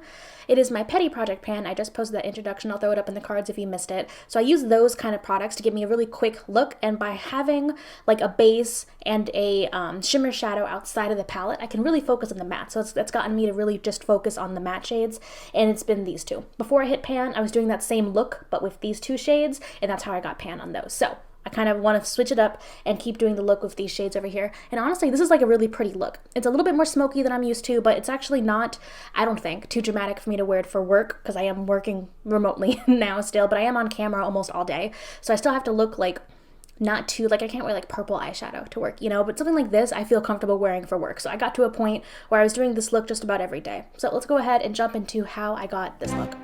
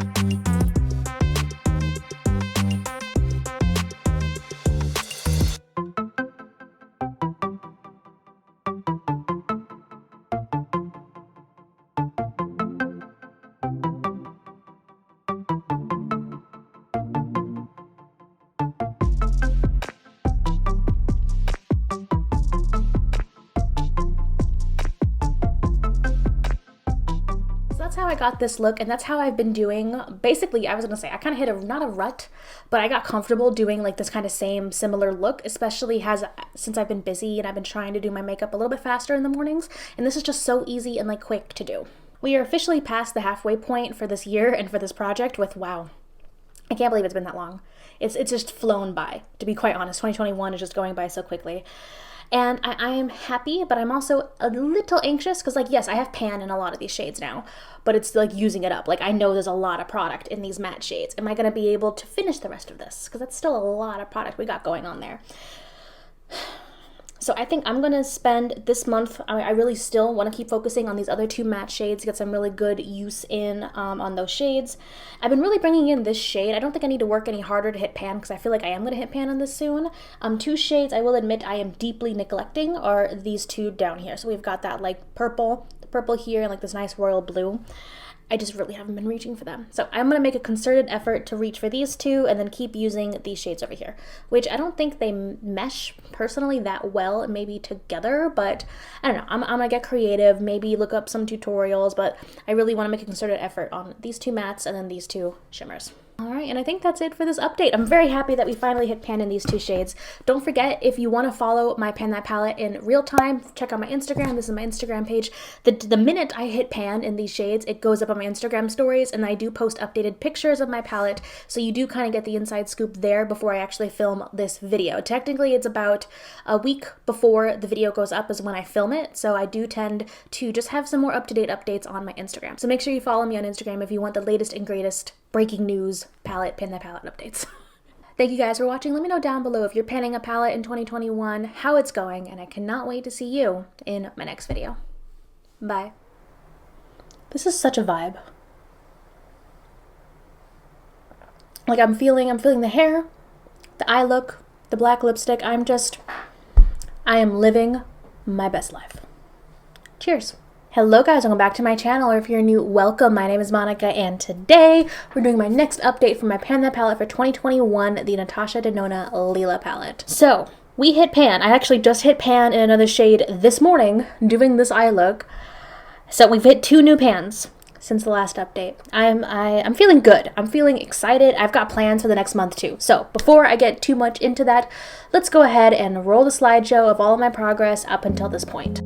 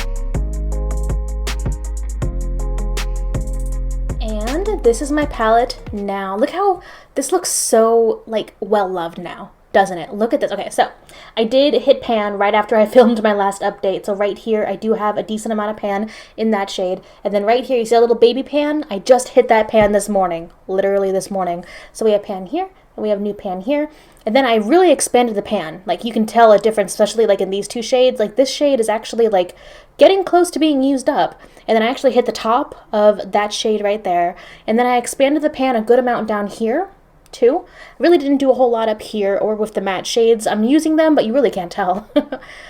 So yeah, oh, look at that progress. I think this is just going really well. I don't want to like get too overexcited and like get ahead of myself, but I think I'm really good for where we are in this year and for the project as a whole.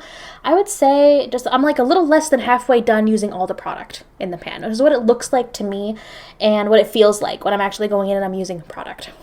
So I've really been using this kind of royal blue shade. I actually just used like my entire eye look today is like just this shade, and then a highlighter I used in my inner corner. It looks really pretty, but I have to say, like, this is actually one of the only shades, I think it's like this shade in the palette and maybe this one, where it actually looks kind of patchy. I've used it with a couple of different primers. I've been using the Lorac Pro primer a lot for the last few months, and I noticed it looks really bad of that primer. So I used a different primer today. I used the Dermacol Makeup Cover Concealer as my eye primer today, and it looks a lot better, but still, I did have to work a lot with this shade. So I was actually kind of surprised when I wanted to do a look like this. This took time to like build up and get to this kind of like intensity and opacity, because when you first put this on, it is kind of not as pigmented and it's patchy, which like to me it's like so I'm honestly not a fan of this. I kind of want to franken it, but there are other shades I want to franken more, so don't know what I'm going to be doing there. I might just keep this at a lower lash line for now. I mean, other than that, I've really been trying to focus on the matte shades up here, but you can't really tell. There isn't a huge dip in either of them yet. And I've really been using the shimmers a lot. I noticed that once I hit a lot of pan, I kind of stopped reaching for these shimmers, especially because I was also focusing on the mattes for so long. But like, I am close to finishing this one up completely, and now I'm torn. I don't know if I just want to finish it up or if I want to franken it, because I was looking at this palette the other day, and I felt so inspired. I was like, I want to franken like the shades in this palette. I don't want to bring in any new shades, kind of like I did with my last Pan That palette. I really want to keep it within the palette and start mixing shades to finish them up. So I felt really inspired, especially with like these two shades. Like I'm thinking this shade right here, I really want to mix with the matte up here. I really want to franken those two. I was thinking about frankening this one with this, but I'm trying to think of what are the shades am I like struggling with that I want to franken a bit more. And I was thinking maybe of this shade, because really I only really use this now for like my brows. So I'm thinking maybe if I franken that with either the lightest shade or maybe one of like these pinks down here, we would get like an interesting like dark grungy purpley shade. Who knows? But I really want to franken. If you guys have any ideas, like looking at the palette now, if you have any other ideas or suggestions for what I should franken, because the only one that I really want to do is these two. I want to franken these two shades together. Let me know down below, because I'm feeling it. And I will film whenever I do get around. I'm going to try and do it sometime this month before the next update. I feel like we're at the point now where I can start thinking of the end game. Like, how do I want to mix these shades to make them easier to finish? Like, we're not just trying to hit pan here. We're trying to finish. So that's how I'm approaching this, and that's what I'm thinking. So I just realized there's really only 4 shades in here I have not hit pan in yet. Wow. I have pan in every other shade. So it's like this pink shade, this dark purple, and then like these 2 dark mattes right here. Wow. I don't want to franken these because I haven't gotten a lot of use out of them yet. I wouldn't really want to franken a shade until I've hit pan in it. I just think that makes a little bit more sense to me. And then also you use up enough of the product where if you mix them, like if I mix these 2 shades together, I don't think I would overflow a pan because I've used up enough to hit pan here and most of the shade is gone. So that's just kind of how I'm thinking when I'm approaching frankening some shadows. I also, since I don't like how patchy this one is, I don't know what to franken of this. What would you franken of this one, if given a choice? So yeah, so those are my thoughts. That is my progress. I think I'm doing pretty dang good. And I got the bug. I got the franken bug not too long ago. So I really want to get in here, destroy some shadows, remix them, make some new things, and actually start, you know, hitting towards the finish line, finishing up some shades. And I got really inspired because like I'm really close to finishing up this one. And I've really just been using this like on my lid and then as an inner corner highlight for every look that I've been doing. And I was able to use up just most of it there. So thank you guys so much for watching. Please leave your franken suggestions down below in the comments. And while you're down there, make sure you check out my Instagram page. This is my Instagram. I have not been posting daily looks as much just because I've been so busy, but I still keep up to date with my Pan That palette. So like the minute I hit pan in any of these shades, went up to the Instagram. And I do interact there. If you message me on Instagram, I will get back to you usually within a day because I love talking to you guys, especially when you tag me in things for the next BWOW or anything like that. I absolutely love it. So please make sure you connect with me there. Thank you guys so much for watching, and I cannot wait to see you in my next video. Bye. And for anyone wondering, yes, I did get my window AC unit here in the office, and it has been a absolutely lovely 73 degrees. I feel spoiled. I feel pampered. I feel amazing. I love it. And I've had it off for like 20 minutes to film this, and I don't feel uncomfortable yet. I think I will survive the summer after all. But once spooky season starts, I'm already looking. I saw the fall preview from Michaels. I'm gonna buy so much spooky shit. You're not even gonna believe it. Hello guys, welcome back to my channel, or if you're new, welcome. My name is Monica, and today I'm doing my next update for my Pan That palette for 2021, the Natasha Denona Lila palette. I think I've said this before, but I think this is the most exciting update because over the last few weeks, I have completely finished 2 shades. I finished 2 shades, and then I did some Franken shadowing. I mixed some shadows and it looks a lot different than it did. So before we jump into this kind of long update, let's go ahead and run the slideshow of all of my progress up until this point.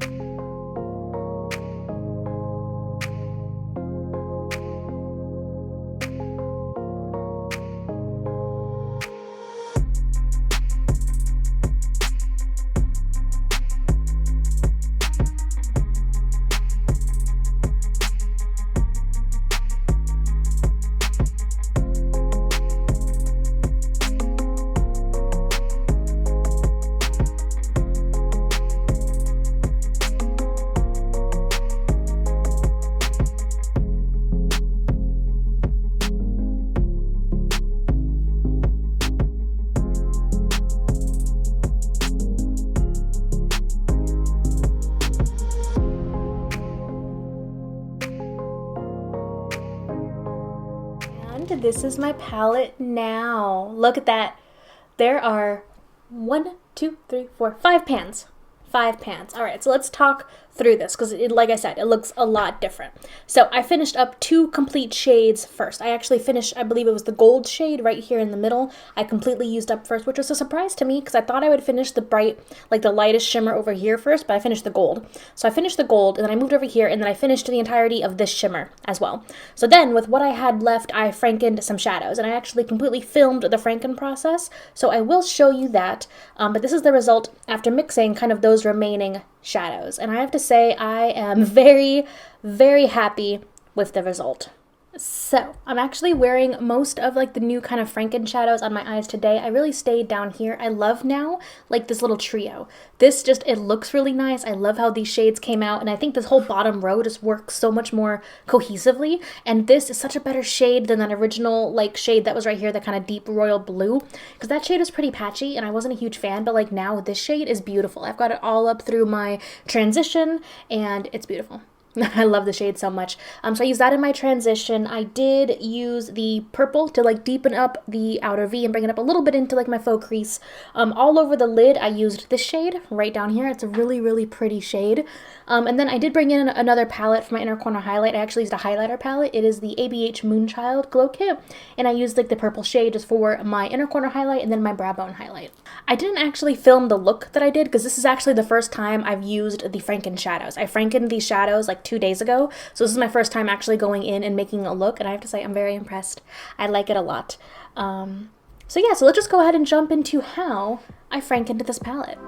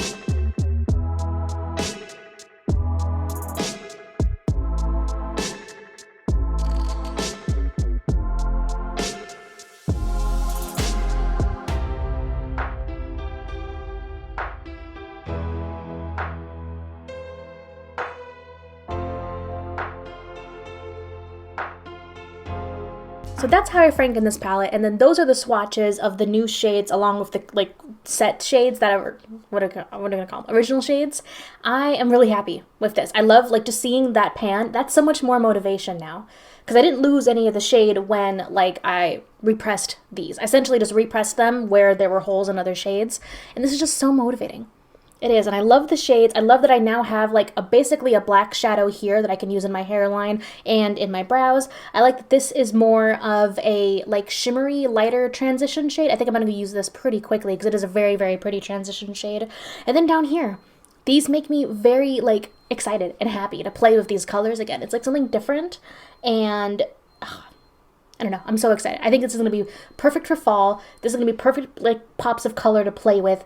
And it's like a new palette, almost. It's very, very exciting. So yeah, I feel like I'm doing good now, not trying to set goals, which is actually something very different from like the last few Pan That palettes that I've done. I was like very strict about setting goals every month, but I feel like I've done so well this year without setting goals.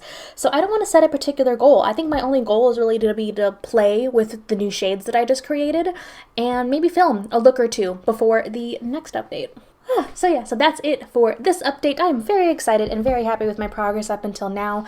As always, let me know down below if you're panning a palette in 2021. Let me know what palette it is, how that's going, and I cannot wait to see you in my next video. Bye. Hello guys, welcome back to my channel, or if you're new, welcome. My name is Monica, and today we're doing my next update for my Pan That palette for 2021, the Natasha Denona Lila palette. I've made some progress. We hit one, technically two more pans, but we'll get into that. So let's go ahead and run the slideshow of all of my progress up until this point.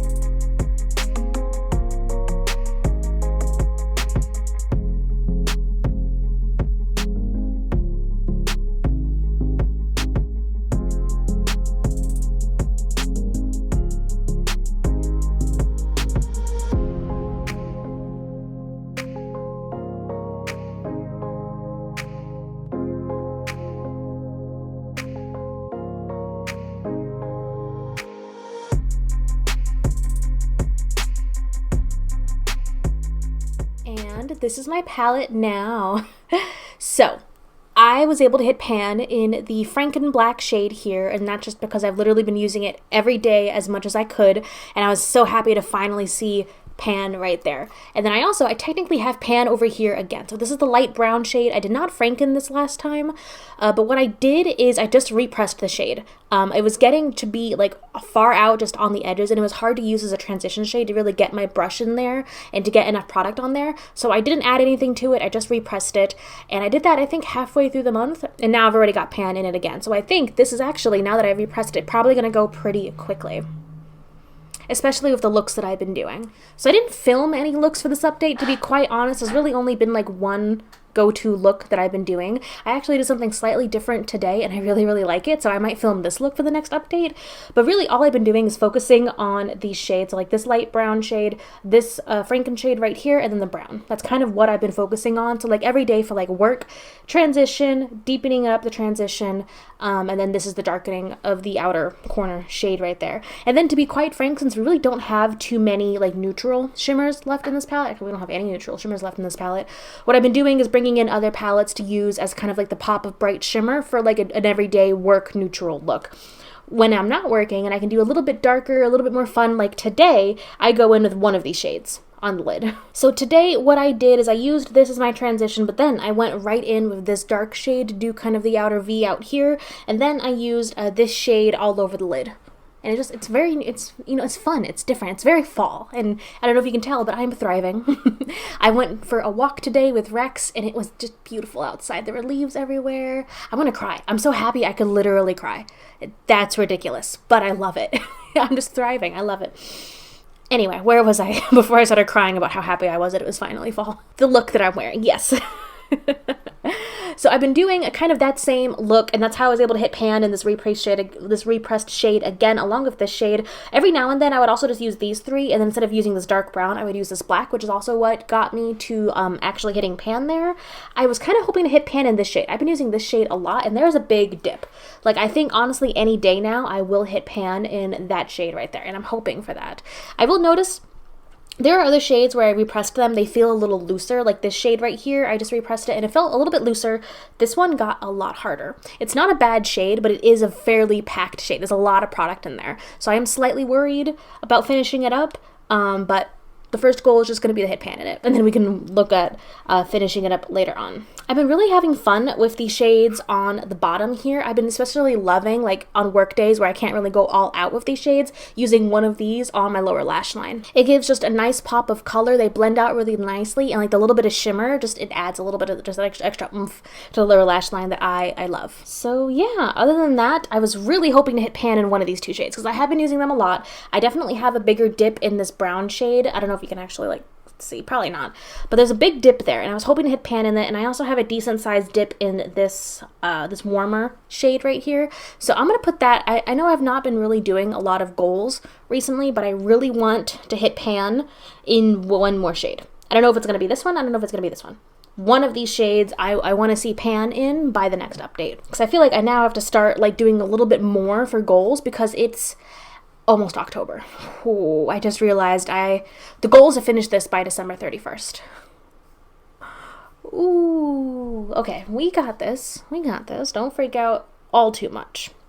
So yes, next update, I want to have pan in at least one more shade, and I want to see if maybe I can use this one up, because it's fairly loose now that I repressed it, and I use this every day basically as my transition, so I think I could probably finish up that shade by the next update as well. So I think that's it for this update. Let me know down below if you guys are panning a palette, how's that going, or what other content you want to see around this palette as we get kind of into the home stretch. I'm thinking about filming just like a couple of my go-to eye looks that I've been doing throughout the month, but if there's anything else that you guys want to see of this palette while we still have it, hopefully, let me know down below. In case anyone is interested, I got this cute, okay. So we've been watching The Sopranos for the first time. We're both from New Jersey. We've never seen The Sopranos. We're going back and we're watching it. But it takes, like, they filmed it in the late 90s, early 2000s, and a lot of the younger characters wear, like, these 90s headbands, and I've just been dying to get some 90s headbands, so I bought some off of Amazon, so that's what I'm wearing here. This shirt is actually from Killstar. I picked it up when I bought a black lipstick from them for my next best and worst of black lipsticks video, which will be coming up soon, but in the meantime, I do have a full playlist of my black lipstick videos. I'll have it up here if you want to watch it, but it's just like a nice collared shirt, and it's got the big sleeves. Oh my god, I'm in love. I'm just in love. I love it so much. It feels so swoopy. But for my black lipstick that I'm wearing today, this is actually from Lime Crime. This is the Lime Crime lipstick in Black Velvet. And this will also be in my next best and worst of black lipsticks video coming sometime in October. So I think that's it. Thank you guys for watching, and I cannot wait to see you in my next video. Bye. Hello guys, welcome back to my channel, or if you're new, welcome. My name is Monica, and today we're doing my next update for my Pan That palette for 2021, the Natasha Denona Lila palette. So, we have so much to talk about. Like, oh my god, if you guys have been following me on my Instagram, you'll know the amount of updates that I've had this last month. I document them in real time on Instagram, and oh boy, do we have a lot to talk about. We have 1, 2, 3 shades finished. That's right. I finished 3 shades in the last month and hit pan in another shade. I feel like at the end of the last update, I kind of had that mini like, oh my god, it's already October, and I realized I really had to like put the pedal to the metal and work on this palette, and I did, and it's feeling more doable, okay? I feel like what we have left, I can finish in the next 2 months. So let's go ahead and run the slideshow of all of my progress up until this point.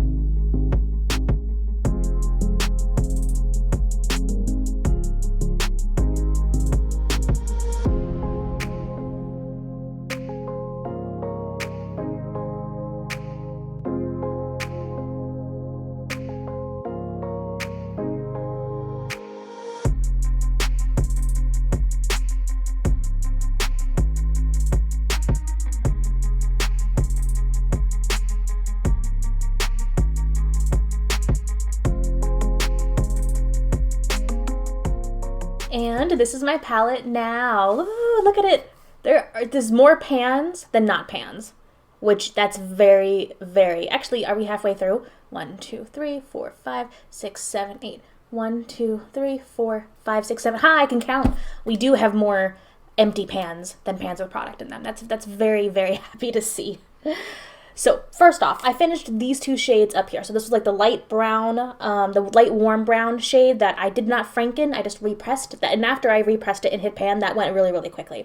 This shade, that was the frankened kind of light cool brown shade, like the taupe shade, I hit pan like literally the day after I filmed my last update, and then after I hit pan, it went quickly. I literally used it as a transition shade every day until I finished it, and then it was finished.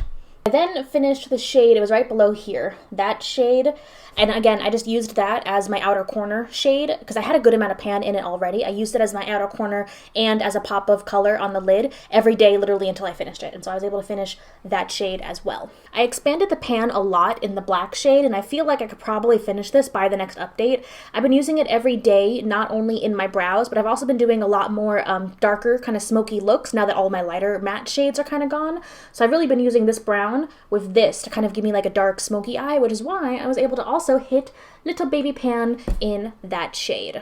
So we have pan in that shade, we have expanded pan in this shade. I still have not hit pan in this shade, but that's going to be the goal for next month. I think I'm going to get there. At the very least, I need to hit pan, if not like really make some progress on these two shades right there. And then I hit pan down here again. Actually, I hit pan in two shades. I sold myself short. I also hit pan down here in the Franken shade. You can see it down there. This is actually a shade where it's hard to see pan. I actually had pan in there for a while before I noticed it, because I had to like clean off the pan section because it looked really like the rest of the shade. So I hit pan in there, and I was using this kind of all over my lid and as my outer V after I kind of used up the other shade that was in here. I don't know if you guys can tell, I slightly rearranged the palette a little bit. I just popped over the pink shade. It used to be over here. I kind of like having the shades closer together down here, and someone asked me why I don't like just move these down into the middle. To be frank, it's a lot easier to clean the palette on the edges, which is why I wanted to keep these kind of down here, because trying to clean in between the pans in the middle is a pain in the butt. So if I can just like pop these shades out and clean the palette, or just clean around it, and then I can just clean the middle, it's a lot easier. So that's why I still have them kind of on like the top and on the bottom. And I also like seeing that whole row of pan. Is that not fun? The look that I'm wearing today is a combination of these two shades from down here, along with one other palette. I'll show that over in a minute. But I really like how it came out. It's colorful, but I don't think it's as like bright. Like in person, I think on camera it's coming across a little bit brighter than it really is. In person, it's kind of like a lighter wash of color, and it doesn't look as like bright in your face. So like this might be something that I would wear like for work, especially maybe on a day where I didn't have as many meetings. I think most days I have meetings though, but I need to get like into a more comfortable state if I'm gonna have a chance of using these up by the end of the year. And I think I'm getting there, you know? I definitely used these quite a bit, and I think I can keep using them. And I've just been bringing in some other palettes to do kind of like a regular smoky eye with these, and then bring in like a shimmer for like a pop of color, a lighter pop of color on the lid, which I'm debating, once I kind of finish up this black shade, I kind of want to franken this into a black shade so I could also use it every day. And then I think this one I'm not going to have any problem using up, but I think one of these two, either the pink or the purple, I want to franken with a lighter shimmer just to make it a little bit more wearable for every day and to make it a little bit easier to use up. So I think I'm going to try using up a little bit more of that shade and then franken it with a lighter shade. And if I do any frankens or anything else with this palette, I will film it for the next update. So speaking of other palettes that I've been bringing in to use with my Pan That palette, I've really liked using the Good Sport palette, particularly the shade Rookie, which is kind of like a really nice light like copper shimmer, and then the shade Wild Out. So those have been really, really pretty just to bring in for like a pop of color on the lid. And then the one that I'm wearing on my lid today is actually from the Lethal Cosmetics and Teresa is Dead collab palette, and it's the shade Spellbound. It's really, really pretty, like light lilac, and it matches those shades like perfectly, and it gives me just a nice like light pop of color that I was looking for in a look like this. So I think with my end game in mind, I'm probably going to bring in other palettes a little bit less, because I really want to start kind of using up these shades. I don't think I'm going to have any issues using these up because I'm already reaching for them most days, but down here I need to start getting a little bit more use out of these. And since this one's kind of already franken and I really, really like it, I think it's going to be one of these two that I'm going to franken next. So leave your recommendations down below, because I'm thinking of like a light champagne shimmer. I might do both of them. Who knows? Maybe franken them together with a light shimmer. What do you guys think? What would you do if you had these two? Because these are the only two shades left down here that I've not franken or touched, and I kind of want to go ahead and do that now to make it a little bit easier to get through that shade. And I think that is it for this update. Don't forget to follow me over on Instagram. This is my Instagram. I posted all of these updates in real time, and people were losing their minds in my Instagram messages talking about how much of a great update I'm going to have. So if you want to watch, especially as we're getting into the final stretch, if you want to catch in real time, because also if I do finish the palette before, you know, the end of the time period, it's probably going to get posted to Instagram first. So make sure you follow me there if you want like breaking news, up to the minute updates on this palette. So I feel like I can do it. I feel like I'm focused, and I think like previously it's like it was a lot of shades to use, but you know, I finished 3 shades in the last month. If I can keep up with that, I think we're going to be fine. At least I hope so. So thank you guys for watching. Let me know down below if you guys are panning a palette in 2021, how that's going, and if you're thinking of a 2022 pan that palette, because I think I've already kind of picked one. I'm still debating on it, but I think I've already got mine picked out for next year. Thank you guys for watching, and I cannot wait to see you in my next video. Bye. Hello guys, welcome back to my channel, or if you're new, welcome. My name is Monica, and today, is this the last update? I think this is the last update we're going to see before the finale for my Pan That palette for 2021, the Natasha Denona Lila palette. Ooh, that's exciting. Ooh, so we have some updates. I hit some pans, I did some frankening. We've got quite a few shades left, but yeah, we've got a lot to talk about. So let's go ahead and run the slideshow of all of my progress up until this point.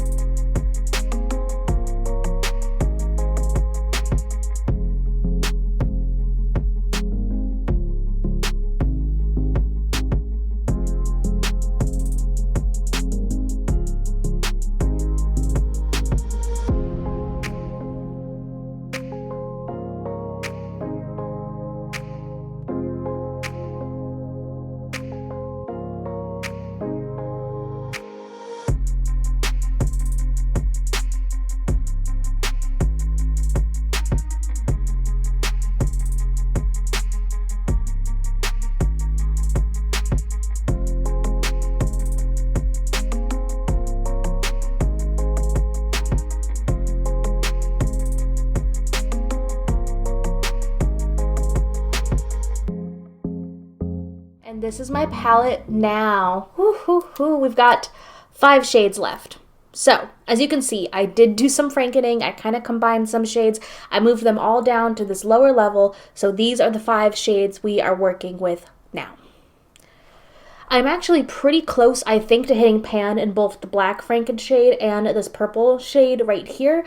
This was a big part of my look today, and it did feel like a huge dip in the middle, so I think I'm going to hit pan in this one first, and then probably the black shade.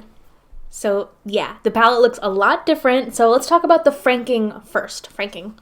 So let's talk about the frankening first. So I really took inspiration from the remaining shades, and I decided, okay, so what are some shades that I want to create that are going to be everyday staples for the rest of the year, so I can go ahead and finish this up. So I knew I had to create a black, and I wanted to take the last brown that I had left and kind of lighten it a little bit to make it more of a transition shade. I didn't really lighten it that much. It's still pretty dark, but it's a lot lighter than it used to be. But it's not a bad transition shade. So actually every day I've kind of been going for this shade in my transition, deepening it up with the black, and then pulling in a shimmer from another palette in my collection to kind of round out a basic neutral everyday look for work. Wipe that on my pants. The last 3 shades, I really just wanted to kind of franken and repress into something that I could use together in a cohesive look, and I'm wearing them on my eyes today. I did film this look, so in just a little bit we will go into this look. One thing I did notice is that for the most part, whenever I've repressed or frankened a shade in this palette, it has become a lot looser and a little bit easier to kind of use up. That is not the what happened with this pink shade right here. I was kind of hoping, I frankened it with like a lighter kind of champagne shade just to lighten it up a little bit to become more of a lid shade, but A, it's not really that shimmery. I kind of wish I made it a little bit more shimmery, but B, it got harder. So this shade is actually a lot more hard pressed than the rest of the shades. So this I've kind of been using as my new transition. I have it all the way up into here, and it's become my new de facto transition even when I use kind of these 2 shades, and it's still really pretty. But I am worried, that's the only one I'm really worried about out of the last 5 shades that I have here, because it is so much more hardly pressed or hard pressed than the rest of the shades. Let me go ahead and show you how I frankened these shades.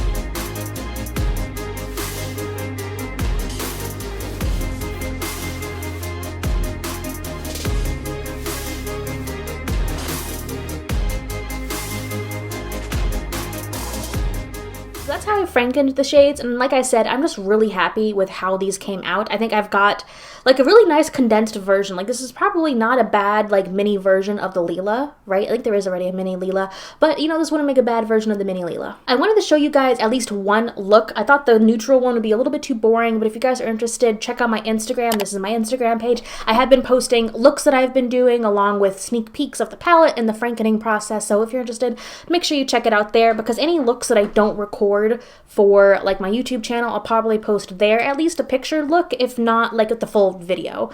But yes, let me go ahead and show you how I got today's look, which was using the 3 shades here in the middle.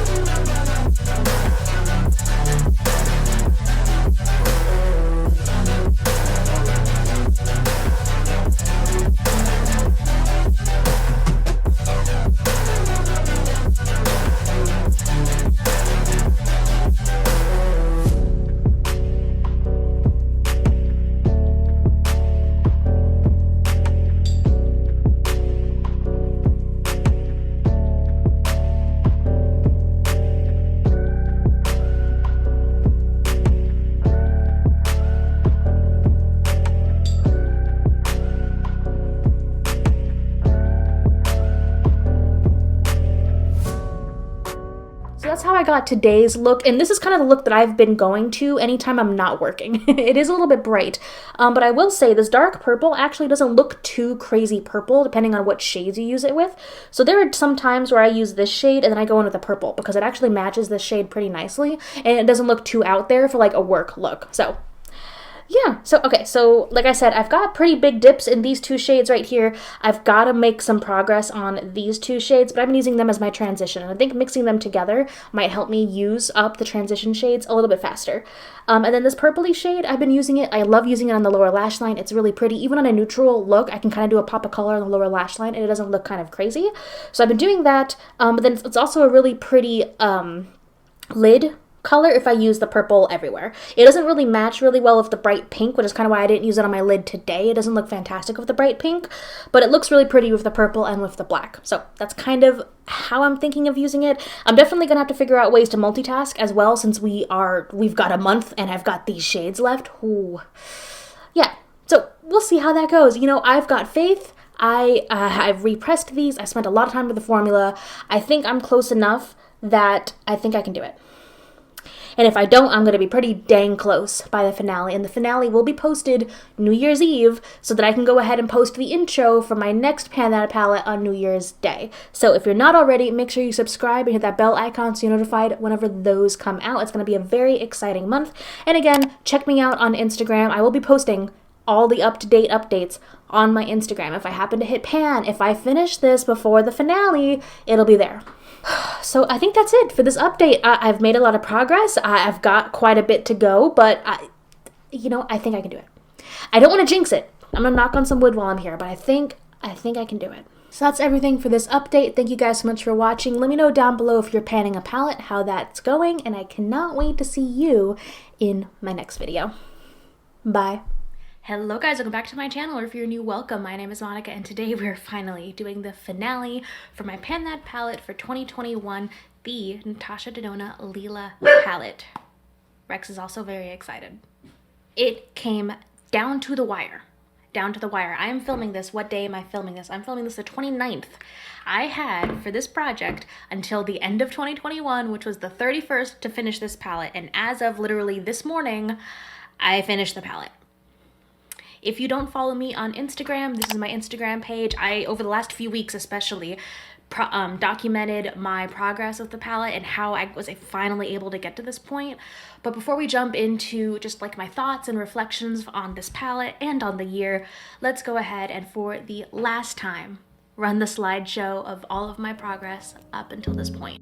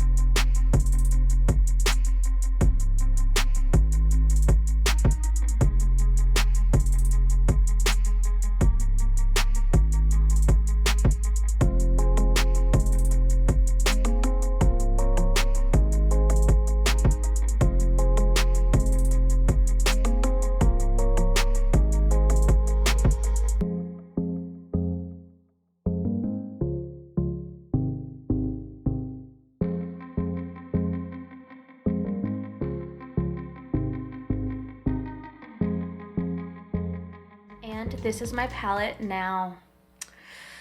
I didn't clean it up as nicely. Like before I put this kind of into storage with my other palettes, I will go through, pop these all out and like deep clean this, but these are the last two shades that I had in here and I finished them this morning. This, I honestly didn't think we were gonna be here, but like looking at this empty Natasha Denona palette, I'm speechless, really. Ooh, part of me still can't like believe that I'm here. I actually did it because this was a lot of product. This is like 30 grams of product. This is the most product of eyeshadow of any of my Pan That palettes, I think. My 2020 Pan That palette might have been close, but I think this had way more product. And I could tell like throughout the process of the year. So like I said, it was down to the wire for the last few weeks. And if you look at my last update, I had like Franken shadows all the way down here. And I will say I did have a little bit more time than it looked like in my updates because the way that I film my YouTube content, I tend to film a video about a week before it goes live on my channel. So I didn't have all of that product there like mid-December or early December. I had all that product there like mid-November. So that's kind of was my starting point. And for like the last 6 weeks, I was just gung-ho using this every day. I was using the pinks and purples. I like got so far out of my comfort zone, but it was fun. And it was also pretty slightly anxiety inducing because I was like, I don't think up until last week, I did not think I was going to finish this. I thought I was going to come up here and say, I have one shade left. I'm going to finish it in January, but it's here and it's done. And it took a lot of work. I was literally doing like purple smoky eyes, kind of like this one, literally every day. I was using the shades as blush, and I actually one time used them as nail polish. I noticed that it didn't look fantastic as nail polish, so I didn't really do that again, but I did it. I can't believe it, we actually did it. I'm so glad that I picked a Natasha palette for this year, and especially like a purple palette. If you haven't seen any of my other Pan That palette series, this is actually my 4th Pan That palette. My first Pan That palette was a Marc Jacobs eyeshadow palette. The second one was ABH Subculture. I think that's honestly the one I had the most fun with because I loved that color story. I love that to death.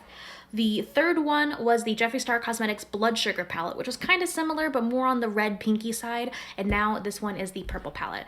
And I tend to I definitely like to pick a new brand every year to do this on because I like to explore the formula. And I have to say, the Natasha formula is beautiful and there is a shit ton of product in there. And I can say, as it took me a full year of actually using this just about every day this year to go through it. So I like to pick a different brand and a different formula every year to kind of expose myself to something new, learn a lot more about the formula, a lot more about myself. And I also like to try to pick different color stories. So my first year, it was a very neutral kind of color story because it was my very first palette.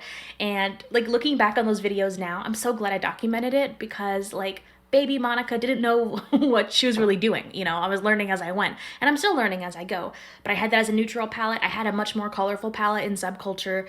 I jumped it up to 11 when I did the Blood Sugar palette. And then this one was another challenge because really, if you give me every color eyeshadow, purple's the last one I would pick. I wasn't really a fan of purple. I never really liked wearing purple eyeshadow. So of course, I was like, you know what I want to pan this year? A purple palette.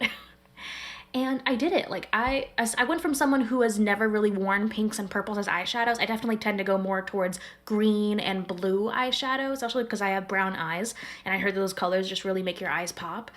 But I didn't realize how much I was gonna enjoy wearing the purple. I really like these colors. I had fun with them. They got me out of my comfort zone. I also explored a lot more of blush, using them as blush, kind of doing more blush on the tip of the nose, I did a little bit today on the cheekbones, a little bit up on the forehead. It got me out of my comfort zone in just such an amazing way. And I'm so glad that I did this. I think my major takeaways from this are I really pushed myself to use a color palette that I really wasn't comfortable with and didn't really like, and now I really like it. And I feel like even though I'm not going to be panning a purple palette next year, I feel like I'm more likely to reach more for cooler toned pinks and purples than I was a year ago. And then my other takeaway is I still love the Natasha formula. After spending a whole year with it, I love the formula. It frankens nicely, which I don't think I've seen anyone else franken a Natasha shadow before, but I really like doing that. So I'll probably do that again, especially because I have so many. I think, is it on this side? No, it's on this side. These are my Natasha palettes. I have a ton. And actually Alvin, my fiance, just got me another palette for my birthday, which is very sweet. He actually went through my collection to make sure I didn't already have it. He got me the Trichrome palette. So I have a lot of Natasha shadows left, and I'm appreciating them, and I know I'm still gonna get full use and not my money's worth, but I'm still gonna get enjoyment out of using those palettes. Ooh, sorry, I just like sneezed my entire brain out. Whew. So yeah, I think the last major takeaway would be like this formula and these palettes cost a lot, but to me, I think they're actually worth it. Like, I know my biggest gripe with Natasha was the price point, but there's so many products from Natasha Denona that I absolutely love, and I love their eyeshadow formula, and I have to say, after spending a whole year panning a full palette, I would say this is worth the retail price, which for this size would be $129. But that also being said, I think her minis and her midis are like the best value you will find within the brand, because you're getting the same formula. Because I've tested every single type of palette now from Natasha, from the minis all the way up to the big green brown palette. The formula is consistent, and unfortunately you don't see that a lot with brands, especially nowadays. They tend to like cheap out on like the holiday palettes, or they'll cheap out on their mini products, so you really can't get a handle on like what the actual formula is. But Natasha doesn't do that. So my recommendation is, if you're interested in any Natasha palette, I would say pick up a mini in a color story you're interested in, or get one of the midis. So that is it for this journey. Thank you to everyone who followed along, gave me helpful advice, gave me encouragement. This is, I think, my favorite part of my channel, is doing this challenge every year. This is my 4th year, and I cannot wait to do it again next year. So if you're new, I like to post my Pan That Palette intros on the 1st, so the day after this goes up, you'll see my introduction for my next Pan That Palette, which I'm about to film right now, and I think it's gonna be exciting. It's gonna be another fun learning year, and I cannot wait to just go ahead like and jump in. Like I thought I would be, I don't know, maybe a little burnt out about it, but like I'm so excited to like start my next project already. And that's what I love about this. It's fun, and I'm just glad I get to share it with you guys. So thank you so much for watching. Let me know down below if you panned a palette, how it went, or if you're looking towards panning something next year, and I cannot wait to see you in my next video. Bye. Hello guys, welcome back to my channel, or if you're new, welcome. My name is Monica, and today we are doing my introduction for my Pan That palettes for 2022. This is my 5th year doing Pan That palette, and whoa, it's been 5 years. This is my 5th year doing Pan That palette. That is so crazy to actually like think about.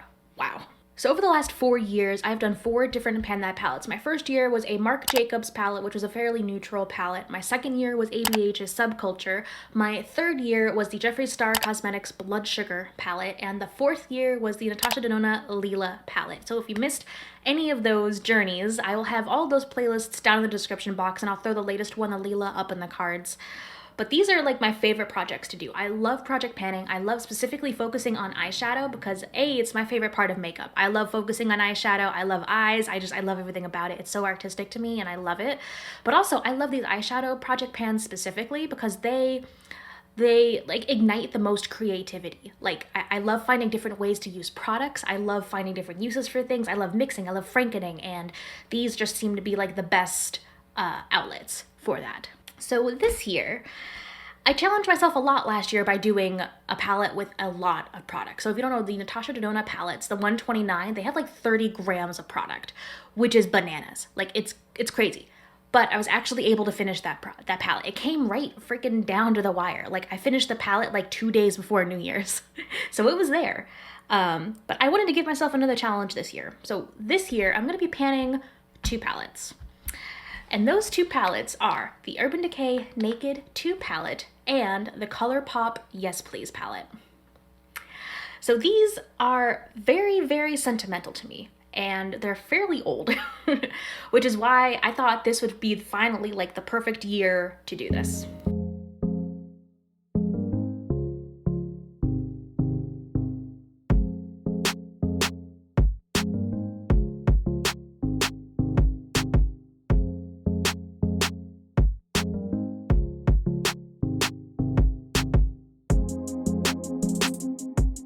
So the reason I chose these was quite a few reasons. The first one is I've been feeling like the last few weeks, maybe a couple of months, I've been feeling very, very like nostalgic for old school YouTube, like 2014, 2015 YouTube, maybe even earlier, where people were kind of sitting with like really bad lighting, really focusing kind of like on the tutorial aspects and just like really connecting with people.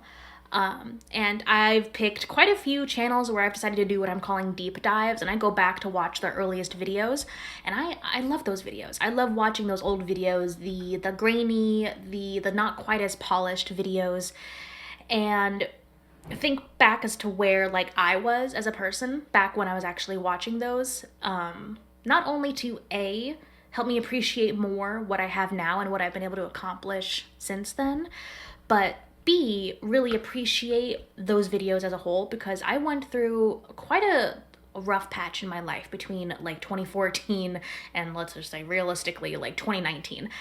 Part of me feels guilty for like kind of thriving in 2020 and 2021. Those have been really good years for me. So to make kind of a very long story short, I've been personally going back and kind of watching those old videos and reminiscing and pulling inspiration from those kind of older videos and that time back then for like current looks and current video ideas, and just kind of bringing the nostalgic back. And so when I was thinking of what I wanted to pan for next year, A, I wanted it to be a challenge, but B, I thought the way I could really push myself out of my comfort zone would be less about color story, because the last few years I've really challenged myself color story wise. I really wanted to challenge myself to pan something I didn't really want to pan. And let me explain.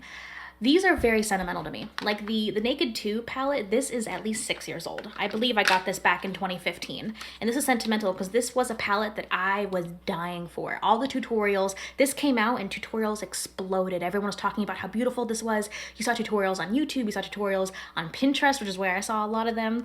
And I really wanted this palette so badly. But I had a lot of student loans and I had a job making basically minimum wage at a bookstore.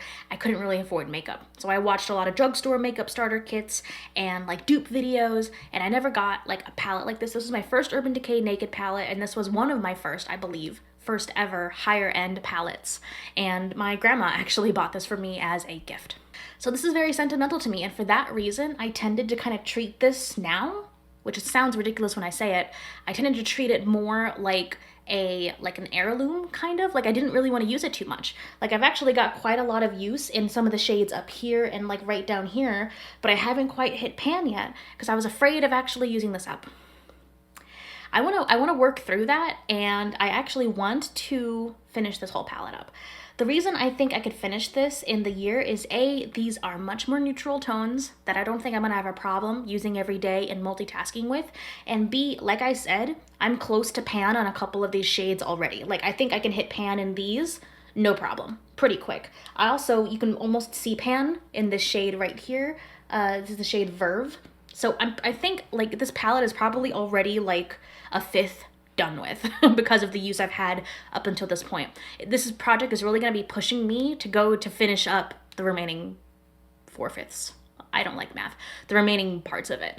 Now the Colourpop Yes Please palette. I wanted to use this because, again, I felt like I was holding like a piece of makeup history. Like this was Colourpop's first ever palette, and it was a dupe for a Natasha palette, which also kind of ties into like I penned that palette from last year, which is why I thought this was like a perfect kind of transition in.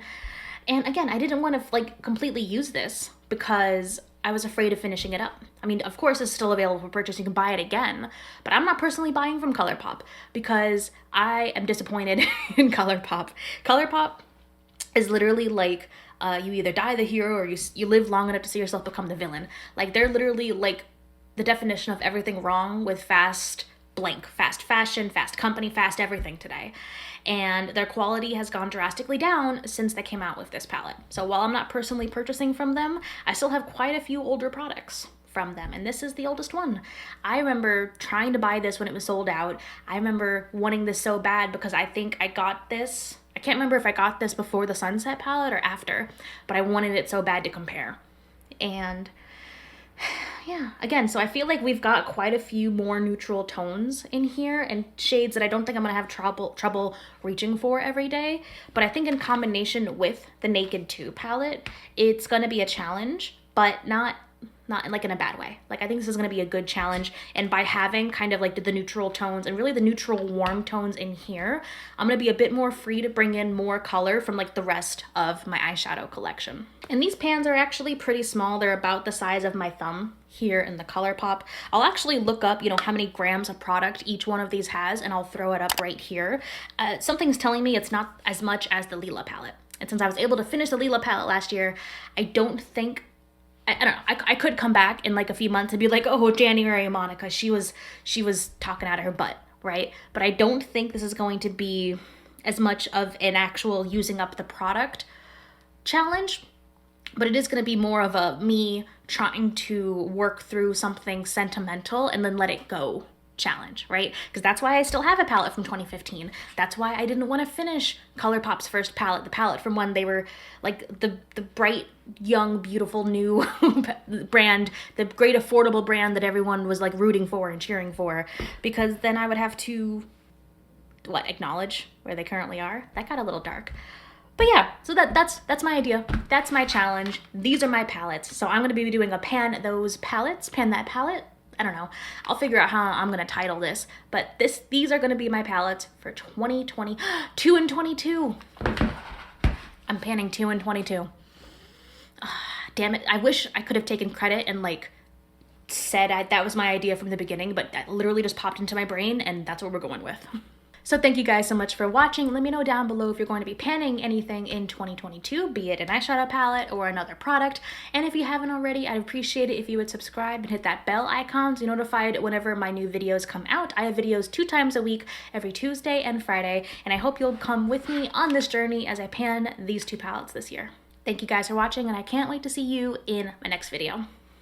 Bye. Hello guys, welcome back to my channel, or if you're new, welcome. My name is Monica, and today we're doing my first update for my 2 and 22 Pan Those palettes with the Naked 2 palette from Urban Decay and the Colourpop Yes Please palette. So it's been, even though it's only been a month, it's been an exciting month. I actually hit 2 pans in the Naked 2 palette. 2, everything's 2s. So I hit some pans, so let's go ahead and for the first time run the very short slideshows for, first let's do the Naked 2.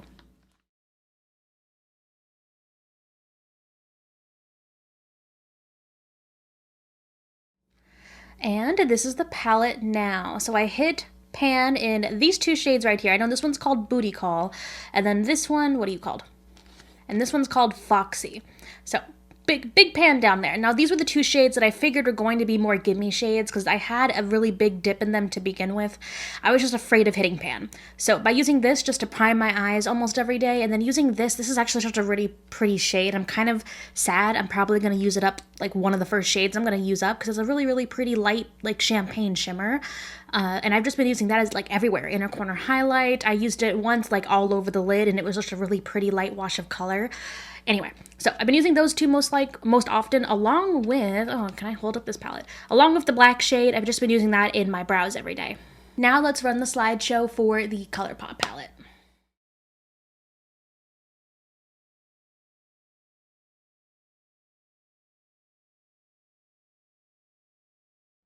Alright, and here's the palette now. Honestly, not too much of a difference. I did use mainly like this shade, and this shade made a really pretty like light kind of orange look, so I did that quite a bit. And again, I actually really like this light shimmer shade right here. It's a really pretty like light champagne color. I've been using it again like all over the lid, in my brow bone, in my inner corner. So I think that's probably going to be either this one or this one's going to be the first one I'm going to hit pan in.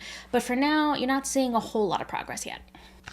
So I have to admit, I was a little intimidated by having to use 2 palettes for this, but you know, I think having like those 2 kind of gimmies, having those pans right out the bat, it like really helps. It's motivating and it's encouraging. And I'm realizing how much I really loved using the Naked 2. I definitely used the Naked 2 more often than I used the Yes Please this month. And I just came out with so many like really pretty looks. So I'm thinking maybe not next month, but the month after, I'll just come out with like a video with a couple of looks with this palette. Those videos normally don't do well. Some people ask for tutorials, but then whenever you come out with a looks video or a tutorial video, like they bomb and then it's not great for your channel. But actually, that might be something I might post on TikTok instead. If you guys are interested, here is my TikTok and my Instagram. I've been trying to get more consistent with Instagram. Haven't been doing so great at it, but I'm just having fun on TikTok. So I'm gonna try and start filming some different content for TikTok. I'm actually going to try putting some pan updates on TikTok too and just see how those go. So check me out if you're interested. But I've been having a lot of fun. And almost everything I can get out of here has been work appropriate. Well, work appropriate as in it looks work appropriate through a webcam because I do work from home, but I have a lot of video calls. Like most of my days are just meetings and I have to be on camera for those meetings. But I had a lot of fun with this and I'm excited to keep using this one. Now for the Yes Please, I did not use it as often, but when I did have a chance to kind of take time with it, jump in. Again, I was surprised by how much, like I forgot I liked this. This was one of my favorite palettes back in the day. It is basically a dupe for the not the Yes Please from Natasha Denona. It's the Sunset palette from Natasha Denona. And they're just really, really pretty shades. I am wearing this palette on my eyes today. And I forgot like how versatile this palette is. You can go with a very, very neutrally look if you stick to these shades. You can, I've noticed, and one thing I have noticed is that I like these darker shimmer shades better just in my crease if I treat them kind of like a matte, not on the lid. I've tried these on the lids and they don't look fantastic. Like today I just used that kind of gold one all over the lid with no lid glitter glue or anything. So I noticed if I use the glitter glue with these three, it doesn't look fantastic. So I don't think I'm going to get a lot of use of those on the lid except for this bright light one because this one looks really, really pretty on the lid. So I'm kind of thinking of using those just like as mattes. Like I'm thinking a yellow look with this would look really, really pretty. I'm going to try that next time. But yeah, so I think, like I said, I think I'm probably going to hit pan in one of these two shades first because this is light enough that I can just use this to set my eye primer. This one's just really, really pretty and I like it. I've been reaching for it a lot and I've noticed that the shade has been moving around a little bit and I think I've got a little bit of a dip kind of in the middle already. So not too much to report on, but I'm having fun. We do have a couple of pans, yay. And we're just gonna have to see how the next month goes. That's it for this update. Let me know down below if you're panning a palette in 2022. How's that going? And I cannot wait to see you in my next video. Bye. Hello guys, welcome back to my channel. It is time for another 2 in 22 Pan That Palette update. And it did take me 3 tries to get that right. Surprisingly difficult. So it's been a while since the last update and I've got quite a bit of progress. So I actually finished my first full shade and we've got some new pans to talk about. So let's run the slideshow for the Naked palette first.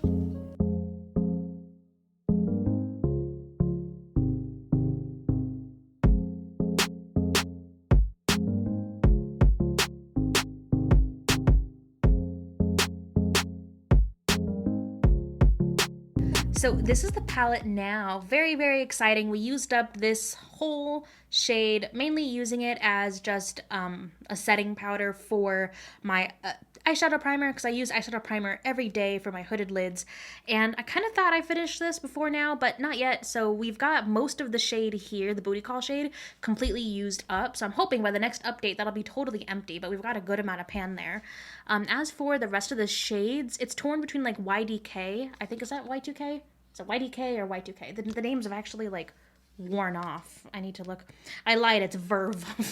So Verve has a good dip in it.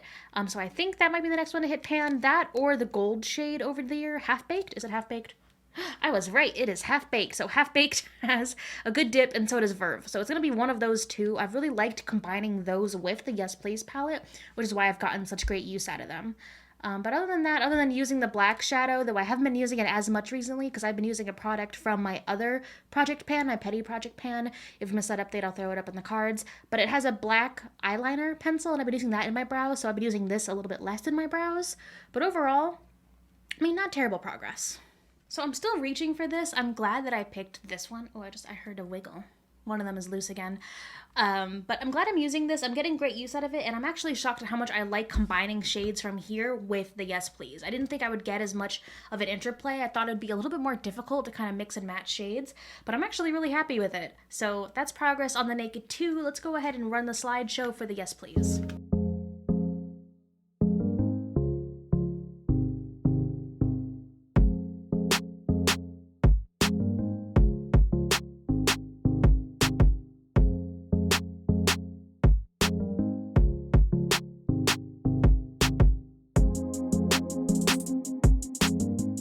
Here is the palette now, looking much grodier, a lot messier, but we do have a lot of pan here. Again, this was the lightest shade. I was using this to, once again, set my eye primer.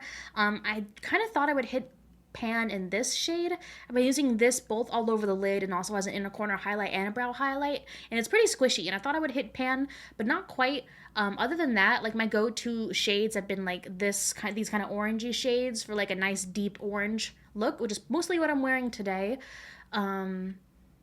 And, you know, I'm surprisingly, like, I like these two shimmers down here, using them in my crease with the orange look. I didn't think I would like it as much, but I really do. So that's the progress here. Like I said, two things are kind of shocking me about this one in particular. A is that I haven't hit pan in one of the shimmers yet. I kind of thought I would hit pan by now, but we've got time. And B, I love yellow, but I have not been reaching for this yellow that much. I think it's because I'm trying to work looks using both of these palettes, and the yellow kind of sticks out. Like with every other shade in here, I can kind of mix it with like looks from the other palette, but the yellow kind of sticks out. I think the only way that I've really used it is like combining it with the gold and then like this deep kind of mac and cheesy color in order to make a look, and it wasn't the best. So that's kind of surprised me that I'm not reaching for the yellow as much as I thought I would, but still, I mean, I am making progress. It's just not as much progress in this one as I thought it would be. Now, part of me is kind of already fantasizing about depotting both of these palettes and just making one big, like, Z palette kind of thing.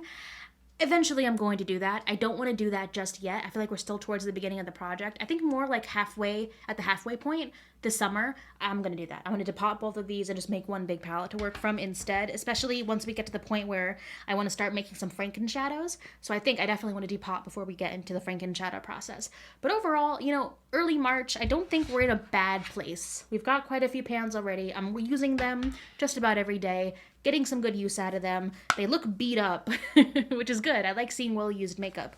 So I think we're doing okay, I would say.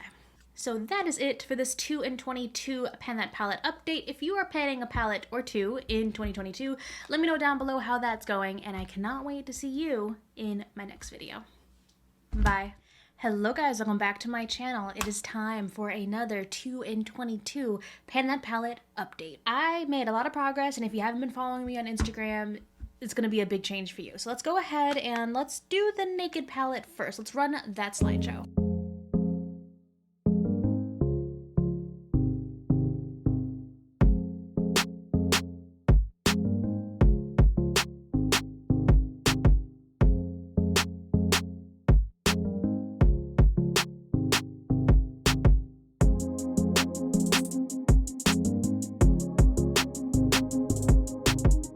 This is my palette now. As you can see, we actually have two fully finished shades right over here. I was so happy to finish up the what's the name of this? Booty Call. Finally able to finish up Booty Call in its entirety. So we have two full pans in here. Other than that, I've got significant dips. I think I'm going to hit pan like any day now in one of these three shades. It's either going to be, I don't know the names of any of these shades, and they're all written off. Verve, Chopper, or Half Baked. And this is Half Baked, this is Chopper, and this is Verb, I believe.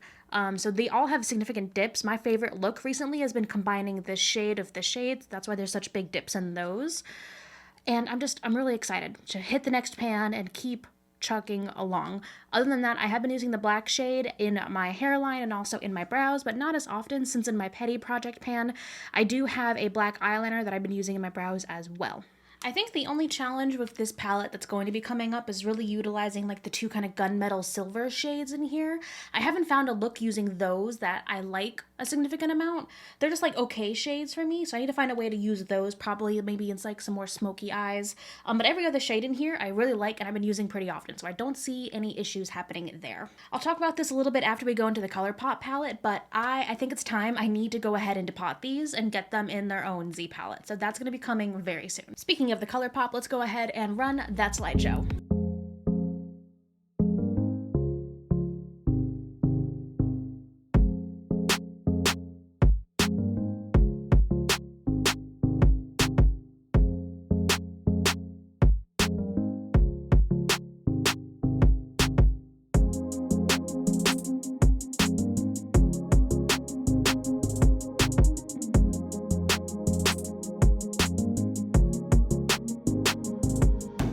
here's the palette now. So we finally finished up this whole shade right up here, just using it to set my eye primer. We hit pan down here in this kind of sparkly shade. I've been using this either all over my lid or as an inner corner highlight with a lot of different looks. Next, I'm using this shade. This you can actually use to set your eye, or I can actually use this to set my eye primer if I'm going to be going in with like a very warm look, and that's how I've been using it. And I mean, there's a dip. I think I'm going to hit pan in it sometime soon, but I think it's gonna take a little bit more work. And this one in particular, I desperately need to depot because I've got a lot of really good ideas I want to use with this, but in the current packaging, it's not as feasible. So this palette, I believe it was a while ago. I did a full face with this palette, and I know like there's so many great neutral shades in here that I could be multitasking as either blush or bronzer or contour. And I know I'm going to have to be using these multitasking shades if I'm going to have any hope of finishing this whole palette and the Naked palette by the end of this year, which is the goal. So that's why I really wanted to pot this. I don't think depotting this one is going to be difficult because this is all cardboard, and I'm pretty sure as long as I'm careful, I could just rip these off and then maybe use a little bit of heat on the bottom just to get the actual pans themselves out. I don't know if they're magnetic, so that's going to be interesting. I do have like a bunch of like magnets with like sticky backs that I can attach to these because I really just want to get the Naked and the Colourpop depotted into one singular palette. This one was used for blush recently. I have to clean it out, but that'll be the goal because what I want to do is A, I need to start getting into maybe some Franken shadows once I hit pan in a few more shades, and B, like I said, I want to start multitasking with these shades. I could start using these as like bronzers, as contours, and I could technically do that now, but with the shades being so close together, it is kind of difficult getting any brush in there. So with my idea, I wanted to pot both of them and rearrange them in the Z palette. I kind of want to have like all of the like specifically eyeshadow colors over here, and then anything I can use or kind of multi-use as a face powder, as a bronzer, as a contour, as a highlight or anything, I want to kind of have like them split. So I have room over here. I can swirl my brush in just that one shade and really use it up. So that's kind of the goal. I said earlier I did not want to do that until later on in this project, but that was me thinking as if I was only panning one palette, because typically I don't like to immediately jump in and start frankening shadows, start rearranging, start depotting until like I've spent a good amount of time with the palette to kind of learn and get some stuff from it. But these are both older palettes for me. I've spent a lot of time with these palettes already, and I think it's time to go ahead and just throw my so-called rule book out the window and really get working on these. So that's going to be the goal for next month. To be frank, all I want to do is get these depotted and start multitasking with them even more. So that is it for this update. If you want to see like really up-to-date like information as it happens, like whenever I hit pan, I post it to my Instagram. Whenever I finish a shade, it goes to Instagram that same day. So here's my Instagram. Go ahead and follow me here if you want to catch all of that information live as it happens. Otherwise, you'll be waiting another month for the next update. Thank you guys so much for watching. Leave me any of your depotting tips down below, specifically for the Naked. I've never depotted a Naked palette, so we're gonna see how that goes. And I cannot wait to see you in my next video. Bye. Hello guys, welcome back to my channel. It is time for a very exciting Pan That Palette 2 in 22 update. So I did it. I depotted them. I've got this double-sided Z palette with one side having all of the face palette products, face products that I've been reaching for either as part of my petty project pan or just, you know, in general. And the other side has my depotted Colourpop Yes Please and Naked 2 palettes. So let's talk about the depotting process. The Colourpop one, super easy. I completely forgot that the palette is magnetic and the pans just pop right out with the magnet. I think the first time, because I actually rearranged the pans in there years ago and completely forgot that I did that. So, ooh, that's on me. Bad. But all I had to do is use a magnet, pop them all out. They came out like butter. Like, it was beautiful. I think the first time that I rearranged the shades in there, I literally popped them out using like a cuticle tool. Yeah, I used this years ago to pop them all out and rearrange them, and that worked fine too. But it was easier with a magnet, so way to go. So that was easy. The difficult part was the Naked 2 palette. I have never depotted a Naked palette before, and by God, was that an experience.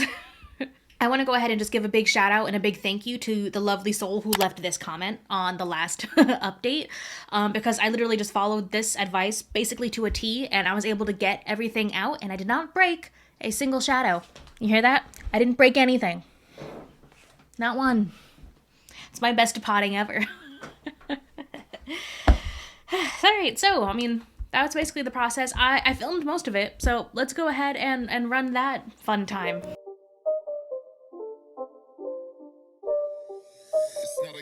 So let's do.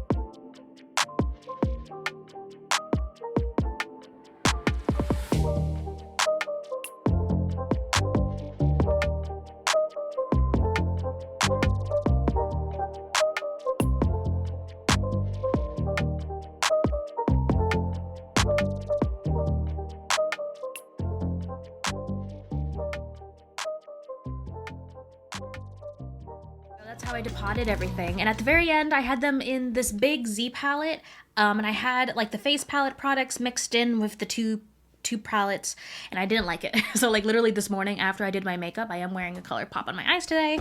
I rearranged it again. So like I said, double-sided Z palette, and this is what we're working with now. I'm gonna give you a moment to appreciate how beautiful and useful this is. Just look at it. Yay! I will pause for your applause. So yeah, I'm ecstatic with how this turned out. So of course we've got the Naked 2 on the bottom, and I did a little bit of rearranging. I put the two empty pans from the two empty shades that I already finished before I depotted it just over here to kind of keep them out of the way. I put together most of the shimmers down here because these are the ones I'm really reaching for every day, and I do have another pan right there. So I have all of those there. These two are in the middle because they just match really well together, and I want to start using them more, and I think just having them as like a cute little duo would be really, really nice. And then over here, I kind of made the two gunmetal silvers that I was having trouble reaching for and the black like a trio, because I think that would make like a really pretty smoky eye. So those are just down there, and that's the Naked palette. Up top for the Colourpop, yes please, I have this kind of little quaddy thingy, I don't know, but it had the empty shade, again the one I finished before even depotting anything. I have the brightest shimmer here, which looking at it, I probably should like repress this. It's like falling apart, so I might want to go ahead and do that. I've got like this light shade that I did hit pan in, and then I've got like this kind of terracotta, like warm shade, and these three just look really pretty together. These two right here, these are the shades that I want to multitask. Like this shade could be a bronzer and this shade can be a contour. Like they literally match almost exactly the shades that I'm currently using for bronzer and contour right here. So that's why I kind of separated them, put them in the middle, because I want to multitask with them, start multitasking. I might even like move them like this so I could really like swirl a brush in there. That was the intent of having them in this kind of palette, so I could swirl a bronzer or a contour brush in these shades without getting it in every other shade. And then down here I put the rest of just the really pretty warm colorful shades. I used mostly these on my eyes today. I had a little bit of fun time, playtime. I wanted to do something different, so I used mostly these shades right over here. So that's the depotting. I am thrilled. This is exactly what I need at this point. It's going to make just reaching for the palettes, reaching for the shades, just so much easier. And it's going to make updates from here on out a little bit easier to handle. So yeah, so speaking of, let's run the slideshows so that we can smush them and create one slideshow, and then I'll do a zoom in on our progress.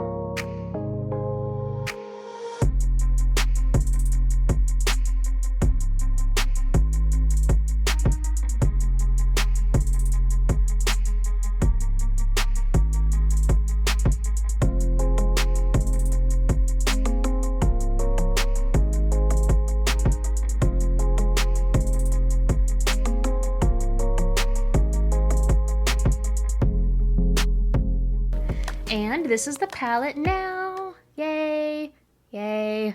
So as you can see, we did hit pan in 2 new shades. We hit pan in this shade down here in the Naked 2, and then we hit pan in this shade up here in the Colourpop. So we have 2 new pans. I think I am like so close to hitting pan in either of these shades right down here.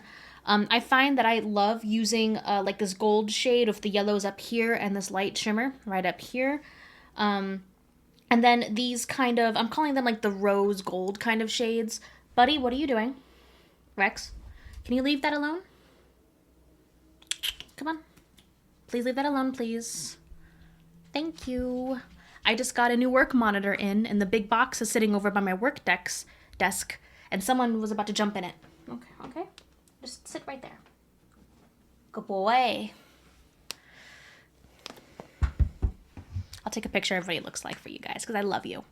Rex, look up here. He's just glaring at me now. So like I was saying, the 2 kind of rose goldy kind of shades, I've been using those more often now because I have got a cream shadow that matches them almost perfectly. And honestly, on days where I sleep in and I just want to put something on to make myself look put together before I start working, I'll just do the cream shadow everywhere and then just literally set it with the rose gold shade, and then the deeper shade I use just to add a little bit of dimension out in the outer corner, and then as a full look, and that's it. Like less than 5 minutes, you're done. But yeah, I am so excited. Like, this is going to just make it so much easier. It already has, and I'm thrilled. I'm thrilled to keep using it, thrilled to keep experimenting, and then I think the next step is maybe after a few more weeks, we'll start making some Franken shadows. See how those turn out. Exciting.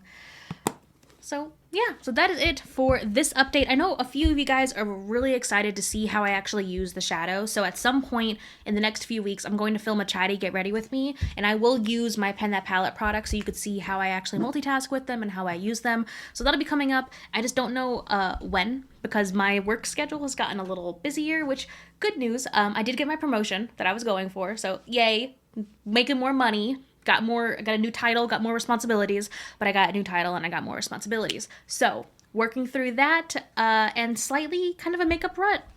But we'll talk about that whenever I get around to filming that chat to get ready with me. Don't forget, if you want, you can follow me on Instagram. Here's my Instagram. I have been actually a little slacking on my Instagram recently, but I'm trying to get back up, posting a little bit more often. So there it is if you want to watch or follow. Whatever. Thank you guys for watching, and I cannot wait to see you in my next video. Bye. I just have to take a photo that I realized like how nasty the plastic looks. Ew. Hello guys, welcome back to my channel. Today it's time for the 7th, and we're past the halfway point, wow, update for my Pen That Palette for 2022, my 2 in 22. If you missed the last update, I'll go ahead and throw it up in the cards, but you know, it felt like a slow month for me, which was weird. Because I kind of had a lot going on, but I just went and watched my last update, and then I saw where we currently are at right now, and I've actually made a lot of progress, and I'm really happy with it. So let's go ahead and run the slideshow of all of my progress.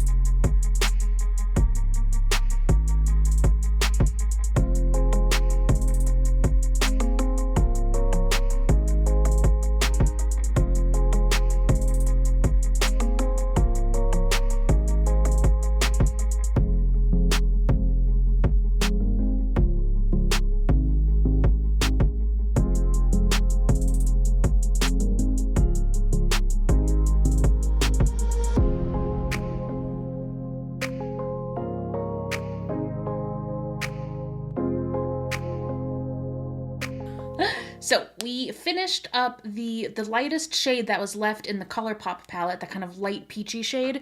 That is completely used up right here. I haven't finished anything new in the Urban Decay palette, but I did, like literally yesterday, hit new pan right here. You can see it, baby pan right here. And I kind of thought I would have these two shades finished, but there's still just a lot of pan in there. And I think if I just focus on them, I could probably have these finished up at least by the next update. Either that or I'm gonna make a Franken shadow out of them. So looking at the numbers right now, we have 3 shades completely finished from the Colourpop Yes Please, and we have 2 shades completely finished from the Urban Decay. Now we're at the halfway point, past the halfway point as it is, and that's a little scary, but you know, I think I have enough spite in me to get this done by December. I mean, I have all the way until December. Like, I think it's going to be fine, especially with what I learned this week. So let me do a quick update on the shades. We talked about these 2 already. These I've still been using quite a bit because I mentioned in my last update, these kind of matcha cream shadow I've really loved using from Tom Ford. And then I just put this on top and it's like a really quick kind of simple look I can do that makes it look like I spent a lot of time on my makeup when in actuality, I spent 5 seconds on my makeup. So those I haven't had any problem with. To be frank, I haven't really touched these 2 shades. They're definitely more like, to me, they seem more like fall kind of shades. And this isn't kind of a look that I've been like gravitating towards. To be frank, I've really been reaching for like the Colourpops more so than the Urban Decay. But my big kind of light bulb moment this week, and kind of mostly for the last month, was with this little trio I made down here of the silvers and the black. Now, these 2 kind of gunmetal silvers look really intimidating in the pan, and they look really, really pigmented, especially when you swatch them.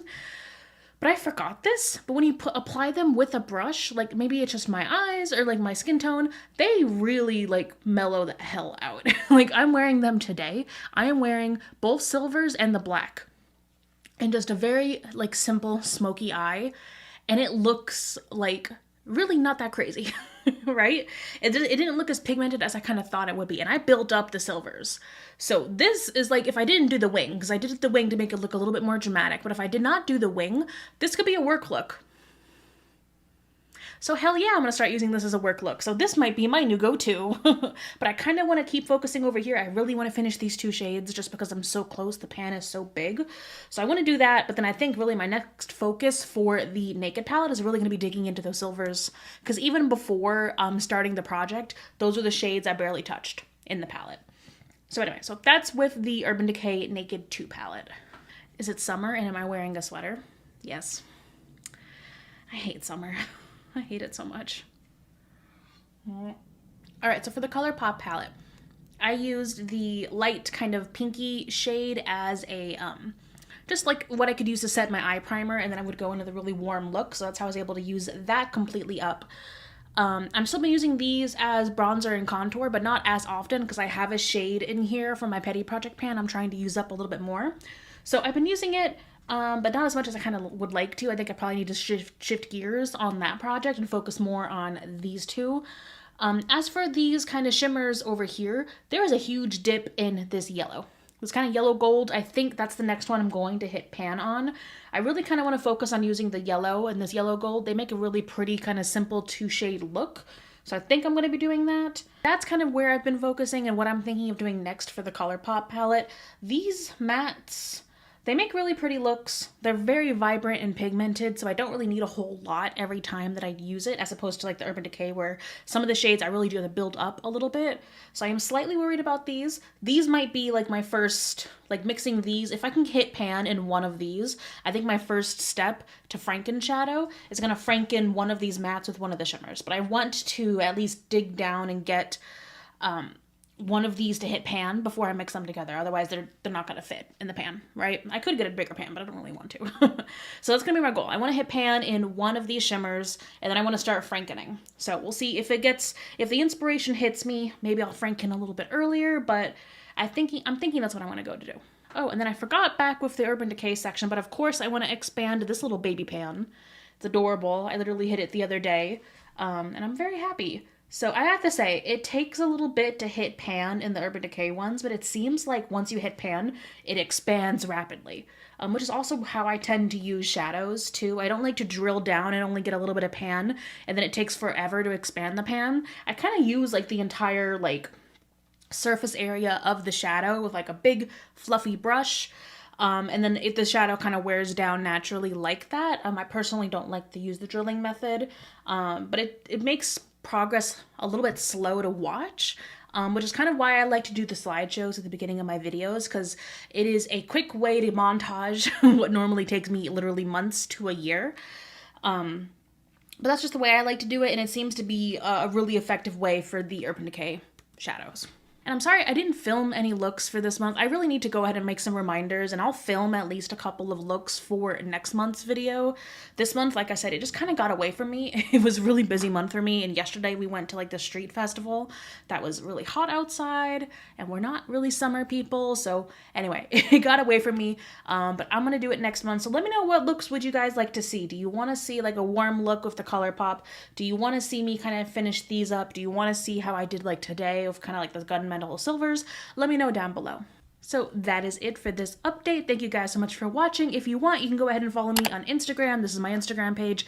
I have to admit, I've been a little bit lax the last few weeks posting on Instagram, but I'm definitely going to be going back to doing sneak peeks, especially if we get into the frankening process. Usually I post the process on Instagram before the update happens, because these updates on YouTube only happen once a month, so anytime in between the update videos if something happens, it'll go on Instagram. Thank you guys so much for watching, and I cannot wait to see you in my next video. Hello guys, welcome back to my channel. I am so excited for this 2 in 22 Pan That Palette update. I finished 2 shades.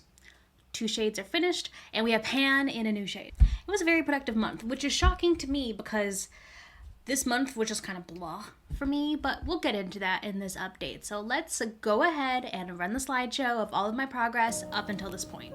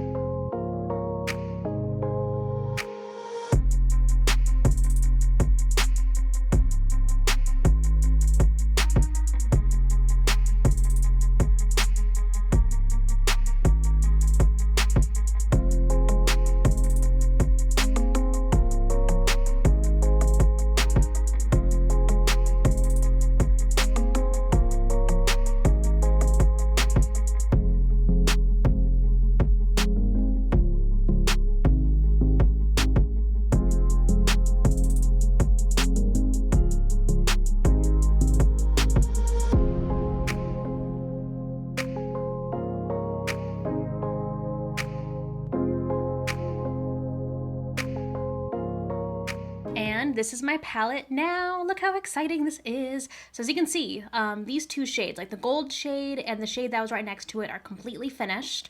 They're gone. I basically just used those as in a look together until I ran out. And I did not film that, but I did film some other looks that we're going to see later on in this video, so don't you worry. But those are done, so we have 4 shades finished in the Naked 2 palette down here, and up here in the Colourpop, in this, I'm calling it the mac and cheese shade, we have pan in the mac and cheese shade, and I literally just hit that pan this morning as I was filming the look that I have on right now. But this is where we currently are. So I'm really excited. So overall, we have 4, 5, 6, we have 7 shades completely empty, 7 empty pans in here. I don't want to count how many we have left, but you know, I think we're in a pretty good place right now. And I'm really happy. So, okay, where to start? So for the Naked 2, I focused on these 2 shades and using kind of this shade along with them for like the first week to 2 weeks of the month. And then once I finished them up, I kind of took a break from the Naked 2 shades and I moved up to the Colourpop. I was really focusing on the yellows. So I was focusing on the matte yellow and the mac and cheese because I really wanted to hit pan in them. And so I've been doing looks kind of like the look that I'm wearing right now almost every day for work. And this morning is when I finally hit pan. As you can see, so I hit pan this morning and the pan's already that big. That's because I swirl my brush and I use the whole shade, so when I do hit pan, it expands pretty quickly, which is very nice to see. It takes a little bit longer to hit pan and you might feel a little bit discouraged, but it's always nice to see. And it's nice to see it actually get used up pretty quickly once you actually hit the pan. So I'm actually, really close to hitting pan. Like, there's a huge dip in the matte yellow. So I think I want to wait till I hit pan in the matte yellow, and then I want to franken the yellows together. I think that's going to make a really cute shade that I can use with the rest of the warm shades here. I've actually been using this color, the two yellows, and then these two. These like shimmery oranges are very, very pretty. I'm wearing the lighter of the two oranges today in the outer V and on my lower lash line, and they just look really, really pretty together. That's what I've been focusing on for most of the month. Again, I've been kind of neglecting like these center shades, so like these two down here, I haven't touched these two. I've really been using these two with a shade from my Petty Project pan. Let me flip it up. I've got a single shadow right here. It's Luscious, a shade from the Too Faced Sweet Peach palette. So I've been using those shades, these two, to make a really neutral look with that shimmer all over the lid. It's really, really pretty. But I have not been using these as bronzer and contour. So I think I'm gonna have to start using that a little bit more often to really get a dip in those. But yeah, so that's what I've been using for the most part. So I did film some looks. I filmed first the look that I'm wearing right now, and then I filmed another look. I haven't filmed it yet in my time, so I don't know what look, but it's mainly using the Naked 2 shades. So let's go ahead and run to both of those looks.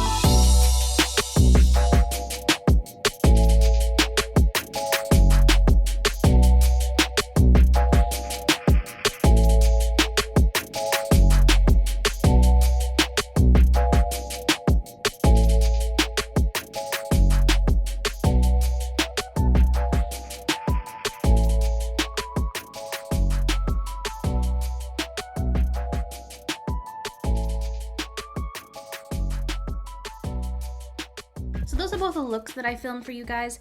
To be really, really honest, this month it's been so hot. It is summer, and as you can see, I am not a summer person. So really, for the most of the month, I have not really been wearing that much makeup. I've been doing minimal, no makeup for the first time in my life this last month. And I've really just been doing, when I do eyeshadow or when I do makeup, it's mainly eyeshadow, which is why I think I was able to make such great progress in the Pan That palettes, because I wasn't really focusing on the rest of my makeup. So whenever I did makeup and I did the eye makeup, I kind of really wanted it to pop. But yeah, I don't know if you guys would want to see like a get ready with me or something, like with my no makeup, but it's just been so hot and like miserable that a full face like this, where I love it and I have fun doing it, I don't like wearing it every day. So I'm happy I was able to make the progress that I've made so far. I think we are doing really great. I can't wait for it to be fall, obviously, but I can't wait to be able to I think we're setting ourselves up to have such a great fall color palette here. And I think as we start using more and more shades up, I might remove the empty pans. I don't know yet. But I think we're setting ourselves up to have a great color palette, and I'm not sick of the shades yet, so that's good. And I think it's going well. So, and I don't want to put too much pressure on myself, but I think we are in a decent spot. So let's see, did we get everything? Yeah, the last month. Okay, so goals, I guess, for the next month. Like I said, if I hit pan in the matte yellow, I'll franken, and if I do franken, I will film it for the next update. I want to franken those two shades together. Something else, I know I'm nowhere near, oh, actually, there's a good dip in the orange matte shade as well, but I do want to hit pan before I franken, but if I do hit pan, I kind of want to franken it with the darker shade down here, because this I've been loving using on its own, but this one's a little too dark, and it doesn't really show up that great on the eye, so I kind of want to mix it with either this like burnt sienna or the orange matte shade to see how nicely that would come out. And I think that's it for this update. So thank you guys so much for watching. Let me know down below if you're panning a palette, how's that going? Oh, I have not really been posting to Instagram. I've been like burnt out on Instagram. I don't know what it is. Like I just, like going on Instagram now, like it literally drains me. I don't know what it is, but I've been loving TikTok. So I've been trying to post more to TikTok. So here's my TikTok. I've been posting like the sneak peeks when I hit pan, when I finish a shade up, it's been going there first. So if you're on TikTok, go ahead and give me a follow. And if you're interested, Rex has his own TikTok. Here it is. I just post cute videos of him playing with his toys. It's a fun time. Thank you guys for watching, and I cannot wait to see you in my next video. Bye. Hello guys, welcome back to my channel. It's time for my next 2 in 22 Pan That Palette update, and I finally frankened some shadows. I hit some pan in some shades that I was trying to use up before I frankened, and so I frankened them up, and the palettes are looking a lot, well not a whole lot, but pretty different. If you missed my last update in this project, I'll go ahead and throw that up in the cards. It was from last month, and I don't know, you're probably gonna be lost if you're just coming in for the first time on this update number, what, 8? So go back and watch the rest of them, there's a whole playlist. So before I rant about how hot it was and how this last month went, let's go ahead and run the slideshow of all of my progress up until this point.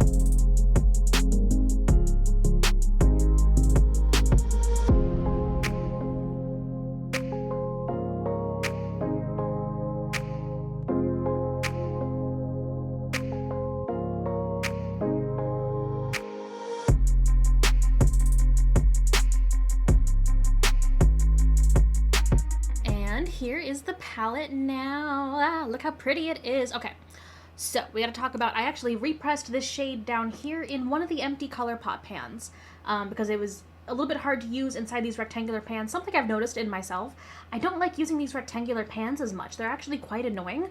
I definitely prefer like a round eyeshadow pan. So I repressed, it's the shade that was right here previously that I had pan in, so I just repressed it. I didn't franken it or anything, but I repressed it right here.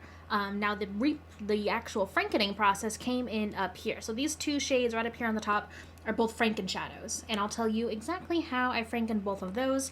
And then over here I just made a trio out of, these are the two, this was the bronzer-ish shade I was using, contour-ish shade I was using, and then this was a shimmer I had previously over here, but it just fits better actually. I swatched these all together, it looks really nice, so I think it's going to be my next go-to look now that I've kind of hit one of my recent goals with the really, really warm shades. And then look at all the empty pans over here, it's really pretty actually now that there's so much.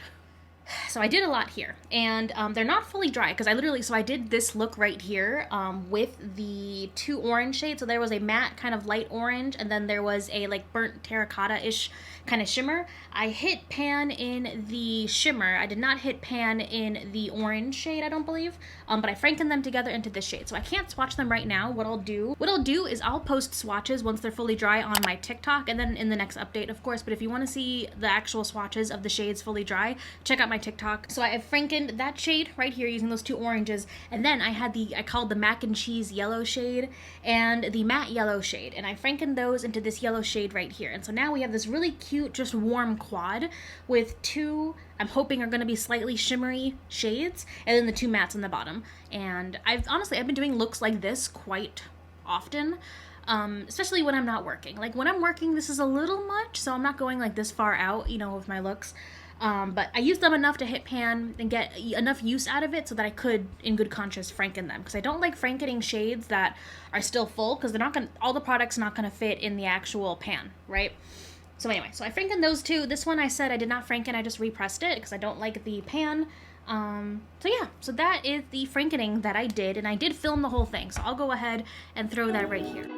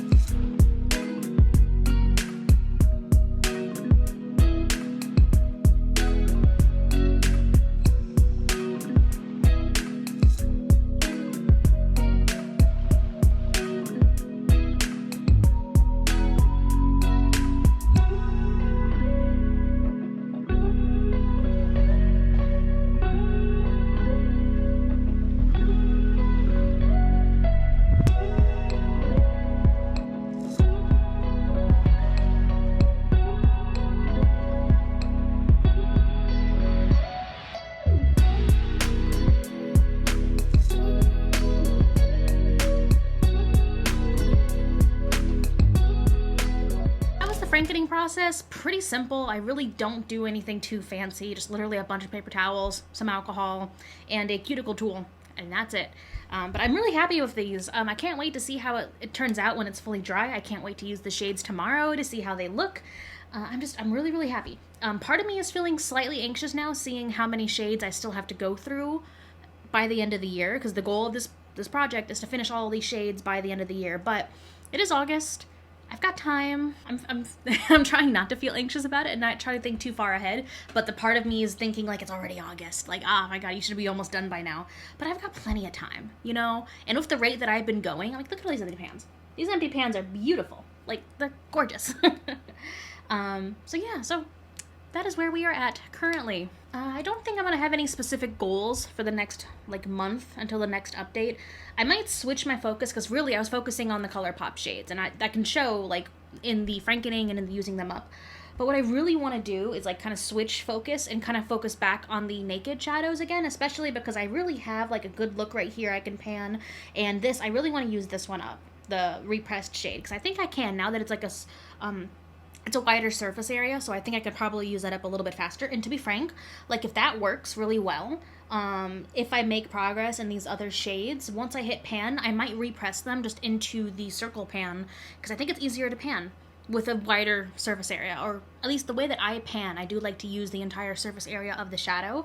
So I think that's part of the reason why I'm struggling a little bit with these naked shades, because it's a small like surface area on top. So that's it. Let me know down below what you think of this so far, and if there's anything particular you want to see from me, like in the last, not the last, I don't want to think like that, in the next few updates using these shadows, or yeah, if there's anything you guys want to see, if there's any more looks you want to see, anything else you want to see, because I'm kind of just like in hardcore just like panning finish this up mode, and I'm not really like the most creative, I think, when it comes to things to sprinkle into these updates, except for like filming looks and filming my frankening. That's pretty much all that I've got. And if you're panning a palette, let me know how it's going down below. Thank you guys for watching, and I cannot wait to see you in my next video. Bye. Hello guys, welcome back to my channel. It's time for my next update for my 2 in 22 Pan That palette, and I don't know, I'm feeling a bit meh about it. We've got quite a bit to talk through. So let's go ahead and run the slideshow of all my progress up until this point.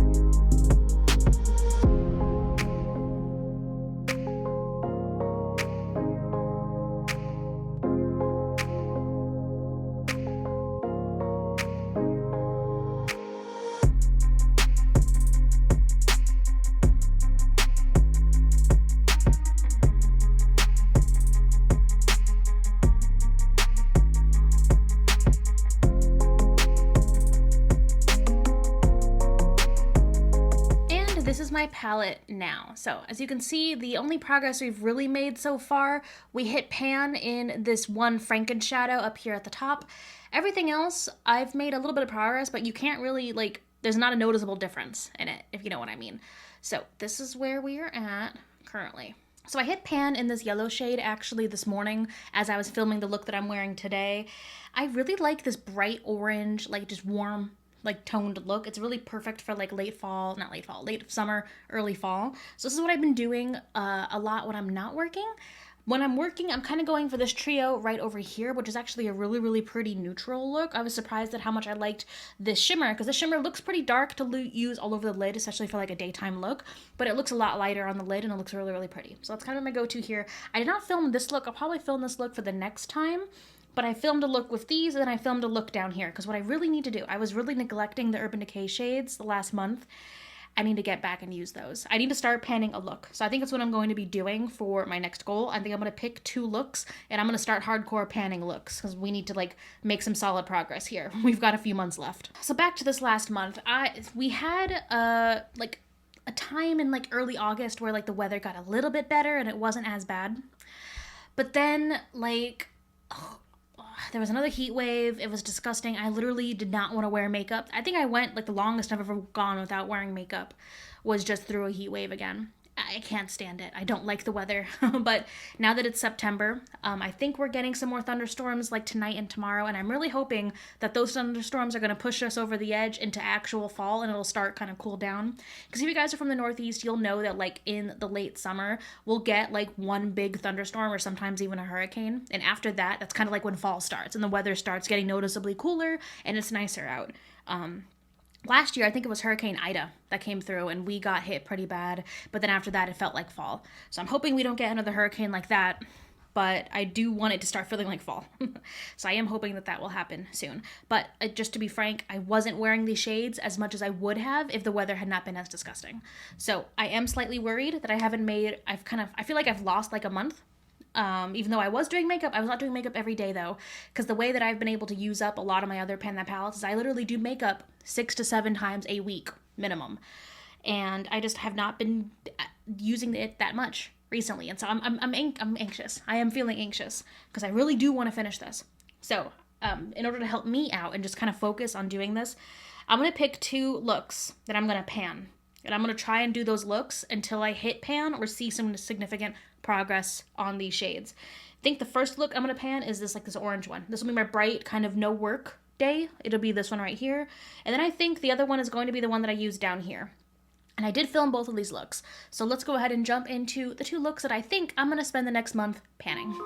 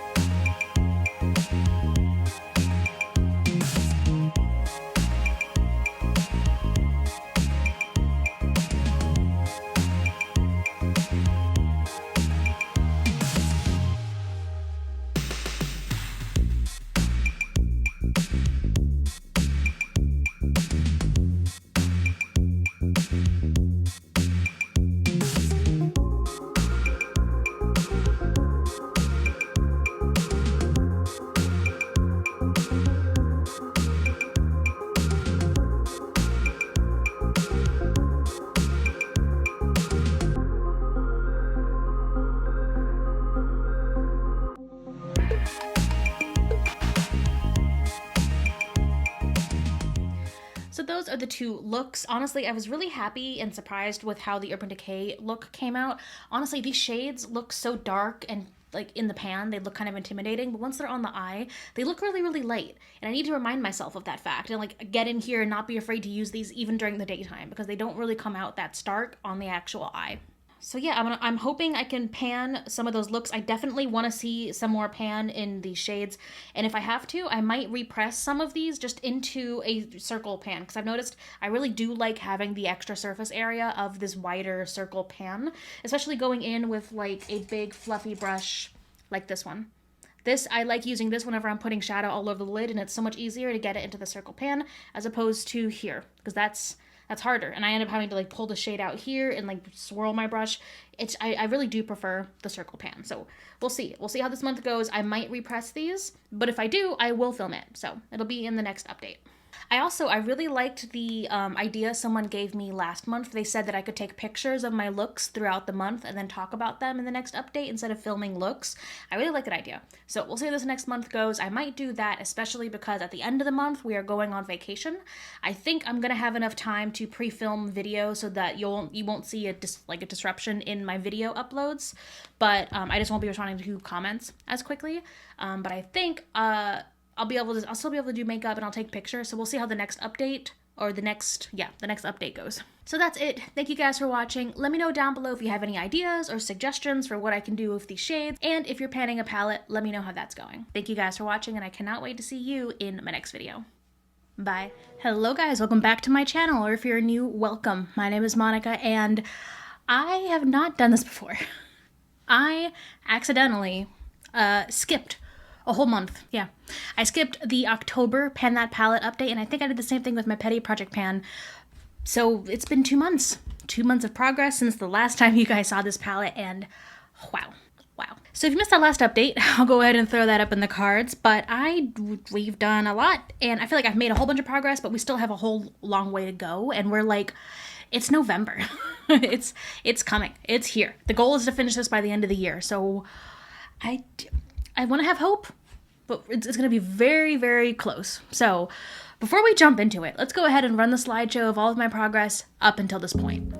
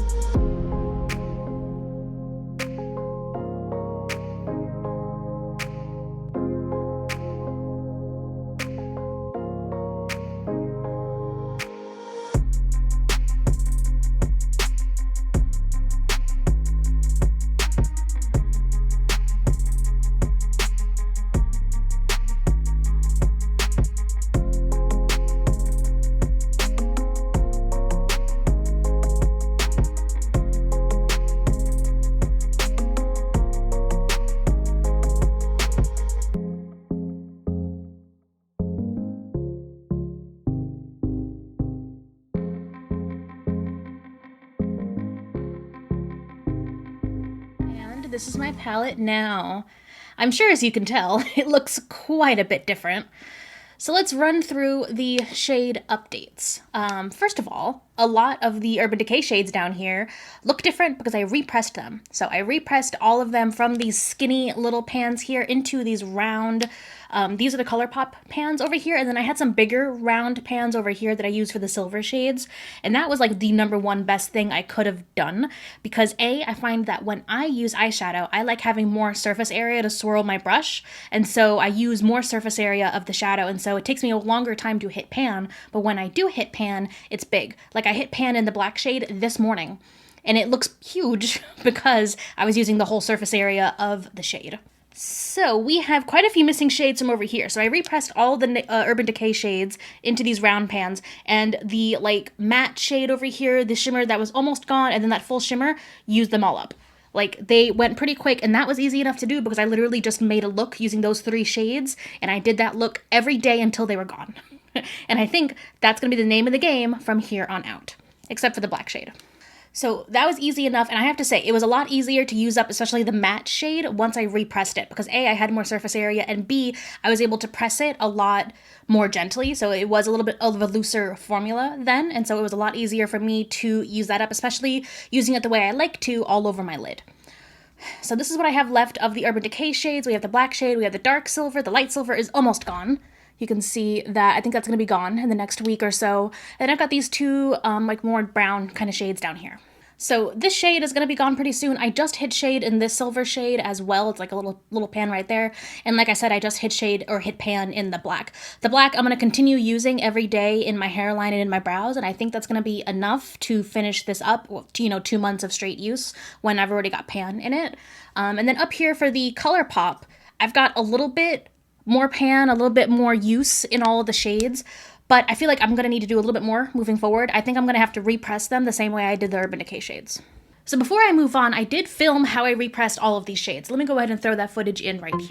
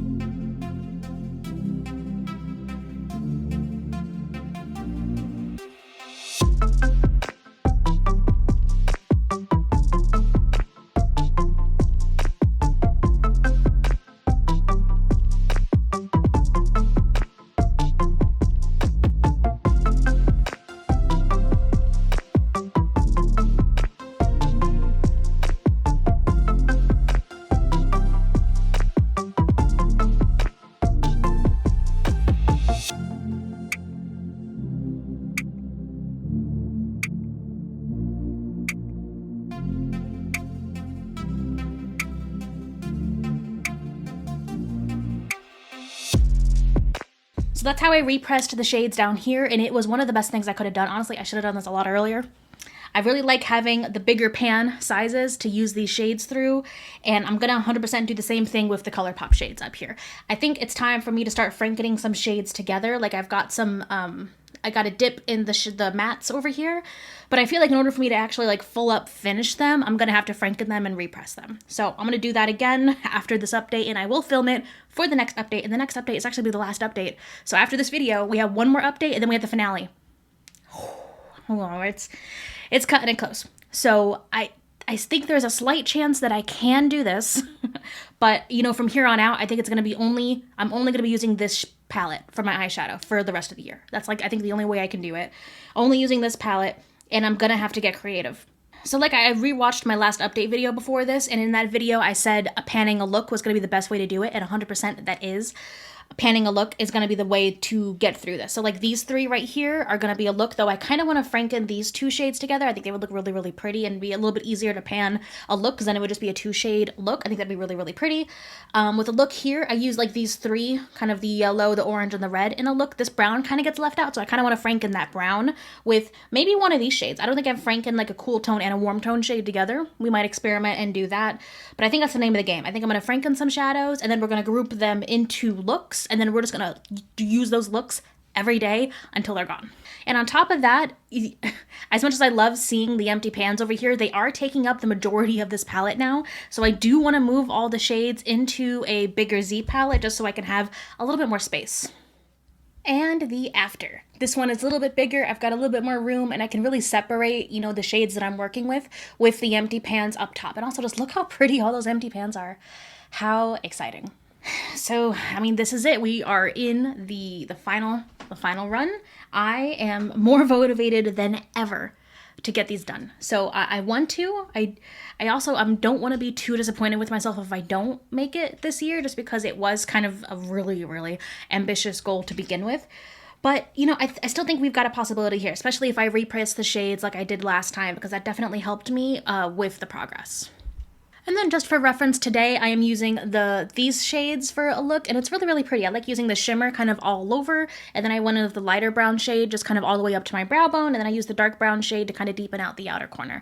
And it's a really, really pretty, really, really quick look. I think this is going to be my new kind of go-to work look after I finish the silver, because the silver is almost done. I want to just go ahead and finish that one up. So that is it for this update. The next time I see you guys, it'll be for not the next time. I have videos that come out every week. Subscribe if you haven't already. And also check out my vlog channel. I did just start a vlog channel. I've got a couple of vlogs up there, so check it out if you're interested. But the next time you'll see an update on this palette will be early December, and it'll be our last update before the finale. And the finale for this will be posted on New Year's Eve, and the intro for my new pan that palette will be posted New Year's Day. So I think that might be a Friday, Saturday, or a Saturday, Saturday. It's off of my usual schedule, but because it's a once a year thing, that's when they're going to be posted. So stay tuned.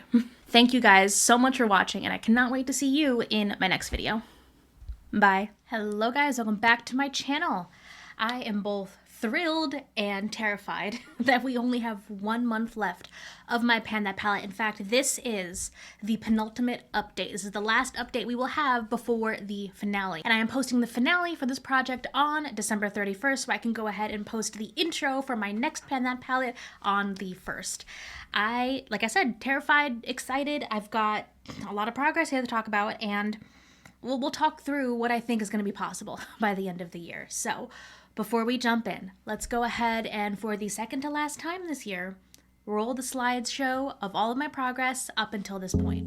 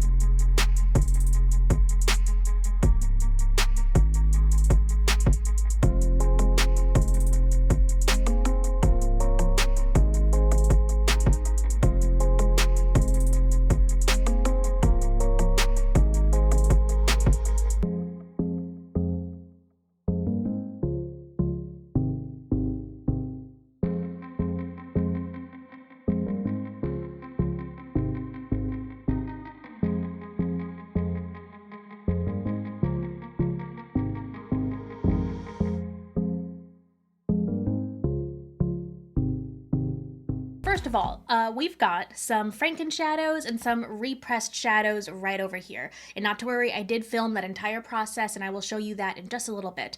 But this is a Franken shadow right up here. These are both Franken shadows. This one was just repressed. This is the brown shade right here. And then these are all the shades from the Urban Decay palette that were not repressed, but I did repress them in the last update. So if you missed that, I'll go ahead and throw that up in the cards. And as you can see, we've got pan in just about everything that's left.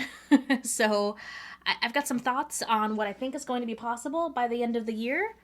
So let's get into those. So let's start with the Franken shades first. So I really wanted to do something different, at least repress some of the shades. I did repress just this brown shade because I noticed that something both the Colourpop, the matte shades from Colourpop, and the Urban Decay had in common is that they were very, very tightly pressed and they were like dense shadows. And in order for me to like get the most use out of them, make them work best for me and for this project, I liked it when it was pressed a little bit looser. That also tracks considering one of my favorite formulas for eyeshadow was the ABH, and that is a very, very loose formula. So that's just something I learned throughout this process, and I think that's why I liked these shades so much better after I frankened them and after I repressed them. So this orange shade right up here, it's like the perfect like little light orange. I've got a little bit of it on my inner corner today.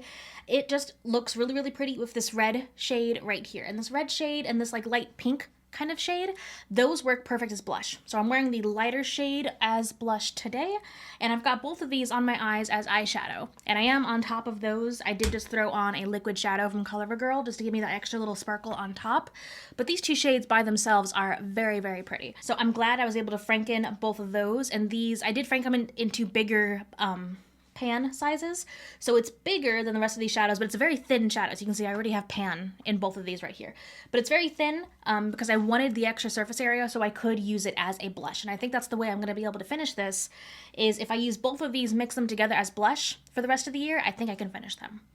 And this little orange shade, I think it's really, really pretty. I could probably finish this up fairly quickly if I use it as a single shadow look. And I think that would look really, really pretty, especially if I use the sparkle shadow just to give it a little extra oomph. But okay, so that's how I feel about those. Now, before I move on to the rest of these, let's go ahead and throw in the footage of me frankening and repressing these.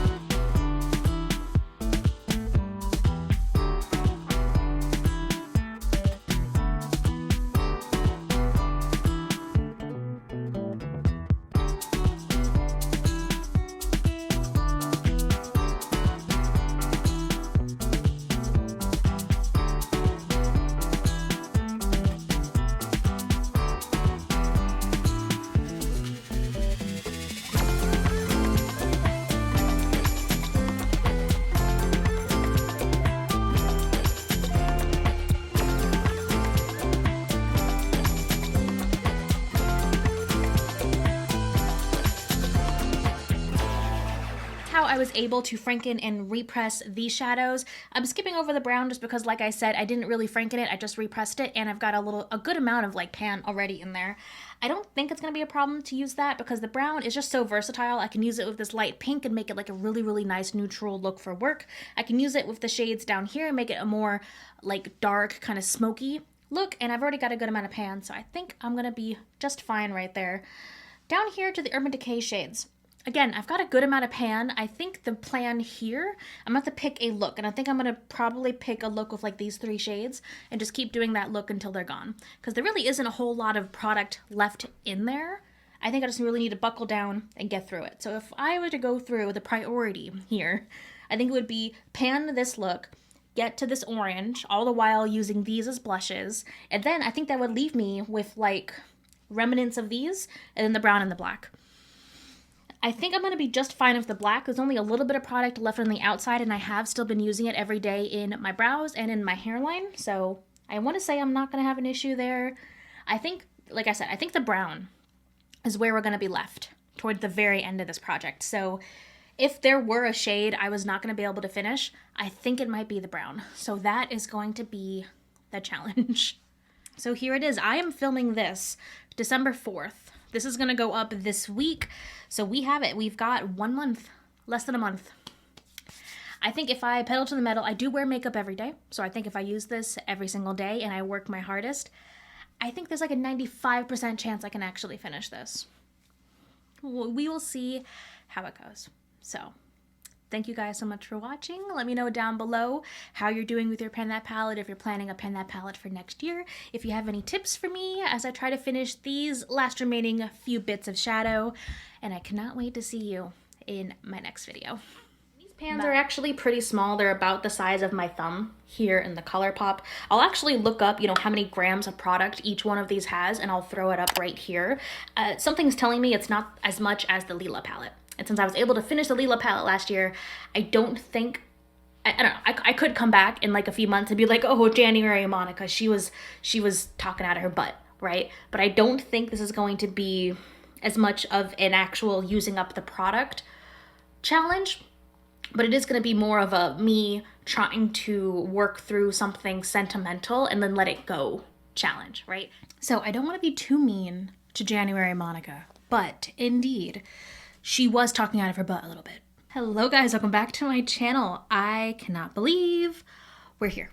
This is the end of my 5th year doing Pan That palette, and this is the closest I have ever gotten, like to the wire, to the line.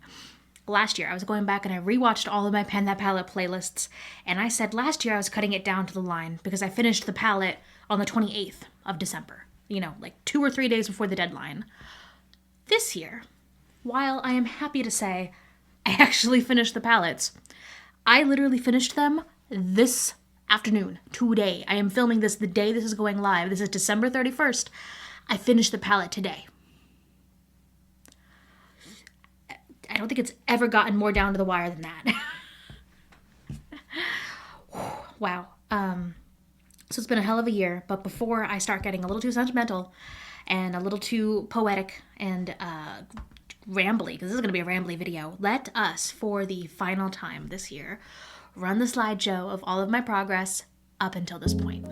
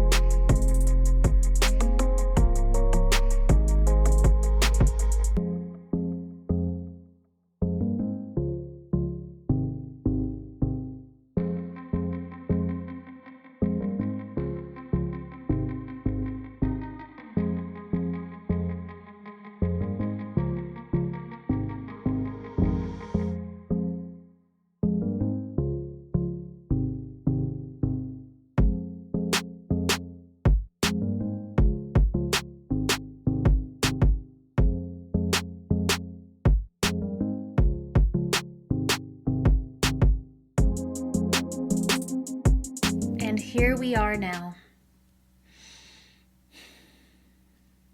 They are done. And I know that's technically cheating a little bit because really the last shades I repressed into these pans. So technically, here's the final shot. We are done. The last shade that we were left with was actually the red, like the deepest red blush shade that I made. And that is the shade that I just finished an hour ago. So I don't think I have ever been more anxious, more just like gung-ho about a project until this year. So let's talk through it. I'll throw a picture up real quick of what we were left with at the last update. Surprisingly, I guessed that the brown shade was going to be the hardest to use up. I actually used that up really quickly once I used it as a bronzer. Repressed, it was a lot looser, so I used it as a bronzer. I used it as like more of a bronzer kind of. I used that, and then I did quite a few like one shadow looks with the brown shade, and then it was gone. Boom, great. The silvery kind of shades, those are also pretty easy to use up once I just found a look that incorporated all three of them. Used all three of them. I think it was about like 6 or 7 days of a look with those shadows, and then they were gone. Fantastic. The blushes. I was using the blushes every day. I did go through the lighter shade because actually I loved how that shade came out. That was such a pretty shade. So that lighter shade got used up really quickly. Then I was left with just the black shade and the deep red blush. So the deep red blush, it was very pretty, but it was dark. I'm wearing it, of course, today to finish it up. But I have to say, for the majority of December, I went with this like very like super blush drapey 80s look to use up those blushes. And you know what? I don't hate it. I really don't. I was able to finish up the black just using it in my brows. I'm actually wearing a different black shadow in my brows because I finished the black shade up a couple of days ago. But it was that red shade. So I had that red shade left. I actually did my makeup twice today because I had to film quite a few videos, pre-filming, because we are about to go on a trip in about a week. And if I had not used makeup just about every day, if I had not done my pre-filming and done my makeup twice, I would not have finished these palettes. Straight up. I am wearing the shade all the way up here, all the way around, and it is the red shade on my eyeshadow look today. I actually incorporated as a sneaky little hint, the gold kind of lid shade is actually from next year's Pan That palette. But for now, we're talking about this year's Pan That palette, and I cannot believe I am sitting here with these. It's incredible, just... And I was snarky at the beginning because I was going back and I rewatched my intro for this project, and I was so surprised at what I thought was going to be the challenge because these are very sentimental pieces to me. But I found out that like once I got into the project and once I was using these daily, I appreciated them, but I had completely like lost the fear that that certain type of sentimentality gave me when it came to these projects.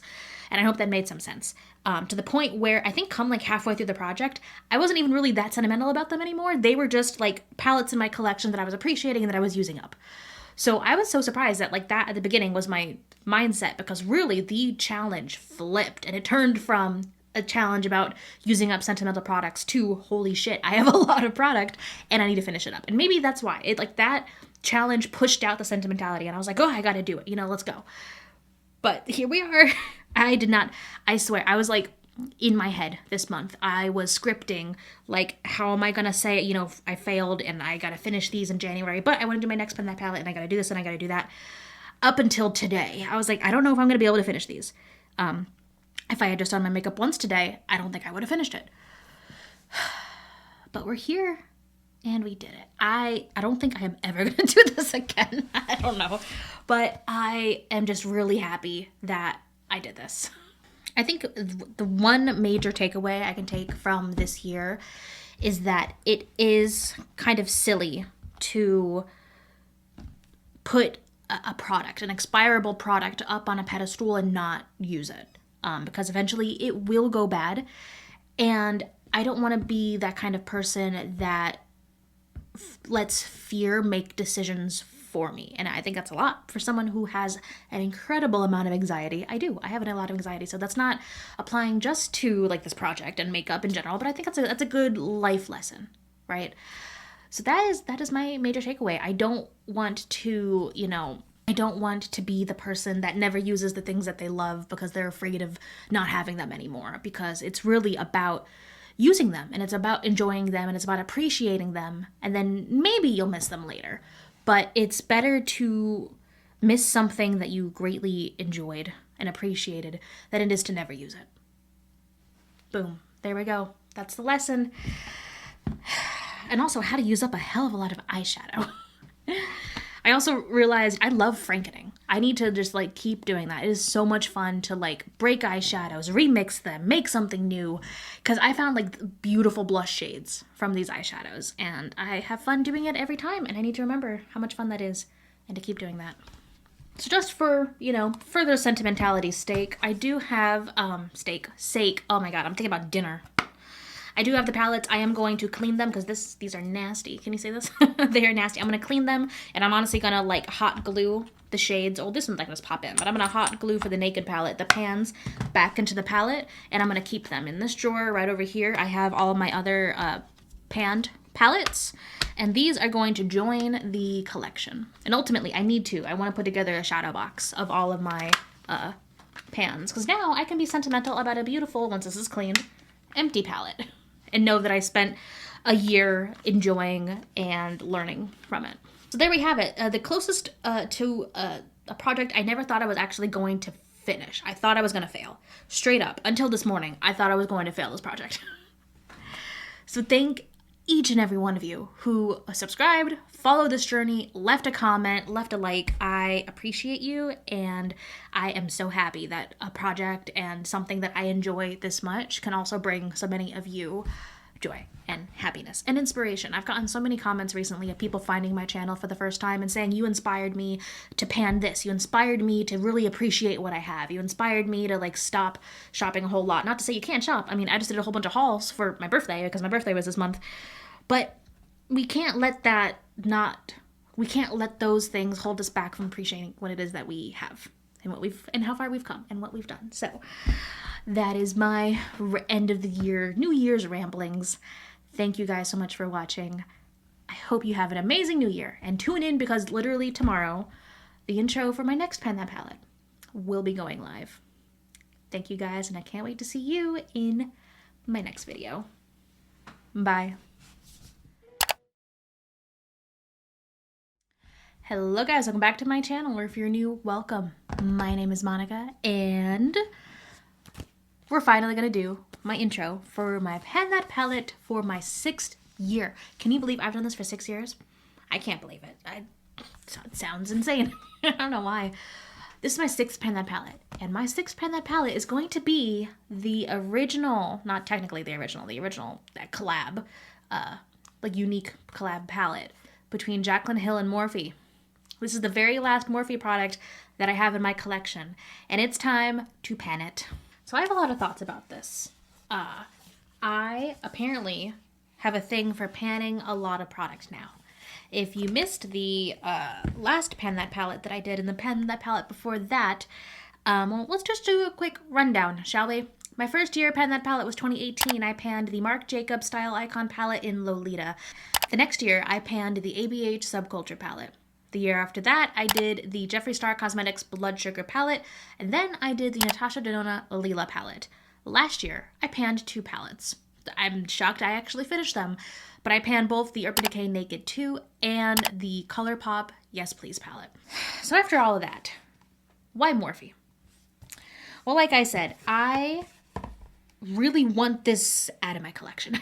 I don't support Morphe, and actually this is pretty timely because I think Morphe just filed for bankruptcy, if I'm not mistaken. I'll, put some links down below. I'll throw some info up. But Morphe has been on a downward spiral. They haven't been able to keep up with the times, and unfortunately they relied too heavily on the influencers that made them, which is quite karmic. There's actually a video that just came out by a new channel talking about the rise and fall of Morphe. I'll go ahead and throw that up in the cards. Check it out. It is very interesting. That being said, like I did with my Blood Sugar Pan That Palette, I want to use this up and then I want to move it out. So I think it's going to be a challenge to use this and like really get in there and finish it as much as I can. And also, I'm going to do something different this year and try to hold myself back from heavily like over planning everything, if that makes sense. I don't want to rehash myself too much, but I did put out a video a couple years ago talking about no longer supporting like toxic people and the fact that I cannot separate the art from the artist, and that I can't support certain brands after an owner or after like a figurehead does something that I consider horrific, right? So I'll throw that video up in the cards. I would also highly recommend you check out my 2020 Pen That Palette playlist, because I also talk it in depth through that process.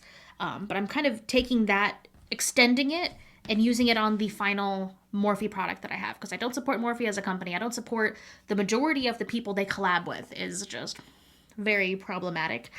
And I always felt like a hypocrite still having this palette. Like, this was a palette that I wanted so badly when it first came out. I was so into it. I looked up to Jaclyn so much, and I wanted this palette so I could follow along with her tutorials and really do everything. And this has lasted through so many declutters. Like, I always felt like I said, like a hypocrite. I would come through and I would be like, oh, I don't support Morphe, I just have this. Or like I would go through the declutter series and it'd be like, oh my god, I hate Morphe, but I love this palette. Like, it's so good. And I gotta say, it is a good palette. And I will say this is better than a lot of the other Morphe palettes I had tried. Back at the very beginning of my channel, in like early 2018, I had quite a few Morphe palettes. And none of them were as good as this palette here. I'll put together a list of some of the like history of Jaclyn Hill, the rise and fall of Jaclyn Hill kind of videos that I've found that I really enjoy. Right off the bat, I'm thinking of the one from Smoky Glow. She did an excellent, like, in-depth kind of review of the entire evolution of her channel and her content. And I feel like this was really, like, her peak. Like, this was a great palette. It was great quality. It was her first, like, custom collab with Morphe, because she did a collab before this with Morphe, but she basically just picked out some shades already, theoretically, or in theory. She actually helped Morphe create these new shades. I don't know how much I believe in that, considering Morphe was founded on just private labeling products. So I don't know about that. Stephanie Nicole had a really great video about that a long time ago. I gotta say, whatever they did, this is a great palette. So I want this to be my Pen That Palette for this year, but I'm gonna try to do something different. I don't want to, right now at the beginning of the year, set the usage goal yet. I am someone who has a lot of anxiety, who likes having control, likes controlling, likes organizing, likes cleaning. I like having a plan for everything. So I'm going to challenge myself this year and just say, this is my Pen That Palette, and I'm not going to set a specific goal. By that, I mean, I'm not going to say I want to use up all of it, and I'm not going to say I want to hit pan and everything, because I tried doing that in 2020 and I didn't like it. So I'm just going to say, this is my Pen That Palette, and we're going to see how that goes. I hope it's good. We shall see. Eventually, the goal is to, as I use up things and as I get into there, solidify my goal towards the end of the year. But I'm going to try something new, and I don't like it. I feel like I feel not great, like not having a solidified goal. But you know what? Every year, Pen That Palette is a challenge for me, which is why I love it so much. And I feel like the best way to start the challenge off this year is a huge palette. I haven't panned a palette with this many shades in it before.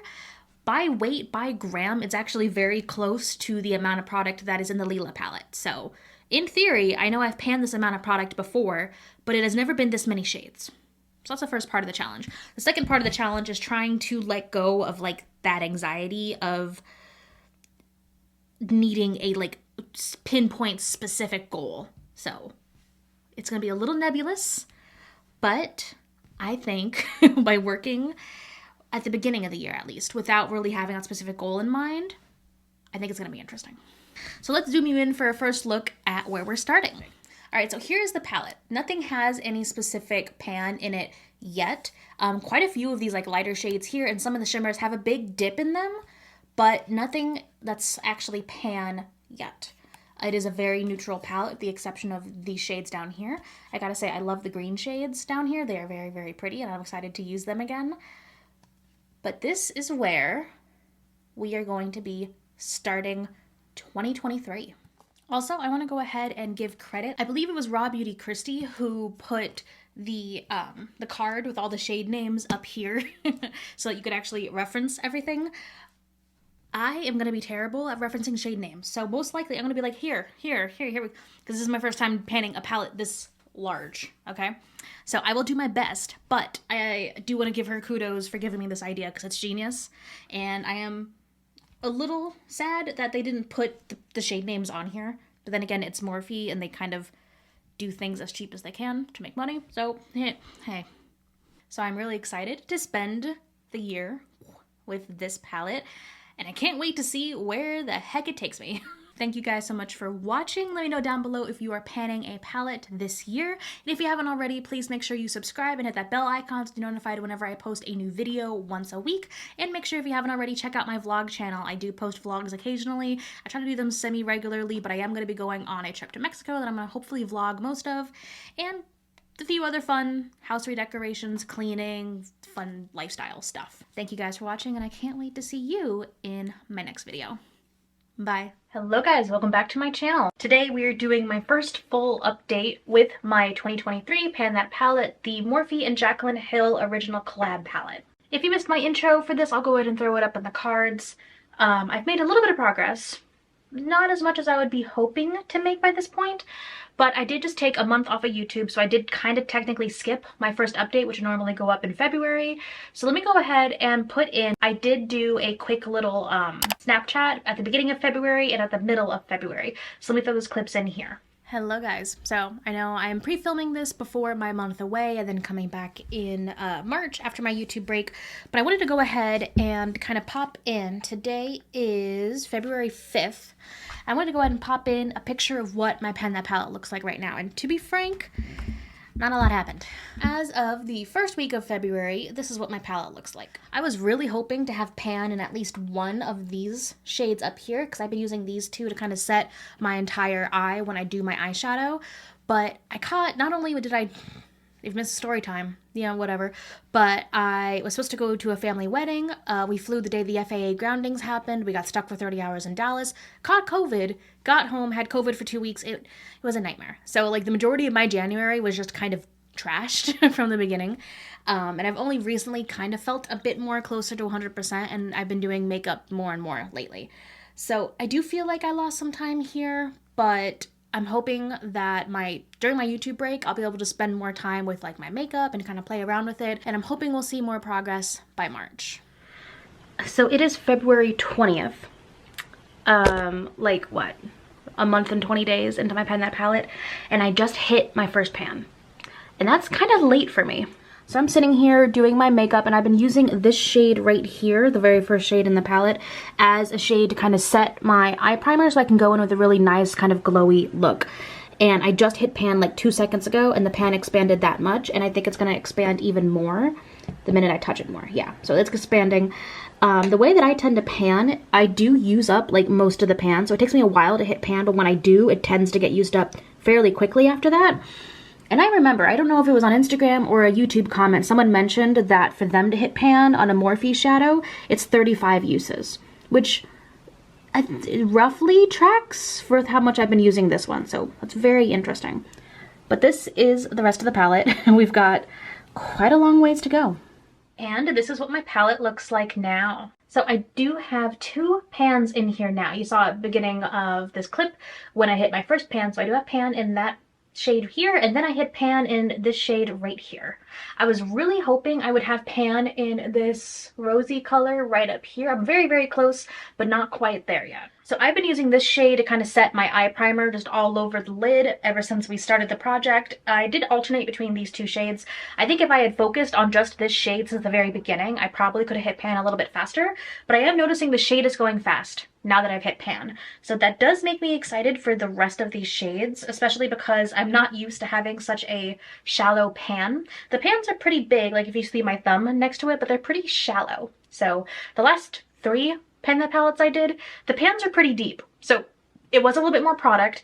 This one has about the same weight of product as the Natasha Denona Lila that I panned, but it just spread across so many more shades. So it's going to be interesting to see how this plays out throughout the year. So that's how I used this one. This one, I've actually loved doing a look with just this row kind of right here, like these 3 shades, this all over the lid, this to like deepen up the crease, and then this in the outer V. It looks really, really pretty.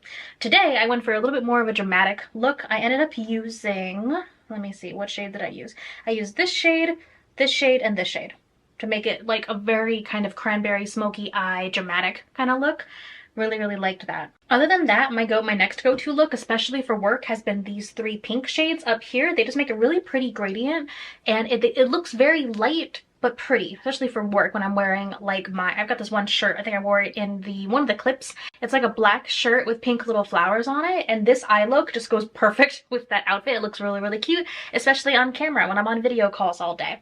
So that's why I thought I would hit pan in this shade. I'm very close. I think by the next update I will have pan in that shade. I did film the look that I'm wearing right now in my Chatty Get Ready With Me. That is coming up right after this video in the next week after this one goes live. So if you're interested, check out that Chatty Get Ready With Me to see how I got this look. I will be doing throughout the year several videos showing my favorite looks with this palette, especially if the ones I already hit pan on, to make sure I can get that video out before I finish up the shade. But that has been one of the most requested videos I think ever in the history of my channel since I announced I was panning this palette.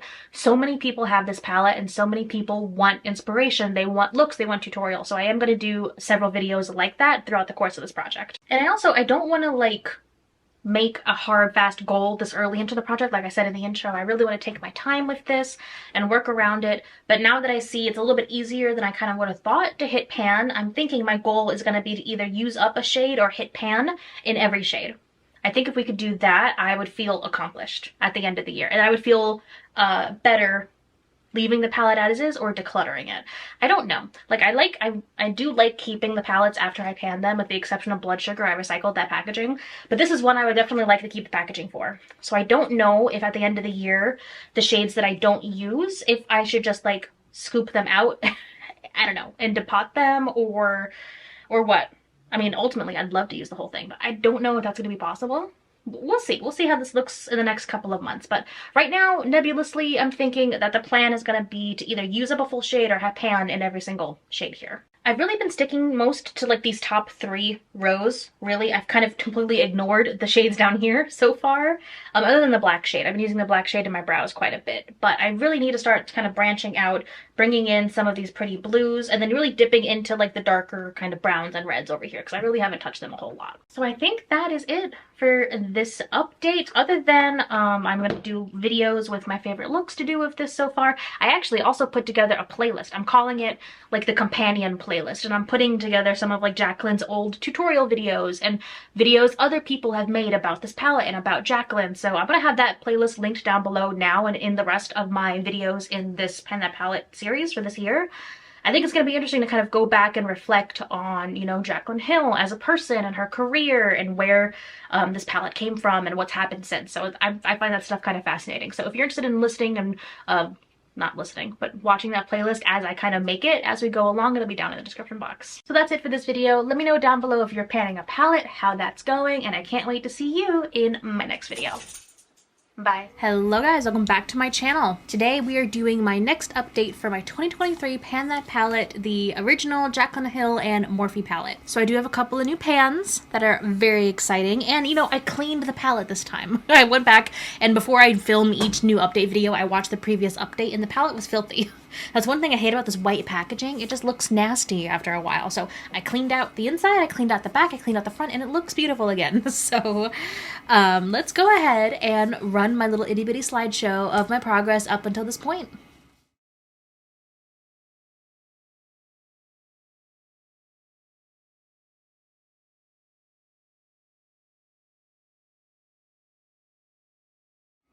And this is the palette now. So technically we doubled the pans, which isn't saying a whole lot, so I only had 2, and now we have 4. I originally had pan in these 2 shades, I believe, and now I have pan in this shade and this shade as well.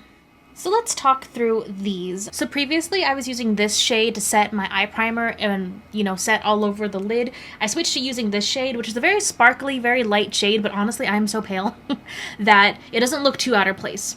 And honestly, I've been using this all over the lid with like this and a little bit of this as like, that's the look. So that I don't have to go in with like a glitter glue after the fact and kind of add that bright shade on top. I start with the bright shade and then just kind of get darker, and I've really been liking that. I've also kind of been doing that same thing with the pink over here. So this I would use literally all over my lid, and then I'd kind of go and create the look and deepen out the V with the other pink shades and the red down here. I've got a good amount of pan in the pink now. But I think I'm actually really close to hitting pan in this shade and also the gold down here. There's quite a few shades that like I'm very close to hitting pan, and I was a little upset I didn't hit pan in a few more shades before this update. But you know, 2 more pans is pretty nice, and I'm more leaning towards now, like I would be very happy if the goal of this palette challenge would be to just hit pan in every shade. Like these ones, since I hit pan on them and I can use them as eye primer, I could probably finish up that shade by the end of the project. But I think I would feel happy, I would feel accomplished if I hit pan in every single shade in this palette. So it might change, but that's kind of how I'm thinking the goal for this project is going to be. So those have been like my go-to looks over the past few weeks. I've been using this shade and kind of using like these kind of brownie shades. I've been using this as kind of an all-in-one look. I've been using the pink, and then I've been using the gold quite a bit as kind of an all-over-the-lid look, and then I go in with like either this shade or this shade to kind of deepen out the outer V. And I hear you guys, people have been requesting tutorials or at least like showing the looks that I do, so I filmed 3 looks for this update video. I believe I filmed the pink look, I filmed this look, and then I filmed the look that I'm wearing right now. So let's go ahead and jump into those looks.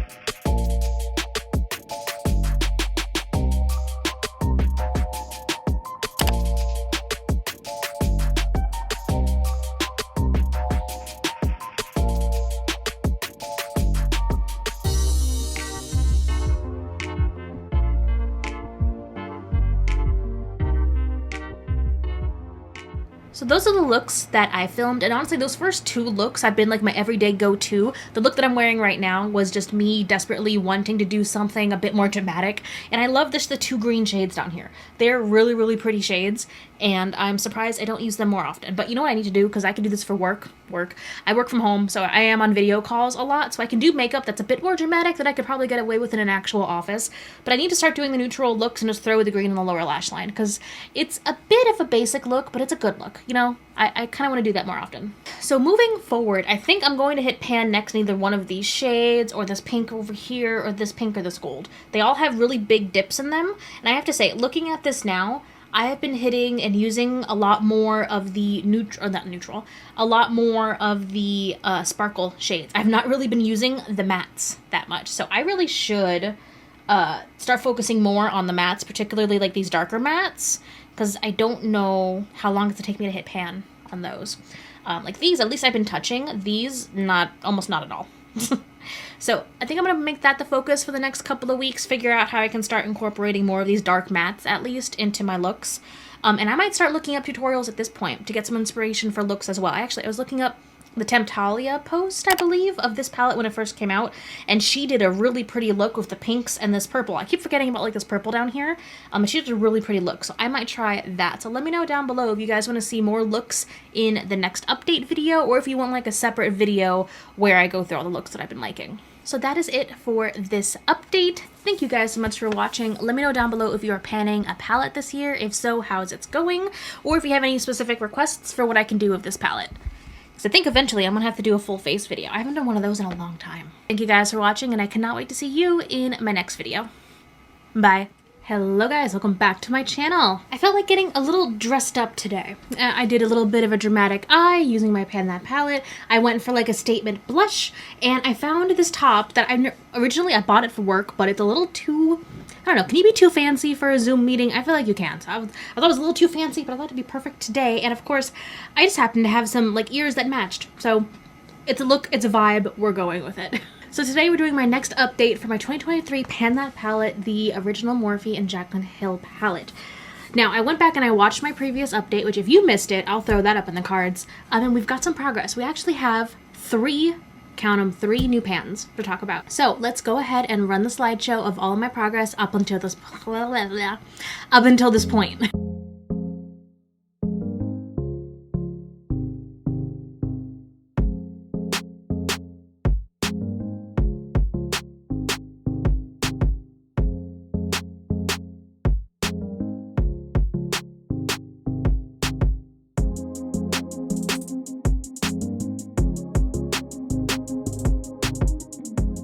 And this is the palette now. As you can see, we have 3 new pans. Over here in the corner, we have those 2 pink shades on the first row, and then the gold shade on the second row. So now we have a total of 7 pans. 1, 2, 3, 4, 5, 6, 7. Yes, I can, in fact, count, despite the fact that I hate numbers in math. So we have 7 pans. Let's talk through a little bit what I've kind of been focusing on. I've got some white balance issues happening here. How am I supposed to be goth in these conditions? How dare you mess up my white balance? So let's talk through what I've kind of been doing for the last couple of weeks.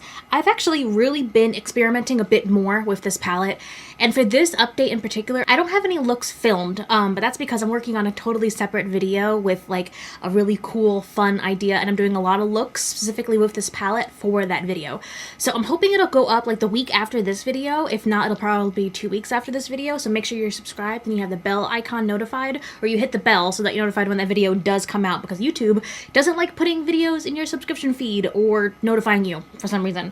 So I don't have any looks for this video, but what I've been focusing on a lot obviously has been the gold and the look I'm kind of wearing right now. I've really been leaning into, maybe it's just because it's summer and I'm looking at like those yellows, those golds, but I've definitely been focusing on the gold. I've been focusing on the pinks, like just these 3 right here. I did that look in the last update. I've been doing that a ton. It looks really, really cute, especially for work, so I've been doing that, and that's how I hit pan in those 2 shades.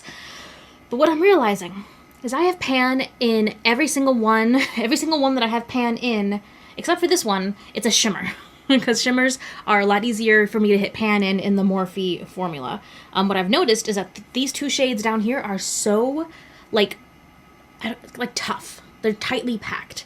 So like hitting them, like putting a brush in them is like smacking a rock. They're very densely packed. So I'm worried about like these down here. Maybe not the black one, because I could always use the black in my hairline or in my eyebrows. But these I'm worried about because they're like the most tightly packed mattes in the entire palette. But that being said, so I maybe realized, especially now that I have so many pans, I've really been gravitating towards the shimmers. Especially for a look like this. I did do mostly shimmers. I used the gold, and then I went in with these shimmers down here, and then I just deepened it up a little bit using that shade down here. Just to give it a little bit of dimension, a little bit of depth on the outer V. But I really have been neglecting, unless they're up here, like this entire middle like Z of mattes. That being said, I've been experimenting a bit more with some of the other colors. Like I did finally like dip into like these shades down here. I have been reaching for like the mattes kind of in the middle, like a little bit, not really that much, probably not as much as I should. I've also been experimenting more with different techniques. I kind of got into this rut of doing like the same technique for like the same kind of eye look, but I was just swapping out the colors. So I was trying to get out of that rut a little bit, and I feel like the other video idea that I'm working on really helped me get out of that. Also got the creative juices flowing. So I don't want to plug that too much, but that other video is going to be coming out, and I'm very happy and very excited about it. So that's where we are currently. Moving forward, I don't know, I feel like for the next thing I'm probably going to hit pan in. I think it's probably going to be these two shades. They're both shimmers, and this trio right here makes a really pretty, really quick look. And that's kind of how I've been hitting pan. It's like, what can I make a quick look? What can I do that's really pretty, really quick, and doesn't take that much effort, right? So that's how I'm probably going to hit pan there. What I really want to focus on moving forward, especially for the summer months, I kind of want to get out of my comfort zone. I kind of want to go for like the bright pinks. I kind of want to go for like this bright yellow. I really want to do my best to hit pan in this matte, this nice like yellow shade, because I think I could get a lot of really pretty like summer looks out of this shade. So I want to do that one, and I want to try to get into these colors. I know it's probably going to be really difficult to hit pan in these shades, but like to me, these scream more summer shades, whereas these are like, I think this is going to be great in the fall. You know, I feel like I could get a lot of great looks out of them. And then once we kind of hit pan elsewhere, I can start incorporating maybe some other shimmers over here. But I'm getting a little too ahead of myself. What I'm thinking is just trying to break down this palette into maybe smaller quadrants to help me focus and help me hit pan. Because the goal of this project is to hit pan in every shade. And that's still the goal at this point. I don't think I'm going to be able to switch it and change the goal to completely use up the palette, because there's a lot of product in here, but we will see. This had about the same amount of product as the Lila palette, and I did finish the whole Lila palette, so we never truly know. Do we? Do we? No. So yeah, so that's going to be the goal for the next few weeks, maybe the next few months over the summer. Play with these colors, incorporate them with the other shades that I've already kind of hit pan in, and to start experimenting more to see what else I can kind of bring here. I also gotta say, I'm really glad that I taped this. This was definitely Raw Beauty Christie's idea. I'm glad I taped the shade names up here because it really helps me coordinate everything, especially as I've been doing these looks and trying to put shade names together, so that was a great thing. So if you have this and you have not done that, I would highly recommend doing this, or if you don't have this card anymore, literally print out the shade names and just stick them right here. It's so helpful. And I think that's gonna be it for this update. Let me know down below if you're panning a palette. How is it going? Or if you have this palette, what is your current favorite look with it? I'm always looking for inspiration, for ideas, for suggestions. So please let me know down below. And I cannot wait to see you in my next video. Bye. I'm really feeling this look. I don't know what it is, but everything just happened. I think it's because I had to redo my makeup 3 times today. Spoiler alert. The 3rd time's the charm. Hello guys, and welcome back to my channel. Today we're doing something that I've been pretty excited about, and I don't think I've seen anyone really try this, at least on YouTube yet. So let's jump into the new future world of AI, shall we? And by AI, I mean the large language model known as ChatGPT. ChatGPT took the entire world by storm only like 6 months ago when it was released publicly, and before then it was released to a small subset of experts in different fields, in medicine, in technology, to go in there and test it out and really see what's possible now with this large language model. And ever since it was released publicly, like, anyone can create an account and start using it, which is, I would recommend you try it out if you're interested, because I did that. And it's fascinating what is now possible. Experts were saying this type of technology was decades away, and it's here. It's now. I've been hearing a lot about this through my industry. I work in educational publishing, so of course, the effects of ChatGPT on schooling, on education are huge, and they're here, and students are already using it to cheat. And it's fascinating seeing something sweep the world this quickly, considering it only came out a few months ago. And I've also been reading this book, The AI Revolution in Medicine, and literally I would read a few pages of this book, get inspired, like find something fascinating, and then go on to ChatGPT and do a few experiments, and then come back to the book, and then go back, and then come back to the book. So I've been just kind of, messing around here and there, just trying to keep up to speed for my own career, for my own industry, right, to keep up. But then I thought, why not make ChatGPT into a booty guru? Shall we? So I've seen some other people do videos where they ask ChatGPT to like pick out their perfect face of makeup, pick out products, do this. But I don't think I've seen anyone ask ChatGPT to generate looks using a specific product. And that's what I did. So I asked ChatGPT to generate some looks using my 2023 Pan That palette, hence PTP meets GPT. My Pan That palette for this year is the Jaclyn Hill and Morphe palette, the original collab palette. And I've been looking for some inspiration. I've been looking for some new looks, some new combinations of colors. And I gotta say, what I'm wearing right now is definitely one of them. So GPT spat out 5 looks for me, and here they are. So I asked specifically, I'm currently panning the original Jaclyn Hill and Morphe eyeshadow palette. Suggest for me looks to try using the palette. And ChatGPT spat out 5 looks: a bold pink and purple eye look, a warm brown smoky eye look, a soft glam eye look, a golden eye look, and a smoky green eye look. And when I first generated this, I only checked to make sure that the shade names were real names in the palette, which they are. These are actual looks you can do using the palette. Now, I will say the titles and the looks don't really match across the board, and you'll see that because I filmed myself walking through each one of these looks to see what comes out of it.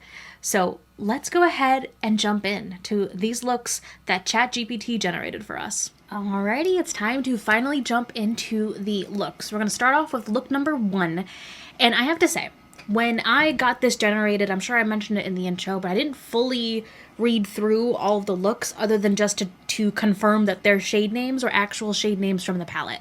So look number 1 is listed as a bold pink and purple eye look.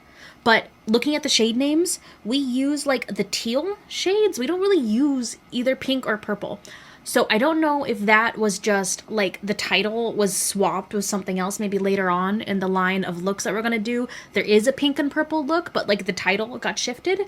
I have no idea. I'm not an engineer. I have no idea how ChatGPT works.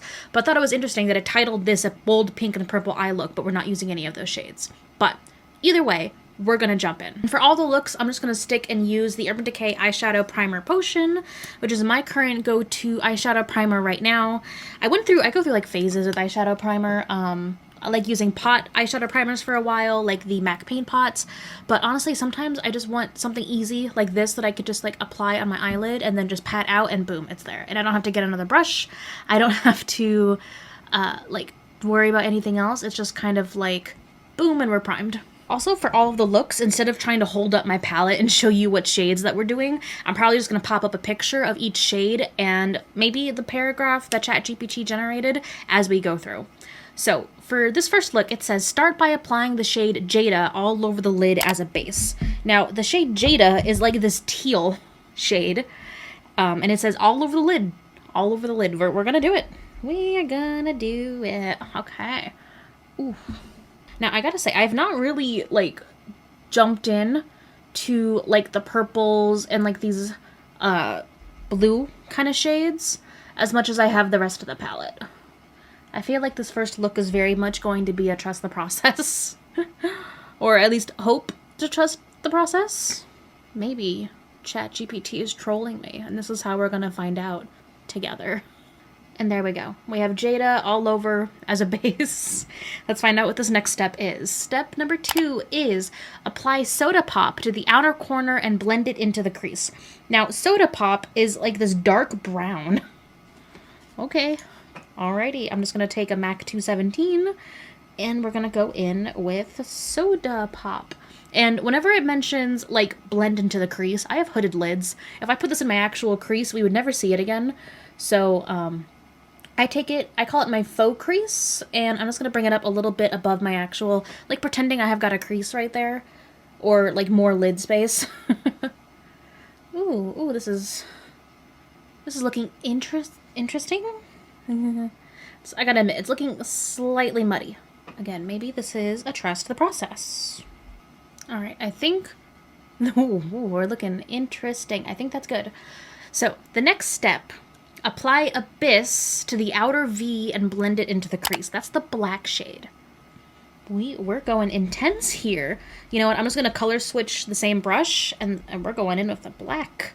I am going to tap it off a little bit, but we're going. Oh. See what I meant by, like, this is what they called, like, a pink and purple eye look? Is ChatGPT colorblind? If I knew the look was this intense, honestly, I would have done this, like, before my foundation. Because, of course, today's the day I, like, test out a new concealer technique where I don't fully set the concealer under my eyes. And I'm like, if any fallout hits that, Jesus. Okay.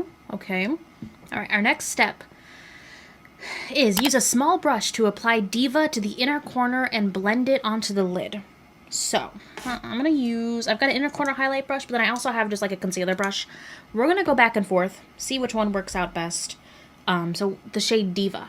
Diva is the green shimmer shade. Okay, ChatGPT. I shall listen. I shall reserve judgment until we are done. So I got a lot of fallout there, and of course, I did not actually set the concealer, like, really towards the inner part of my eyes, because I was trying a new technique, and that's not looking great. So, I don't really know how to fix that. I'm probably gonna have to go in and actually, because that's the thing, like, I can't just go in with loose powder, because it went onto wet concealer like that. Alright, you know what, we're gonna keep pushing, and we're gonna see how this turns out. I might just have to go in with some powder and try to fix it. Alright, I'm gonna let that sit and see if we can salvage this. This ain't going great. So our last step is supposedly to apply Pool Party to the lower lash line, which is the bright teal shimmer. Okay, alright. I'm gonna let this sit for like another minute, and then I'm gonna brush it away and like hope the fallout doesn't look this bad. I feel bamboozled. This looks terrible. Oh no. Oh no. Okay. Alright, this might not be salvageable. You know, I'm gonna finish the look with this on, just so we can finish this. But I was supposed to film another video after this, and I'm gonna have to redo my entire face of makeup. So, yeah. Alright, we're going to the lower lash line. And you know what? We're just gonna go straight in. Alright. So here we are. Let me zoom you in to get the full effect. Yes, okay. So, we're here. Okay, so I gotta say, this, you know, stating the obvious, is not a bold pink and purple eye look. So I don't know if maybe the titles just got mixed up, or if ChatGPT interpreted those blue and green shades as pink and purple, which would be the weirdest thing. I gotta admit, part of this is my fault, part of this is ChatGPT's fault. Part of it was my fault for experimenting with a new concealer trick on a day where I did not know this was going to have this much fallout. So maybe I should have planned that a little bit more, but I kind of wanted to go into this blind to get the full experience out of it, you know. So that's not great. And I can't film right after this, so I'm going to redo my makeup. But I have to say, the lid, those shades together, I feel like this would need a little bit more work. Like, I feel like I would need to do a little bit more prep. Maybe don't go in with the black until after I do the shimmer on the lid. And then that shimmer on the lid, I think would have to go on with glitter glue and maybe with the finger to really get that pop. But, like, from here up, looks like it could be a very nice dramatic eye. I don't like how it looks with the teal on the lower lash line. That looks ridiculous to me. I'm not a huge fan. I feel like if I was going to use the teal, I'd have to do more of a teal look, whereas this looks like it's two different looks. Lower lash line, you know, versus the lid. So, I'm not even going to curl my lashes and put mascara on because I'm about to wash this off immediately. So, wow, we're not off to a great start. And I'm just going to go ahead and say, I'm filming this out of order. So I filmed 2 looks already, and both of those looks looked decent. This is the first flop. So, I mean, as far as numbers go, we're not starting out strong here. Wow. Wow, really disappointed. So I'm gonna end this here, and let's move on to look number 2. Alright, we're gonna jump into look number 2. So look number 2 is described as a warm brown smoky eye look, and we're starting with the shade Butter. Okay, I'm gonna use, like all the other ones, the Urban Decay Eyeshadow Primer Potion as my eye primer. And I believe I should have mentioned this in look number 1, but all of these looks assume I have a crease and visible lid space, so I'm going to be adjusting these just slightly for my hooded lids. Okay, so we're supposed to take Butter to the crease as a transition shade, so that means I am going to bring it slightly above into my faux crease, so that we can actually see it. So I'm bringing it slightly above. Alright, there we go, we have Butter. Next, apply Hunts all over the lid and blend it into the crease. Which one is Hunts? Ooh, it's a bright red. So, I'm gonna get a packing shade to do the lid. Ooh. Alright, now that I got enough of that on my lid, I just washed my brushes, so I'm gonna take a clean MAC 217 and just start blending. This side is blending out really nice, but this side, I've got like some harsh lines, I think, from where I put it down directly onto primer. So I'm gonna take a little bit of Butter just to help blend out. There we go. See, just a little bit. And we got some blending happening like it was supposed to. And there we go. Looking nice so far. Okay. So Hunts all over the lid, blend it into the crease. Then apply Chip to the outer corner and blend it into the crease. Which one is Chip? Like half of this video is just going to be like me being, oh, what is that shade name? Because I haven't been paying attention to shade names this year. Brown. Hello, Brown. I feel like I could go a little overboard here. So I'm going to try and be light on this shade. Okay, looking cute, looking cute. All right, we did Chip. What's next? Use a small brush to apply Beam to the inner corner and blend it onto the lid. So I got my inner corner highlight brush. So I'm guessing we're actually putting this not only on the inner corner, it's all the way onto the lid. So, you know, I might just use my finger to go in for that part. Okay, we have here. All right, I'm just gonna go in. I don't know how far in I should go. I'll finish that up with a brush. Let me try using another paddle brush. That might be our best bet. Okay. Gotta admit, I was feeling a little iffy halfway through there, but it's turning out really cute. And I think our last step, so we did Beam, inner corner, blend it onto the lid, finish the look by applying Jacks to the lower lash line. So let me do a little bit of, I just got a little bit of fallout.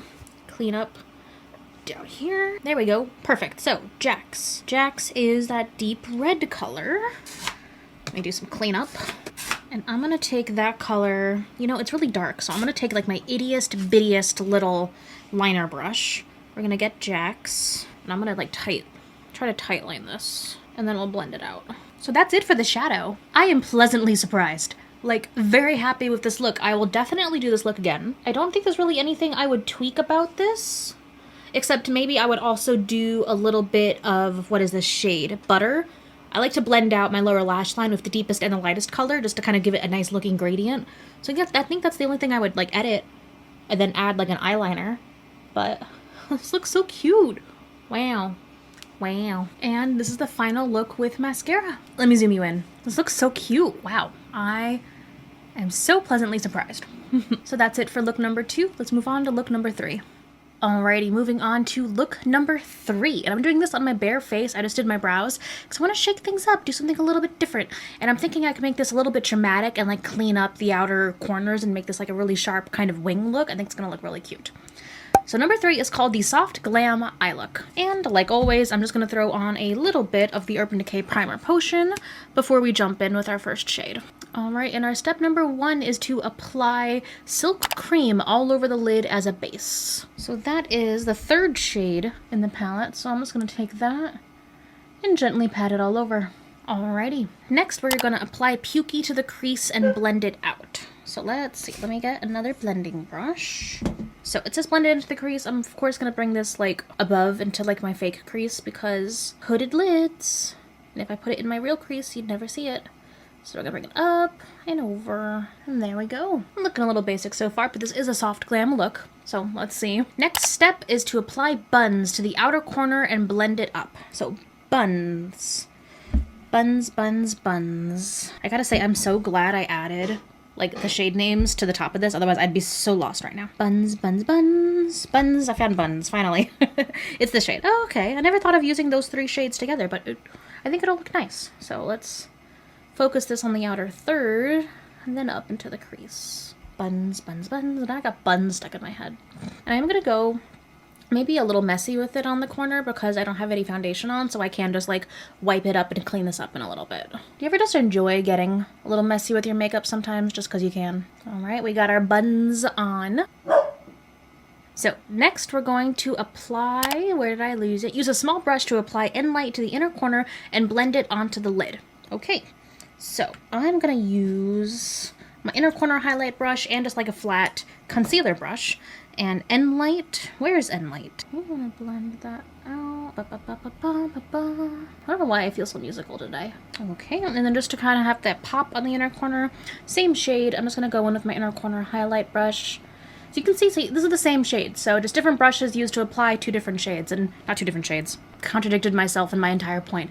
It is the same shade, two different brushes, and the intensity just really pops with the inner corner highlight brush. I love this thing. All right, boom. So now before we go into the lower lash line, because it's telling me the final step is to add Central Park to the lower lash line. So before I do that, I'm gonna clean this up and just give me like a sharp little wing with some makeup remover. Oh my god, I did it. You know, sometimes I mess that up real bad and it looks very wonky, but today indeed, we're looking good.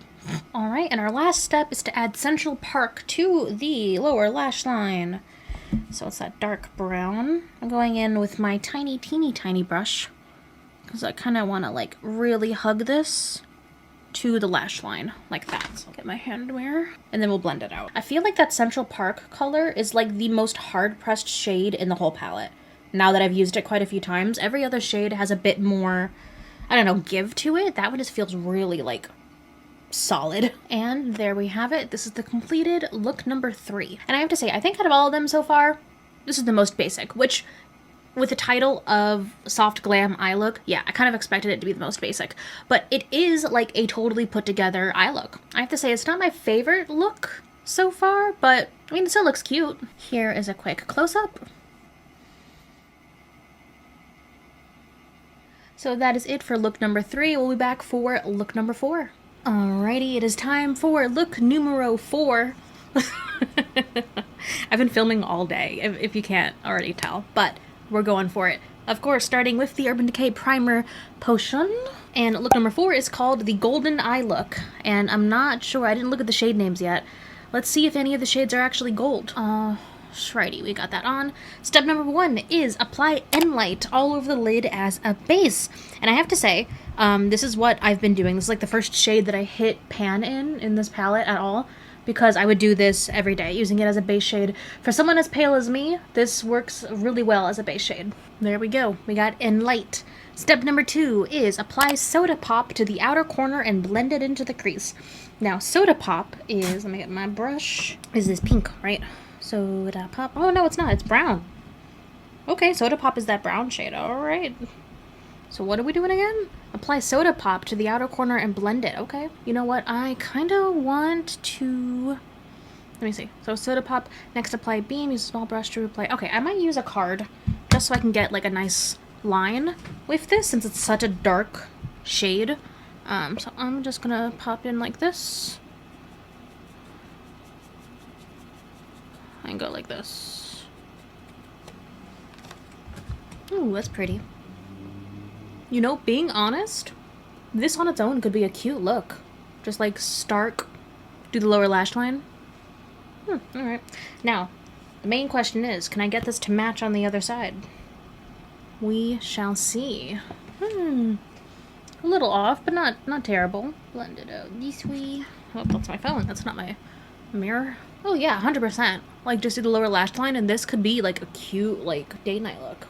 But we're not even halfway done. So, we have that. What is our next step? Next is apply Beam to the inner corner and blend it onto the lid, which is the next lightest shade in the palette. So, let me color switch this. Go in with my inner corner highlight brush. Oh yeah, I do like this. Watch, I'm gonna like this, like, middle part of the look better than the full look. Blend it onto the lid. Yeah, I don't know why. I'm just like, this look by itself is growing on me.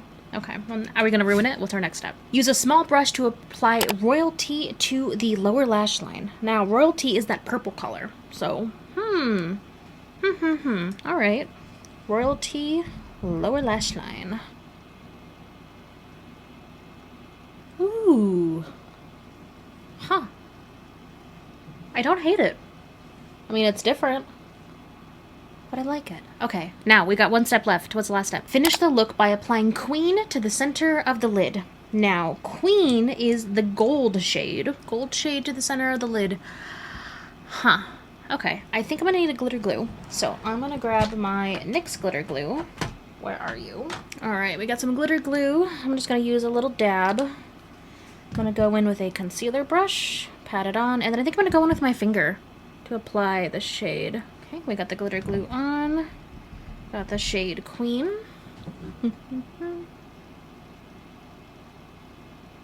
Okay, so good news, bad news. I got fallout all over down here, and of course, I do this every fucking time. I'm testing a technique where I did not set my face. So this is all wet-ish foundation. I don't think I can get that off. Can I blow it off? I hate. The good news is I like the eye look. I just need to reapply the highlight to the inner corner and blend it up. But you know what? I don't hate the look, but I hate the fallout. So let me do the other eye, and then I gotta troubleshoot the fallout because otherwise I'm gonna have to redo my entire face again. And I don't really want to do that. Okay, so this eye came out a lot better. Only a little bit of fallout, but I actually like the color selection. If anything, I kind of wish I had just done the same shade on the lower lash line because I think that would tie it all in together, but I don't hate it. I hate the fallout, but I don't hate the look. So let me hop off and try to fix this fallout on this side. I think I'm just gonna have to powder it, but let me see. Okay, I hope this works, because if it doesn't, I'm gonna fucking lose it. Yay! My battery's about to die. How dare you? How dare you ruin this? I ought to stab myself in the eye. I better not cry on this. Ooh. Don't cry on this look. So here's the final look. I have to say, I was very, very concerned about the shades at first, but I really like this. All right, we are here for look number 5, the final look. And I gotta say, in real time, I'm filming these out of order, and I am having a hell of an experience that I'm sure I'll talk about in the main part of this video. But look number 5 is called the Smoky Green Eye Look, and I am pressing X to doubt because I don't think any of these shades are green. So I think we just need to go ahead and jump in. And since I'm filming many makeup looks today, I'm just doing this on a bare face. All I did was my brows. All right, so I'm gonna go in with the Urban Decay Primer Potion. All right, so step number 1 is to apply Roxanne all over the lid and blend it onto the crease. I'm gonna use my, where's my color switch? All right, I'm gonna use my big fluffy brush from Alter Ego, and we're gonna go in with Roxanne. And it's set all over the lid. We're gonna do all over the lid. I have to say, this is like a really pretty color. I'm not too worried about being precise on the outer part of my eye here, because once this is done, I'm gonna take a makeup wipe and just clean it up to give us some nice sharp edges. All right, so we got Roxanne everywhere. Next step is to apply Hunts to the outer corner and blend it up into the crease. So Hunts is this shade right here, right? Outer corner, and boom. Next step is use a small blush. Use a small brush to apply Firework to the inner corner and blend it onto the lid. Now, what is Firework? I think the entirety of this process is just me trying to figure out which shade is which. Ah, I see Firework now. Okay, this shimmer right here. Ooh, okay, so inner corner and then all the way out onto lid. All right, I think I'm gonna use a bigger, like, paddle brush to put it onto the lid, but for the inner corner, I love using this inner corner highlight brush. So we're gonna use it here, and then I'll get a concealer brush from MAC. All right, I will reserve judgment until we are done. All right, next, apply Jax to the lower lash line. Okay, so before I do lower lash line, I'm gonna take the makeup wipe and just clean this up a little bit. Right, can I make these even? Even Steven. Okay, so they're not perfectly even, but I think that is what we call good enough. You know what, before I also move on to the next step, I'm gonna take a brush that has no product on it and just kind of blend this part out because it looks a little harsh to me. And I'm not adding anything new. I'm just gonna blend it out a little bit more. So it looked a little stark. I thought we were gonna have another shade to blend this out for us, but we kind of stuck with those darker shades, which they're very pretty. I'm liking this so far. But you see the difference in like this side and this side, so we're gonna blend that out. There we go. That's looking a bit better. All right, so for our lower lash line, we're applying Jax to the lower lash line. So, what shade is Jax? Jax is this dark color. Okay. Interesting trio of shades. Boop, boop, boop. All right, looking cute. And our final step is to add Twerk to the center of the lid. Now, the shade Twerk is this royal blue color. Okay, we're gonna do it. All right, center of the lid. Center of the lid. So applying it with just a finger isn't really giving me a whole lot, so I think, let me try a paddle brush real quick and see if I can get a little bit more payoff. Okay, so it's there. You know what? I'm thinking I might need to use a glitter glue just to give this the good old college try. So let me get the glitter glue out. All right, so I have the NYX glitter glue here. It's like the best glitter glue I've ever tried. It's super affordable. It's super cheap. So I'm gonna take the back of the brush and just apply a little bit to the center of the lid, and then I'm gonna go in. Okay, it's there. And on this side, I'm also gonna try applying it with my finger on top of the glitter glue. Oh yeah, getting a lot more pigmentation that way. Okay, this is not in the directions, but I feel like I need to give it a little bit of a blend. So I'm gonna go back in with that brush that had no extra color on it that I used to blend up here. And I'm just gonna, on both sides, kind of like making this a halo, just give it a little bit of a blend. So here's the look. It's definitely not something I would have ever like chosen or done or thought up, but I'm not mad at it, you know? Like, I feel like this is definitely more of like a high glam kind of thing. Like, I would need lashes and like full bling to pull this off, but the more I'm looking at it, the more it's growing on me, you know? It's really pretty, though not a green shade to be found. So part of me really wants to redo this entire look, but except instead of using the blue, I use the actual green shimmer from the palette. I'm wondering if maybe that would make it tie in a little bit more, because it seems like from the title, that's what ChatGPT was going for. And I'm so curious. I'm wondering if there's just, I don't know, maybe something up with the way that it identifies the shade names and what actual color each shade name is, because I'm seeing quite a few inconsistencies across these, but you know, I wasn't expecting a whole lot out of this look, and I am pleasantly surprised. So I'd say this one's a win. Would I do this exact look with this exact color again? Maybe. Maybe. But I will definitely try it again with a different color combo. So those were the looks. Yeah, it was a bit of a roller coaster, I have to say. I filmed those looks out of order, as you could very clearly tell. I started out with look number 3, which I felt like was one of the most kind of like common, like safe choices of looks, and it came out looking fine. But then we hit some rough spots. So I have to say, first off, I was kind of surprised that the names, like the titles of the looks, don't match the shade names that were used. So I'm curious as to what might be causing that. So I kind of want to go back into ChatGPT and ask. So this is interesting. I typed this into ChatGPT. I copied the original prompt that it gave me, and I put it back in, and I said, why do the shade names not match the titles of the looks you provided? And I think it was confused because it says, I apologize for the confusion caused by the mismatched shade names. The shade names I mentioned in my response were hypothetical and not based on the actual eyeshadow palette. So that's not what I was expecting, because the looks themselves, they were legitimate looks.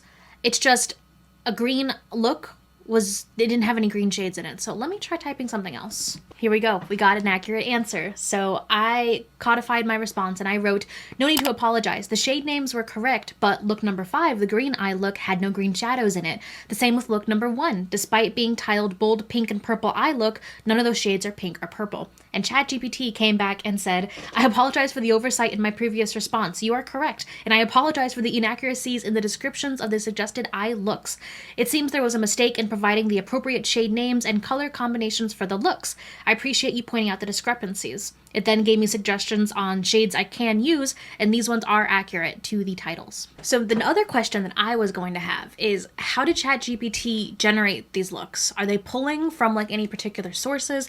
Are they pulling from the product information online? How are they getting these? So I asked ChatGPT, and this is what it said. As an AI language model, my responses are generated based on a mixture of licensed data, data created by human trainers, and publicly available data. I have not been directly trained on specific sources such as makeup tutorials or beauty blogs, which is interesting because that's what I thought. I thought it would have been pulling from videos from like Jaclyn's videos or anything that would have been promoted on the Morphe website. Instead, I have been trained on a wide variety of data, including books, articles, websites, and text sources to develop a broad understanding of the human language. When generating these suggested eye looks, I drew upon my training data to provide general guidance and create examples based on common makeup techniques and color combinations. However, please note that the specific looks I provided may not be sourced from any particular tutorial or artist. They were intended as general suggestions and may not reflect specific recommendations from makeup experts or the Jaclyn Hill and Morphe eyeshadow palette's official guidelines.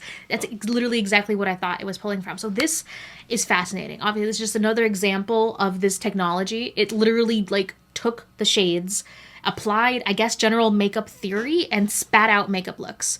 So what does this mean? It means all influencers are out of a job soon. No. What it means is that this is such a resource.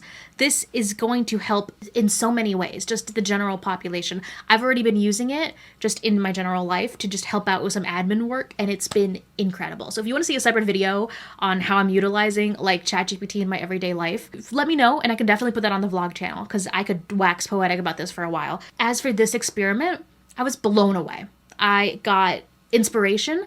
I tried new color combos I never would have before, and I had a lot of fun. So yes, I'm gonna continue to use ChatGPT to help generate looks. And I only use this one palette. I definitely want to go through and see if it'll do the same thing for other makeup products. There's so much I could ask. There's so much that we could like learn and get from this. And I feel like this is only the beginning. So I hope you guys enjoyed this different video. Let me know if you're interested in ChatGPT at all as a technology, and if you want to see more videos just playing around with makeup and ChatGPT, because I feel like there's a lot we could do here. And if you're at all interested, I would recommend just creating an account, playing with some ChatGPT, doing a little bit of research on what it can do, and then trying out some things for yourselves. Who knows? You might just find your next new favorite look. Your next great suggestion might instead come from ChatGPT or an AI language model instead of your local influencer. Thank you guys so much for watching. I hope you had fun, and I cannot wait to see you in my next video.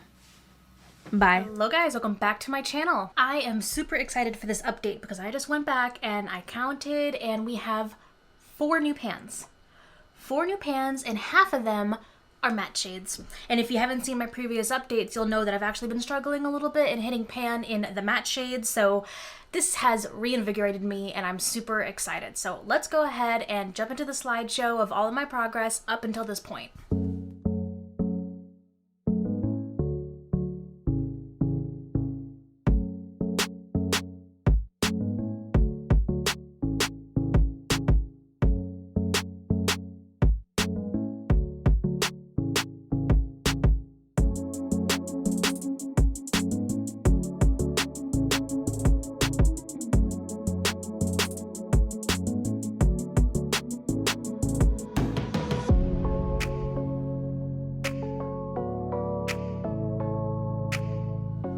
This is the palette now. How exciting!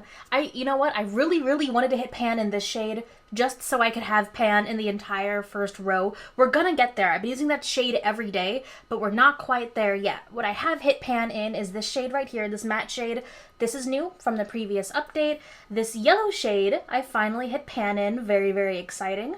I've actually been using this with the gold shade quite a bit, and then this with like the pukey kind of mustard shade in the middle has made some really pretty looks. And then our other pans are in the shimmers down the diagonal from the yellow. So right here and right here are also some new pans. So what I'm wearing right now is kind of a variation on what my go-to look has been recently. I've really been hitting like these 4 mattes in the middle, and then I haven't really been doing a shimmer on the lid. I added a Stila Glitter in Glow just because I wanted a little bit of extra pop for today. But like for work every day, I've just kind of been doing these, and then I'm using this on the inner corner, and I'm kind of leaving it like that. I'm trying to get a little bit more comfortable with an all, or a mostly matte look, not an all matte look, because I feel like that's really going to help me once we kind of move down and start using these. That being said, I've actually been dipping into these darker browns a bit more often. Like I've been using these down here. I used it a little bit on the outer V right here to really deepen it up. Because really with this palette, what I'm realizing is that the name of the game is layering and blending. Yeah, you can get some really, really pretty looks because a lot of these shades are very similar, right? They look very similar in the pan. They look very similar on the eye. But if you add, I don't want to say a bunch of them, if you add a few of them and you really blend out each shade, you can get some really, really pretty looks. So I think that's what's going to really help here, and as we move forward, help with other pan goals is going to be layering and blending and layering. So that's how I hit pan in this shade. I've just been using these 4. I think this is going to be the next one I hit pan in, if not this one, because there's pretty big dips in both of them, which like I said is exciting because I believe this was the first shade or the first matte shade other than this one, which is kind of a shimmer, that I hit pan in. So that was super exciting. The other shade is this yellow shade. So it's been summer and I've actually really been drawn towards like yellows and golds. So I used this shade like all over the lid, and then I went in with this kind of pukey shade, and then I would use the gold as an accent, and it was a really, really, really pretty look. So I did that basically almost every day until I hit pan in this shade. And now that's another thing I've also been kind of struggling with and I'm trying to work a bit more on is once I hit pan in a shade, kind of pulling myself back, because my first instinct is, oh, finish it. Like, keep using that one shade, hyper focus, like get in there and finish it up so that you can move on to the next one. But the goal for this project is to hit pan in every shade. I don't have to use up every shade. So I've actually found it quite difficult to pull back like from these pinks, to pull back from these shades now that I've hit a significant amount of pan, because I don't necessarily want to completely finish the shade, which is new for me. Yeah, it's a new thing. I gotta pull myself back. So I've been trying to do that, and that's actually helped me a lot focus on these kind of mattes in the middle. So that's how I focused over here and hit pan in both of those mattes. Now down here, these shimmers, to hit pan here, I basically use this trio as a look, and it looks intimidating in the pan and it looks a little dark, but once you sheer it out on the eye, it's actually not that dark, and it was a really pretty kind of work look. So I would just use these 3. I have not hit pan here yet. I see a big dip, but now I gotta figure out another way of using it because I don't necessarily want to keep hitting into these 2. Now that I've hit a good amount of pan, I kind of want to move on. So I gotta maybe use these. This quad actually looks really, really cute now that I'm looking at it. So maybe I'll make that into a look. Maybe I'll mix this one of these 2, make it more of a red. Now that we're moving towards the end of summer and I'm hoping the weather will start like cooling down. It's so hot. I hate everything. But I'm hoping as we move into fall, I will definitely have like the pull towards like these reds, because these are going to be beautiful fall colors. And I'm kind of already bringing fall into July when I'm filming this, but you know, I would like the weather to match very much so. So that's how I hit pan there. And then down here, I actually moved and I was doing kind of the same trio look, but with these 3 shades, also all shimmers. I never really was like into a super all shimmer look until I think the Lila palette and then this palette. It really got me to appreciate like an entirely shimmery look. And that's not something I really would gravitate towards, especially like for work. I mean, I'm on webcam at work, but you can still tell. So it's got me to be a little more creative in the way that I want to do something that's like unique and different and fun, but still like office appropriate, you know? I can still get away with a good amount considering I work from home, but still, there's a fine line there. Now, I think the next step, and I'm already kind of working my way there, is to find that same appreciation for an all matte look. Because I feel like if that's my goal, if my goal of this palette is to hit pan in every shade, I'm going to have to do some all matte looks, right? So I'm working my way towards that. I kind of want to focus on these and hit pan in those, because it's definitely a lot easier for me to hit pan in the shimmer shades than it is for me to hit pan in a matte shade. So I kind of want to do those, and then I want to go back to focusing up here and then maybe slowly move over into these reds and these dark browns. Now, I did completely neglect this corner. I did not touch the purple, the blue, the greens. I did, well, I used these 2 greens a ton. I love these shades, but these I've been neglecting a ton. And I think that's probably going to be, along with the mattes, my biggest challenges are going to be here, because I'm not really reaching for these colors. And I got some great suggestions, and I've done this a couple of times, like doing a super neutral lid and then going with a pop of color on the lower lash line. But I feel like you obviously don't use as much shadow on the lower lash line as you do on the lid, so it's going to take me a lot longer to hit pan. So we'll see. I might just have to start doing that to like make a super neutral eye up here and then like pop a blue on the lower lash line, just so I can get a little bit of movement on those shades. Because I did say in my last update that the goal was to focus on the colors, and I kind of did the exact opposite. So I kind of want to go back to that, see what else I can do here, because I could definitely see this quad getting completely forgotten until like the end of this project. Also, apologies, I did not clean the palette. I've been like super busy all day, and this is the last video that I am filming, so I didn't have time to go in and like wipe up this palette. So you're seeing real life. This is what the palette looks like as I'm using it. It's kind of a hot mess, but it's a well-loved palette, which was also the point of this project. Alright, and I think that is it for this update. Let me know down below if you're panning a project. If you're panning a palette, how that is going, and if there's any other videos you want to see with this palette as I pan it for the rest of the year. Because I know one that I'm definitely going to do, I gotta figure out scheduling. I want to do a full face palette challenge with this. I think it's gonna be a lot of fun to do that, get me a little bit out of my comfort zone. I think I might have already done one a while ago, but I want to do it again. So I got that, but I'm not sure about any other like challenges or videos outside of like the ChatGPT one that I did. If you missed it, I'll throw it up in the cards, because that was a lot of fun. If you guys want to see another one of that, I can definitely do that. Just let me know down below. Thank you guys for watching, and I can't wait to see you in my next video. Bye. Hello guys, welcome back to my channel. I can't believe it's taken me this long to finally do this, but we're going to do the full face palette challenge with my pan that palette for this year, the original Jaclyn Hill and Morphe palette. So it's been a while since I've done a full face palette challenge, and if you've seen any of my other videos, you'll know, first of all, that I like to take these pretty seriously. I don't want to like just make a kind of like a joke out of these and see how crazy I can make my makeup look after using one palette for everything on my face. I want to give these the best shot at working, and I want to like do the base makeup really well just so I could see how the shadows actually perform, because there was a time when I literally could not afford the majority of makeup, and knowing if a palette can be multitasking in that way would have helped a ton. And the second reason is because if you're looking for like a pan that palette, if you're looking for something to pan, odds are you're going to be using those shades multitasking. You're not just going to use them as eyeshadow. So also seeing if you can use them for a full face is really helpful there as well. And I looked back through my videos, I could have swore I did this already with this palette, but I can't find it, so I don't know if I hallucinated that video, but we're here, and I'm starting with an actual bare face and not my base on. Well, I did my eyebrows, so I did take the black shade, I did my brows, I threw some brow gel in, but I want to do like a bright blue-green eye, and I know that fallout is going to get everywhere, so we're going to do the eyes first. And like I did in one of my previous pan that palette updates, I'm not going to hold the palette up and show you what shades I'm using just because it's so big and it would get bulky. So I'll throw the pick of the palette somewhere up here, and I'll show you each shade as I dig into it. Alright, so I just threw on some Urban Decay Primer Potion, and I want to go in with this bright teal as the base, because something I've always wanted to try was using this as the base and then going in with the green shades, because someone mentioned that they did that, and I was like, ooh, that might look really pretty. So again, I'm not worried about being neat here. I haven't done any primer on my face or anything, because after this is done, I'm gonna like clean up all of this. So this is more of a makeup playtime for the eyes. I also put on the green lights back behind me, so we could have like a green day. You know, I gotta say, as I'm applying this shade, it does look slightly patchy, so I am kind of building it up. Yeah, that took like 3 layers to build that up. I'm so glad I did my eyes first, because look at all this.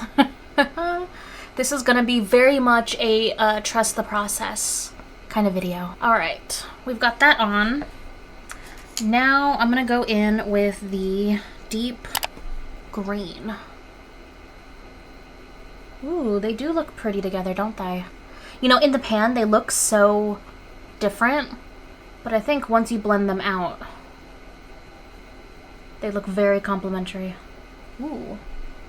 I like that. I like that a lot. And I'm just going to take the first brush that I used. I'm not adding any extra pigment to it, but I'm just going to re-blend out these edges just to make sure you can still see that blue. I'm going for a very dramatic look. This side's looking fine. I don't know why. I'm getting some weird like patchiness right here. But I think I'm looking at... Yeah, you're going to see that. So, I might bring in a little bit more of the blue. Yeah, there's something weird of like the eye primer right there. Do you see it? Oh, that's unfortunate. Well, you know what? We are almost at the point to clean it up. After I wipe it up, if it still looks bad, we might redo this since all I have are my eyes on right now. But let me throw on the shade. So I want to go in with the light green, or light green, the green shimmer. So I've got my NYX glitter glue. I think this will make a really pretty halo eye. So let's build this up.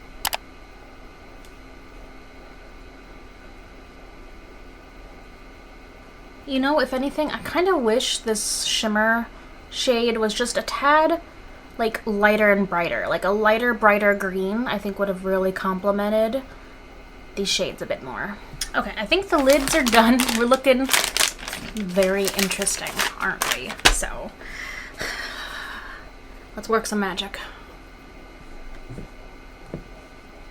It's still a little weird patchy right over there, but I think it's not too noticeable. You know, I think it came out really cute.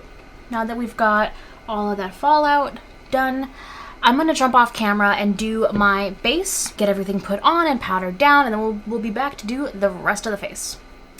Alright, we have our base on, we are totally powdered, and we're ready to move on. But before we do, let me tell you what I did for my base. For foundation today, I used the Misha Signature Real Complete BB Cream, and then I went into the concealer I'm not a huge fan of, but I kind of want to keep testing it out. It's the Urban Decay Naked Quickie. Yeah, Stay Naked Quickie Concealer. It's not the best. For powder, I used the Maybelline Fit Me Loose Powder. I baked on my under eyes, and I set like kind of the rest of down here with it, and then over top just to powder it down. I've got two powders that have a good amount of pan that I've repressed, and I want to just use them up. So it's a little bit messy. This is the Balm Sexy Mama Translucent Powder, and then I've got this powder from Pure. I just recently repressed it, so I used both of those to kind of set down here and up here. Alright, so I want to finish my eyes last, so I'm not going to do the lower lash line until we're basically ready to do setting spray. So let's start with a contour shade. Now, there's a couple of shades in here that could work, but they're all very warm, aren't they? So I'm thinking of using this shade from the very bottom. It's still pretty warm. There aren't a whole lot of cool tones. This is basically a huge warm palette. So I'm going to take this on my contour brush and I'm going to give it a tap on my hand first. And then I'm not just going to like stamp it on. I'm going to try and like brush it in like this. Maybe it'll give us a better contour. Okay, and then I'm going to take a duo fiber because blending is the name of the game. And I did just like wash all my brushes last night, so I've got like completely clean brushes to use here. It is pretty stripey, not superly blending out well, but we'll go in with bronzer on top and we'll see how that works out. Because if it really doesn't look great, I've got some techniques we could use to help blend it in. And I'm sorry if you can hear the AC going in the background, but it is summer. It is like 89 degrees here right now, and I am miserable. I cannot wait for fall. We got a couple of days last week where it was basically like a false fall, and we had like temperatures in the 60s, and it was breezy and wonderful. And then it went away, and I got so upset. I cannot wait for it to actually get cold again. Oh, because this side blended out a lot better than this side, so... Anyway, I cannot wait for fall, so until then you are going to hear that AC unit back there because I can't not have it anymore. So for bronzer, now we're spoiled for choice when it comes to bronzer. I kind of want to do one of like these lighter toned shades because I think that would, it almost looks like a what's the light butter bronzer almost. So I think I'm going to take this shade, and the brush I normally use for bronzer is actually drying right now. So I'm taking this AOA Studio F13 brush, and I'm just we're gonna warm up the face, bring some life back into it. That's where I'm tapping it off of my hand. Doesn't it look like a bruise? I'm sorry, am I boring you? Rex is sleeping on the other side of the room and I can hear him snoring. It is so loud.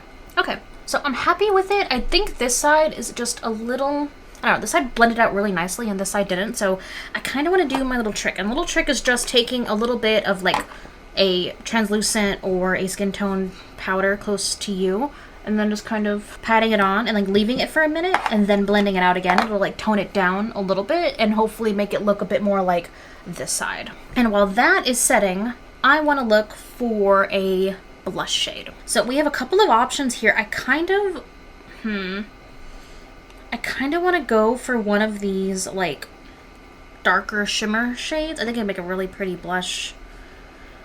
But I don't want to go too heavy on this because I do want to go in with a highlight, and there is one shade that I can very likely use as a highlight. So I'm going to go in with this like berry shade. It is the shade Cran Apple. Very fall. You know, I cannot wait for the fall. And again, I'm going to tap it and go in. Just now realizing maybe I shouldn't have gone for such like a red blush with such a green eye, but let's go Christmas. Why not? Take a duo fiber brush. So I'm not sure why, but now the blush is looking patchy on this side. Oh, and I see we lost some of this over here. So now I'm going to go back in with my tiny duo fiber, and we'll try blending that out more. Yeah, so that does look a lot better. Also, we gotta remember that we are gonna setting spray, is like soak my face in setting spray, so hopefully it will help everything meld together. But overall, I mean, it's very warm. Obviously, it's a very warm palette, so we are looking pretty warm, but not terrible. Not terrible. So now, highlighter. So I'm gonna just go in with the shade Beam for my highlighter, because I've done that previously, and it's almost gone, so I'm gonna go in. Cupid's bow. It's such a pretty shade. It really is. Like, this should be, they should sell this as a highlighter. Just do a little bit of duo fiber for the highlighter. Yeah, it's such a pretty highlighter. Honestly, I kind of want that as a full-size highlighter. So now we need to finish the lower lash line. I'm not going to do anything too fancy. I'm just going to go in first with the dark matte green and kind of really tight line this to like halfway up. And I don't have any shadow on this. I'm just going to blend this out. And then for my lower lash line, what I like to do is take the darkest shade really close and then go back in with the lightest shade on the actual brush, and then just kind of do basically the reverse blending you did up here, and it just really brings everything together so nicely. And I just love the way that it looks. I wanted a dramatic eye, and we are getting a dramatic eye. To finish this eye look up, I'm just going to go in again with the same Beam shade on the inner corner. Goodness, how pretty is that? So pretty. You know, that shade is almost gone in my palette, and I'm gonna be so sad when it's gone because it makes a beautiful inner corner highlight. All right, let us soak my entire face now in setting spray. Oh, and setting spray has saved the day. Look how pretty this turned out. I mean, this still does look a little bit patchy, but I love how this side turned out. Finish this. Honestly, it looked like this could use lashes, but I haven't really been wearing lashes. So I kind of just want to stick to mascara. So like if I were gonna go out or wear this for like a party or to go out, I would totally wear like a half lash, because I think this look could really benefit from a half lash. And here we have the final look. Oh, I am so happy with how this turned out, though I definitely want to do this again, and I think I'm going to do a couple of things a little bit differently. So first off the bat, I definitely want to try a different shade for contour. I went with a matte shade, and honestly, from what I've seen, what I've experienced with this palette, the shimmers blend out better, and I think that would probably work a little bit better, especially with a light hand. So I would definitely try using like, it's really warm though. Like I want to try using like a shimmer shade as a contour instead.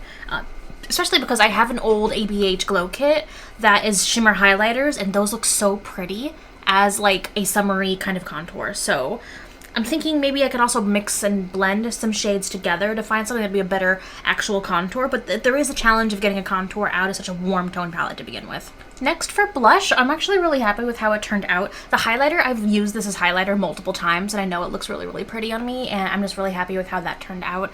But for blush, I mean, I've tried other shades as blushes before. I especially love the like mustard shade. What's it called? It's called Creamsicle. That's a really, really pretty blush on my skin tone. I was trying to avoid shades that I already had a good amount of pan in. Like the highlighter shade I kind of had to do anyway, but I tried to avoid those shades and really dip my toe into like new shades. So for blush, I don't know, if I was going to do something like totally just playing with makeup, I would have done like a purple or a teal blush. But for this kind of challenge, for what I do with the full face palette challenge, I want this to be like I don't want to say wearable because any look is wearable, but something I would feel comfortable wearing, like going out on a date night or maybe for work. This eye look is a bit much for work, but like excluding the eyes, the rest of this face I would feel comfortable wearing to work. And I always have fun doing these challenges, so I definitely want to do this again. I don't know if I would film it, and if I do, it'll probably go on one of my Pan That Palette updates, so make sure you subscribe and hit that bell icon so you're notified whenever those come out, and I will throw the entire Pan That Palette for this year playlist up in the cards. Let me know down below what you guys think and what other palette you want to see a full face palette challenge with next. Thank you guys for watching, and I can't wait to see you in my next video. Bye. Hello guys, welcome back to my channel. I am here very dramatic to bring you my next update for my Pan That Palette for 2023, the original Jaclyn Hill and Morphe palette. Now, we did not make as much progress this month as we did last month. Last month, I believe we hit 4 new pans. This month I have 2 new pans for you, but we are so close, so like stinking close to 3 more pans. I really wanted to hit them before this next update, but I just didn't. So let's go ahead and run the slideshow of all of my progress up until this point.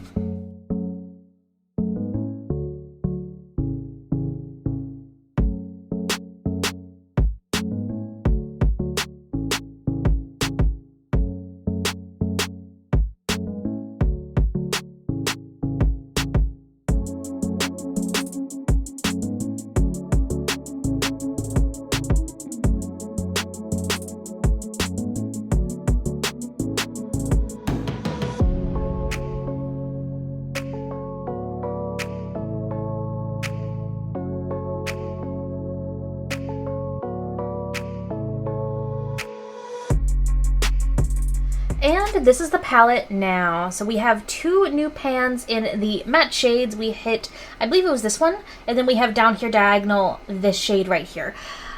I really don't feel like I have a whole lot to like show and bring to you guys this month because my looks have been so very basic and kind of almost sort of boring because I've literally just been doing like these 4 shades for looks because I desperately wanted to hit pan in like these 3 shades right here. So we have pan there, we have pan there. One thing I am very excited about, look at our top row. We have an entire row with pans. When I hit pan in that shade, I just spent a while just like staring at the palette because it looks so pretty with pan in every single shade on that top row. And I cannot wait until we can get the rest of the palette to look like that. So yeah, I was able to expand the pan in a couple of the ones where we already had pan there. But for the most part, I really am trying to move on from shades that I've already hit pan in and really focus on the ones that have no pan in them yet. So I've literally been using this quad right here for my everyday looks. My everyday look has been like super duper basic. I've just been using like all 4 of these mattes to kind of blend out into a very neutral look. And then I've been using Stila Glitter and Glows. I've been throwing that on the lid. Though recently I did just pick up, it has nothing to do with my Pan That Palette, but I did pick up the new Natasha Denona I Need a Nude palette. So I've been bringing in some of these shimmers as well, and these are beautiful. Like this is actually a really pretty palette, even though I thought it was going to be pretty boring because it's a neutral palette, but I love these shimmers. I think it might be a new shimmer formula from Natasha, but those have been beautiful, mixing in with these mattes. So I was able to hit pan there and pan there. I am so close to these 2 mattes right here. I swear, I'm looking at them. There's a huge dip in them. There's just no pan yet. I just have to say, these mattes are some of like the hardest pressed, the driest mattes I have ever worked with. And I'm getting worried, I have to say. Getting worried about how this project is going to look for the rest of the year because we have this many more mattes to go. But, you know, I'm not going to give up hope yet. We're still working there. We're still getting there. So I've got very close on these 2. I hit those. I'm gonna stop working on these now that they have pan in them and really just work on these 2 for a look until I hit pan, and then we're gonna start moving into the really warm shades. And as you can see, I have been using the green, so I am wearing this trio right here on my eyes, and it was a very, very pretty dramatic look. I did just film a full face palette challenge using this palette right here, so everything on my face is from this palette right here. That's gonna go up in like a week or 2, so if you guys are not already, make sure you're subscribed and hit that bell icon so you're notified whenever my new videos go up pretty much every week-ish, if you will. But I've been trying to get a little bit more out of my comfort zone, have like more makeup fun time, makeup play time, so that I can really get into like these dramatic eye looks, these more avant-garde kind of looks, something that's a bit outside of just kind of the nudes that I'm doing every day just to like hit pan and have something I can wear to work every day. So yeah, I did not film any tutorials other than that full face palette challenge for this update just because I have just been doing kind of the same neutral look pretty much every day. But I think once fall actually hits, September and October for me, as personal-wise and work-wise, are kind of nuts. So we'll see whether or not I can film any other tutorial videos, but definitely for like November, December, the holidays, these are really going to come into play. We're going to do a lot more here. And the goal still is to have the whole palette look like this top row. That's the goal for this project, is to hit pan in every shade. And we are, what, I want to say a third of the way there, and it's basically September. A little worried. By a little, I mean kind of a lot worried. But I'm gonna work my hardest. I'm gonna do my damnness, and we will see how far we can get. So that is it. The goal for the next month, I really want to hit pan in these three because I am so close to hitting pan in that little trio right there. And then I really want to start working on these super warm shades over here. And that's it for this update. Thank you guys so much for watching. Let me know down below if you're panning a palette, how that is going, and I cannot wait to see you in my next video. Bye. Hello guys, welcome back to my channel. I am absolutely freaking thrilled for this update because I believe a few months ago I put out an update that said like the most pans I have ever hit, and it was 4 pans that month. Well, I had to go back, double check my last update, and like recount 3 or 4 times. But we hit 5 pans. 5 pans in a single month. I am absolutely thrilled. And I feel like now, looking at what's left and then looking at the rest of the year, I feel like this is possible. I feel like this is feasible. So let's go ahead and run the slideshow of all of my progress up until this point.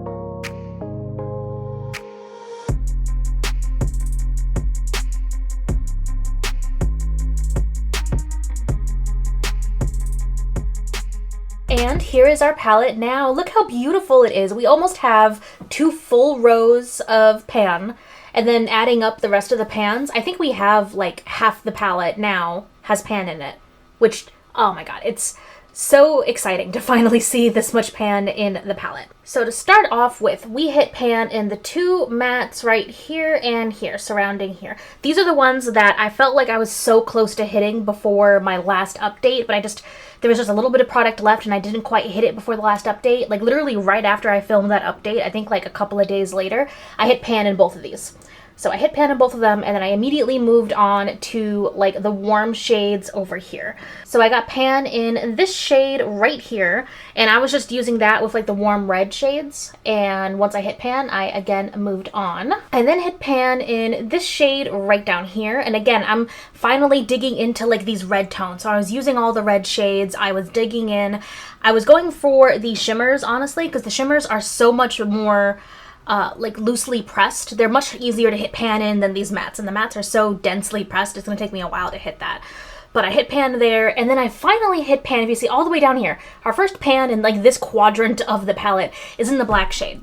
So I'm surprised it took me this long. Well, surprised and not surprised, if I'm being honest, that it took me this long to hit pan in the black shade, because usually it's like the cream shades and the black shades I can hit pan in super quickly, because the pale shades are light enough that I can just use it as a powder to set my eye primer, so I go through those really fast. And then for black shades, I love using black in my brows. So typically I go through those super fast, using them on my brows every day. But this has been the year of discovering like brow gels, like tinted brow gels that actually work for me. Because previously I tried a bunch of brow products, and honestly none of the brow gels that were tinted ever really worked for me. But like this year I found like 3 that actually work pretty well, and I've been leaning towards those because honestly they're quicker, they're faster, they look a little bit more natural, so I kind of like the look slightly better. But I had to go back. I was like, you know what, I've got this one black shade in here, I need to just use it in my brows every day until I hit pan. And that's what I did. I hit pan in this like a day or 2 ago, and you can see as soon as I hit pan, it's a big pan, because what I do is I don't drill down in these shades. shades. I don't know if you can tell, but like none of these I've hit pan in have been like a single kind of drilled down hole. I used like the entire pan. So when I do hit pan, it takes me a lot longer to hit pan, especially in the mattes. But once I do, I hit pretty big pan. And that's why I think I was able to hit 5 shades this month. Because that, just like on its own, thrilling to me. But I feel like I've been working on all of those shades for several months up until this point. I can't believe we also, like this quadrant, like right over here, we have pan in every shade except for this one. I am so close. Because what I've been wearing on my eyes today and what I've been doing a lot lately is really digging into these reds right here. Like going super deep and then using either a bright shimmer from a different palette, because I really don't have a whole lot of light shimmers left in this palette that I do not have pan in. Because really I only have like dark shimmers in here that I haven't already hit pan in. And I'm trying my best not to reach for other shades once I hit pan, because in order for me to hit my goal and really hit pan in every shade, I can't keep going back to shades that I already have pan in. But what I've been doing is taking these mattes, making a really dark kind of intricate look with them, and then going on top with a shade from a different palette, or what I've been reaching for the most are like my Stila Glitter and Glows. So my favorite look recently has been using like basically these 4 shades in a look and then putting, what shade is this? This is Kitten Karma from the Stila Glitter and Glow line, is putting that like on top. And this is bright enough that even though these are really dark matte shades, if I use this all over my lid, it brightens it up enough that it doesn't look like a dark smoky date night for work. So I've been wearing that to work basically every day. So I still have a little ways to go for most of these shades to hit pan. That's gonna be my protocol, what's the word? I can't think of words right now. That's my strategy. There we go. That's the word. That's my strategy moving forward, is I found that it's so much easier for this palette in particular. It's to pan a look. Find a look that I can wear literally every day and then just pan it, especially with the mattes. Like with the shimmers, I had a little bit more room to play because they were, well, bright and shimmery, a little bit more versatile, but also much less loosely pressed. These mattes are so dense. They really are, and they're taking me forever to hit pan in. But like I said, it takes forever to hit pan, and then when I do hit pan, it's kind of a big pan. So, weighing the pros and cons there. I've touched the green shades down here just like a little bit. I really do like using this light teal with the greens to make a really dramatic look, but that's not really something I can wear to work every day, so I haven't been dipping into them as much. I really need to start getting into these shades, even though they are, like, this is a matte, so I am a bit worried about this one. This might be, I think, I'm going to call it now. I think this is the last shade I'm going to be left with in the palette. I feel like that's probably the last one I'm going to hit pan in. Because I can see myself using the browns, especially like for neutral looks for work and everything. These are the ones that are going to be the big challenge, because I don't know if I can make a bright, navy blue work appropriate, right? And I mean, that's me. Technically, there isn't a work dress code that I have to follow, but it's not necessarily the most professional thing to show up with bright blue eyeshadow to a work meeting. So yeah, so we got pan there. I hit pan here. I'm working in this kind of little quad right here. The black I finally have pan in. I feel like I would like to move over to this dark brown. I don't really like warm brows, but I feel like in order for me to get a move on these browns, I need to start using them in my brows. So I'm gonna start using those in my brows, and then maybe I can use this to like define the brow, and then I can go in with a brow gel that is tinted and that can help cool it down a little bit. That way I'm still using this and I'm getting definition, but then I can still not force myself to wear like a warm brown when I don't really want to wear a warm brown, but I want to use up the shades. So for the next month, I mean, we're going into October. It's my favorite month of the year by far. I feel like these are just like the perfect shades. These warm browns, these reds, these cranberries are going to be perfect. So I'm really going to be dipping into here and then using just like bright shimmers, either from other palettes or from, liquid shadows. And actually, let me show you what I'm wearing on my eyes today. So the mattes are just these 4 red shades right here. And then I recently got in PR a Tom Ford quad. I know. Amazing. So I got this Tom Ford quad. I have to say, by itself, it's a little boring. Yeah, it's a little boring, it's a little basic, but the shimmers are actually really pretty. So I'm wearing this pink shimmer all over my lid, and then I went in the inner corner with a little bit of that gold, but then I went in with some of the bright shades in the Morphe palette as well. And so that's another way I can kind of incorporate and test and play with other palettes while still using my Pan That palette.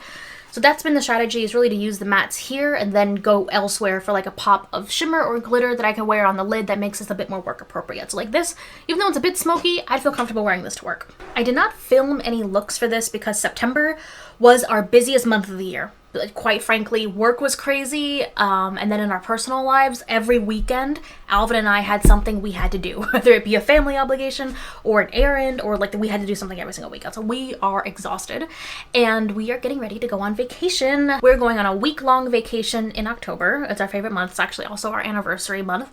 So we're going on a vacation, and I'm so looking forward to that vacation. But I am going to bring this with me.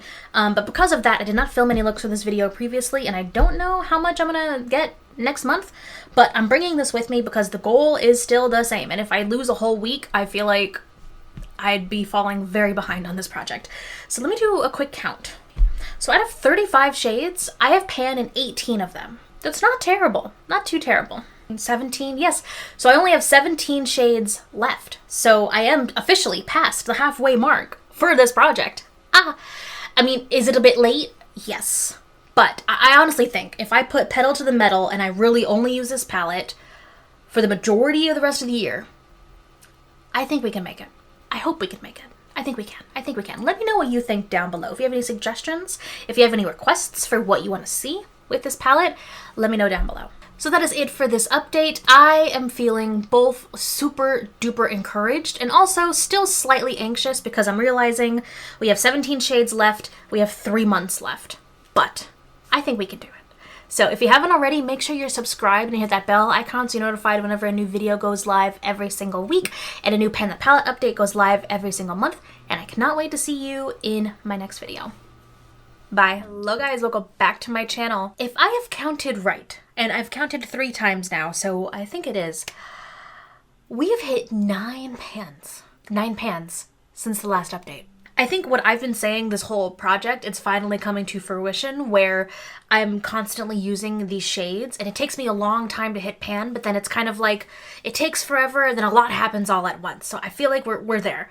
I feel like because I've literally only been using this palette 99% of the time in 2023 and I've been doing my makeup every single day, I think we're finally like getting so close to the end of this project, to the finish line.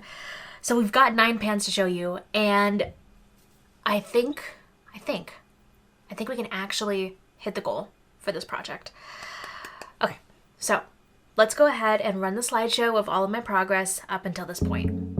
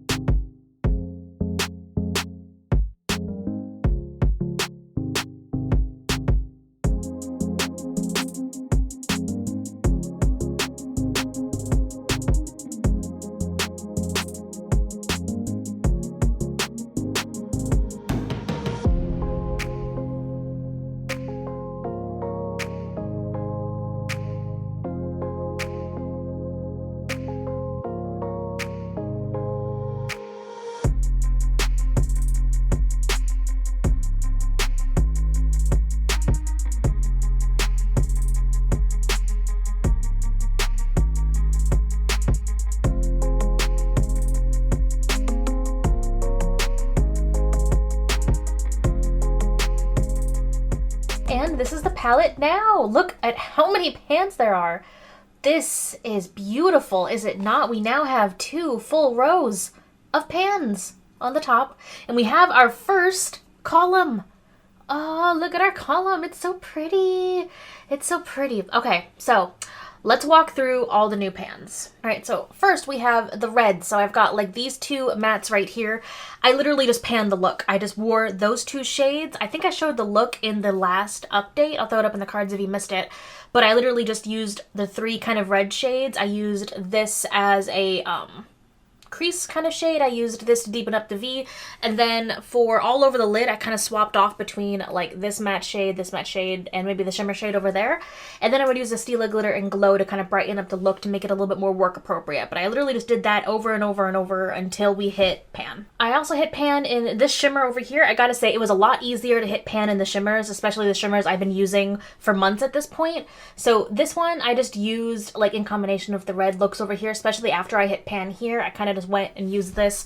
I think it only took me about a week of consistent use to finally hit pan in that shade right there. All right, moving down to this row. So we have pan in these two shimmers right here. After I hit pan in the red shades up here, I started panning a look down here. This one was super simple. It was very work appropriate, so I literally just used those. This was kind of just all over the lid, and then this I used to deepen up the outer V. I did that every day until I hit pan. Now for the super exciting bit, we have pan over here. Now, these are the shades I was definitely using a lot more often, like just throughout the year. Like, I love the green shade down here, and I do like this teal. Like, at first I was a little intimidated by this teal, but it looks really, really pretty, especially when you pair it with these greens over here. It's a really, very pretty look. And then the royal blue. So literally what I've been doing is any day I am not working, I do wear makeup 7 days a week. Any day I'm not working, I am only using these bright shades over here. I did a green look every single day until I hit pan here, and all I did was this all over the lid, and then I did the dark green to kind of deepen up the outer V. And then I kind of did the same thing over here. I would just use this and then use this to deepen up the outer V. I was a lot easier to hit pan in the shimmers because the shimmers are just so much looser. They're not as densely packed as these mattes. These are literally like the densest mattes I have ever used in my entire life. So did I definitely rock up to H Mart with a bright blue eyeshadow look the other day? Yes, yes I did. Today, am I wearing bright purple with a teal, making it very, what was a monster saying? Sully? I'm very sully today? Yes, yes I am. But that's how I was able to hit pan in those three. So now, for the bright colors at least, all I have is like this dark green, the purple, and this teal. Though I called it in the last update, I think the teal, this is going to be the last shade I'm left with for this whole project. I can just feel it in my bones that it's going to be a lot easier for me to hit pan in the rest of these shades than this one, because this one's very tightly packed, and it's also one of the hardest shades for me to use in the palette. I am so close on the purple. Like, I was doing the look today, and I was like, oh, how great would it be if I hit pan? I did not, but I feel like any day now I am going to hit pan on this purple. This, I got the royal blue, So I feel like, yes, so I feel like I talked about every shade that had pan in it. So 9, I hit pan in 9 shades in like a little bit over a month. That's not to say that, like, I started using these shades and then hit pan in a single month. That's not what I believe happened here at all. I've been using these shades all year. So I think we're finally at the point where I'm now kind of zeroing in and focusing on smaller groups of shades. And since I've been using them consistently for like 8 months, 9 months, we're starting to actually see the progress show up. And it's here. It's here. I literally, like, I sat here and before I filmed this update, I watched the previous update and I compare my palette to the previous month, and I was just shocked. Because I think this is the starkest difference in month to month that we've seen, I think, in any of my projects, to be fair. But especially this year. This is the biggest leap. And I think it's because I've really dedicated myself. Like I said, 99% of the time, I am sacrificing time with other eyeshadow palettes, but I am dedicating myself to this palette. And because I've done that, we're seeing it. We're seeing the pan now. So that being said, we have 7 shades left. 1, 2, 3, 4, 5, 6, 7. So we have warm brown, brown, green, and teal. Those are our final shades. I am filming this November 12th. So I have a little bit more than a month and a half to hit pan in those 7 shades, and I don't want to jinx it, but I feel like I can do it, especially seeing how much progress I've made just this last month and a half. I feel like I can just close it in, especially if, like, because now once I hit pan in a shade, I do my best to move on. So I'm gonna basically ignore the rest of the palette and only use these last 7. I feel like I can do it. I feel like I can do 7 shades in a month and a half, a little bit more than a month and a half, right? I think so. I hope so. We're gonna see. Because this is the last update before the finale. So the next time you guys are gonna see this palette is gonna be New Year's Eve, 2023. I'm like so excited and also super nervous because I think this is like the biggest project I've ever done, right? And I really want to hit the goal. I've worked all year. I really want to hit the goal. I'm not going to be super hard on myself if I don't hit the goal because I've done so much. Like, I need to take a moment to, like, step back and, like, wow, look at all the pan here. It's incredible what I've been able to accomplish this year. But it's just so close. I can taste the goal, and it tastes like mica. But I'm so close, and I really want to hit it. And I think I legitimately, like, seeing the past progress, seeing what I have left, seeing how much time I have left, and I've got ideas for looks, I feel like I can do it. And I'm going to try my hardest, and I will see you guys New Year's Eve for this finale. And then, of course, we will have our 2024 Pan That Palette intro New Year's Day. So thank you guys so much for watching. Let me know down below if you have a Pan That Palette going on. How is it going? Are you planning for a 2024 Pan That Palette? Because I am, and I've already got my palette picked out. With a different goal, we're kind of going back to an original goal and a nostalgic palette. So make sure you guys are subscribed and hit that bell icon to be notified whenever this finale drops, whenever the new intro drops, and I cannot wait to see you in my next video. Bye. Hello guys, welcome back to my channel. It's finally here, the day we've been waiting all year for. It is the finale for my 2023 Pan That Palette. And I've got some good news and I've got some bad news. We got a lot to talk about. So before I talk your ear off, let's go ahead and run for the last time the slideshow of all of my progress up until this point.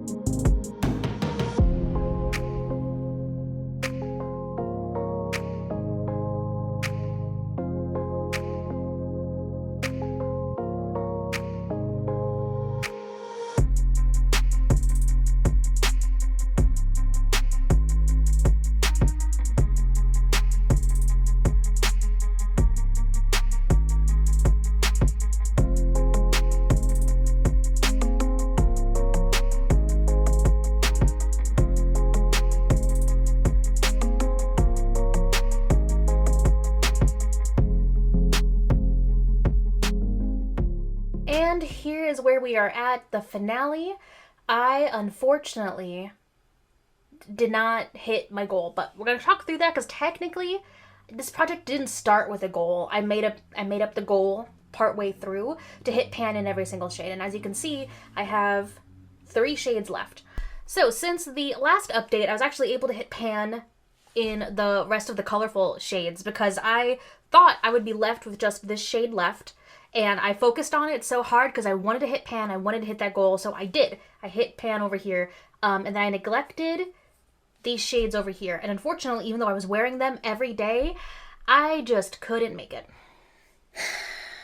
Okay, so we have a lot to talk through here. First of all, I kind of want to run a clip of me from the intro of this project. So I want this to be my Pan That Palette for this year, but I'm going to try to do something different. I don't want to, right now at the beginning of the year, set the usage goal yet. I am someone who has a lot of anxiety, who likes having control, likes controlling, likes organizing, likes cleaning. I like having a plan for everything. So I'm going to challenge myself this year and just say, this is my Pan That Palette, and I'm not going to set a specific goal. By that, I mean, I'm not going to say I want to use up all of it. And I'm not going to say I want to hit pan and everything because I tried doing that in 2020 and I didn't like it. So I'm just going to say this is my Pan That Palette and we're going to see how that goes. I hope it's good. We shall see. Eventually the goal is to, as I use up things and as I get into there, solidify my goal towards the end of the year. But I'm going to try something new and I don't like it. I feel like I feel not great like not having a solidified goal. But you know what? Every year, Pan That Palette is a challenge for me, which is why I love it so much. And I feel like the best way to start the challenge off this year is a huge palette. I haven't panned a palette with this many shades in it before. By weight, by gram, it's actually very close to the amount of product that is in the Lila palette. So, in theory, I know I've panned this amount of product before, but it has never been this many shades. So that's the first part of the challenge. The second part of the challenge is trying to let go of, like, that anxiety of needing a like pinpoint specific goal. So it's gonna be a little nebulous, but I think by working at the beginning of the year, at least, without really having that specific goal in mind, I think it's going to be interesting. So I didn't rewatch that clip until today. Typically the day that I film my finales, I go back and I rewatch the whole playlist of my project for the entire year. And I forgot that, like, my big goal for the beginning of this project was to not have a goal. Because I very quickly, I think in month like 3 or 4, made up a goal and then I was sticking to it. Which kind of went a little counterintuitive to the intention at the beginning. So in that sense, I didn't fail because technically there was no goal. I just wanted to work with one palette for a full year. And I feel like I've definitely done that this year more so than any other year that I've ever had with project panning. But on the other hand, I did eventually set a goal of hitting pan in every shade and I really wanted to do it. I was so laser focused. Like this year, out of every single year I've done pan that palette, I've spent more time with just this eyeshadow palette than any other formula of the shades, how many shades there were, and the time constraint. It was closer to like 95% of my time being with just this one palette and 5% with the rest of the palettes I've ever tried in my collection, which was a bit tough at times, especially when like I had other palettes that either I just bought and I really wanted to test them out, and I just didn't have time because this took up so much of my time. I think I heavily underestimated this palette at the beginning of this project. I think I looked at the grams of product in the palette and I thought, this has the same amount of product as a Natasha Denona palette, which I panned already, and this has only a little bit more or less than my 2 and 22 palettes, and I panned those. So I think I got a little too big for my britches when it came to this product, thinking, oh yeah, I could probably pan this. And then it ended up being so much like more difficult than I expected. And I think the browns being left perfectly exemplify that hubris that I had, because I mentioned that in like the 3rd or 4th update. I'll throw the clip in right here. But what I'm realizing is I have pan in every single one that I have pan in, except for this one, it's a shimmer. Because shimmers are a lot easier for me to hit pan in the Morphe formula. What I've noticed is that these 2 shades down here are so like tough. They're tightly packed. So like hitting them, like putting a brush in them is like smacking a rock. They're very densely packed. So I'm worried about like these down here. Maybe not the black one, because I could always use the black in my hairline or in my eyebrows. But these I'm worried about because they're like the most tightly packed mattes in the entire palette. So yeah, I predicted this because these are some of the most dense, solid shades I've ever used. I'm gonna grab a clean eyeshadow brush and we're gonna, it's basically a rock. It's solid, absolutely solid. And I have used these shades on and off all year.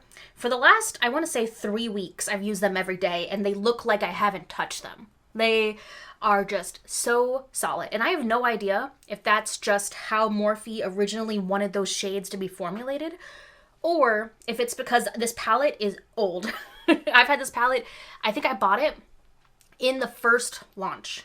No, second. The second launch. They did a first launch. It totally sold out. I couldn't get it. The second restock is when I got this. So that's how long I've had this palette for. So I don't know if they're that rock solid because it's so old and maybe it's expired. I don't know. Maybe it's just gone bad. Or if that's how they originally intended to be. But I have never worked with a shadow that tough, that solid. So even though I was using it every day, I was literally using just these 3 shades and then throwing a Stila glitter and glow on my eyes and calling it a day, and I couldn't make a dent in them. So I'm shocked but not really, that I 100% expected to come here and not have hit my goal, but I thought it was going to be these shades. These I was actually able to hit pan on. These I was foiled by 3 brown eyeshadows, and I feel like that's a fun and interesting way to wrap up 2023. But also, I'm trying not to be too hard on myself. I have to admit, part of me was dreading filming this because I have gotten so like bigger and more bombastic with my Pan That palettes because I enjoy doing them. And it was always kind of fun to up the ante every year, from doing, 2 palettes to doing the big Natasha Denona palette. Like, I feel like I kind of want to go back to the basics of what Pan That palette was when I first started.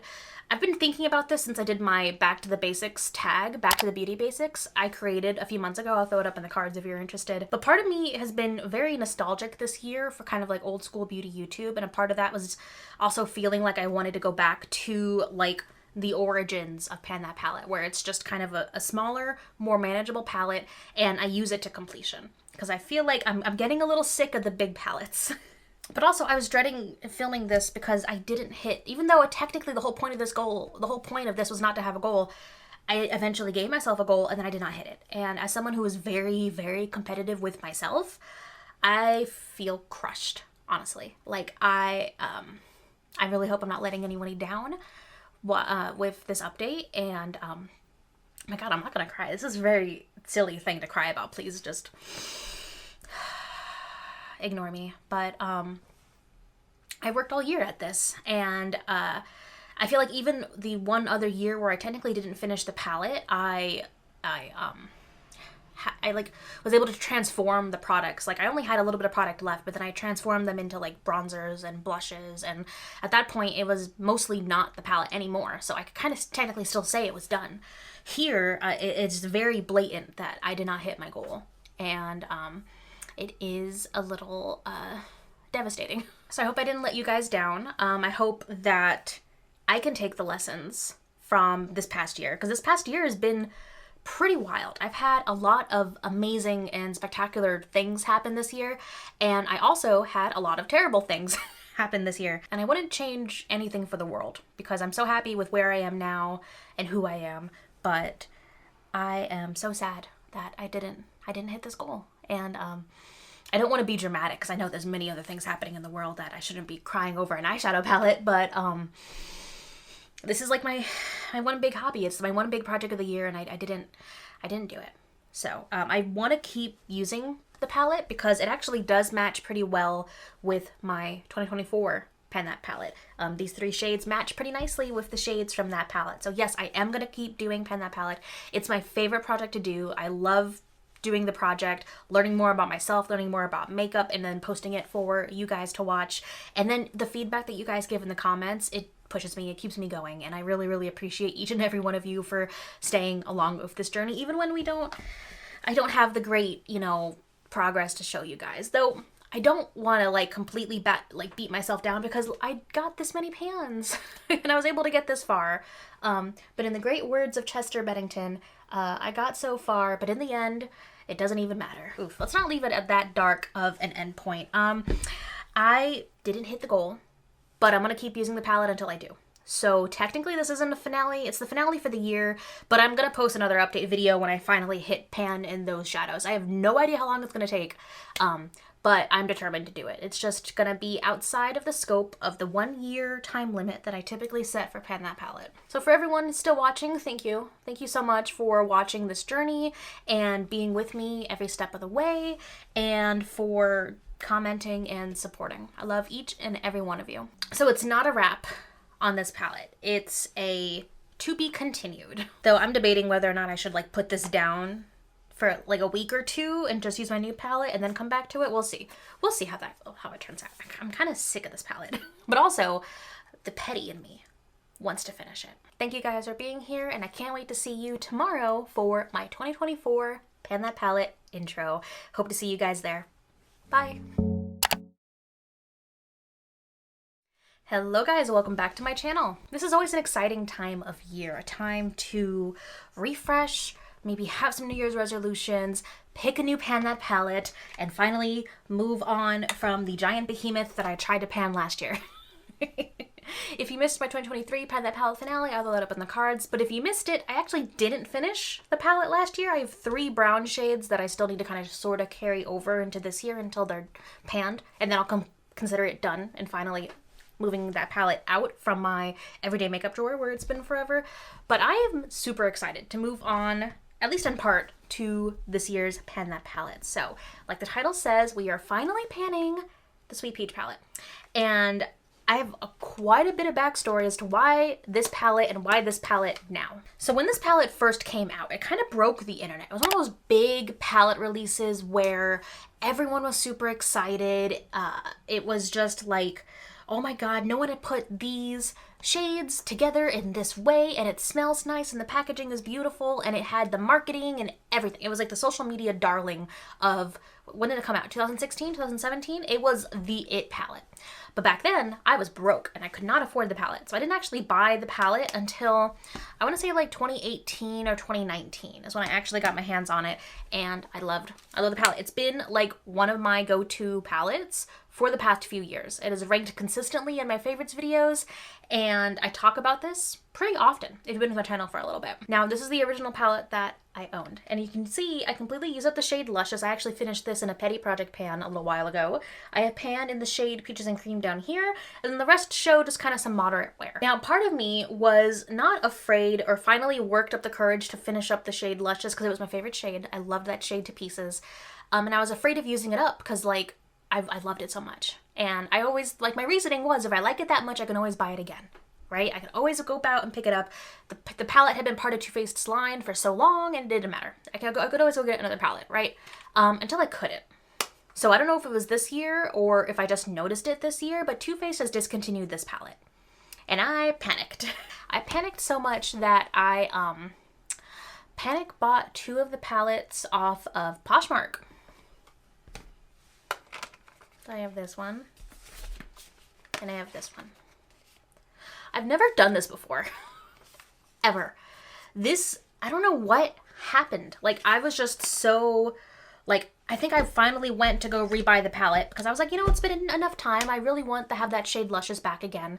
And I looked on the Too Faced website. It wasn't there. Looked on Ulta. It wasn't there. Looked at Sephora. It wasn't there. And I was like, oh God, what happened?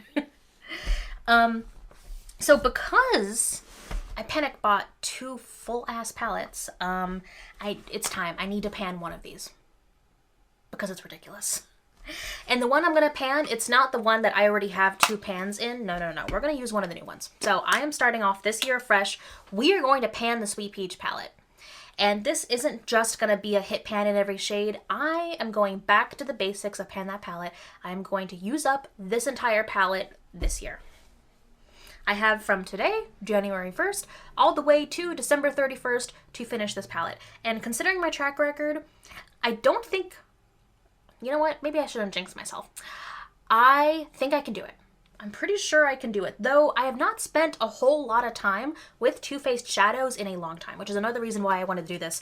If you've seen through my past Pan That palettes, I try to pick a new brand for every year, and I try to alternate between like more affordable palettes, more higher end palettes, and then more mid-range palettes. So last year I did a more affordable Morphe palette. The year before I did 2 palettes, one mid-range, one more affordable, Colourpop and Urban Decay. The year before that was Natasha, Denona, and so on and so forth. So it just felt like in the brands, the list of brands that I wanted to try and pan, because nothing helps me learn more about a brand, about a formula, than spending an entire year with one of their products. And it's time for Too Faced to get their turn. And also, I love the way it smells. I love the gimmick. It's delightful and nostalgic. So, we're gonna do it. We're going to do it this year. This year will be full of tutorials. I want to recreate one of my favorite tutorials with this palette that no longer exists on YouTube because unfortunately the creator took it down. So I want to do that tutorial. I want to have a ton of tutorials. I want to have a ton of looks in my updates. I want to get back to like the original spirit of the Pan That palette. And I think this is going to be a good year. I've got a good feeling about this year. So I hope you guys are excited along with me. And if you have this palette, please let me know down below if you're excited to follow along as well. So that is it for this intro. We've got a pretty basic palette, a basic goal, and I'm hoping for a basic 24. I feel like 23 was so crazy in both good and bad ways that I would like a very calm 24. a very calm and basic, like this palette. Is that silly? I don't know. Thank you guys for watching, and I cannot wait to see you in my next video. Bye. Hello guys, welcome back to my channel. So this update's going up a little late because my January turned into a bit of a shit show, which is odd because my 2023 January was also a shit show. So I don't know if Januaries are just like cursed for me now. Or if like I jinxed 2024 because I said like one of my New Year's resolutions was dead ass just to like stay home and relax because we spent so much time last year like traveling and doing stuff, and we constantly had like events to go to and people to see and family events, and so I literally just wanted to like stay home because we had finally like bought all the furniture, redecorated the whole apartment, we were settled, we were happy. And then it all went to shit. So if you want the full long story of what happened, I did an entire video over on my vlog channel. I'll have that up in the cards and down below.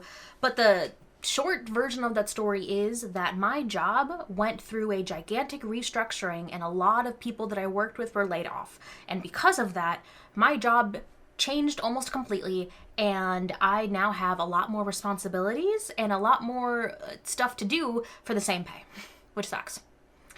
And the other thing is that we had some new neighbors move in downstairs, and they are chain smokers. And they chain smoke inside all day because they're retired. And as someone who has a hyper sense of smell and is prone to migraines, I had a very bad January. So that being said, I did not make nearly as much progress on this palette as I was really hoping to have by this point. Part of me is like already worried because like I said, this is how 2023 started, and I lost a month there and I wasn't able to hit my goal. But I have a much smaller palette this year, and I don't know, I need to not let myself start catastrophizing like that. But it's been really rough, and I haven't had a whole lot of time to just really kind of relax and play with makeup as I would have liked to. But let's go ahead and run this very short slideshow for now of my progress till this point.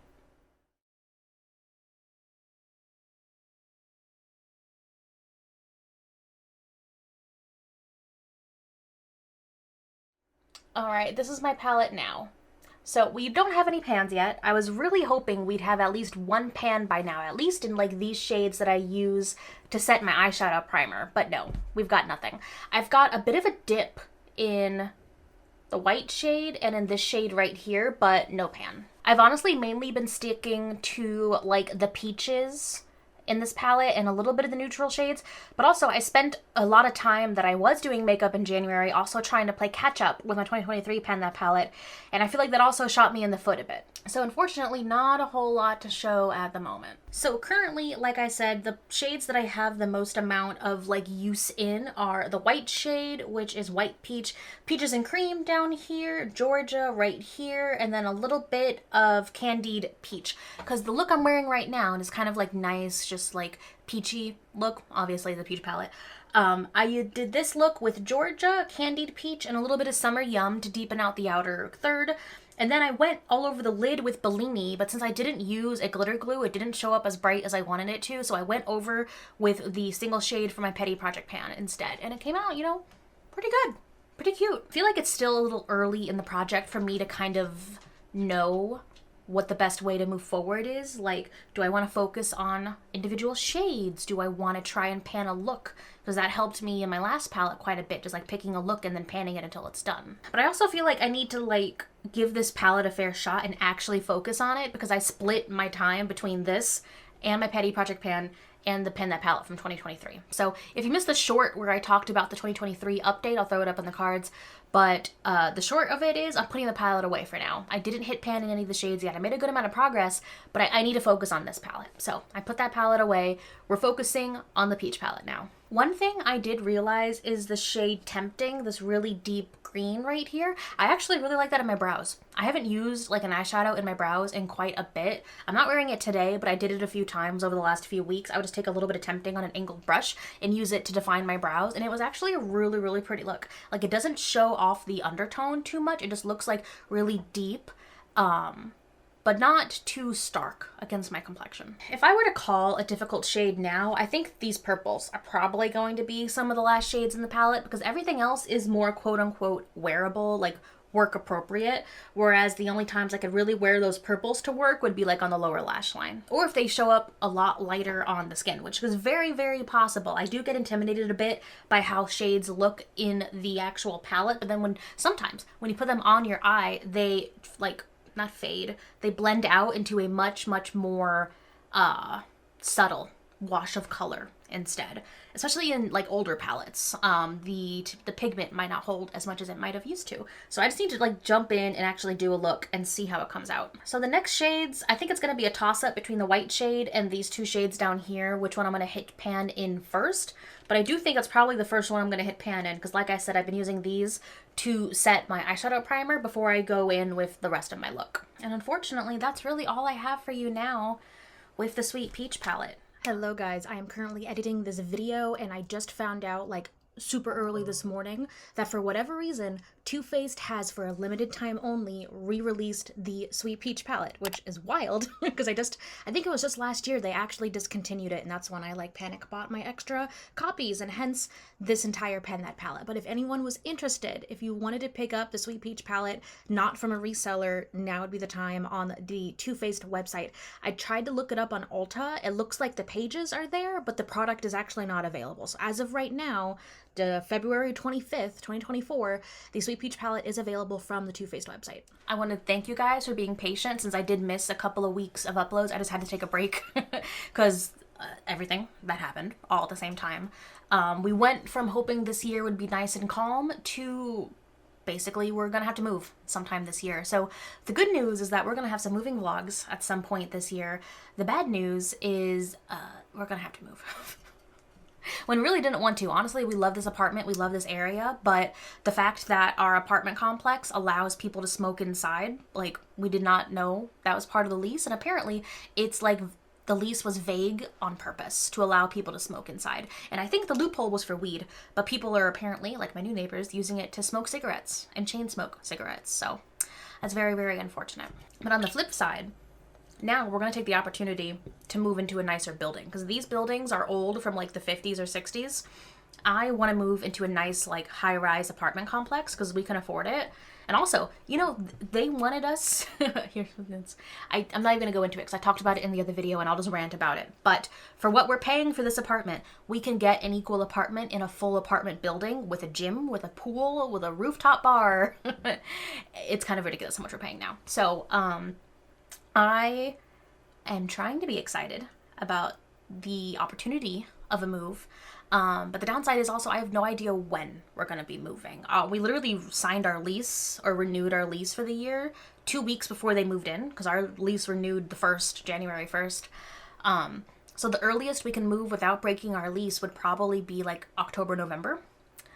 But if it gets worse over the summer, because I don't know if it's going to get worse. If you want to see all the details, how we're dealing with the smoke and everything, check out the vlog channel.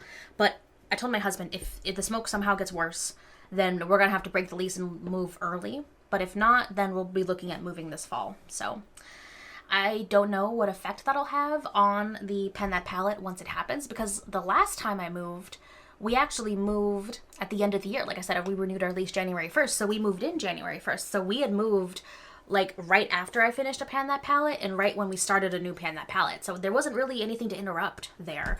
Whereas this next move, it is going to interrupt the projects that I have going on. So we will have to see how that goes. So I just want to say thank you guys for your support and for watching.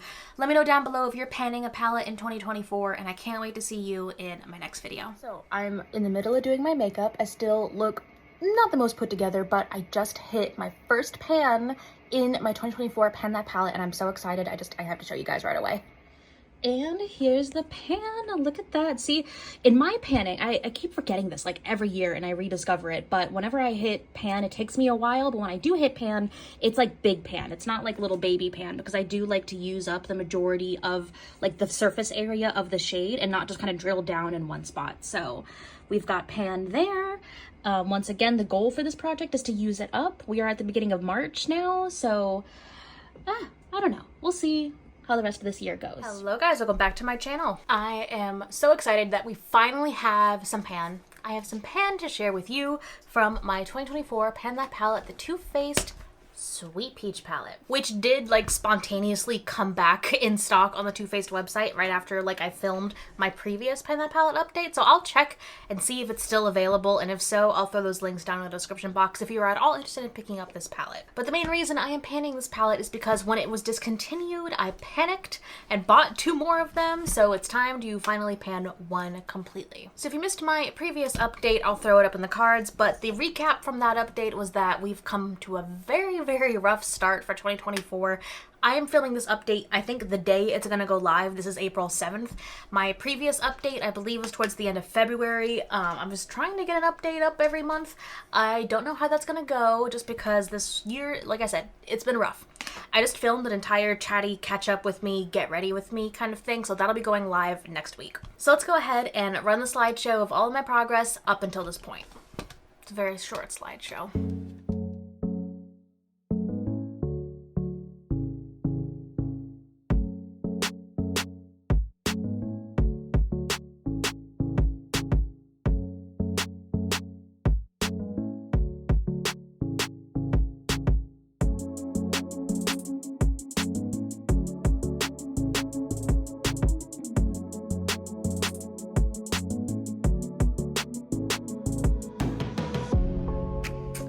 And this is my palette now. We have four, count them, 4 pans. I am just so proud of myself. I buckled down, I focused, and we're starting to see some results. You know, one thing I did not think of when I was choosing a palette to pan was how hard it would be to hold it up for the camera, because it's got the mirror and I don't want to blind you guys, and I don't want to put it upside down because it'd be hard to track progress. There we go, left hand. Okay, so we have 4 pans. Number 1 pan was in White Peach. It is a plain white shade. I use this to set my eye primer every day until I hit pan. Pretty simple. Ditto for Peaches and Cream. It is a light yellow shade, also matte. I also use this to set my eyeshadow primer every day until I hit pan in this one. Georgia. So this one I could use to set my eye primer, though it did get darker and it didn't look as nice. So I actually used this to kind of pan a look. I used Georgia, Candied Peach, and Bellini right here. I got a really, really pretty, like, light pinky peachy look that was like perfect for work, and I just wore that every single day until I hit pan not only in Georgia, pretty big pan, but pan in Candied Peach. So I think the name of the game for this palette so far has really just been panning looks. Picking a shade, using it the same way every single day, or picking a look like I did with the peach shades over here. And I mean, it worked. I have to say, it took me a long time to hit pan in these mattes. I mean, not super long compared to other formulas that I've worked with, but a decent amount of time. I have to say, I like the shape of the pans. It lets me get my whole brush in. So I do think I am still using the majority of the pan with every use, and I'm not drilling down like some other panners might. But I find that the way that I do it, it takes me longer to hit pan, but when I do, I end up with like a big pan, like in Georgia, like in White Peach. And I gotta say, in White Peach and in Peaches and Cream, after I hit pan, I stopped using them. So you can see that's basically the size of the pan that I hit when I first hit pan. As opposed to like Georgia, I used it a little bit after I hit pan, so the pan was expanded there. And then Candied Peach, I just hit pan in this like 2 days ago, so I did hit a little bit of pan. I've used it once or twice since, but it hasn't really expanded all too much. And I think it's because these, I was really using big fluffy brushes to put all over my lid, whereas Candied Peach, I was using more like these kind of blending brushes to really blend out either to into the outer V or into my faux crease. So I think that's why the pan is a little bit smaller there, but I'm so encouraged to finally see pan. I can't tell you how happy I was. I think the vlog might be live, but I hit one of these pans not live, but I hit one of these pans while I was filming a vlog, so you see like my immediate reaction when I hit pan for the first time, and it's so fun. So we have 4 pans. The goal for this palette is to use up the entire palette, not just hit pan in every shade, so ultimately I will go back to these shades and finish them up, but after I hit pan, I kind of want to just like get a feel for the other shades. So I've been expanding and using Bellini. Honestly, I think out of the rest of the shades, the next biggest dip I have is in Bellini. And I don't think I have any pictures of it, but in the next video, I will include some looks that I love doing of this palette. That's the other thing. I want to be able to film a few looks before I completely use up a shade, so that's why I'm not going in and finishing up these shades right away. So the next video, I will include a couple of my favorite looks. And then I want to do the PTP meets GTP again. So look for that to come sometime soon. Make sure you're subscribing at the bell icon for all notifications. But what I did was Bellini kind of all over my crease and up into the faux crease.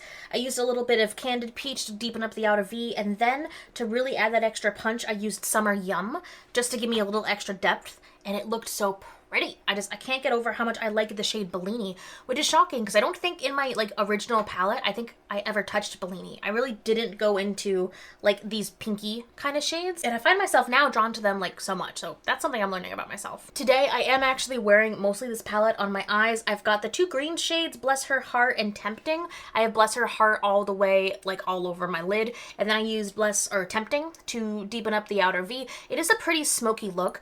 I think I could get away with a look like this for work if I just stuck with the lighter green shade and used that as like my outer V and then used a lighter shade. But my problem here is that I can't really find, other than like maybe the browns, but the browns are so warm, I can't really find any shades to use with the two green shades. Like, give me your suggestions down below, because when I see those green shades, either I see a look with them two together like this, or I just see them on the lower lash line. I'm trying to figure out a way I can combine those shades with the rest of the palette without it looking too overbearing.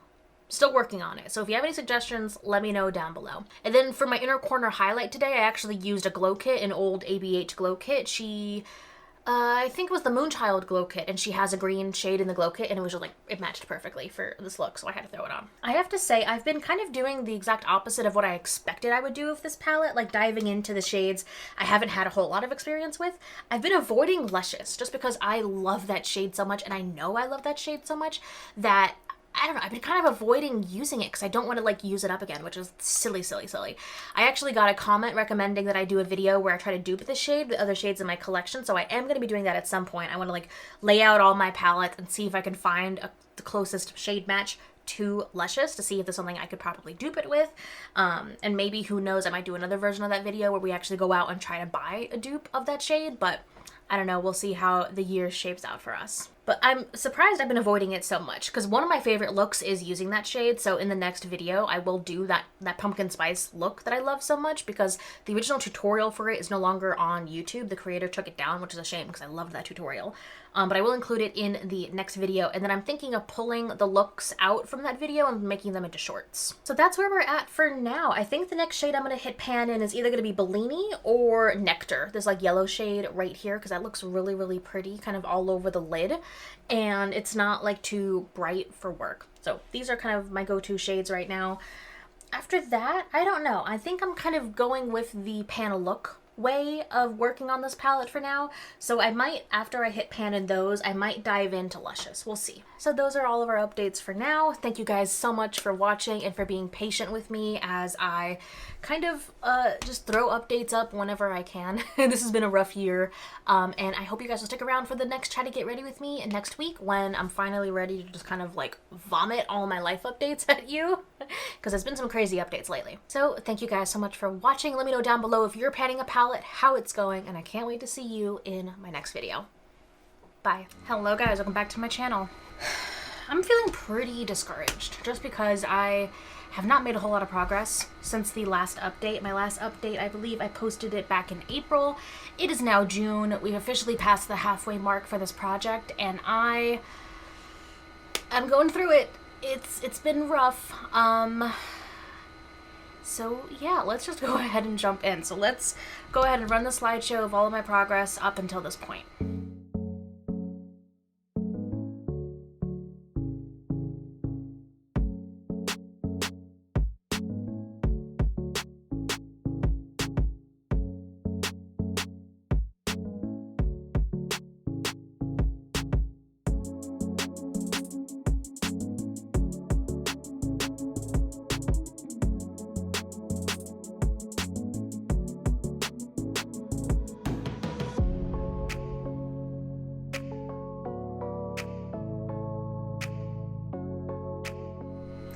And this is the palette now. So while we have expanded the pan in Candid Peach and a little bit of Peaches and Cream, I haven't hit any new pans, which is very disappointing, because I seriously thought I could have hit pan in Nectar or Bellini, but I have to admit, just with work being so rough, I haven't been reaching for this palette as often as I think I should at this point in the project.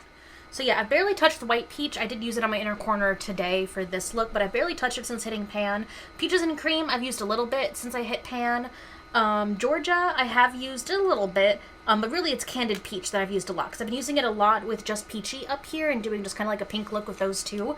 So I kind of also thought I might hit Pan and Just Peachy, but I've noticed that Nectar and Just Peachy are like super duper dense for shimmer shades. And I use this all over my lid. I go in with a big brush, and like it looks like I barely touched the shade. So yeah, a little bit disappointing. I've done the green look a few times. I've actually been using the shade Tempting in my brows. Like I used it in my brows today. I think it's a really flattering color. I like it, which is why you see kind of like little etching marks in there, because I go in with like my angled brow brush and use it that way. I've barely touched Charmed, I'm sure. I've really been going for this look that I'm wearing right now. So I actually did finally film a look for one of these update videos. So we'll go to that in just a minute. But I've been using Nectar a lot with Summer Yum, and then picking a random brown to kind of deepen up the outer V. And this has been like my go-to, like, I'm exhausted, I need to throw some makeup on before work starts kind of look. And it's really pretty. It's like a nice neutral kind of look. Every now and then I'll go in with the glitter and glow from Stila on the lid, just adding a little extra oomph to it. But this is kind of what I've been like drawn to, which is like so strange for me, because usually I would be all over like the bright kind of colors, but I've noticed that with work just being so dang rough on me the last few months, and with the apartment situation, you know, we're gonna start apartment hunting soon, I have just been a bit burned out, which it's an odd feeling, because I've been burnt out like on YouTube and my hobbies before, but I don't think I've ever been this burnt out for my work and my living situation at the same time. Like, I still love YouTube, I have the passion for it, but it's just like, by the time I have time to do YouTube stuff, like, I'm kind of out of spoons for the day, which sucks, because it's what I really want to do. So yeah, we're working through it. I know it's going to be temporary, but I know, like, work is going to be tough for a little bit, like, not for a little bit, probably for a while longer, and we're not moving until the fall, which is going to be the majority of this year, so I mean, I feel like this is probably the worst year I've had since starting Pan That Palette. It's not the worst year of my life. I've gone through a lot more shit. But, like, this is the most I've gone through that I've had to deal with, and also, you know, juggling a year-long, like, project on top of it. And I'm finally, like, seeing the cracks. And it's really like, I'm so disappointed in myself right now, and I'm trying to, like, not start crying, because, like, I don't know, part of me feels like a failure if I'm not good at doing, like, the only two things that, like, my YouTube channel has really been known for, which is, like, panning and decluttering. And I didn't realize up until now how much of myself I kind of saw through my productivity, and even through my hobbies. Like, panning, in a way, is like being productive using products. And I'm just really beating myself up about it, and I'm trying not to, but I really am. The good news is that I'm on anxiety medication. If you didn't know that, I just got a big dosage increase, so that's hopefully going to help. I'm in therapy, I'm talking to people, but it's been a rough year, and now we're, like, the fact that we're halfway through this project and I only have 4 pans, I think it's making it, like, super realistic that unless, like, I, like, hit the ground absolutely running from now until December, I don't think I'm gonna get anywhere near my goal for this palette. And it's not until, like, right now that I kind of sat down and had the time to kind of think that through, and it's really throwing me off. So sorry for the tangents. Let's go ahead and run the look that I was able to film, which is the look that I'm wearing right now.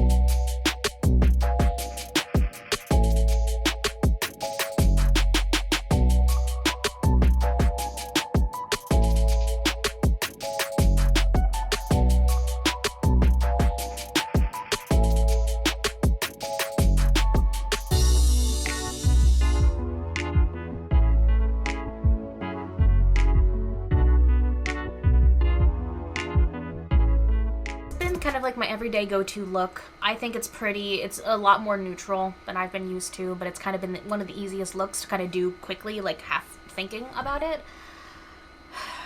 And I mean, there's no excuses. I just have been stressed, burnt out, and I haven't been having a lot of like makeup playtime. Like, to be frank, I can't remember the last time I just sat down and did my makeup just for fun and not because I had to hurry up and go do something, you know?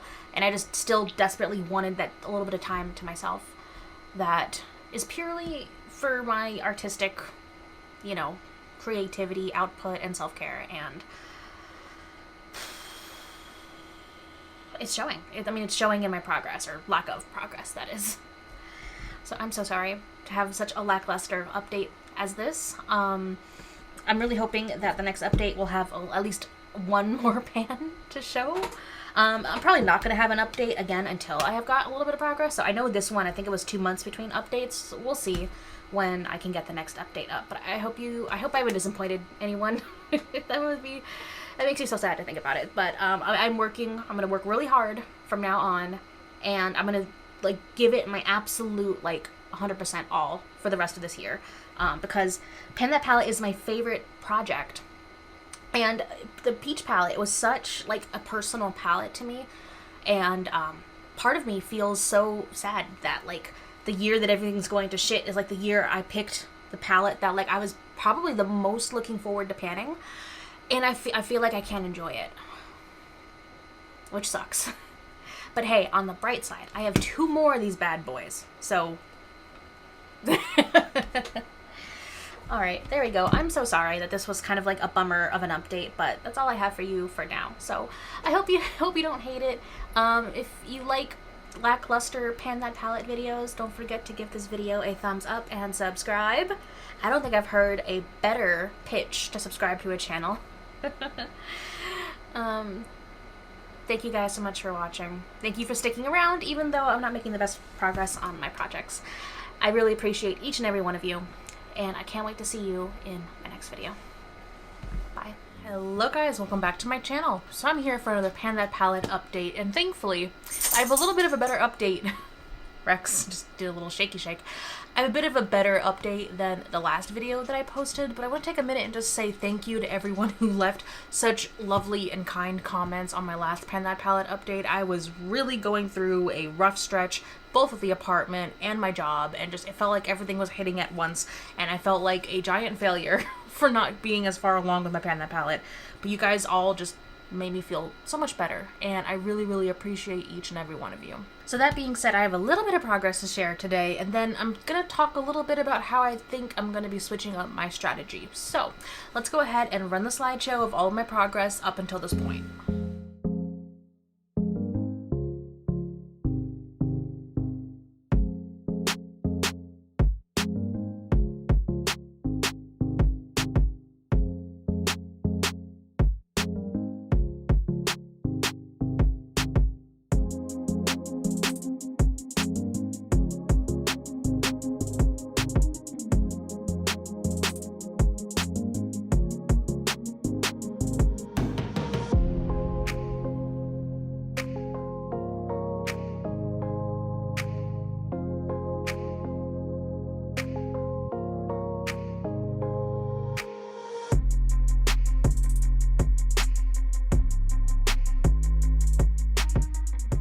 Alright, and this is the palette now.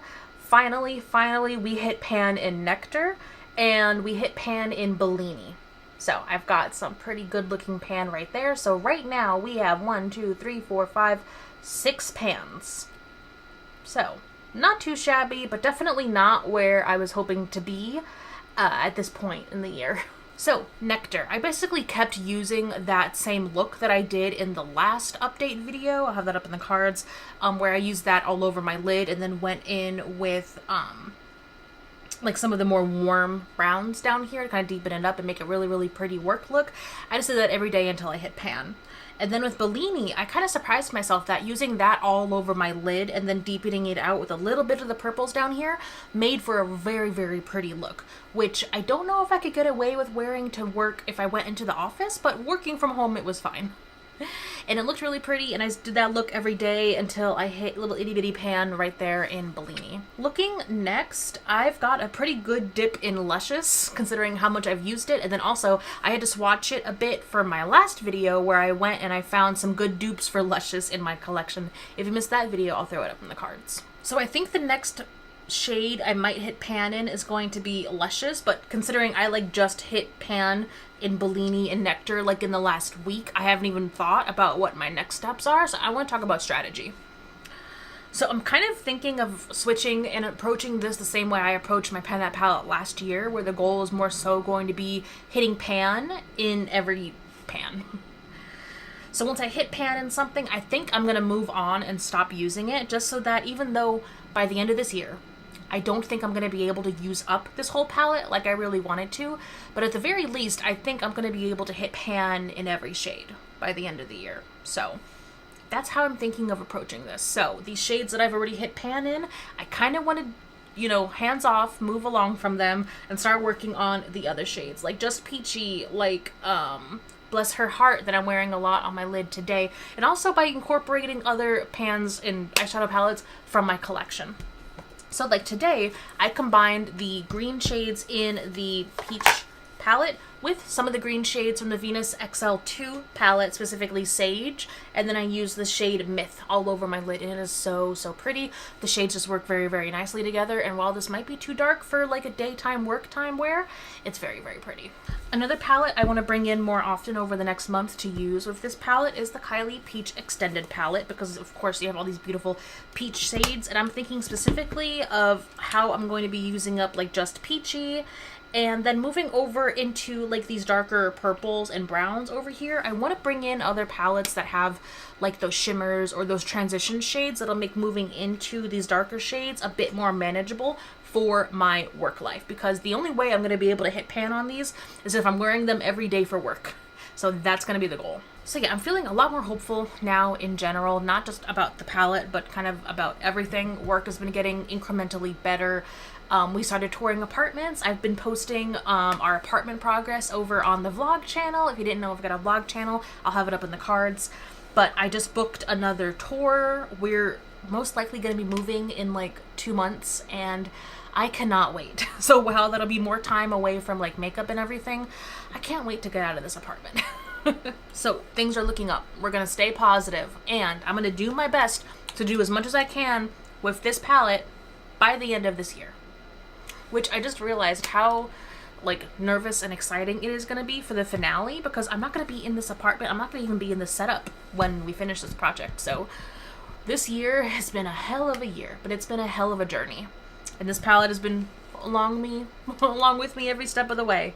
Let me know down below if you're doing a Pan That palette this year and how it's going, and I can't wait to see you in my next video. 2024 has been a lot. And if you follow my vlog channel, you will know that that is quite possibly one of the biggest understatements I have ever said. This year has been full of challenges, unexpected obstacles, losses, nightmare neighbors to crazy work schedules, a stressful move on top of everything. And it just feels like for the last like 10 months, I've just been constantly putting out fires. And then suddenly it's December and we're here. Hi guys. Welcome back to the channel. I don't think I've ever been so anxious to film a video. And I haven't filmed in like 3 or 4 months, and I feel like I've forgotten everything. I gotta say, it feels weird filming again after so long. But I couldn't let the end of the year come and go without making this video. So first and foremost, I want to apologize for just kind of disappearing out of nowhere. I went through so much that at some point this year, I just had to take a huge step back from like all social media for my own mental health. So I want to say a big thank you to all of you that stuck around. There were a few of you that reached out on Instagram and in comments of older videos, and I really, really appreciate all of your patience while I took the step back from my mental health that I just so deeply needed. Back to the topic of this video. For years, like project panning was my thing. Like I specifically Pan That palette. I just loved the challenge so much that I I don't know, I got it in my head that that's like the only reason my channel existed, was to see how far I could push myself every year with Pan That Palette. And on the one hand, it was fun and it was challenging and it got me out of like ruts and it was exciting. On the other hand, it was stressful, and even when everything in my life was going amazingly, the challenge of that project could be a lot, which I understand to some people that could be, I don't know, I don't want to downplay my feelings, but I understand that it could come across as privileged and like whiny, and that's kind of why I never really tried to express it too much.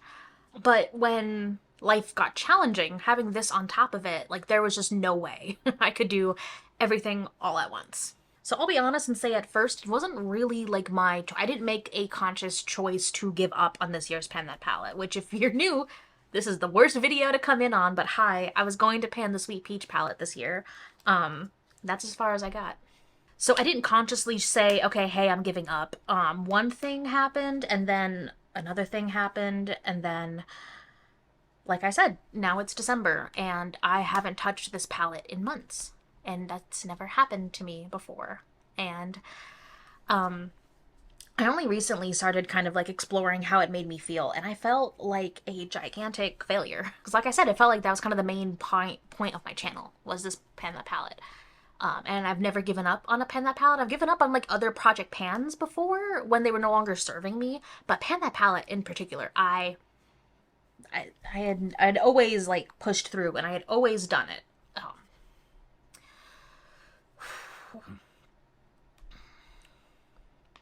So I felt like I let myself down. I felt like I let all of you down. And that's another part of the reason why I didn't want to post on social media, is because part of me was afraid of the reaction, which is silly because we have such a beautiful community here. And I know you guys wouldn't. If anything, you guys are the ones that were telling me to put my mental health and put myself first and make sure I take care of myself more than anyone. But I think it was more so I felt like a failure and I didn't really want to broadcast it. But now I am. And that's because, you know, life isn't linear and things get hard and it's difficult. And sometimes you lose a friend. Sometimes you have terrible neighbors and you have to move. Sometimes work is insane for a whole year before things start to settle down. And sometimes you have to give up on some projects in order to make room for other projects. And sometimes in order just to make room to take care of yourself. And that's what I'm learning now, is like I'm like legitimately kind of starting fresh and learning how to listen to my body and how to like take care of myself. And as someone who's like an overworker, like I am so bad at this. Like I'm always pushing myself. I'm always working on something. Like even when this year has been so difficult for work, I pushed myself and I joined a leadership program and I've taken on extra projects and I've done this. And I gotta say, as far as now, my career has been going incredible. Like my day job, my career, my certifications, my professional development has been going great. Personal life has been horrific. It's been terrible this year. But with all that going on, I did not have the spoons, I did not have the space, and I had to become okay with that. And this video is part of that. It's like by finally broadcasting it, I feel like I'm getting a huge weight off my shoulders and saying that there it is. My life was just too nuts this year. I couldn't do my Pan That Palette. Yeah. I was watching Smoky Glow lately, and I know she's also been going through a really rough time the last few years, and her videos helped make me feel like I wasn't as alone. I didn't go through nearly as bad stuff as she's gone through. But then again, I don't want to try to compare challenges. But her just being so open and honest and working through everything helped me kind of work through my own stuff. So part of this video is also like I want to help make it feel not as isolating when you're going through a difficult time, especially when you're going through a difficult time and it affects, I don't even know what I'm trying to say here. Clearly I didn't script this. I'm just going off the top of my head. But when it affects like your friends or your community or your family, or you feel like you're letting people down, I just want to express that you are probably harder on yourself than literally anyone else is going to be. And I know that, like logically, I know that. But my feelings, my emotions, and I don't want to downplay them, but because they're valid, I feel like I'm still letting everyone down. And I know that there are plenty of other people that feel the same way, and I'm hoping that by coming out and talking about what I've gone through and how I've gotten here, that you will feel less alone too. So as for this channel, and I'm sorry about being kind of vague. I just want to go ahead and say, like, I am healthy and fine. Alvin is healthy and fine. Rex is healthy and fine, though he's currently in a donut right now because he keeps chewing on his paw, but he is fine. I am planning on doing, part of me feels like it trivializes my life updates if I do them as I try to get ready with me, but then otherwise I'll just be sitting here kind of talking, and I don't want to just sit here and talk. So I'm planning to do some kind of video with a full life update for you guys, and then I'm hoping to go back to the vlog channel. But until then, just wanted to give you guys a little check-in, say I had to give up on my Pan That palette. I don't know what the channel is going to be like from here on out. I do know that after everything, especially after everything, I desperately need a happy space. So I'm going to do my best to work and cultivate and make this channel and this community a happy, makeup-filled, creative kind of space.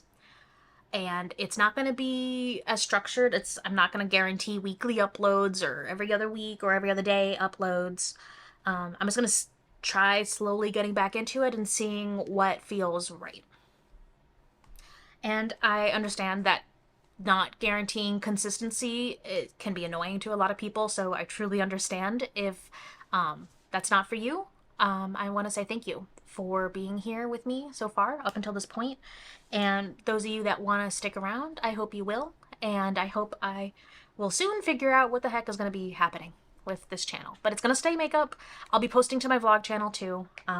So stay tuned for a life update video at some point. Maybe by the end of the year. We'll see. Thank you. Thank you guys. Let's do a final look at the palette. It literally looks the exact same as the last update, whenever that was. Because like I said, I haven't touched this thing.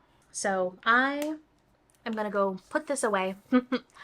I can't go with all my finished Pan That palettes because it's not finished. So I will find a special place for this, and it will go away, and we will finally close the 2024 chapter. Thank you guys so much for watching and for being so nice and kind. And I can't wait to see you in my next video.